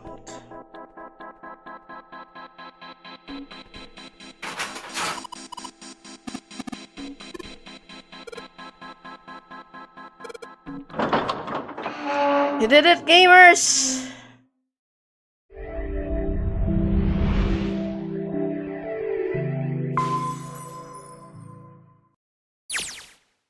A long hallway, huh? One more. Also, let's turn to this. We've seen this elevator before.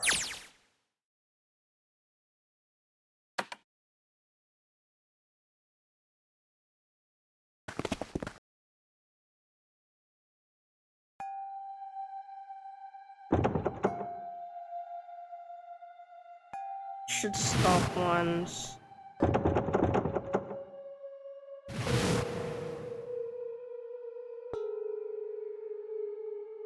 Tomorrow, I'm gonna clean up the remaining 2 other routes. And then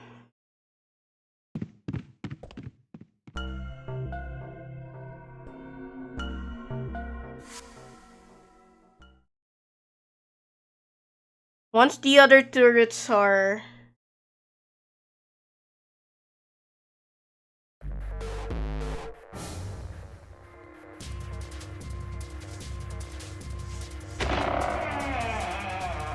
okay, this is where it's gonna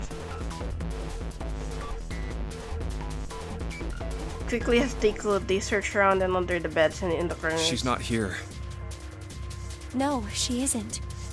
Alright, just in case, we should go take a look in the shower room. Shower room? That's where her brother is. She might have gone to see him. Jin bit her lip. She knew as Junpei did that there was only one thing to see in the shower room, and it wasn't pleasant. Well, we might as well check, right? Let's go. Okay. There's a screwdriver stuck between the door and the frame. Good. We can still get in. We should thank Seven later. Junpei and Jun slipped through the door and moved down the hallway and stepped into the shower room.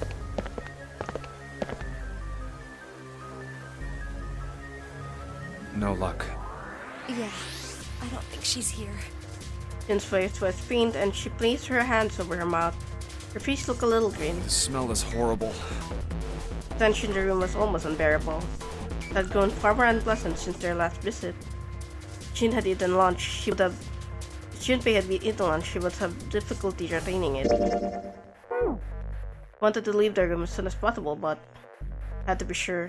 The only way to be sure was to check the other side of the divider. Let's check the back, just to be sure. Jun offered no resistance and nodded weakly to Junpei as he headed around the divider. Stopped at the corner and turned his head. No, she's not here. As he'd expected, Clover was nowhere to be seen. The only thing on the other side of the divider was a dead body lying in a reddish-brown puddle of drying blood. Snake, just where did your sister go? Junpei whispered to what was once Snake. He'd asked rhetorically, of course, as there was no way he'd get an answer. He gave a deep sigh. Such a horrible way to go. The skull shattered, the left arm's hideously twisted. Wait. Oh my god, finally! Finally! Finally! The bright white of the ulna was clearly visible through the remains of skin and muscle. Bright white. Ulna. Bones. Pieces fell into place. Junpei remembered something Clover had told him in the laboratory. My brother's left arm is, it's not like a normal person's arm. The accident hurt him really bad. Of course. Of course.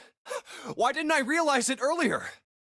Clover had told Junpei that Snake's left arm was prosthetic, but the left arm of the corpse behind the divider was quite clearly a real human arm, or at least it had been once. That meant the corpse. Jumpy? Jun's unsure voice at Junpei's suddenly strange behavior drew his attention back to her. Oh, sorry for making you wait. Let's go. Junpei and Jun headed back toward the large hospital room, slipped through the door and out of the shower room. Down the hallway they advanced, searching for Clover in every corner. They had reached the stairs when Seven appeared, breathless and yelling. Junpei! June! Where were you guys? He looked pale and his face was drawn. Something terrible had happened. Junpei's breath caught in his throat. Did something happen? Seven drew a shaking hand across his face and gulped down the breath of air. Clover is dead. Oh, fuck. I found her in the first-class bathroom. Oh, fuck.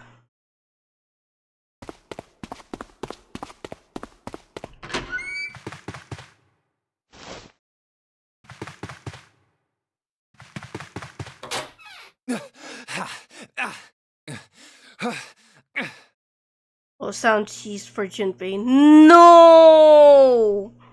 The world was an empty, muffled expanse. Then he began to hear his own breathing.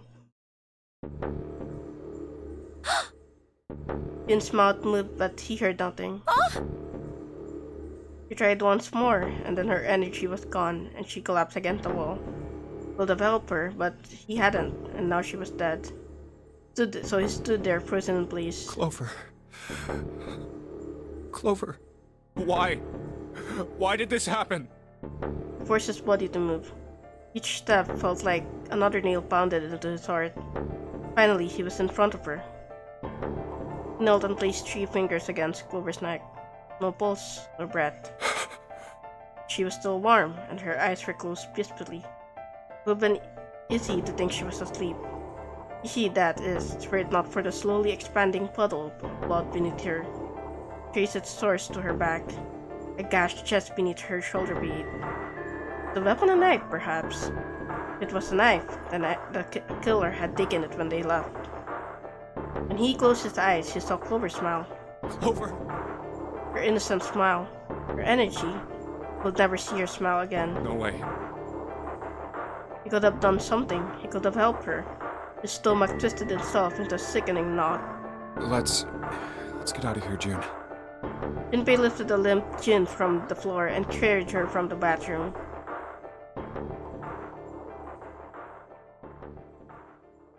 Are you alright? That's a foolish question, and he knew it. Yes, I think so. Her voice was weak. The fever had gone down, but the emotional scars she'd received were not likely to recede as. Junpei laid his hand on her shoulder, and they walked back to the bedroom. You should get some rest. Oh my god. Here, the bed. Can you sit? Also, wait. Leave no one behind. Yes. She nodded once and stared at the floor. There were 4 others in the room: Ace, Lotus, Santa, and Seven. They all stared at nothing, their faces drawn and tired.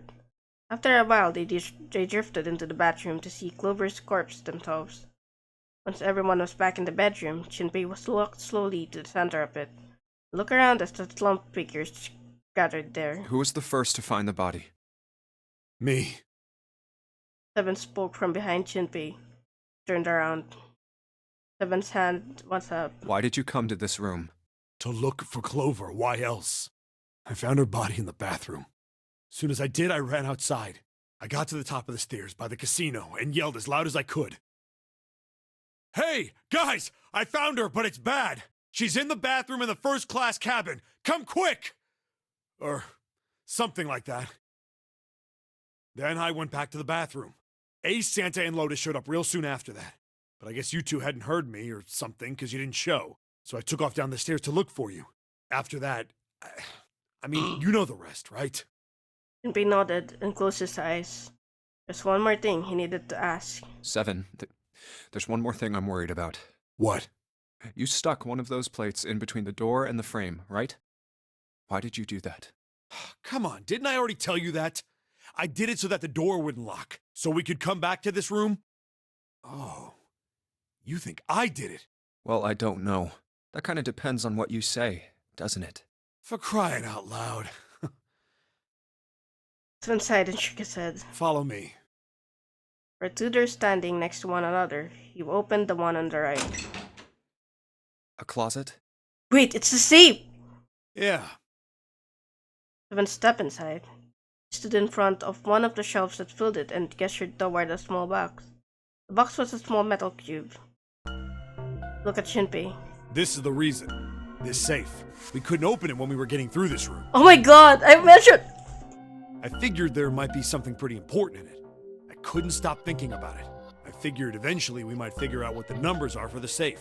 And if we did, I didn't want to screw around with door 5 again.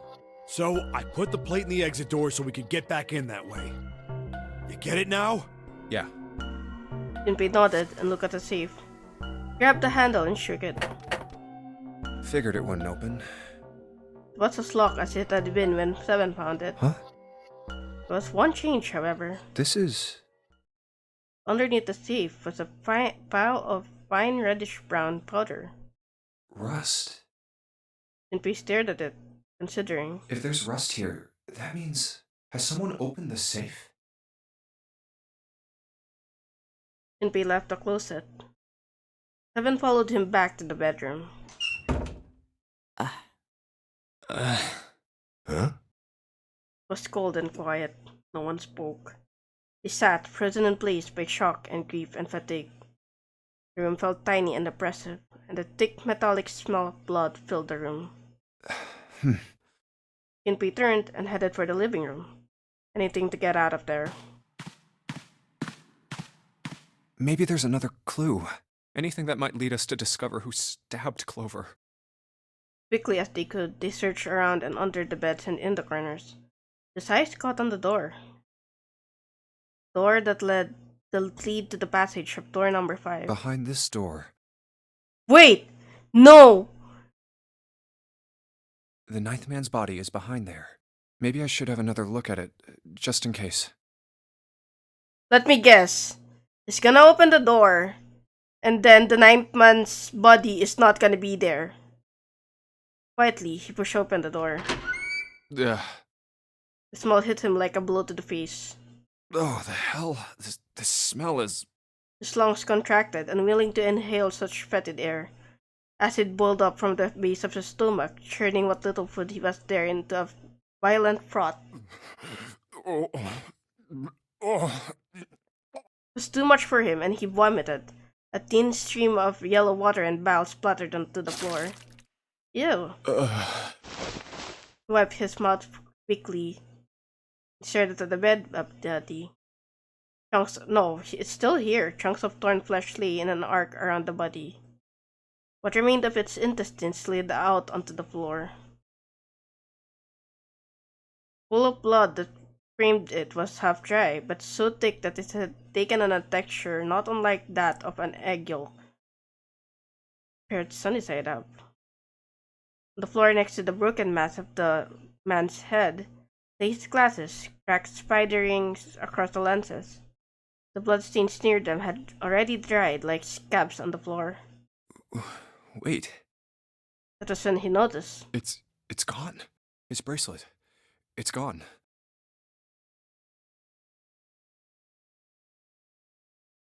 Nine.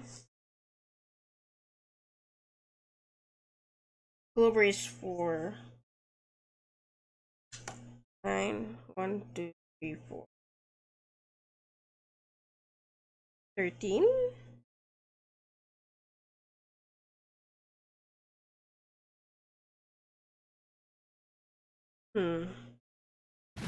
It was right next to the glasses. But now it was gone. Number 9 bracelet was gone. But why? Someone taken it? Was turning it over and over in his mind when he heard Seven's voice. Huh? Where'd Junpei go? It had drifted out to him from the living room. Junpei walked slowly out of the hallway. Oh, there you are. Were you looking for something in the hallway? Seven looked up as Junpei entered the room. Yeah. Did you find something? He thought for a moment before he responded. No, nothing. He's not gonna mention it? Technically, it wasn't a lie. He hadn't found anything. In a way, in fact, that was the problem. Something he'd expected to find hadn't been there. Ninth man's bracelet. What's up? Well, I wanted you to take a look at something. What is it? So 9 and then...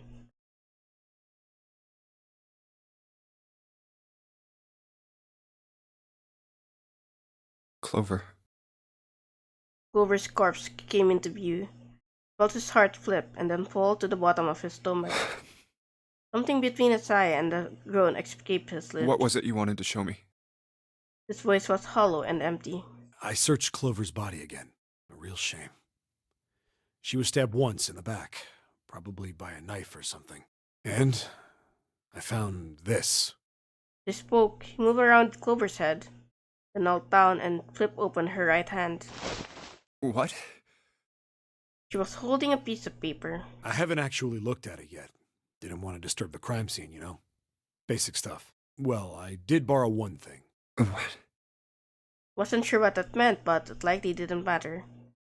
Paper was more important. I'm opening it. Picked it up and carefully opened it. There were 2 sentences written on it. Truth had gone, and truth had gone.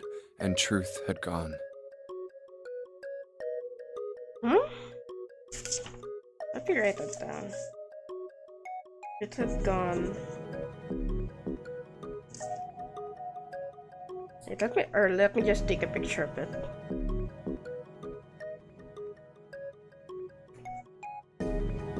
Truth had gone, and truth had gone 3 times. And now truth is asleep in the darkness of the sinister hand. Now truth is asleep in the darkness of the sinister hand. What is this? Some kind of secret code? 3? Seven peered over Junpei's shoulder at the note. Junpei stepped away from Clover's body. Yeah, I took a picture of it. And into the living room. He began to pace, attempting to decode the note. A code. The first clue was likely the phrase sinister hand. Sinister hand means...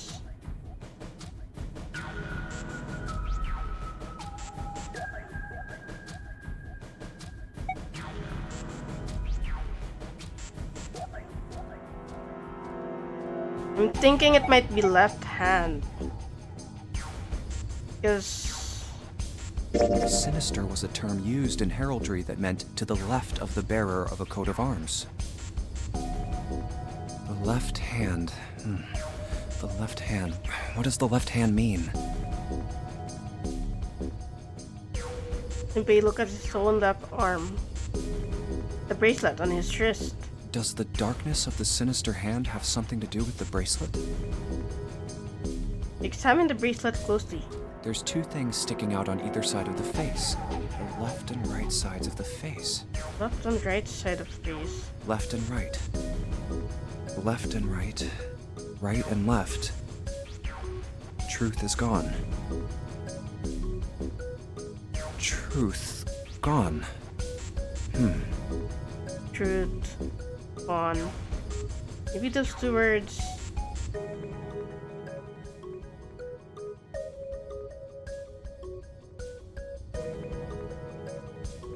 Gone is truth?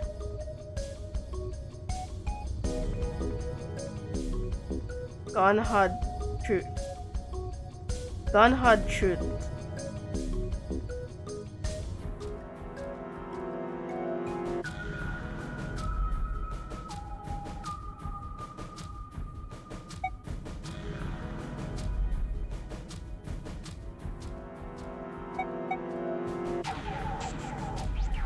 Wait.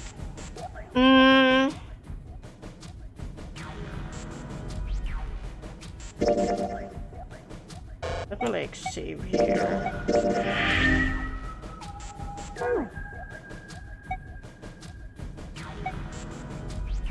How about reading them backwards? Gone and truth. Enog and Turt. What am I saying? Those aren't even words. I doubt that's what the riddle was trying to say. Wasn't a bad idea, though. It's gone. I was thinking like...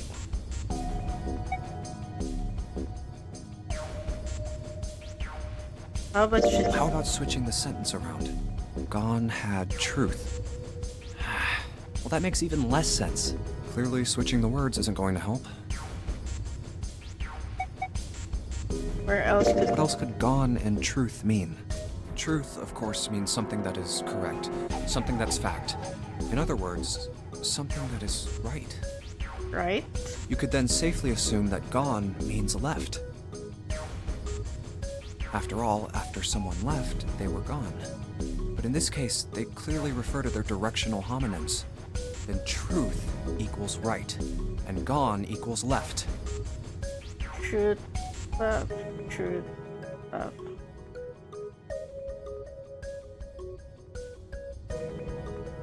The left and right of the bracelet. These two things sticking out.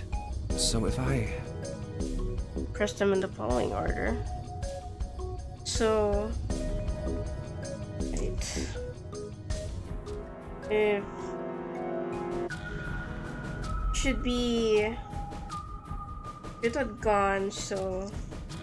truth is right. Left.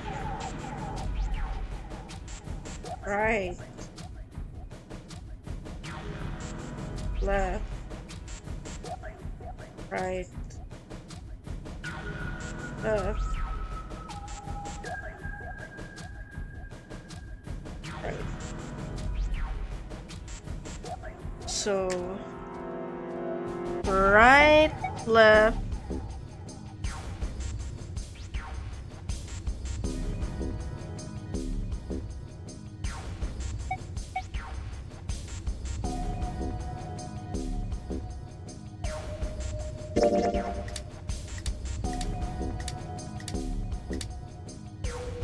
Then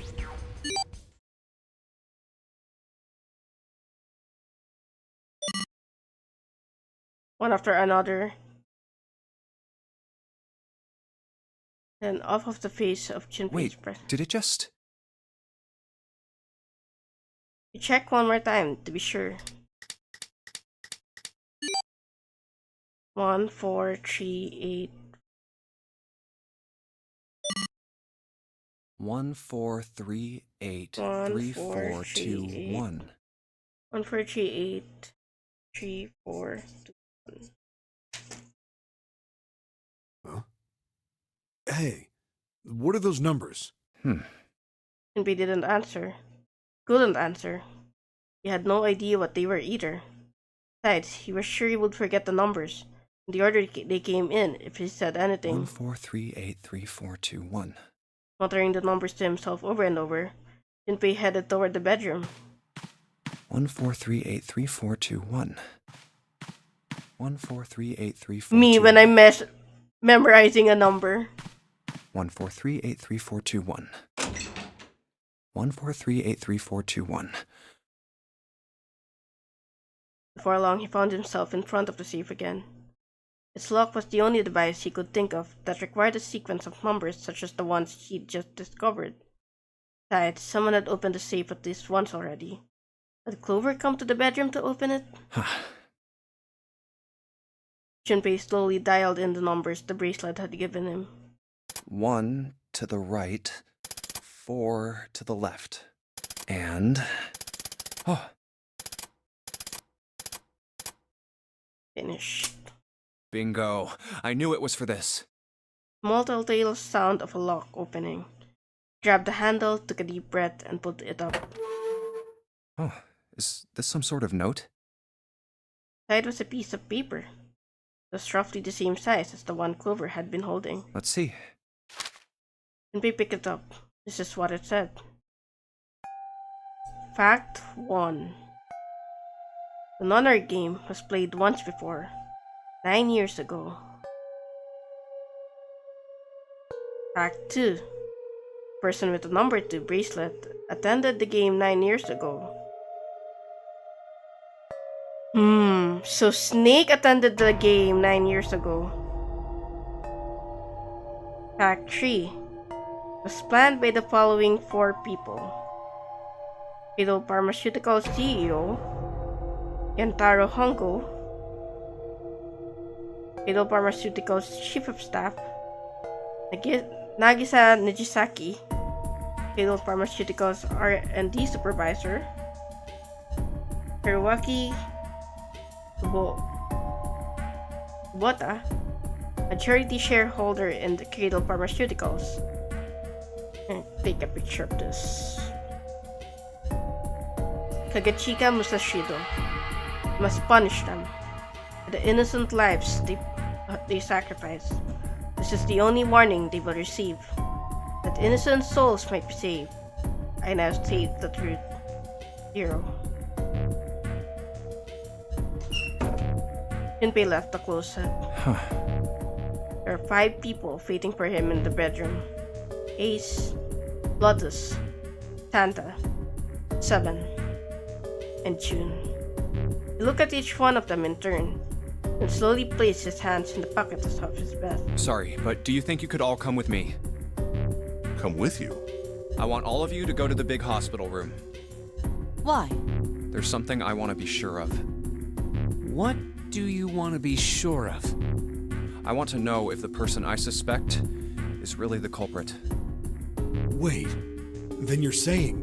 Yeah, I think I've got it figured out. I know who killed Snake and Clover. The atmosphere in the room changed. Fifth was suddenly gone. Please paid attention like a strap of leather stretched to its limit. 5 sets of eyes stared at Junpei. He pretended not to notice. Anyway, if you could all please move to the big hospital room. I'll explain everything as soon as we get there. Then, almost as if on cue, the bell began to ring. They all heard it. It was the bell from the clock in the main staircase. 5. The bell rang 5 times, then ceased. It's 5 o'clock. We've only got an hour left. We don't have a lot of time left. Let's go. Slowly, one by one, they followed Junpei out of the bedroom.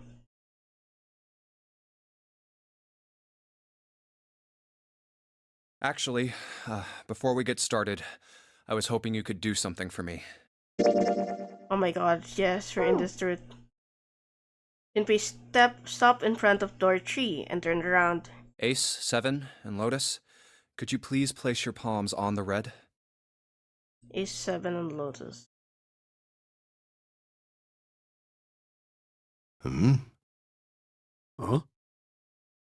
Why? If we need to get to the shower room, why don't we just...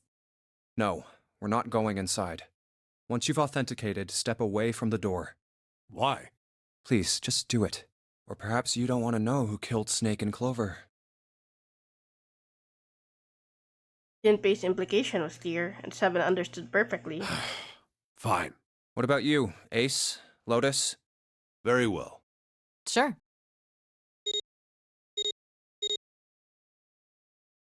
Quickly, they pressed their palms onto the red. Once they had finished, they stepped away from the door, as Junpei had instructed. 3 asterisks shown from the red's display panel. I have this idea. I don't think this device responds to a hand placed on it. It instead reacts to a bracelet being brought close. You don't actually need a hand. Junpei approached it, this bracelet over the scanner. He made quite sure he didn't place his palm on it, and instead only brought his bracelet near it. Fort Asters appeared. I knew it.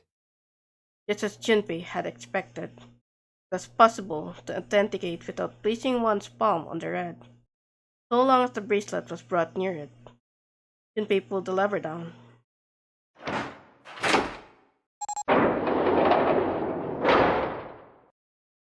Door 3 opened like a hungry mouth. 9 long seconds passed. And the door shut and fed. Junpei walked slowly back to the others, who were waiting some distance from the door, talking to one another. Santa and June had joined them as well. Huh? It looked as though they hadn't found a chance to break into the conversation yet. As Junpei approached, they turned to look at him, curiosity plain on their faces. Before long, the other 3 did as well. What was that about? How should I know? Clearly, they were all expecting some answers. Thanks. I appreciate your cooperation. Clearly, they'd hoped for something more forthcoming. He continued. By the way, Ace, would you mind if I asked you something? What is it? Do you know who I am? What? What kind of question? Just answer it, please. Who am I? You're Junpei, of course. Who else would you be? Unfortunately, that's the wrong answer. Actually, I'm Santa. What? Ace's voice was full of surprise, but it was also tinged with confusion and fear. Everyone else looked nearly as surprised. Santa looked especially shocked to discover he was actually someone else. If he spoke, however, the trap would be exposed. Junpei quickly continued. The clothes I'm wearing, I borrowed from Junpei. And the clothes he's wearing are mine. We had a little swap. Oh my god! Is he testing? Impossible. So, you're saying I'm not Santa? Of course you aren't. Why? What makes you so sure I'm not Santa? If you were Santa, then door 3 wouldn't have opened for us just now. 1 plus 7 plus 8 plus 3 equals 19. 1 plus 9 would be 10. The digital route would be 1. But the 4 of us just opened door 3. You can't possibly be Santa. Your bracelet number isn't 3. It's 5, right? Only then, when it was too late, did Ace realize his mistake. He set his jaw and glared at Junpei. You're exactly right. My bracelet number is 5. As he spoke, Junpei lifted his wrist up to show everyone the bright red 5 on his wrist. Sorry, Ace. I tricked you. Of course, I'm not really Santa. I'm Junpei. Who could possibly think I was? It's obvious I'm not. To think I was? Ridiculous. But I guess you couldn't see just how obvious it was. I asked you before, didn't I? What makes you so sure I'm not Santa? And you answered. If you were Santa, then door 3 wouldn't have opened for us just now. Most people wouldn't say something like that. The first thing that would come to anyone else's mind wouldn't be the bracelet number. There'd only be one thing they'd say. You don't look like a jerk. One sentence. You don't have his face. Ace, you have prosopagnosia, am I right? Junpei's voice was quiet and calm. He knew the truth, so did Ace. Prosopagnosia? The others looked confused. What's that? No clue. Prosopagnosia is... He heard Lotus begin to explain it to them. Ace glanced at them, and then turned back toward Junpei and sighed. Very well. I confess. I have prosopagnosia. I cannot differentiate human faces. Is that what this was about? You want to mock me for my disorder? No, not at all. Cancel Junpei! Joke. I'm not making fun of you at all. In fact, I feel kind of bad for you. No, the reason I brought this up is that there's an excellent chance the person who killed Snake has prosopagnosia. Ace's face tightened, his eyes narrowed. What do you mean? Junpei leaned casually against the iron piping of one of the beds. I'll just come right out with it. I think it was you, Ace. You killed him. Holy shit, she's so blunt! Junpei was suddenly very aware of 5 pairs of eyes on him. He had their undivided attention now. The room had grown very, very quiet. Junpei took a deep breath. That's ridiculous. What possible evidence do you... I have 3 pieces of evidence. The first, think back to a few hours ago. You made us argue over the 3 doors here in the big hospital room. There was no way all 7 people could go through them. Lotus suggested that we sacrifice one of us. Lotus looked away awkwardly. Junpei glanced at her and continued. Then you, Ace, said, I'll stay here. Why would you say something like that? It's pretty simple, really. You didn't want us to see the dead body in the shower room. You see, if Ace stayed behind, there were only 2 doors the rest of us could go through. Doors 7 and 8. There was no way we could get through door 3, the shower room. You knew that, didn't you, Ace? That's why you volunteered to stay behind. Come on now, I think that's going a bit far. I can understand if you're jealous of my bravery, but please don't devalue my actions. I only wanted to save the rest of you. Surely you can understand my altruism. Altruism, huh? Junpei stared up into the darkness at something very interesting, and lazily began to dig a persistent bit of wax out of his ear. Oh my god, Junpei is so badass! You already knew, didn't you? You knew that whichever doors we took, eventually we'd end up back in the big hospital room. What on earth are you saying? Of course I didn't know that. How could I have? Really? Yes. Bleeding was not something they'd heard from Ace before. Junpei pulled the piece of wax from his ear, glanced at it, and flicked it off into the darkness. Oh well, that's cool. I've still got 2 more pieces of evidence that say you're the killer. The second is that, as I said earlier, you have prosopagnosia. Then you mean to imply that a person who can't distinguish human faces must be oh a my bad god! person? Junpei, they call that prejudice. Junpei, they call that being cancelled. No, I am not that stupid. Then why? Well, before I explain, I suppose there's something I should tell you. The corpse in the shower room. It's not Snake's. What? His face went pale. The others looked confused as well. The body wasn't Snake's. I didn't put it together right away, but there was something Clover told me.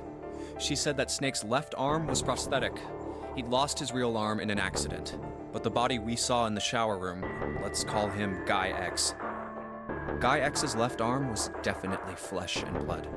In other words, Guy X couldn't possibly have been Snake. Oh god. No. That's impossible. Ace had started muttering deliriously to himself, shaking his head back and forth. Junpei was long past caring. Let's say, hypothetically, that the killer didn't have prosopagnosia. If that were the case, he would immediately realize that Guy X wasn't Snake. Even if the clothes were the same as Snake's, their faces would be completely different. It would have been obvious they were different people. And yet, they still killed him. Why? Why would they kill a stranger who'd only just shown up? On the other hand, if the killer did have prosopagnosia, it makes sense. They thought Guy X was Snake and killed him. Wait just a moment. Let's say you're right, and I mistook Guy X for Snake. Even if I did, I would have had no motive to kill him. Why would I want to kill Snake? I can think of at least 2 motives. 1, Snake knew about your past. If he ever revealed what he knew, that would have been really bad for you. You really didn't want that to happen. So to make sure Snake's mouth stayed shut, you killed him. 2, Snake had a grudge against you. You knew that, or at least you could have easily assumed he did. Even without exposing your identity, he was a threat to you. You never knew when you might be attacked. You couldn't ever let your guard down. Every moment was a moment he might try something. God, Junpei is so You badass. didn't want that kind of danger hanging over you. So you... Hey, hold on a minute. The first time since the beginning of Junpei's explanation, someone besides Ace spoke. What's the past that Ace wouldn't want us to know? Why did Snake have a grudge against him? Look at this. He handed Santa a small piece of paper. What's this piece of paper?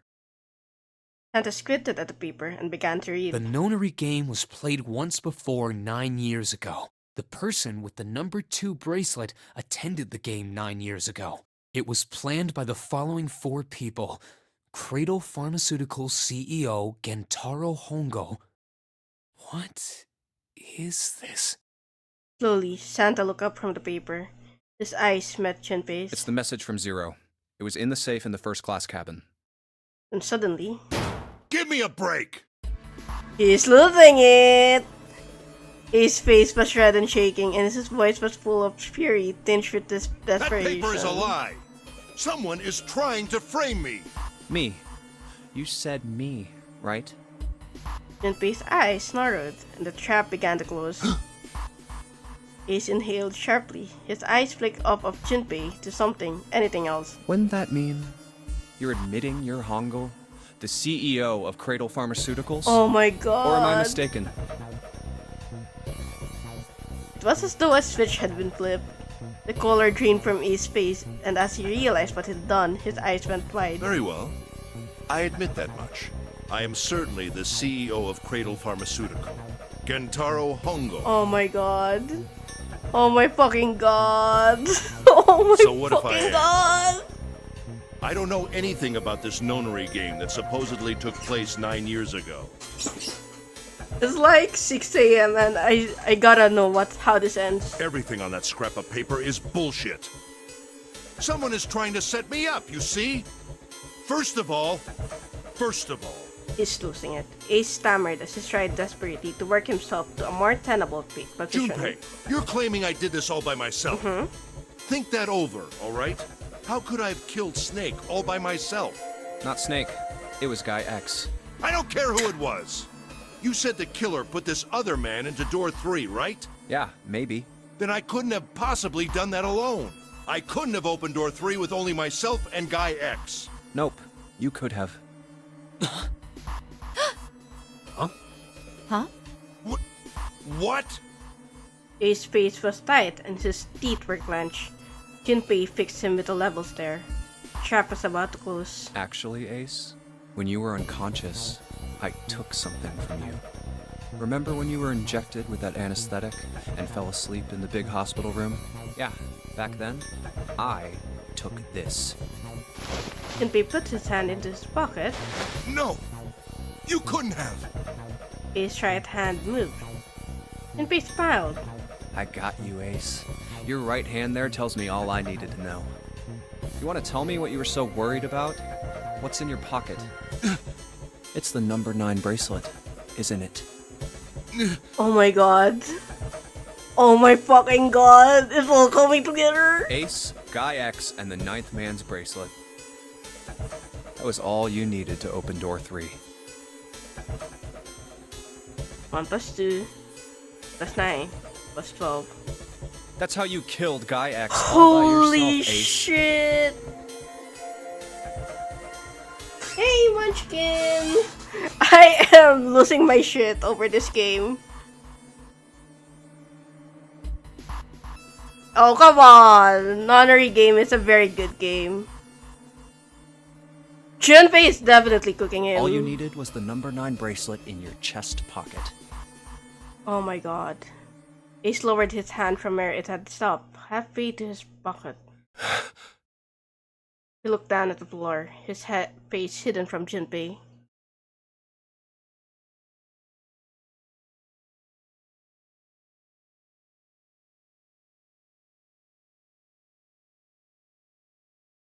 If you want to play innocent, that's fine by me. Go ahead, tell me. I don't have the bracelet, if that's what you want to do. But if you could take off your coat and hand it to me, I'd really appreciate it. Otherwise, we'll have to take it from you by force. Right, Seven? Yeah, it'd be my pleasure. Seven cracks his knuckles with a sound like gunfire. Oh my god, she's losing it. He's gonna do the Ace Attorney breakdown.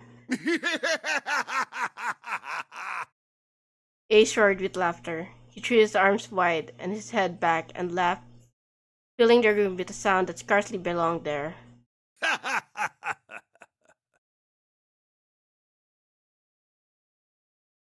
Then it stopped. His arms came down and his head dropped to look straight ahead at Junpei. Oh my god, look at him.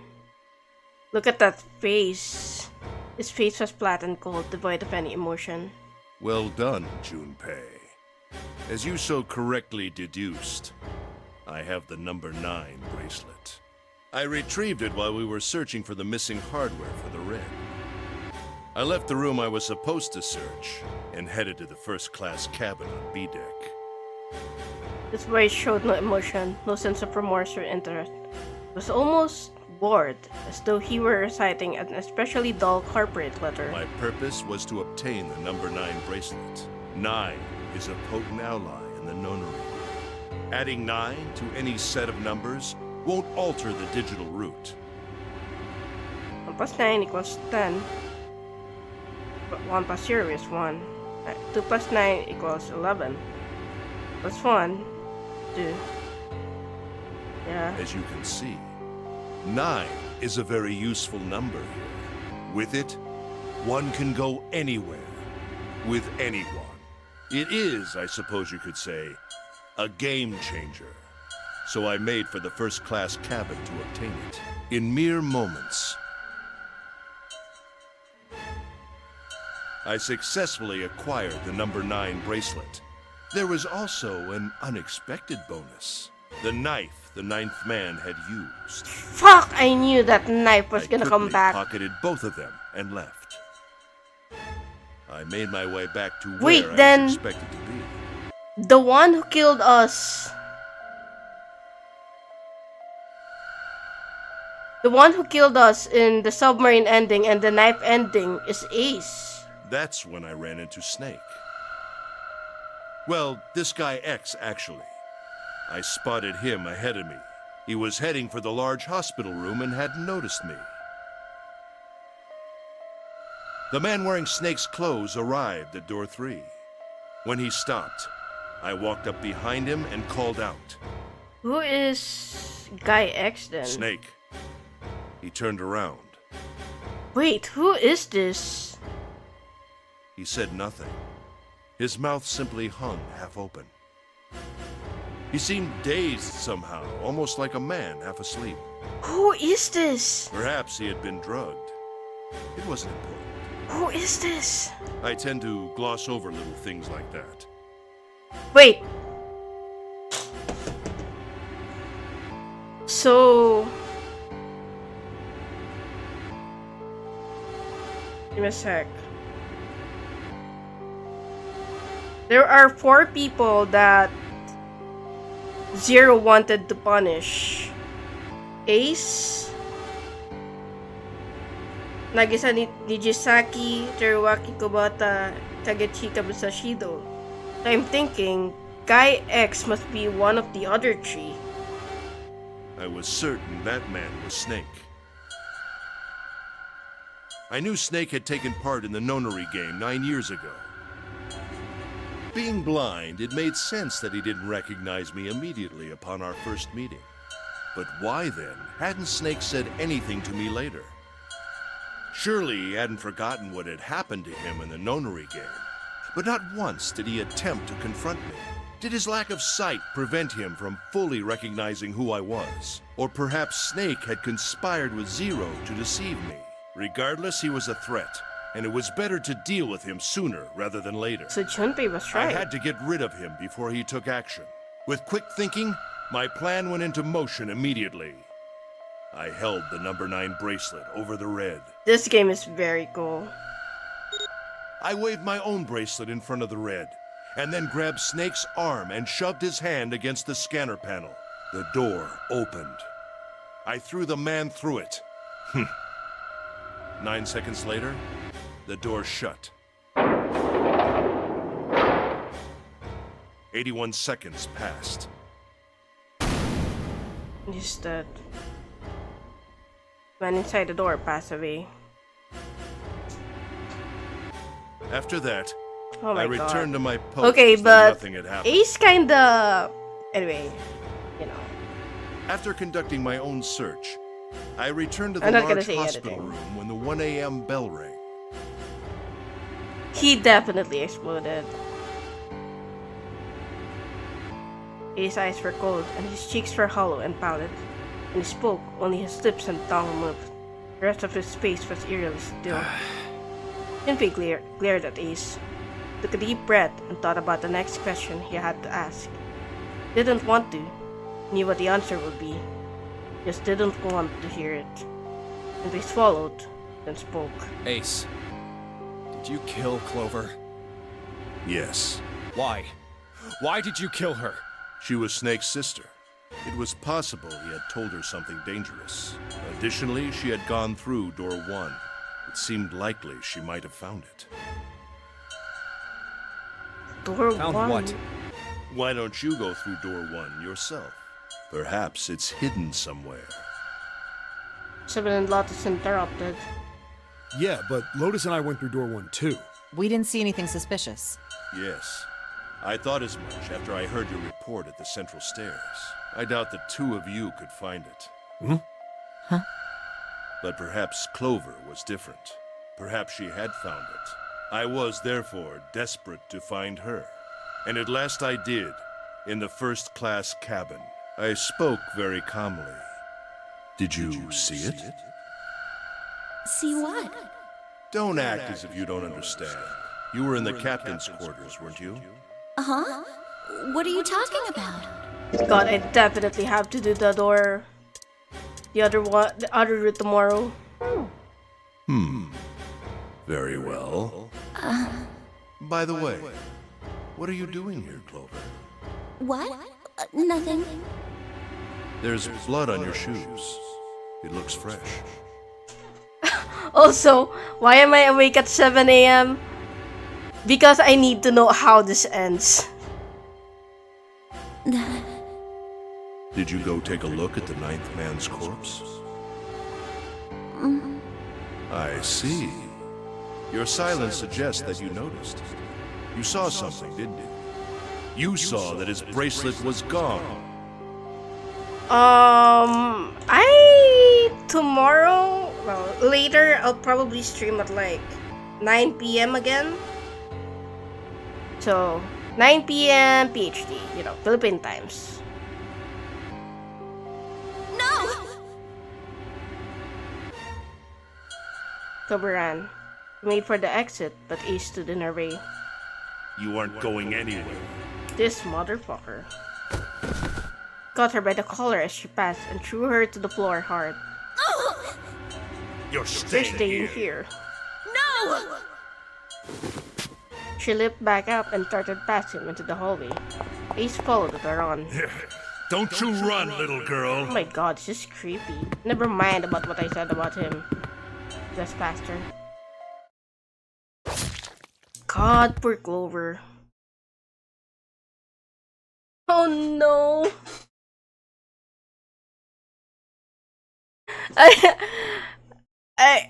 I was thinking like, okay, I gotta see the other ending, and then, oh my god, it's already 7 a.m. That was how I killed Clover. His face hadn't changed. If he felt guilt or remorse or anything one might feel after taking the life of another human being, it didn't show. You son of a bitch! Heaven's whole body trembled with rage, and his voice trembled with hate.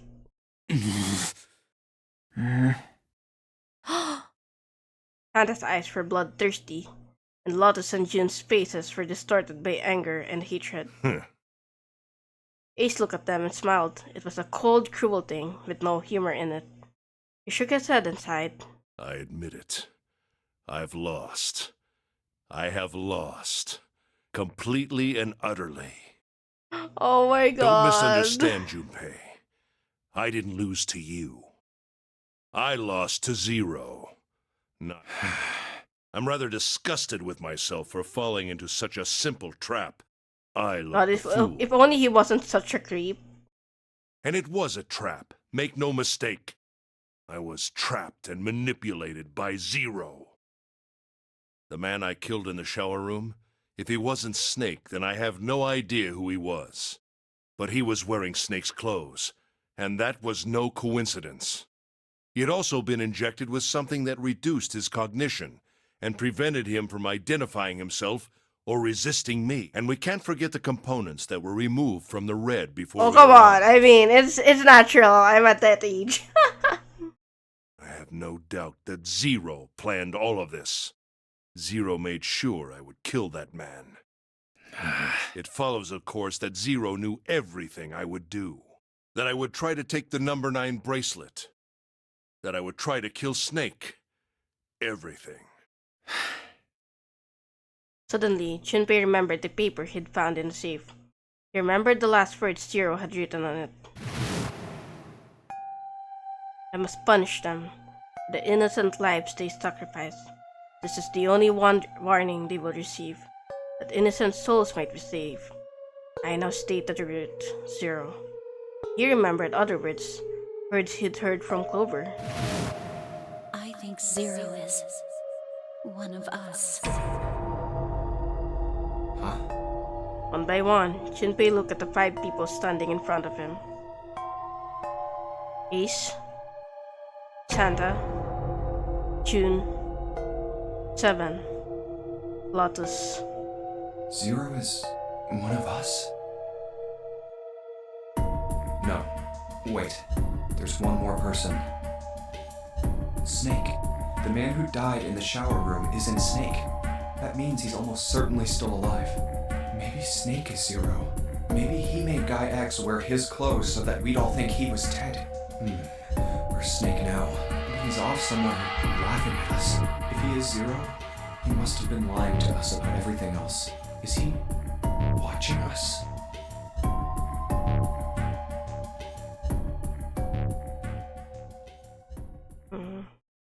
Well, I believe I've finished with my confession. Why don't we get moving? Sounded as if he'd just finished doing nothing more exciting than describing the weather. For Santa, it was the last straw. What the hell is this shit? You aren't going anywhere, you son of a bitch! We're gonna leave your ass here to rot! Why? Because I killed Clover? That's ridiculous. Why are you so upset that I killed the little bitch? Oh my god. She was nothing to you. A stranger you only met a few hours ago. Am I wrong? You bastard! 7 roared and lifted a fist that would likely have shattered Ace's jaw. Someone else was faster. It was Lotus. She stepped toward Ace, raised a fist of her own, and shoved it straight into his nose. Blindsiding me with a punch, huh? You've got some fire, don't you? You don't even know who hit I you. confess, I rather like a tough woman. Fair enough, you know it's a woman. He sniffed and wiped a small trickle of blood from his nose with a raised eyebrow. Well, maybe you'd like another one then. Before that, let me give you one of my own. Huh? Lotus scarcely had time to blink. Ace snaked his arms around her and pulled Lotus's back up against him. Same motion, he reached into his coat pocket. I fucking knew it! Ah!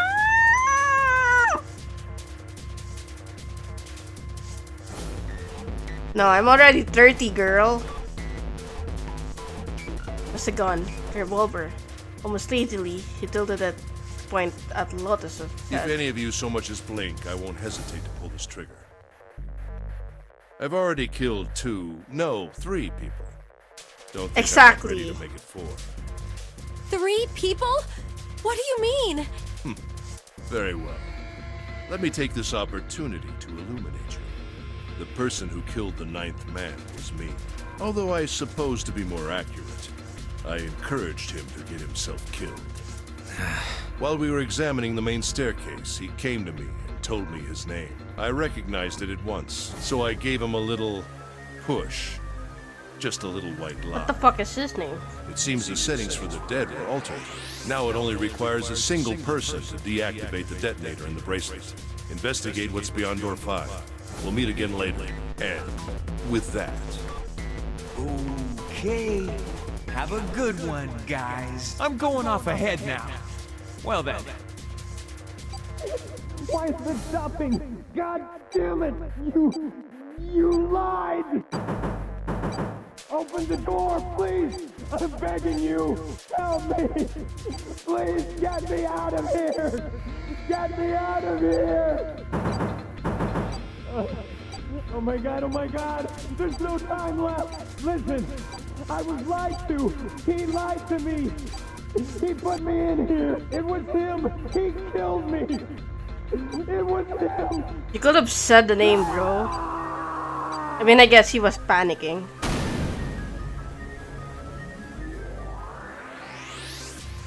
I had 4 reasons for killing him. As I said before, in the nonary game, the number 9 bracelet is of utmost importance. If I had allowed him to keep such a useful tool, he, or it, would have become a threat to me.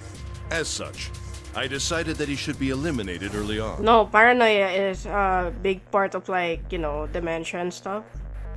I wanted the number 9 bracelet. If I could manage to obtain it, I would be able to manipulate the game as I saw fit. I would be unable to acquire the bracelet unless its owner was dead. That's the second reason. Even setting aside his number, he would have been nothing but trouble for me. He was aware of my past. He knew what happened here 9 years ago. It was important that I eliminate him before he was able to disseminate this information. Lastly, I wished to conduct a simple test. A test to see if this nonary game was serious, or a poor attempt at a joke. I needed to be quite sure. As such, I encouraged him to act against the rules so that I might observe the outcome. Oh my god. Junpei glared at him. I don't get your third motive. What the hell happened 9 years ago? Didn't I say? The nonary game was played. I planned it out, and I conducted its execution. Why? What on earth was it supposed to do? I don't really think I have any obligation to tell you that. Ace smirked. Was trying to provoke them, and it was working. Though Ace had paid very little attention to Lotus after catching her, the gun had never wavered from her temple. She looked quite pale, and when she spoke, her voice shook. Hey! What's with this gun? Where did he get this? Why don't you tell her, Santa? Santa ground his teeth and glared at Ace. On the other side of door 6, we found the gun in the coffin in the cargo room, right? The bastard must have grabbed it when we weren't looking. Indeed I did. That was a pretty serious mistake. This is why. Just saying you intended to leave it behind. Ace laughed a short derisive snort and gave Junpei a sickeningly pitying look. Well, there isn't much time left. I'll be off then. Well, where are you going? Do I really need to explain? I had assumed it would be obvious. I mean, what is like? So 1, 9, and Lotus. Yeah, okay. I have the number 9 bracelet, and now I have Lotus. Wasn't there a door with a 9 on it in the room that looked like a church? That's where you're going, isn't it? And how do you know that? Santa told me about it while we were looking for Clover. I see. Well, you are correct. That is my destination. But now I must say goodbye to all of you. Ah, and please, don't forget my warning. Move and I'll pull the trigger. I don't need her alive to open the door, you know. As he spoke, Ace began backing toward the door, practically dragging Lotus behind him. Shit! He's getting away! Can't risk it. Junpei, Santa, Jun, and 7 stood frozen. Ace had the face of a man gone mad. Had no doubt he would pull the trigger. Ace had reached the exit. Now, Lotus, open the door for me if you would. This bitch. Forced Lotus to open it, then turned and addressed them once more. Goodbye. Then he stepped through the door. It fell shut. In the blink of an eye, they were gone. Damn it! As soon as Ace and Lotus were gone, Junpei and the others leapt for the door, in pursuit of Ace. As Junpei laid his hand on the doorknob, there was a noise behind him. Look over his shoulder. Jun was kneeling on the floor, breathing heavily. Hey, June, what happened? Are you alright? Oh man. Santa ran to Jun and wrapped his arm around her before she could collapse all the way. Jesus, you're burning up. Your fever's back. Are you okay? Jun's fever had returned, again for no apparent reason. Her eyes were watery, and her eyelids drooped. Her breath came in dry, shallow gasps. I'm okay. Really, I'm fine. You should be worrying about Lotus. She was breathing hard now, and she could barely summon the strength to talk. But Junpei was torn. Couldn't leave Jun alone in the state she was in. At every moment they waited, Ace was farther away, Lotus's life in his hand. What was Junpei supposed to do? Jun's eyes drifted to Junpei's. Managed to master a weak smile. Junpei, don't worry about me. I just need a little rest, I'll be fine. Don't you remember? I just needed to rest a little bit last time. So please, please save Lotus. Think about what Ace has already done, Junpei. When he's got what he needs from Lotus, you really think he's just gonna let her walk away? Damn it. You guys go on ahead. Soon as June starts feeling better, we'll follow you. Go! Junpei looked at June. She nodded once. She couldn't manage much more. But it was all the confirmation Junpei needed. Just she told was said. All right, come on, Seven. We're going after Ace. Hell yeah! Santa, you take good care of June. I'm trusting you. Got it. Santa nodded. Junpei turned before he had a chance to change his mind and started running toward the door. He could hear Seven's footsteps, heavy footsteps behind him. Let's go! Junpei and Seven exploded into the hallway, their feet pounding the metal floor as they ran.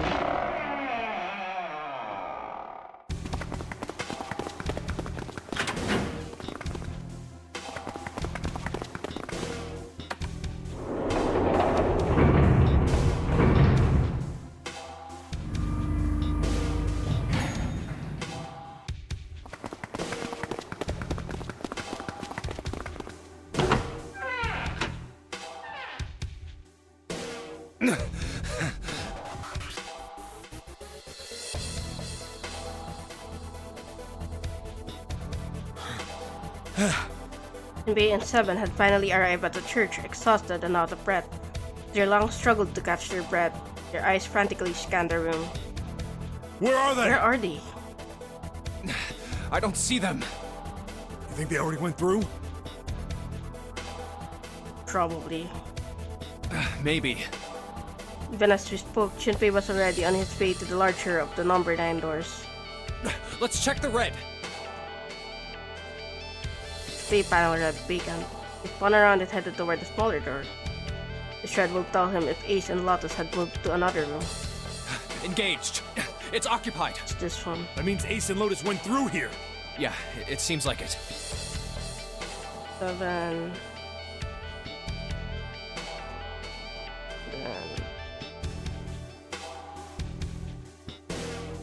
He retreated to the center of the room and began to talk. What do we do now? Yeah, what should we do? Well, the big door is still vacant, but... The two of us can't do anything with it. Yeah, not even counting how our digital route isn't 9. Just then, as they were pondering what to do next. Oh my god, is it a snake? It was a noise. Noise like someone hitting a thick wooden panel. What's that sound? Junpei looked up, surprised. Seven followed suit, his eyes jumping around the room, looking for the source of the sound.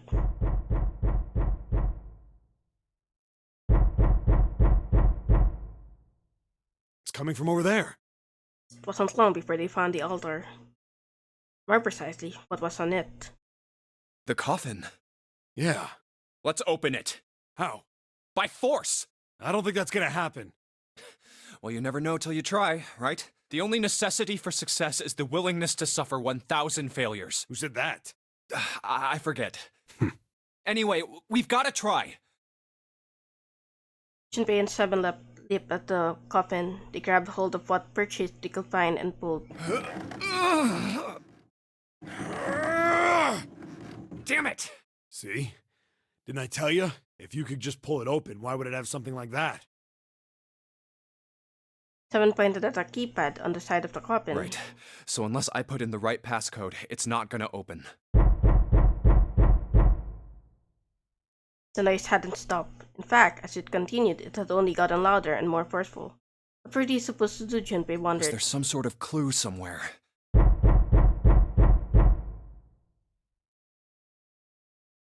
There's gonna be a jump scare. He stood there for a few moments staring at the coffin, and then Seven spoke. Hey, Junpei. I remember you mumbling about some weird numbers over by the bathroom in the first-class cabin. You got those numbers by solving the secret message Clover was holding, right? Truth had gone, or something like that. Yeah, that's right. What about it? Well, maybe that number's the passcode for this thing, too. Come on, that's impossible. Those numbers were the code to unlock that safe. Yeah, but the person who set up that safe in this coffin is the same person, right?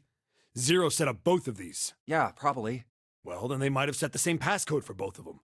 That's ridiculous. Why don't you just try it? I mean, it's not like you'll make things any worse. It'd just be a waste of time. There's no way they're the same number. Just try it! Never know until you try. The only necessity for success is the willingness to suffer 1,000 failures. Oh my god, Junpei, just fucking try it. Who said that? You. Fine. Knelt down in front of the keypad and looked at it. Perhaps because he'd repeated them so many times before, the numbers came easily to Junpei's mind. 1438 3421. Quickly, he typed them in.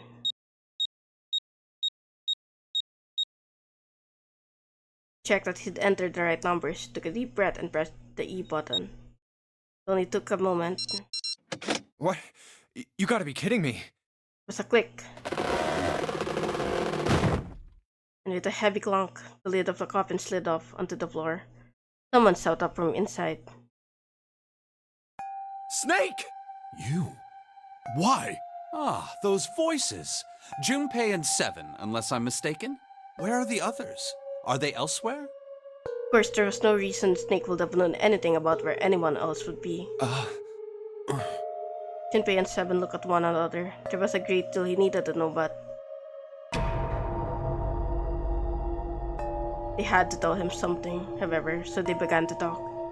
Snake explained to them how he came to be locked in the coffin.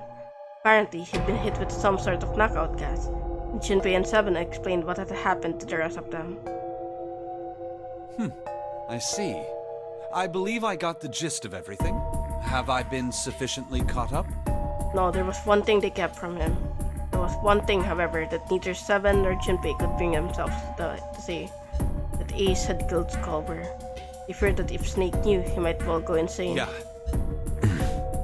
They decided as much by a look the moment Snake had climbed out of the coffin. That still doesn't explain why you were trapped in here. We've still got no clue about Zero's true identity, let alone why the hell he's doing all this. Why did he put Guy X in Snake's clothes? Is all this stuff somehow related to that notary game that was played 9 years ago? Hey, Snake, do you know anything? Junpei put the question to Snake. His answer was less than illuminating. What are you talking about? I apologize, but I have no idea what you're saying. It seemed as though Snake was perhaps not being entirely honest, but that knowledge did Junpei and Seven little good. Oh, come on, just tell us if you know. I don't know what to tell you. How can I know something I don't? No matter how many times they asked, he insisted that he... Wait! Knew nothing. It was becoming clear that Snake wouldn't give in, and every second they spent asking him was a second wasted. This is bad. We're running out of time. We need to go after Ace. However, he stood in silence, the overpowering atmosphere of the chapel almost stifling. Junpei, Seven, and Snake simply stood at a loss for what they should do next. What do we do now? Glanced over at Snake's wrist. Sure enough, he could see the two on the bracelet on Snake's wrist. The three of us can't make a digital route of 9. Really? Yeah, we just get 5. Really?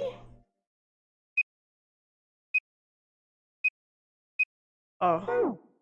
We're stuck here then. Oh. Hey, I just remembered something. Seven began patting his pockets as if he were checking to see if any of them held anything. What? What is it? I found something earlier. What did you find? This. He finally found the packet he wanted, and his hand dove into it. Oh no. Seven pulled out something round and metal. A bracelet. There was no mistaking the number glowing at them from the face like a carton eye. 0. 0. Zero's bracelet. What did you say? Are you saying that 7 has the number 0 bracelet? Yeah. Where did you get that? Next question was innocent enough, but if he learned the truth, he'd been able to see. He would have noticed 7 look away. Clover gave it to me. Oh man.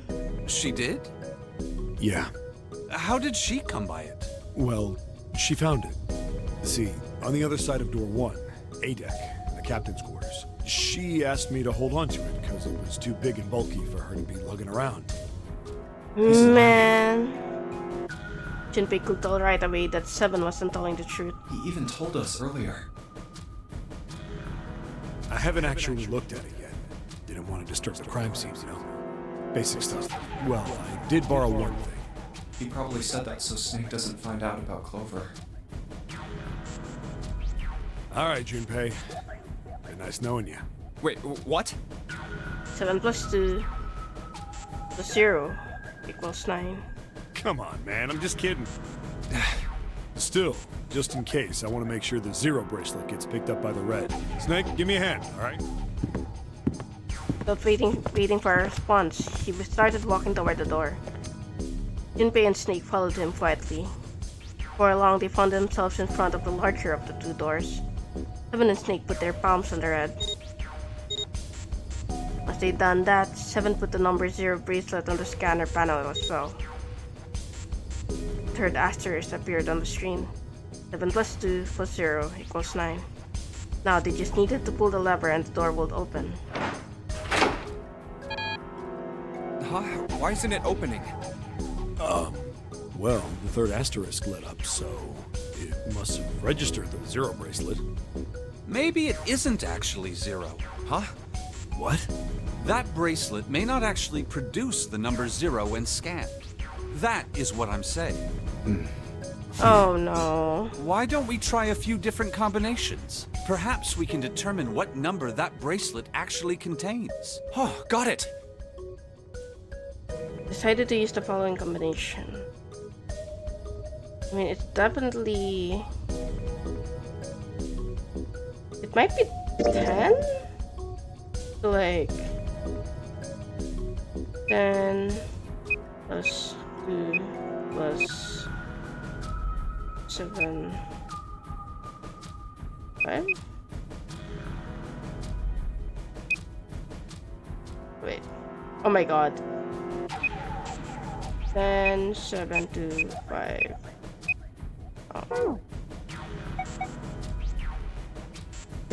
Let's try all 3 of us and the bracelet. If this combination works, then the number for this bracelet is 4. Might be that. No. It didn't open. Then this bracelet is not 4. Then... It's not 4.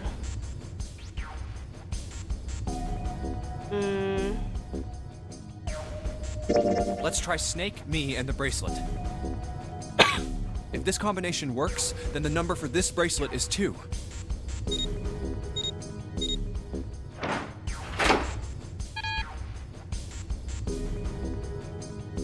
It didn't open. Last one It's then. not 2. Then...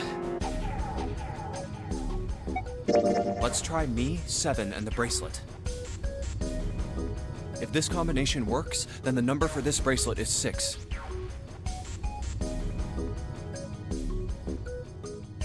Six, huh? Interesting. Interesting. 6, huh? Huh. Like June. Huh. You're kidding me, another hour? It opened. Do you think... Is there gonna be another puzzle in the next one? God. Because it's like... It's already like 6:53 and... Is this a good like saving point? Like the moment they enter the door or something? Or...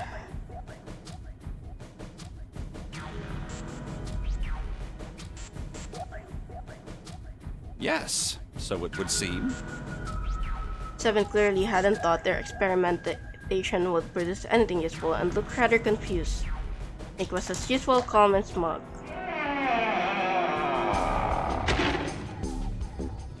Another 45 minutes. You know what? Yeah, I think I can do another 45 minutes. The door slid closed. Junpei's forehead furrowed as he thought. That means the bracelet That is means the actually bracelet 6. is actually 6. But how is that possible? The display on the bracelet clearly shows a 0. 0. Suddenly, from somewhere far beneath them, they heard the creak and groan of tearing metal. With it came the sound of water pouring into parts of the ship that had, until recently, been dry. Oh man, that's not good. I guess our time's just about up, huh? At any rate, we know now that the door can be opened. Let's go! But, Snake, are you sure? Yeah. You know that only Junpei and I can go through this way. You needn't worry. I have a solution to this problem. My last resort. But if now is not the time for last resorts, then when? Wait. I mean... Last resort?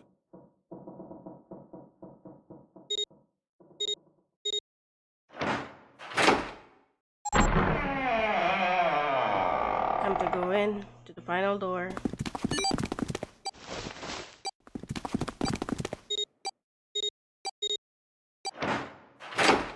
That was quick.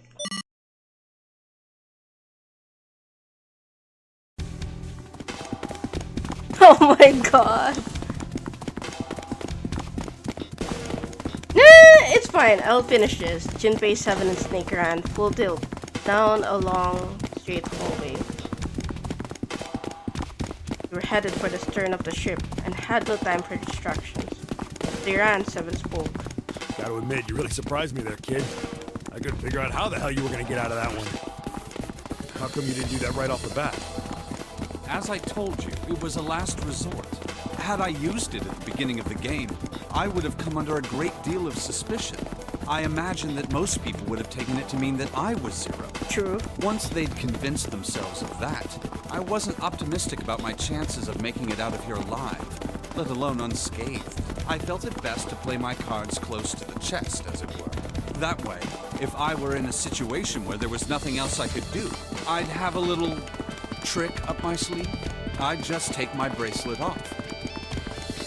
Snake's plan had been simple but effective. He simply removed his bracelet. How? To Junpei, it looked as though Snake had simply crushed the bone of his hand, though they were small enough to fit through the wristband. Of course, that would have been practically impossible, so how had he done it? He's prosthetic. My brother's left arm is, it's not like a normal person's arm. It's fake. It's not a real arm. Junpei, oh my god. Snake slid the bracelet up and tossed it into the coffin.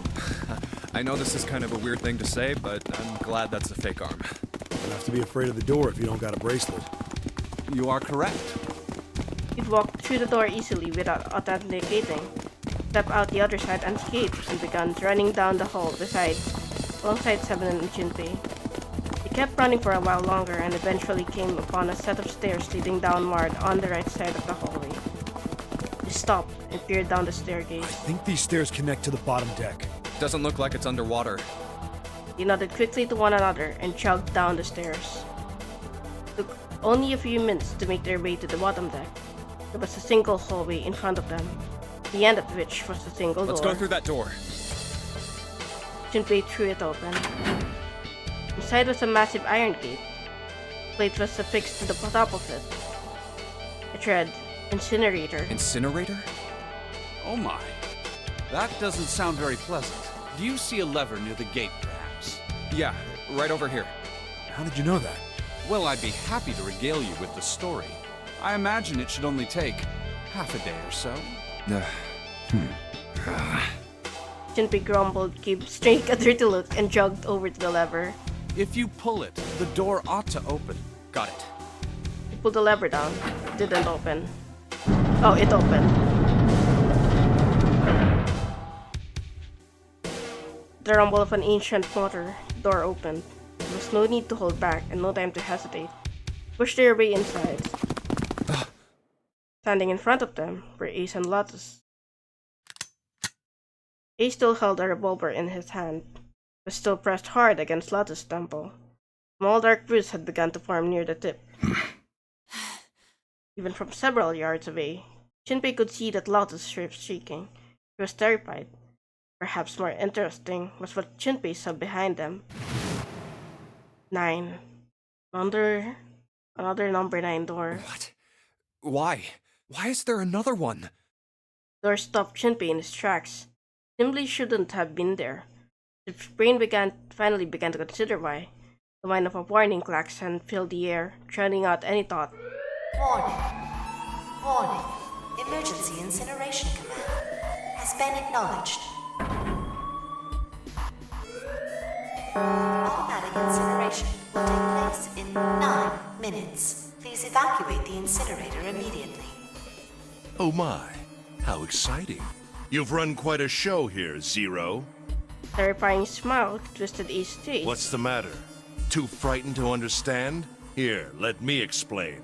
It's said that the incineration system is about to activate. In 9 minutes, this room will be engulfed in flame. Who are you? You don't recognize me? I'm hurt. It's me, Snake. Snake? Oh, yes. You are alive. I'm afraid your bizarre style had me confused. I'm quite glad to see that you're alive. Uh-huh. Ace's voice didn't change. Snake grounds his teeth. If you don't mind my asking, how did you get here? Snake, Junpei 7. The three of you couldn't have opened a door with a knife. Did you use Clover's bracelet, perhaps? What? Oh no, he's gonna spill it.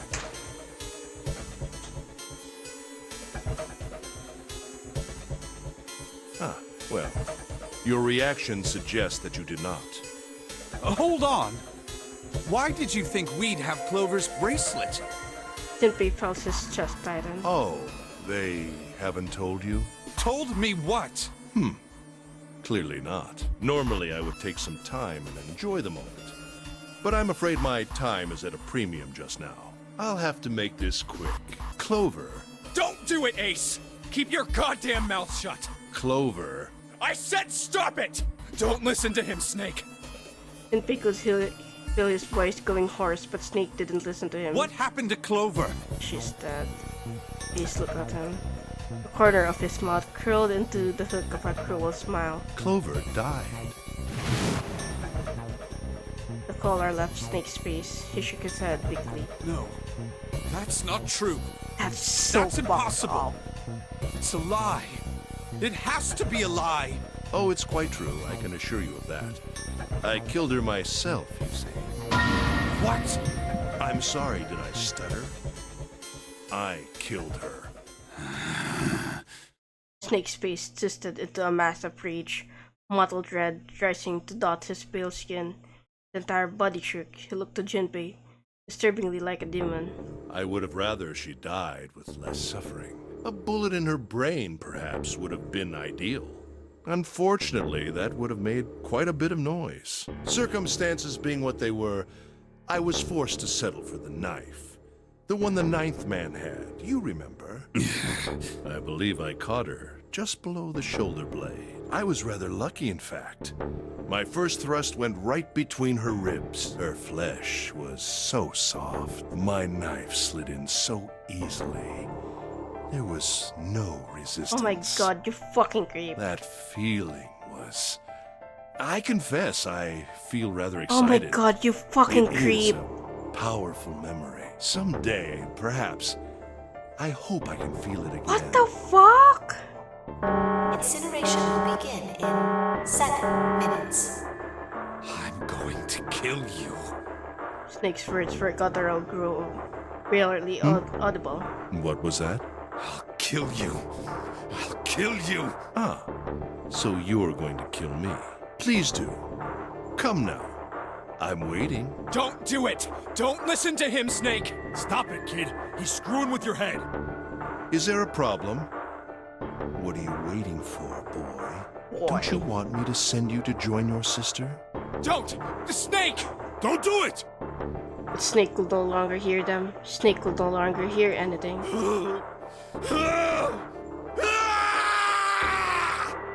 Snake moved like a bolt of lightning. His scream echoed through the incineration chamber, full of rage and despair. Snake! Snake!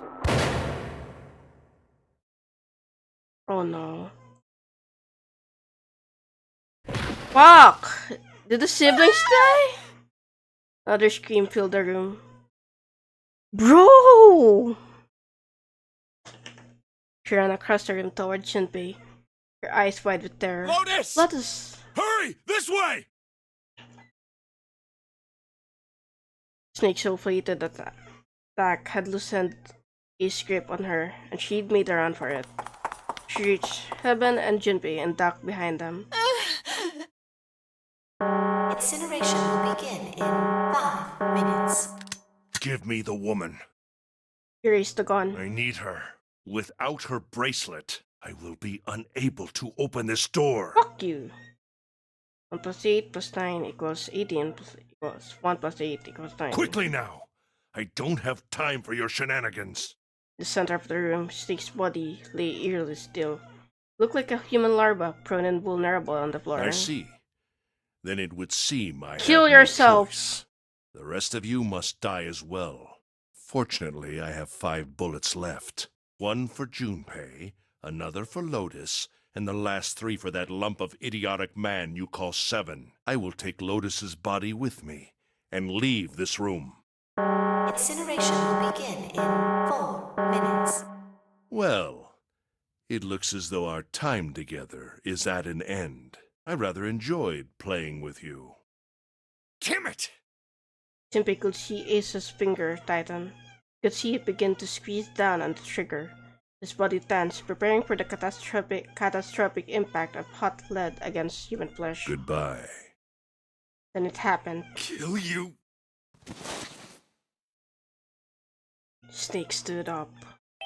What? No, that's impossible. For the first time, Ace's composure broke. With obvious effort, Snake lunged forward, one step closer to Ace, then another. He looked for all the world like a zombie. I'll kill you.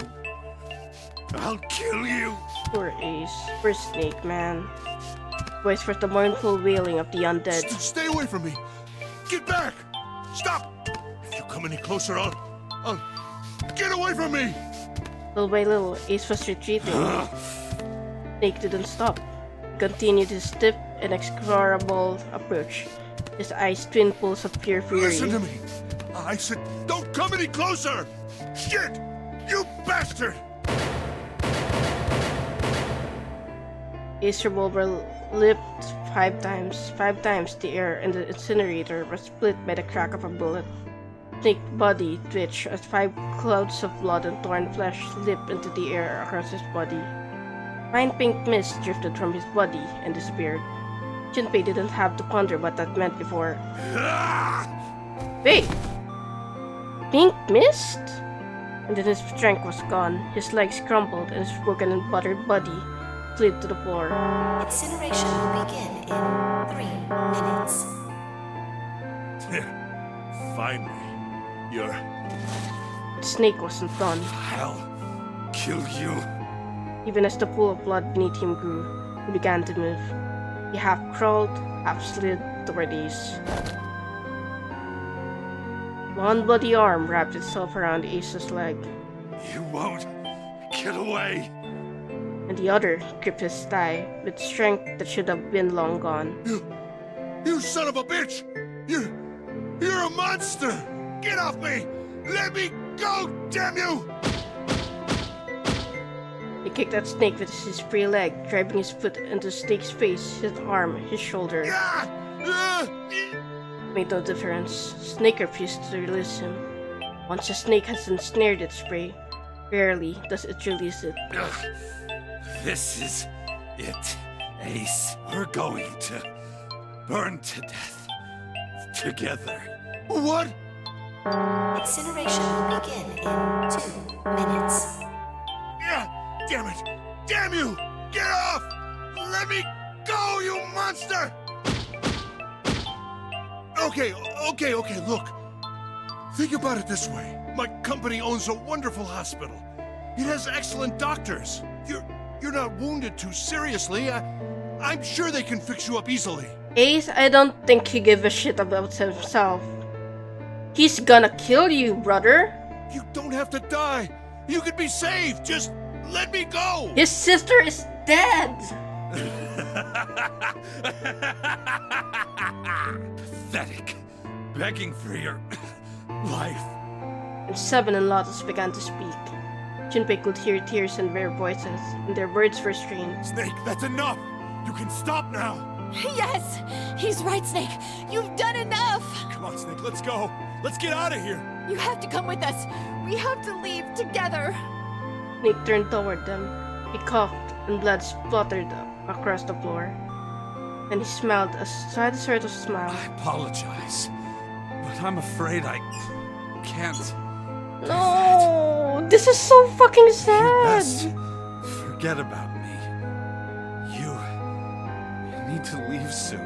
Bro, this is I'm so going fucking to sad. Take him with me. Shut up! Be quiet! I couldn't save Clover. My sister died because of me. Perhaps this will begin to atone. Bro, he for loves her so much. that. Perhaps in the afterlife. she Bro, can he forgive loves me. her so much.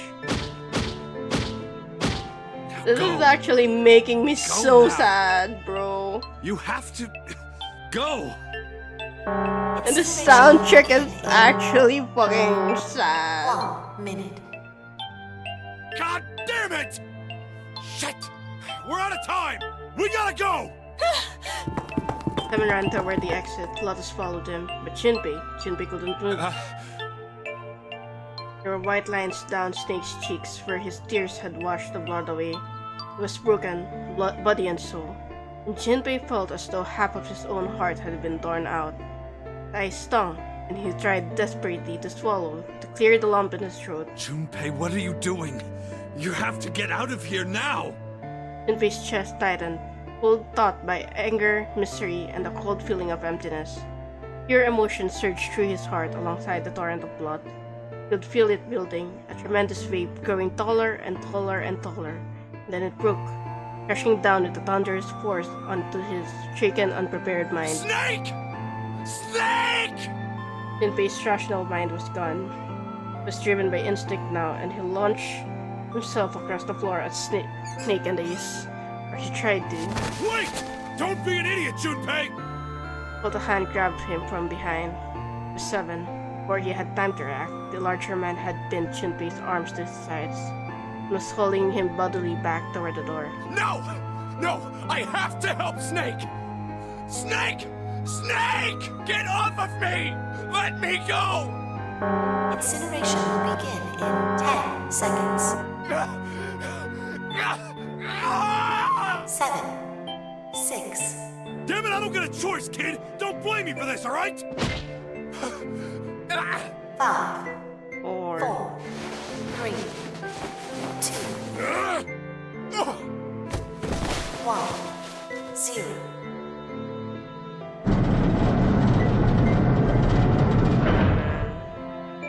Gates 2 and 3 are locked down, beginning incineration. Junpei felt Seven's fist bury itself deep in his stomach, and then his legs turned to mush. Seven scooped him up in the same motion and leaped through the door. Clump shut behind him. Junpei struggled to shake his feet. He glanced over to see Lotus only a short distance away. Junpei ran to the door. There was a small window cut into it. Inside, he could see Ace and Snake. Shit! Damn you all! Why? Why? Why me? I don't deserve this! Answer me! Answer me, Zero! Why? Why? Zero! Zero!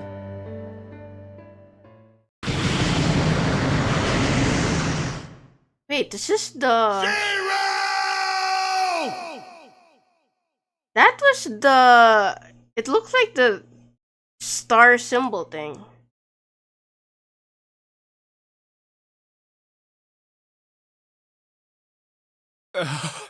He didn't know how much time passed. Didn't know how long he stood there in front of this incinerator. Looked to the side. Lotus's face was ashen. If not for the hand she'd put against the wall, Junpei didn't think she could have stood. Seven looked old and tired and used. His eyes stared at the floor, seeing nothing. Junpei said nothing. She simply began to walk toward the open door, and the hallway did calm down earlier. Hey, wait! Junpei! Junpei, where are you going? She blinked when their voices broke the silence. She stopped. You stay here. I'll go get Santa and June. You're gonna bring them here? How? Don't worry about that. Just stay here and wait, alright?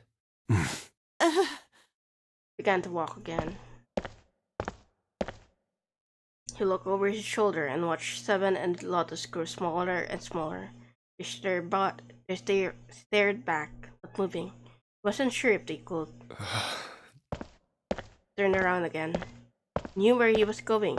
I saw an elevator on the way here. If I can get it to work, then maybe... For long, Junpei found himself in front of the elevator. Next to the door was a button with a triangle on it. Please work. Push it. The door opened. Man, bro. Yes.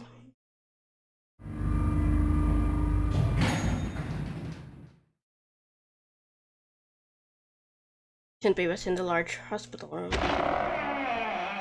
June! Santa! Kept calling and walked to the center of the room. But try as he might, he couldn't find them. Damn it! Where did they go? Increasingly frustrated and increasingly worried, Junpei left the large hospital room. He had no choice. Would have to look for them. Junpei's heart was heavy. Couldn't shake the feeling, but there was a part of him that felt it would be wrong to, even if he could. Every step he took, his legs felt more and more like lead.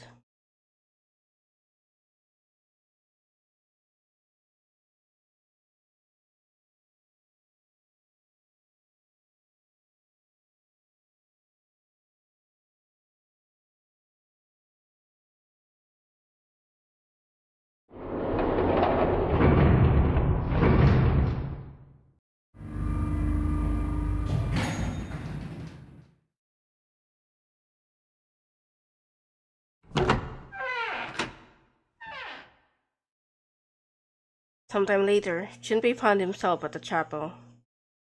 Stepped inside, expecting to find nothing, but there on the red carpet, in the center of the room... June! No, code names didn't matter any longer. She was Connie. Connie! Junpei cried her name and ran. Like lightning, he ran across the room and toward her. Connie! Stumbled to a stop. He looked down at her body, lying so still on the floor, he felt the icy grip of fear upon his heart. She was still, so very still. No. It can't be. It's impossible. Slowly, Junpei bent down toward her. His hands shook, and he felt very cold and very hot at the same time. He forced himself to look. Her back was moving. Slowly, it rose and fell. The leaf washed over him. Connie! Junpei reached down and gently, very gently, lifted her up. Connie! Where's Santa? Connie, are you alright? Junpei? Her face was pale, and her lips were dry and cracked. Her eyes were blank and cloudy. He stared straight at Junpei but saw nothing. It's still not done. Trembling, Junpei wrapped his arm around her back. She was cold, very cold. Junpei tried to convince himself that it was only his imagination. She felt as though she were fading away. He could feel his heart pounding frantically in his chest. Oh man. Oh man. Connie. What the hell happened to you? You feel... Junpei, I'm sorry. The voice was very faint. I might not make it. No way. No way I am going to let you die. I am going to save you. I promise. Thank you, Junpei. Thank you so much for everything. I was really happy. What? This is the scene of the submarine ending. Shut up. Junpei. It's not gonna end this way. Happy. Don't give me that I was crap. You're gonna see me again lots more This times. is literally the same submarine ending speech. You just gotta hang on. Alright, Connie? Junpei, did you know you meant a lot to me when we were kids? I've liked you for a long time. Junpei's vision had gone blurry. It took him a moment to realize his eyes were filled with tears. He could feel a piercing point of heat deep in his heart, like a white-hot flame. He looked down at Akane. There was a crack of static from above his head, and the voice spoke. Zero. You son of a bitch! Where are you hiding? Is it Santa? Junpei frantically scanned the ceiling for the source of the voice.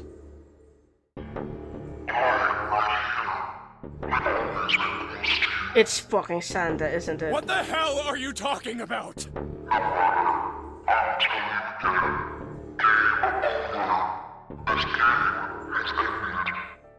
No. No, it hasn't. I'm not gonna let it end yet. I'm gonna get out of here with Connie. Why? What? The wrong path?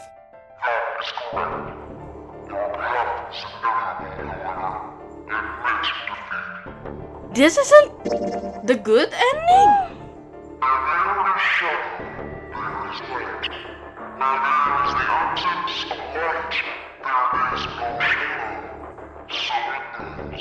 What are you talking about? I told you! I am not gonna lose! What?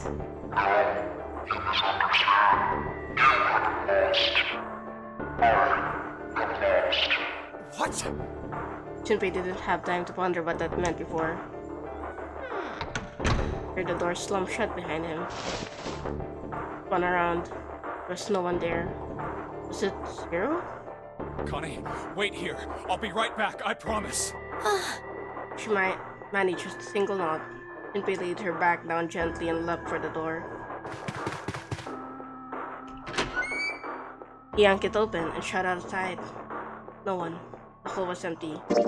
Seriously? There's nothing moving anywhere. Damn it. Where are you? It doesn't matter. I need to get Connie out first.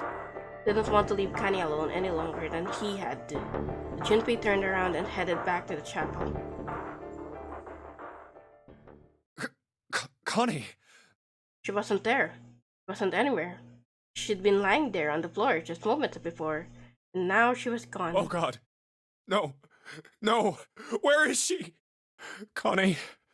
Connie! Connie! Connie! What the fuck is happening? He screamed until his voice gave out. Then he screamed some more. There was nothing. No answer. His voice faded away, and all that remained was cold and deaf and filling silence. That was when he noticed it.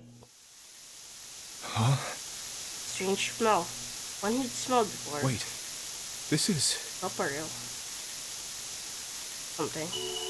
white smoke. 9 seconds later, Junpei's mind blinked out.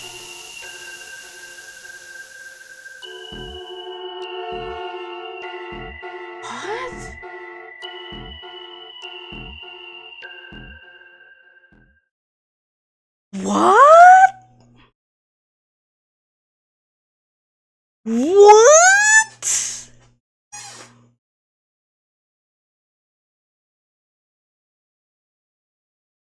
I'm just sitting here like, oh, seek a way out.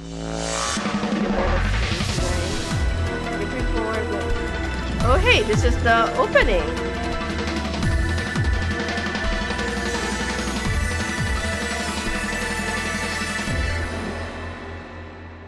Now it is time for game begin. Huh?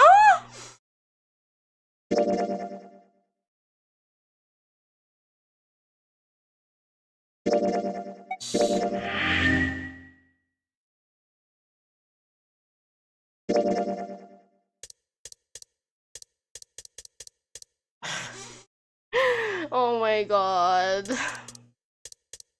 Okay, so tomorrow, or well, later, we're gonna be doing the last route then, I think. Or well, I guess there's like 2 more routes. 2 more endings. We're gonna do this later. Oh my god. Okay. I'm gonna be ending the stream here. That was fucking wild. We are gonna be playing the last shoots tomorrow, or well, later.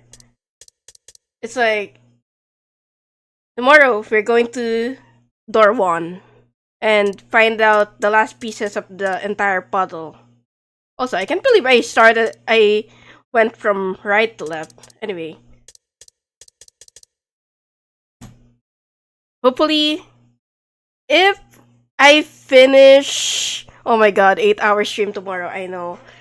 If I finish the game a bit earlier, then maybe we can start a bit of the next game. What's the next game again? I think it's Zero Time Dilemma or Virtuous Last Reward. Oh my god.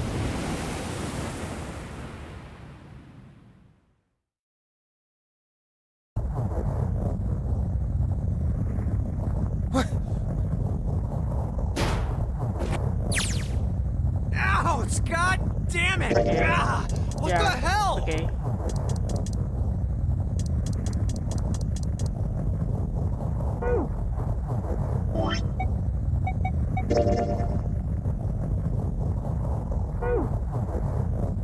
Yes. We are gonna do the last shoot tomorrow or later, and then yeah, find out the truth. Thank you guys for coming by. Thank you for coming to the stream. Thank you for being there the entire journey with me. I am very excited to see what else is left of the game, because that last shoot was, holy shit, that was fucking wild. Door number 1. All comes down to number 1. But yeah, I'm gonna go now. Bye bye. I hope you guys have a good day or night, I guess. Bye bye.